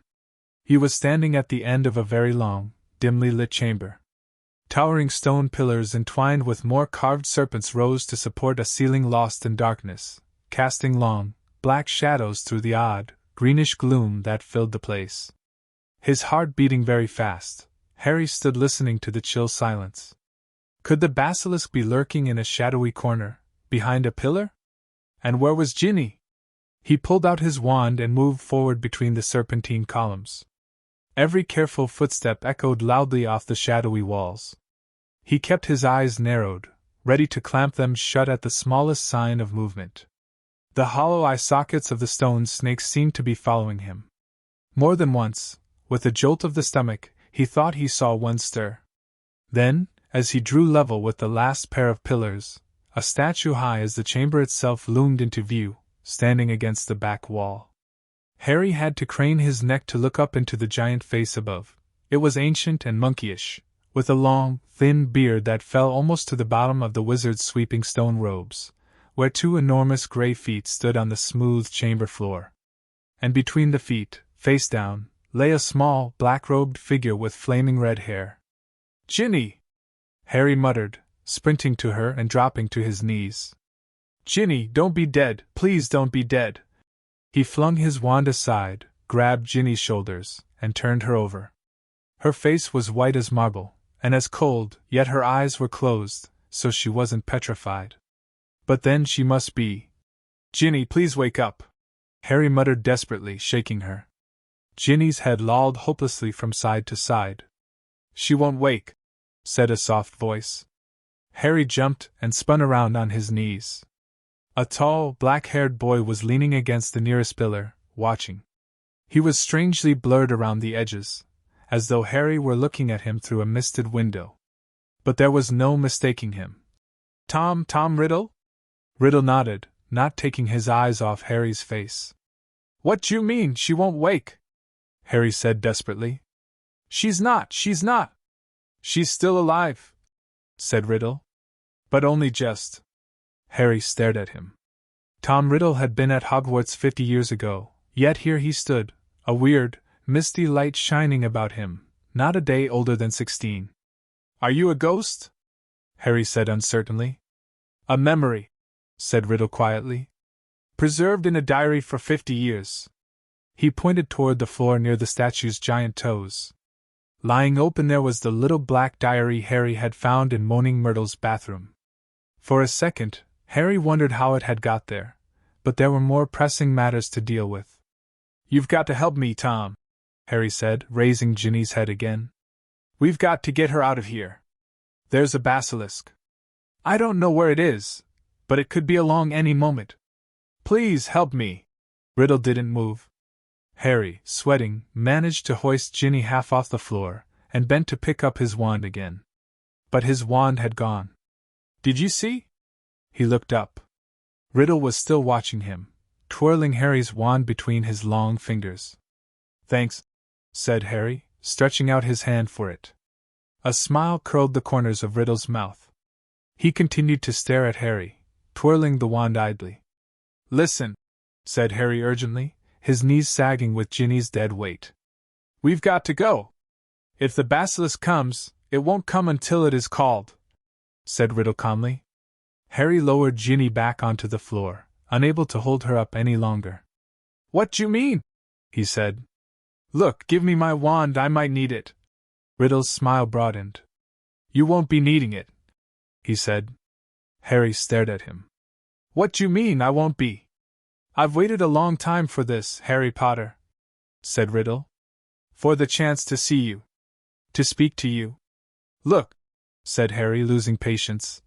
"I don't think you get it. We're in the Chamber of Secrets. We can talk later, we're going to talk now," said Riddle, still smiling broadly, and he pocketed Harry's wand. Harry stared at him. There was something very funny going on here. "How did Ginny get like this?" he asked slowly. "Well, that's an interesting question," said Riddle pleasantly. "And quite a long story. I suppose the real reason Ginny Weasley's like this is because she opened her heart and spilled all her secrets to an invisible stranger. What are you talking about? Said Harry. The diary, said Riddle. My diary. Little Ginny's been writing in it for months and months, telling me all her pitiful worries and woes, how her brothers tease her, how she had to come to school with second-hand robes and books, how— Riddle's eyes glinted— how she didn't think famous, good, great Harry Potter would ever like her. All the time he spoke, Riddle's eyes never left Harry's face. There was an almost hungry look in them. It's very boring, having to listen to the silly little troubles of an 11-year-old girl, he went on. But I was patient. I wrote back. I was sympathetic, I was kind. Ginny simply loved me. No one's ever understood me like you, Tom. I'm so glad I've got this diary to confide in. It's like having a friend I can carry around in my pocket. Riddle laughed, a high, cold laugh that didn't suit him. It made the hairs stand up on the back of Harry's neck. If I say it myself, Harry, I've always been able to charm the people I needed. So Ginny poured out her soul to me, and her soul happened to be exactly what I wanted. I grew stronger and stronger on a diet of her deepest fears, her darkest secrets. I grew powerful, far more powerful than little Miss Weasley. Powerful enough to start feeding Miss Weasley a few of my secrets, to start pouring a little of my soul back into her. What do you mean? Said Harry, whose mouth had gone very dry. Haven't you guessed yet, Harry Potter? Said Riddle softly. Ginny Weasley opened the Chamber of Secrets. She strangled the school roosters and daubed threatening messages on the walls. She set the Serpent of Slytherin on 4 mudbloods and the Squib's cat. No, Harry whispered. Yes, said Riddle calmly. Of course, she didn't know what she was doing at first. It was very amusing. I wish you could have seen her new diary entries. Far more interesting they became. Dear Tom, he recited, watching Harry's horrified face. I think I'm losing my memory. There are rooster feathers all over my robes, and I don't know how they got there. Dear Tom, I can't remember what I did on the night of Halloween, but a cat was attacked, and I've got paint all down my front. Dear Tom, Percy keeps telling me I'm pale and I'm not myself. I think he suspects me. There was another attack today, and I don't know where I was. Tom, what am I going to do? I think I'm going mad. I think I'm the one attacking everyone, Tom. Harry's fists were clenched, the nails digging deep into his palms. It took a very long time for stupid little Ginny to stop trusting her diary, said Riddle. But she finally became suspicious and tried to dispose of it. And that's where you came in, Harry. You found it, and I couldn't have been more delighted. Of all the people who could have picked it up, it was you, the very person I was most anxious to meet. And why did you want to meet me? Said Harry. Anger was coursing through him, and it was an effort to keep his voice steady. Well, you see, Ginny told me all about you, Harry, said Riddle. Your whole fascinating history. His eyes roved over the lightning scar on Harry's forehead, and their expression grew hungrier. I knew I must find out more about you, talk to you, meet you if I could. So I decided to show you my famous capture of that great oaf, Hagrid, to gain your trust. Hagrid's my friend, said Harry, his voice now shaking. And you framed him, didn't you? I thought you made a mistake, but— Riddle laughed his high laugh again. It was my word against Hagrid's, Harry. Well, you can imagine how it looked to old Armando Dipet. On the one hand, Tom Riddle, poor but brilliant, parentless but so brave, school prefect, model student. On the other hand, big, blundering Hagrid, in trouble every other week, trying to raise werewolf cubs under his bed, sneaking off to the Forbidden Forest to wrestle trolls. But I admit, even I was surprised how well the plan worked. I thought someone must realize that Hagrid couldn't possibly be the heir of Slytherin. It had taken me 5 whole years to find out everything I could about the Chamber of Secrets, and discover the secret entrance. As though Hagrid had the brains, or the power! Only the Transfiguration teacher, Dumbledore, seemed to think Hagrid was innocent. He persuaded Dipet to keep Hagrid and train him as gamekeeper. Yes, I think Dumbledore might have guessed. Dumbledore never seemed to like me as much as the other teachers did. I bet Dumbledore saw right through you," said Harry, his teeth gritted. "Well, he certainly kept an annoyingly close watch on me after Hagrid was expelled," said Riddle carelessly. "I knew it wouldn't be safe to open the chamber again while I was still at school. But I wasn't going to waste those long years I'd spent searching for it. I decided to leave behind a diary, preserving my 16-year-old self in its pages, so that one day, with luck, I would be able to lead another in my footsteps, and finish Salazar Slytherin's noble work." "Well, you haven't finished it," said Harry triumphantly. "No one's died this time, not even the cat. In a few hours the Mandrake draft will be ready and everyone who was petrified will be all right again. Haven't I already told you?" said Riddle quietly. "That killing mudbloods doesn't matter to me anymore? For many months now, my new target has been you." Harry stared at him. Imagine how angry I was when the next time my diary was opened, it was Ginny who was writing to me, not you. She saw you with the diary, you see, and panicked. What if you found out how to work it, and I repeated all her secrets to you? What if, even worse, I told you who'd been strangling roosters? So the foolish little brat waited until your dormitory was deserted and stole it back. But I knew what I must do. It was clear to me that you were on the trail of Slytherin's heir. From everything Ginny had told me about you, I knew you would go to any lengths to solve the mystery, particularly if one of your best friends was attacked. And Ginny had told me the whole school was buzzing because you could speak Parseltongue. So I made Ginny write her own farewell on the wall and come down here to wait. She struggled and cried and became very boring. But there isn't much life left in her. She put too much into the diary, into me. Enough to let me leave its pages at last. I have been waiting for you to appear since we arrived here. I knew you'd come. I have many questions for you, Harry Potter." "Like what?" Harry spat, fist still clenched. "Well," said Riddle, smiling pleasantly, "how is it that you, a skinny boy with no extraordinary magical talent, managed to defeat the greatest wizard of all time? How did you escape with nothing but a scar, while Lord Voldemort's powers were destroyed?" There was an odd red gleam in his hungry eyes now. "Why do you care how I escaped?" said Harry slowly. "Voldemort was after your time." "Voldemort," said Riddle softly, "is my past, present, and future, Harry Potter." He pulled Harry's wand from his pocket and began to trace it through the air, writing 3 shimmering words, Tom Marvolo Riddle. Then he waved the wand once, and the letters of his name rearranged themselves. "I am Lord Voldemort." "You see?" he whispered. "It was a name I was already using at Hogwarts, to my most intimate friends only, of course. You think I was going to use my filthy Muggle father's name forever? I, in whose veins runs the blood of Salazar Slytherin himself, through my mother's side? I keep the name of a foul, common Muggle, who abandoned me even before I was born, just because he found out his wife was a witch? No, Harry, I fashioned myself a new name, a name I knew wizards everywhere would one day fear to speak, when I had become the greatest sorcerer in the world."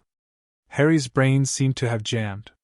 He stared numbly at Riddle, at the orphan boy who had grown up to murder Harry's own parents, and so many others. At last he forced himself to speak. "You're not," he said, his quiet voice full of hatred. "Not what?" snapped Riddle. "Not the greatest sorcerer in the world," said Harry, breathing fast. "Sorry to disappoint you in all that, but the greatest wizard in the world is Albus Dumbledore. Everyone says so. Even when you were strong, you didn't dare try and take over at Hogwarts. Dumbledore saw through you when you were at school, and he still frightens you now, wherever you're hiding these days."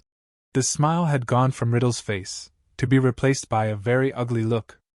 "Dumbledore's been driven out of this castle by the mere memory of me," he hissed. "He's not as gone as you might think," Harry retorted. He was speaking at random, wanting to scare Riddle. Wishing rather than believing it to be true, Riddle opened his mouth, but froze. Music was coming from somewhere. Riddle whirled around to stare down the empty chamber. The music was growing louder. It was eerie, spine-tingling, unearthly. It lifted the hair on Harry's scalp and made his heart feel as though it was swelling to twice its normal size. Then, As the music reached such a pitch that Harry felt it vibrating inside his own ribs, flames erupted at the top of the nearest pillar. A crimson bird the size of a swan had appeared, piping its weird music to the vaulted ceiling. It had a glittering golden tail as long as a peacock's and gleaming golden talons, which were gripping a ragged bundle. A second later, the bird was flying straight at Harry. It dropped the ragged thing it was carrying at his feet, then landed heavily on his shoulder. As it folded its great wings, Harry looked up and saw it had a long, sharp golden beak and a beady black eye. The bird stopped singing. It sat still and warm next to Harry's cheek, gazing steadily at Riddle. "That's a phoenix," said Riddle, staring shrewdly back at it. "Fox?" Harry breathed, and he felt the bird's golden claws squeeze his shoulder gently. "And that?" said Riddle, now eyeing the ragged thing that Fox had dropped. "That's the old-school sorting hat." So it was. Patched, frayed, and dirty, the hat lay motionless at Harry's feet. Riddle began to laugh again. He laughed so hard that the dark chamber rang with it, as though 10 riddles were laughing at once. "This is what Dumbledore sends his defender! A songbird and an old hat! Do you feel brave, Harry Potter? Do you feel safe now?" Harry didn't answer. He might not see what use Fox or the sorting hat were, but he was no longer alone, and he waited for Riddle to stop laughing with his courage mounting. "To business, Harry," said Riddle, still smiling broadly. "Twice, in your past, in my future, we have met. And twice I failed to kill you. How did you survive? Tell me everything. The longer you talk," he added softly, "the longer you stay alive." Harry was thinking fast, weighing his chances. Riddle had the wand. He, Harry, had Fox and the sorting hat, either of which would be much good in a duel. It looked bad, all right, but the longer Riddle stood there, the more life was dwindling out of Ginny, and in the meantime, Harry noticed suddenly, Riddle's outline was becoming clearer, more solid. If it had to be a fight between him and Riddle, better sooner than later. "No one knows why you lost your powers when you attacked me," said Harry abruptly. "I don't know myself. But I know why you couldn't kill me. Because my mother died to save me. My common muggle-born mother," he added, shaking with suppressed rage. "She stopped you killing me. And I've seen the real you. I saw you last year. You're a wreck. You're barely alive. That's where all your power got you. You're in hiding. You're ugly, you're foul." Riddle's face contorted. Then he forced it into an awful smile. "So, your mother died to save you. Yes, that's a powerful counter-charm. I can see now, there is nothing special about you, after all. I wondered, you see. Because there are strange likenesses between us, Harry Potter. Even you must have noticed.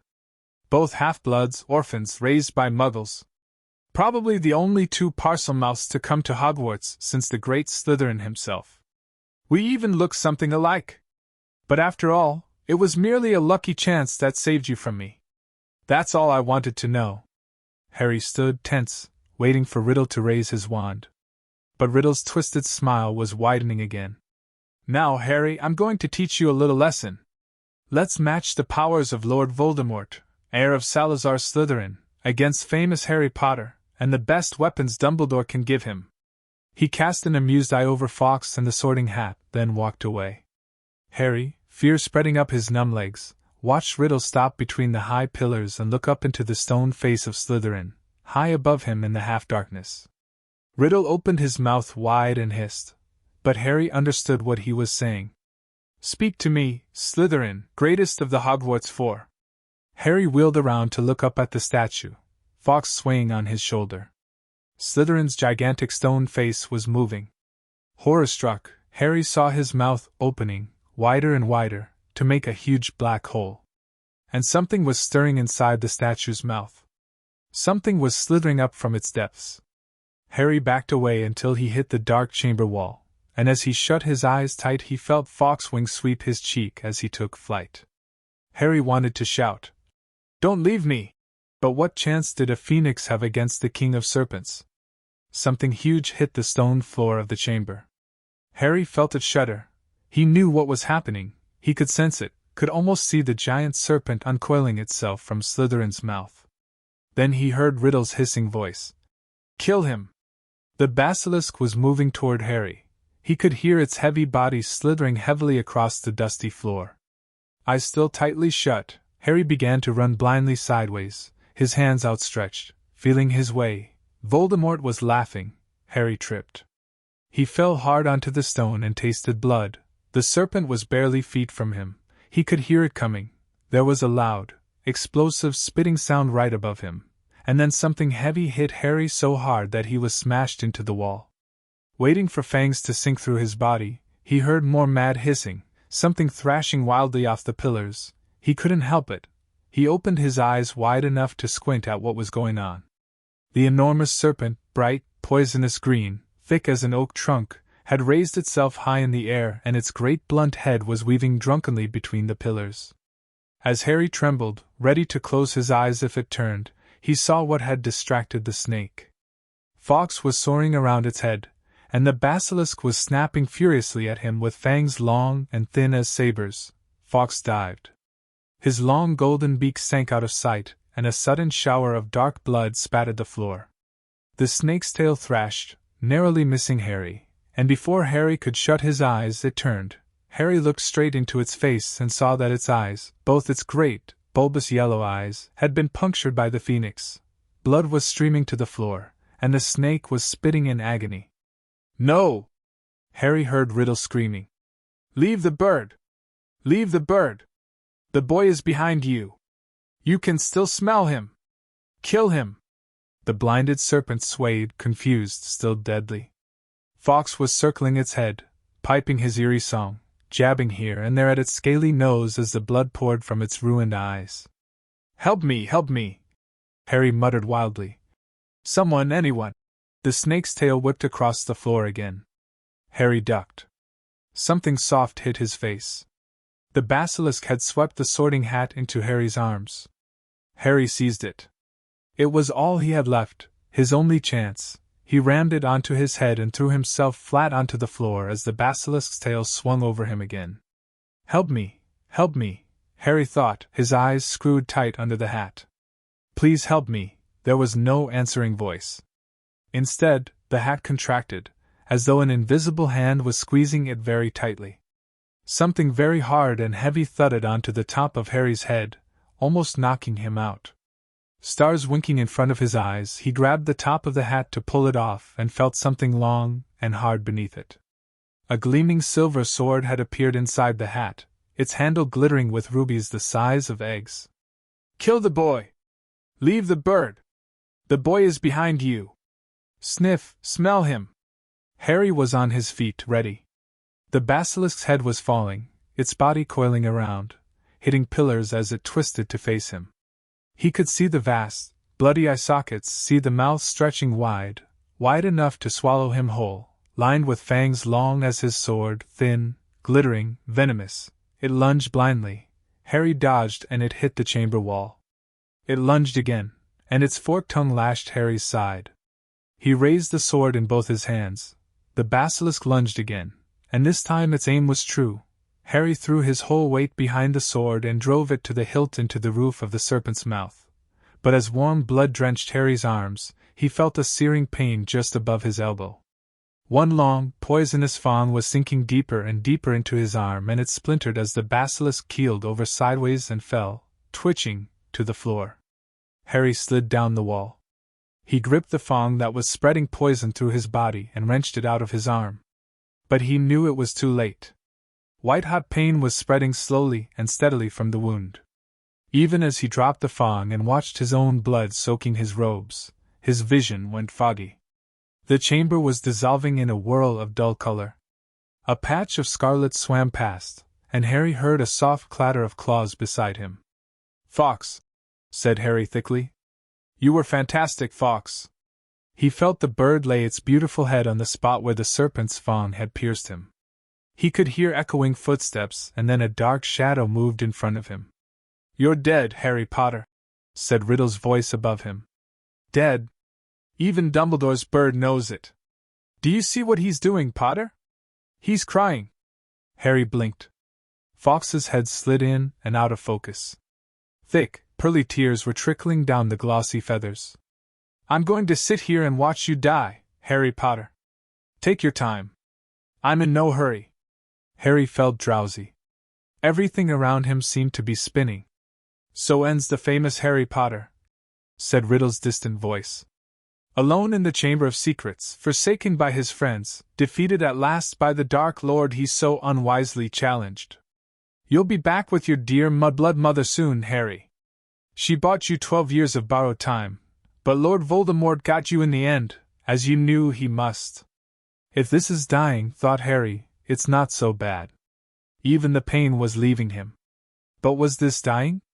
Instead of going black, the chamber seemed to be coming back into focus.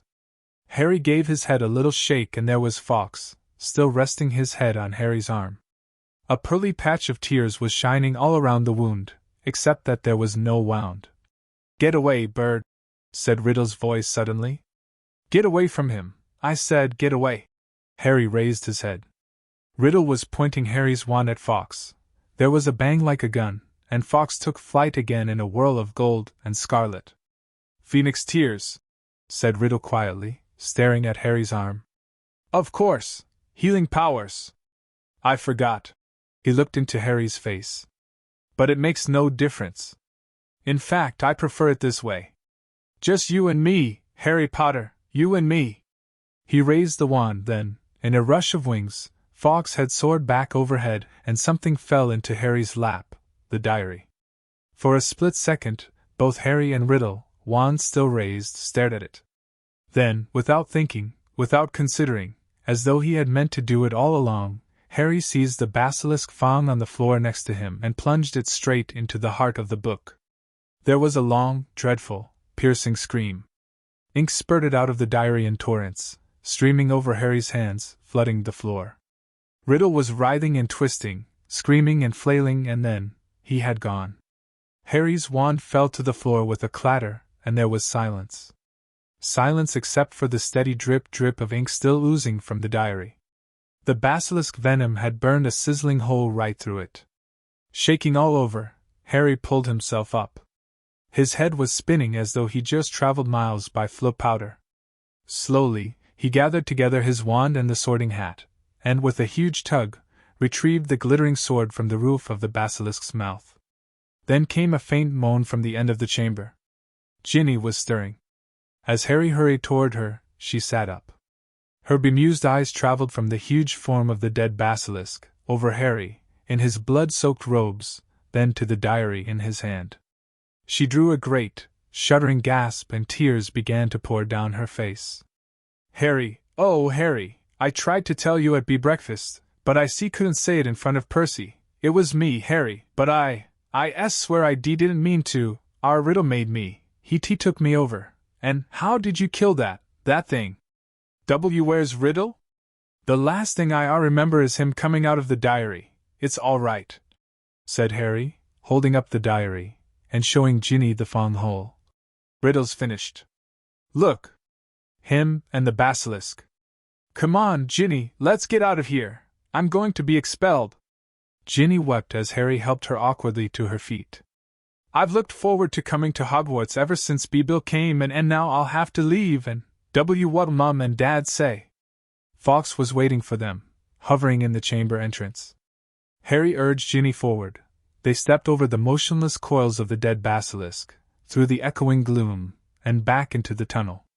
Harry heard the stone doors close behind them with a soft hiss. After a few minutes' progress up the dark tunnel, a distant sound of slowly shifting rock reached Harry's ears. Ron! Harry yelled, speeding up. Ginny's okay. I've got her. He heard Ron give a strangled cheer, and they turned the next bend to see his eager face staring through the sizable gap he had managed to make in the rockfall. Ginny! Ron thrust an arm through the gap in the rock to pull her through first. You're alive! I don't believe it! What happened? How, what, where did that bird come from? Fawkes had swooped through the gap after Ginny. He's Dumbledore's, said Harry, squeezing through himself. How come you've got a sword? Said Ron, gaping at the glittering weapon in Harry's hand. "I'll explain when we get out of here," said Harry with a sideways glance at Ginny, who was crying harder than ever. "But later," Harry said shortly. He didn't think it was a good idea to tell Ron yet who'd been opening the chamber, not in front of Ginny, anyway. "Where's Lockhart?" "Back there," said Ron, still looking puzzled but jerking his head up the tunnel toward the pipe. "He's in a bad way. Come and see." Led by Fawkes, whose wide scarlet wings emitted a soft, golden glow in the darkness, they walked all the way back to the mouth of the pipe. Gilderoy Lockhart was sitting there, humming placidly to himself. "His memory's gone," said Ron. "The memory charm backfired. Hit him instead of us. Hasn't got a clue who he is, or where he is, or who we are. I told him to come and wait here. He's a danger to himself." Lockhart peered good-naturedly up at them all. "Hello?" he said. "Odd sort of place this, isn't it? Do you live here?" "No," said Ron, raising his eyebrows at Harry. Harry bent down and looked up the long, dark pipe. "Have you thought how we're going to get back up this?" he said to Ron.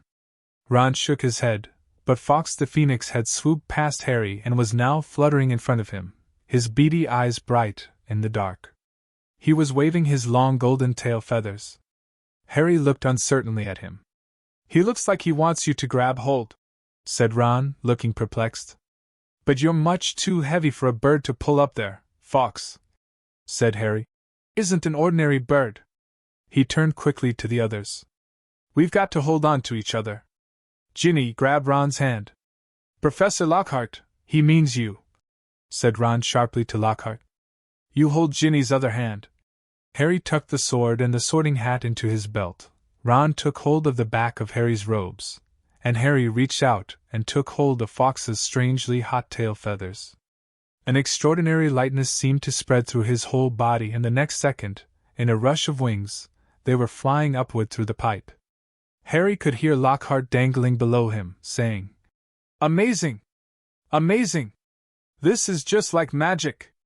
The chill air was whipping through Harry's hair, and before he'd stopped enjoying the ride, it was over. All four of them were hitting the wet floor of Moaning Myrtle's bathroom, and as Lockhart straightened his hat, the sink that hid the pipe was sliding back into place. Myrtle goggled at them. "You're alive?" she said blankly to Harry. "There's no need to sound so disappointed," he said grimly, wiping flecks of blood and slime off his glasses. "Oh, well. I just been thinking, if you had died, you'd have been welcome to share my toilet," said Myrtle, blushing silver. "Ugh," said Ron as they left the bathroom for the dark, deserted corridor outside. "Harry! I think Myrtle's grown fond of you. You've got competition, Ginny!" But tears were still flooding silently down Ginny's face. "Where now?" said Ron, with an anxious look at Ginny. Harry pointed. Fawkes was leading the way, glowing gold along the corridor. They strode after him, and moments later, found themselves outside Professor McGonagall's office.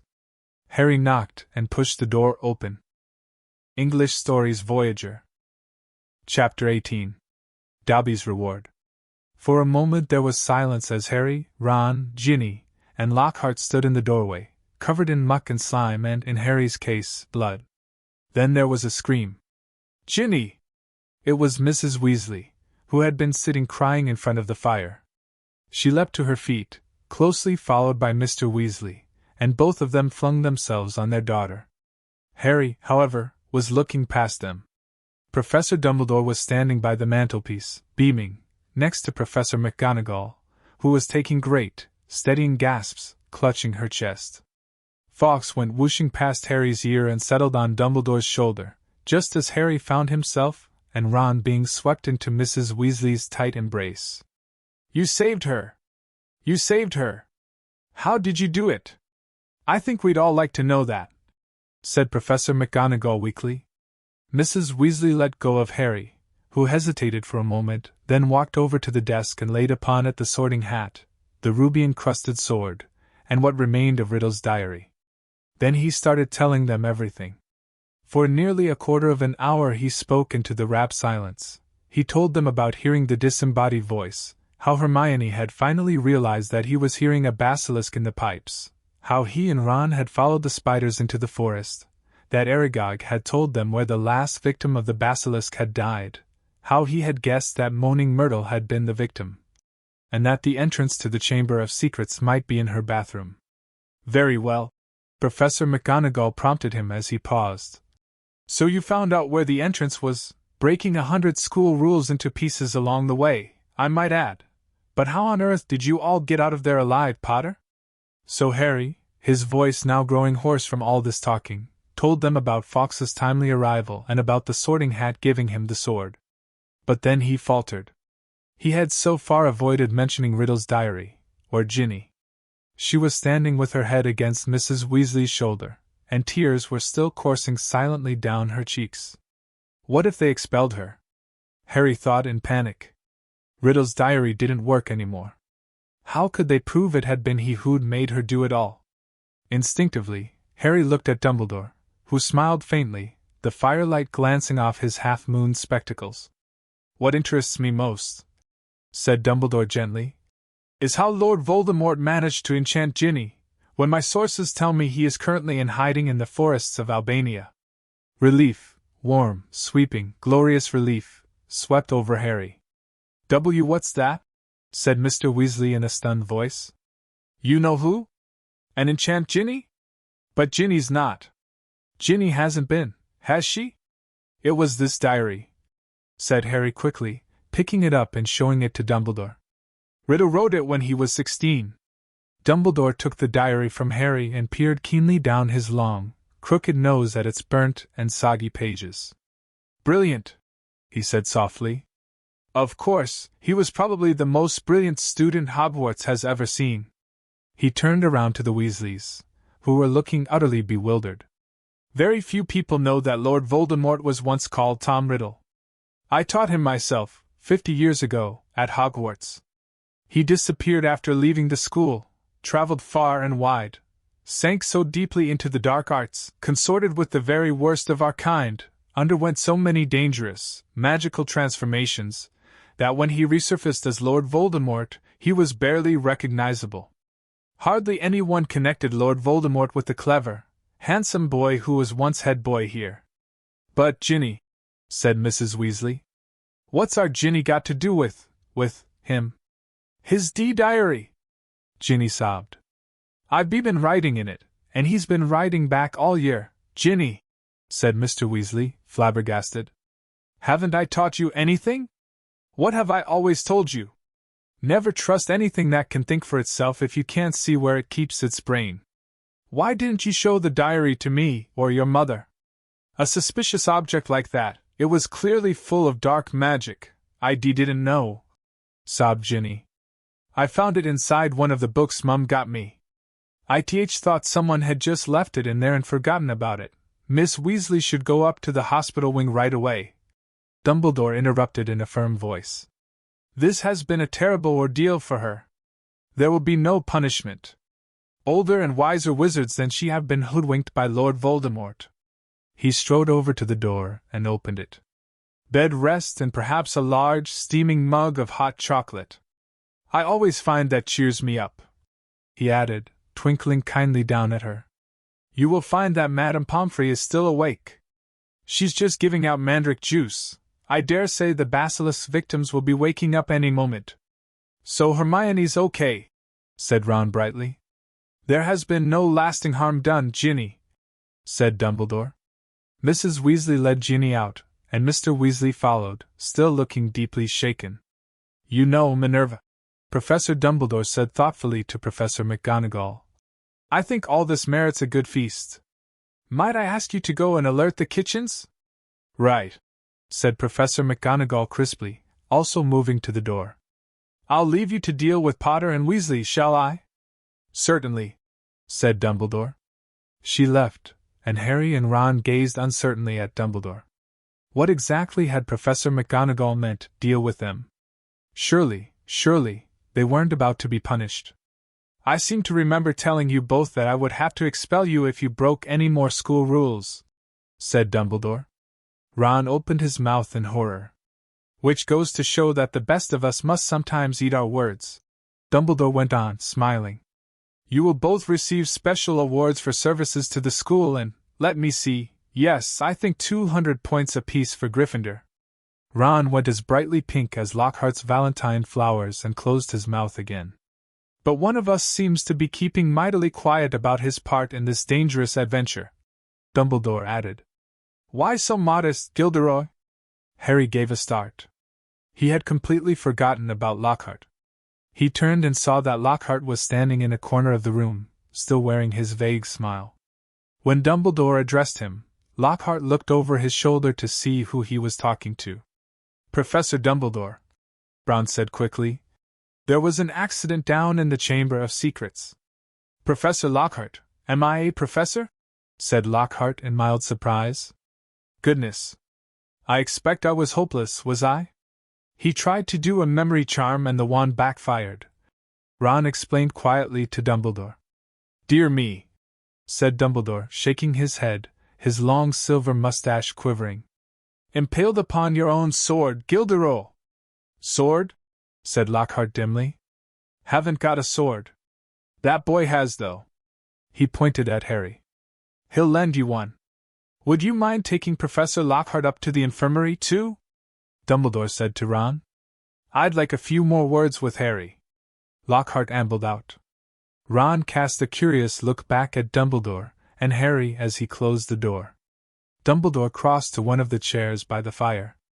Sit down, Harry, he said, and Harry sat, feeling unaccountably nervous. First of all, Harry, I want to thank you, said Dumbledore, eyes twinkling again. You must have shown me real loyalty down in the chamber. Nothing but that could have called Fawkes to you. He stroked the phoenix, which had fluttered down onto his knee. Harry grinned awkwardly as Dumbledore watched him. And so you met Tom Riddle, said Dumbledore thoughtfully. I imagine he was most interested in you. Suddenly, something that was nagging at Harry came tumbling out of his mouth. Professor Dumbledore. Riddle said I'm like him. Strange likenesses, he said. Did he now? Said Dumbledore, looking thoughtfully at Harry from under his thick silver eyebrows. And what do you think, Harry? I don't think I'm like him, said Harry, more loudly than he'd intended. I mean, I'm in Gryffindor, But he fell silent, a lurking doubt resurfacing in his mind. Professor, he started again after a moment. The Sorting Hat told me I'd have done well in Slytherin. Everyone thought I was Slytherin's heir for a while, because I can speak Parseltongue. You can speak Parseltongue, Harry, said Dumbledore calmly. Because Lord Voldemort, who is the last remaining descendant of Salazar Slytherin, can speak Parseltongue. Unless I'm much mistaken, he transferred some of his own powers to you the night he gave you that scar. Not something he intended to do, I'm sure. Voldemort put a bit of himself in me, Harry said, thunderstruck. It certainly seems so. So I should be in Slytherin, Harry said, looking desperately into Dumbledore's face. The Sorting Hat could see Slytherin's power in me, and it put you in Gryffindor, said Dumbledore calmly. Listen to me, Harry. You happen to have many qualities Salazar Slytherin prized in his hand-picked students. His own very rare gift, Parseltongue, resourcefulness, determination, a certain disregard for rules, he added, his mustache quivering again. Yet the Sorting Hat placed you in Gryffindor. You know why that was. Think. It only put me in Gryffindor, said Harry in a defeated voice. Because I asked not to go in Slytherin. Exactly, said Dumbledore, beaming once more. Which makes you very different from Tom Riddle. It is our choices, Harry, that show what we truly are, far more than our abilities. Harry sat motionless in his chair, stunned. If you want proof, Harry, that you belong in Gryffindor, I suggest you look more closely at this. Dumbledore reached across to Professor McGonagall's desk, picked up the blood-stained silver sword, and handed it to Harry. Dully, Harry turned it over, the rubies blazing in the firelight. And then he saw the name engraved just below the hilt. Godric Gryffindor. Only a true Gryffindor could have pulled that out of the hat, Harry, said Dumbledore simply. For a minute neither of them spoke. Then Dumbledore pulled open one of the drawers in Professor McGonagall's desk and took out a quill and a bottle of ink. "What you need, Harry, is some food and sleep. I suggest you go down to the feast, while I write to Azkaban. We need our gamekeeper back. And I must draft an advertisement for the Daily Prophet, too," he added thoughtfully. "We'll be needing a new defense against the dark arts teacher. Dear me, we do seem to run through them, don't we?" Harry got up and crossed to the door. He had just reached for the handle, however, when the door burst open so violently that it bounced back off the wall. Lucius Malfoy stood there, fury in his face. And cowering behind his legs, heavily wrapped in bandages, was Dobby. "Good evening, Lucius," said Dumbledore pleasantly. Mr. Malfoy almost knocked Harry over as he swept into the room. Dobby went scurrying in after him, crouching at the hem of his cloak, a look of abject terror on his face. The elf was carrying a stained rag with which he was attempting to finish cleaning Mr. Malfoy's shoes. Apparently Mr. Malfoy had set out in a great hurry, for not only were his shoes half-polished, but his usually sleek hair was disheveled. Ignoring the elf bobbing apologetically around his ankles, he fixed his cold eyes upon Dumbledore. "So," he said, "you've come back. The governor suspended you, but you still saw fit to return to Hogwarts." "Well, you see, Lucius," said Dumbledore, smiling serenely, "the other 11 governors contacted me today. It was something like being caught in a hailstorm of owls, to tell the truth. They'd heard that Arthur Weasley's daughter had been killed and wanted me back here at once. They seemed to think I was the best man for the job after all. Very strange tales they told me, too.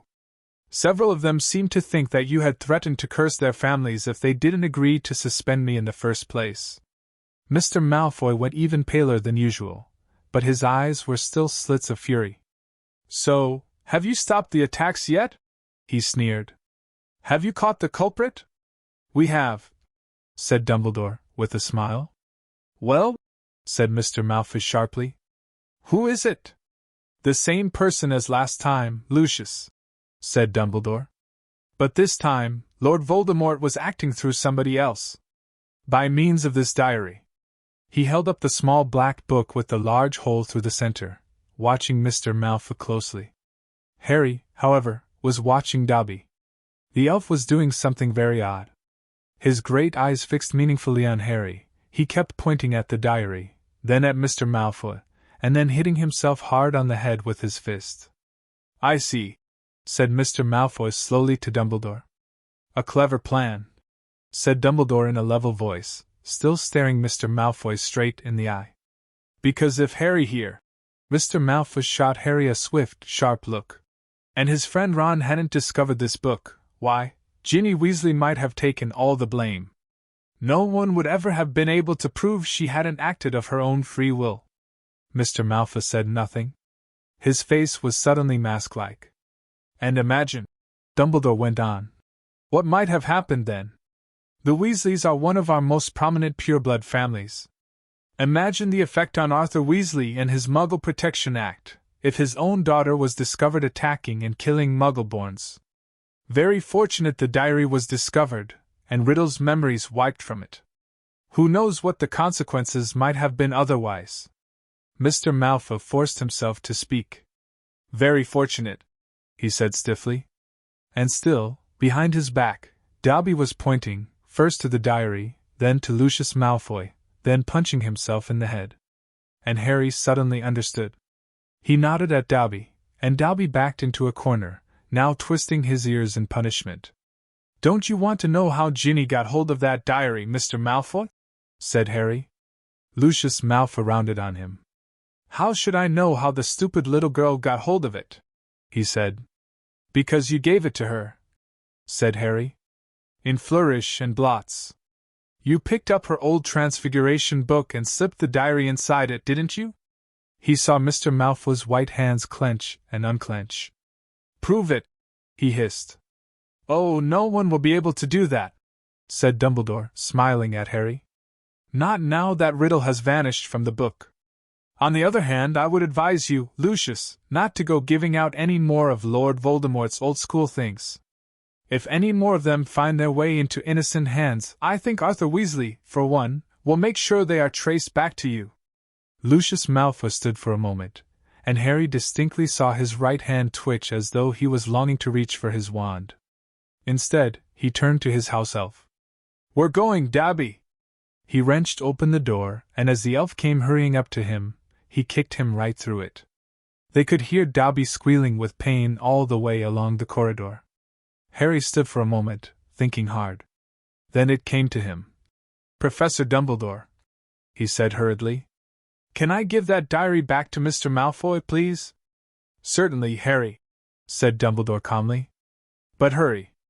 The feast, remember." Harry grabbed the diary and dashed out of the office.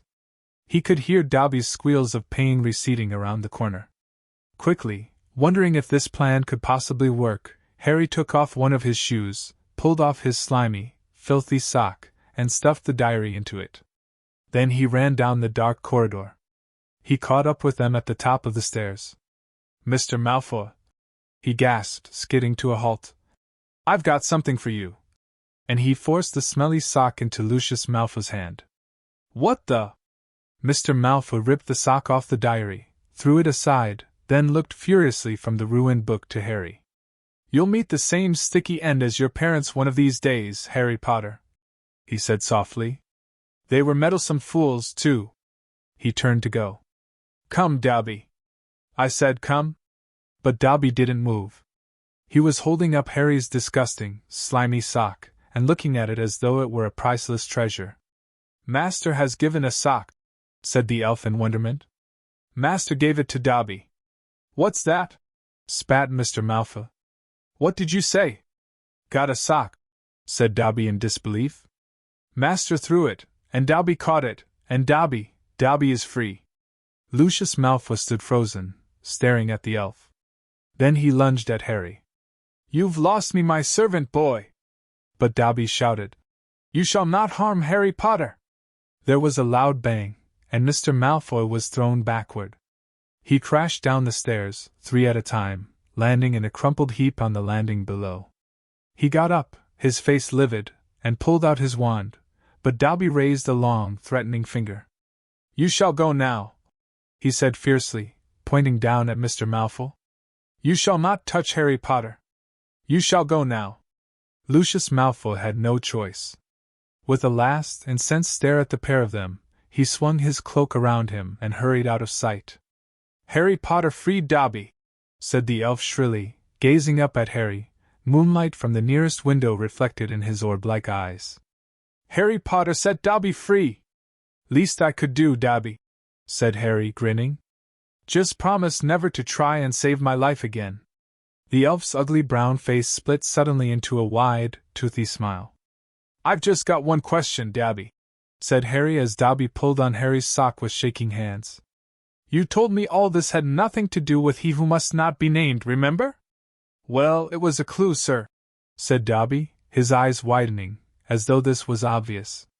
"Was giving you a clue. The Dark Lord, before he changed his name, could be freely named, you see?" "Right," said Harry weakly. "Well, I'd better go.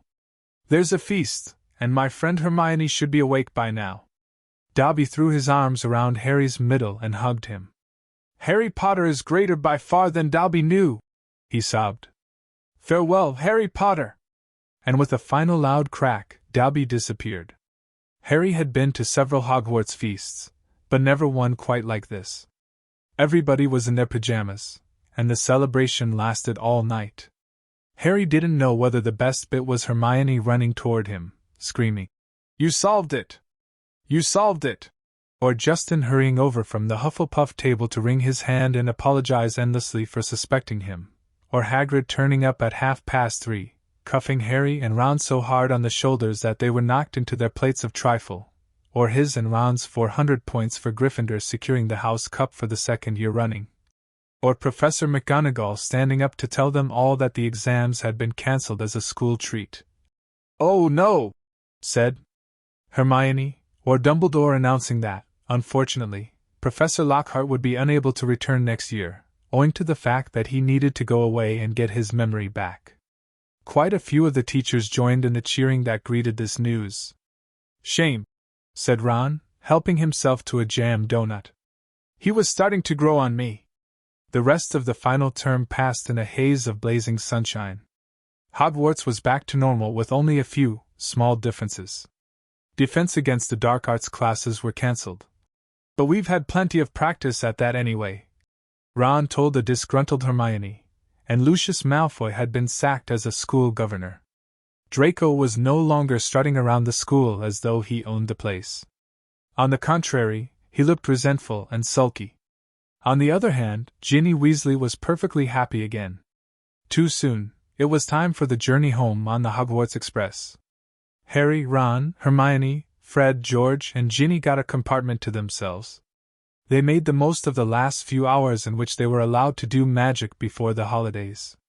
They played Exploding Snap, set off the very last of Fred and George's filibuster fireworks, and practiced disarming each other by magic.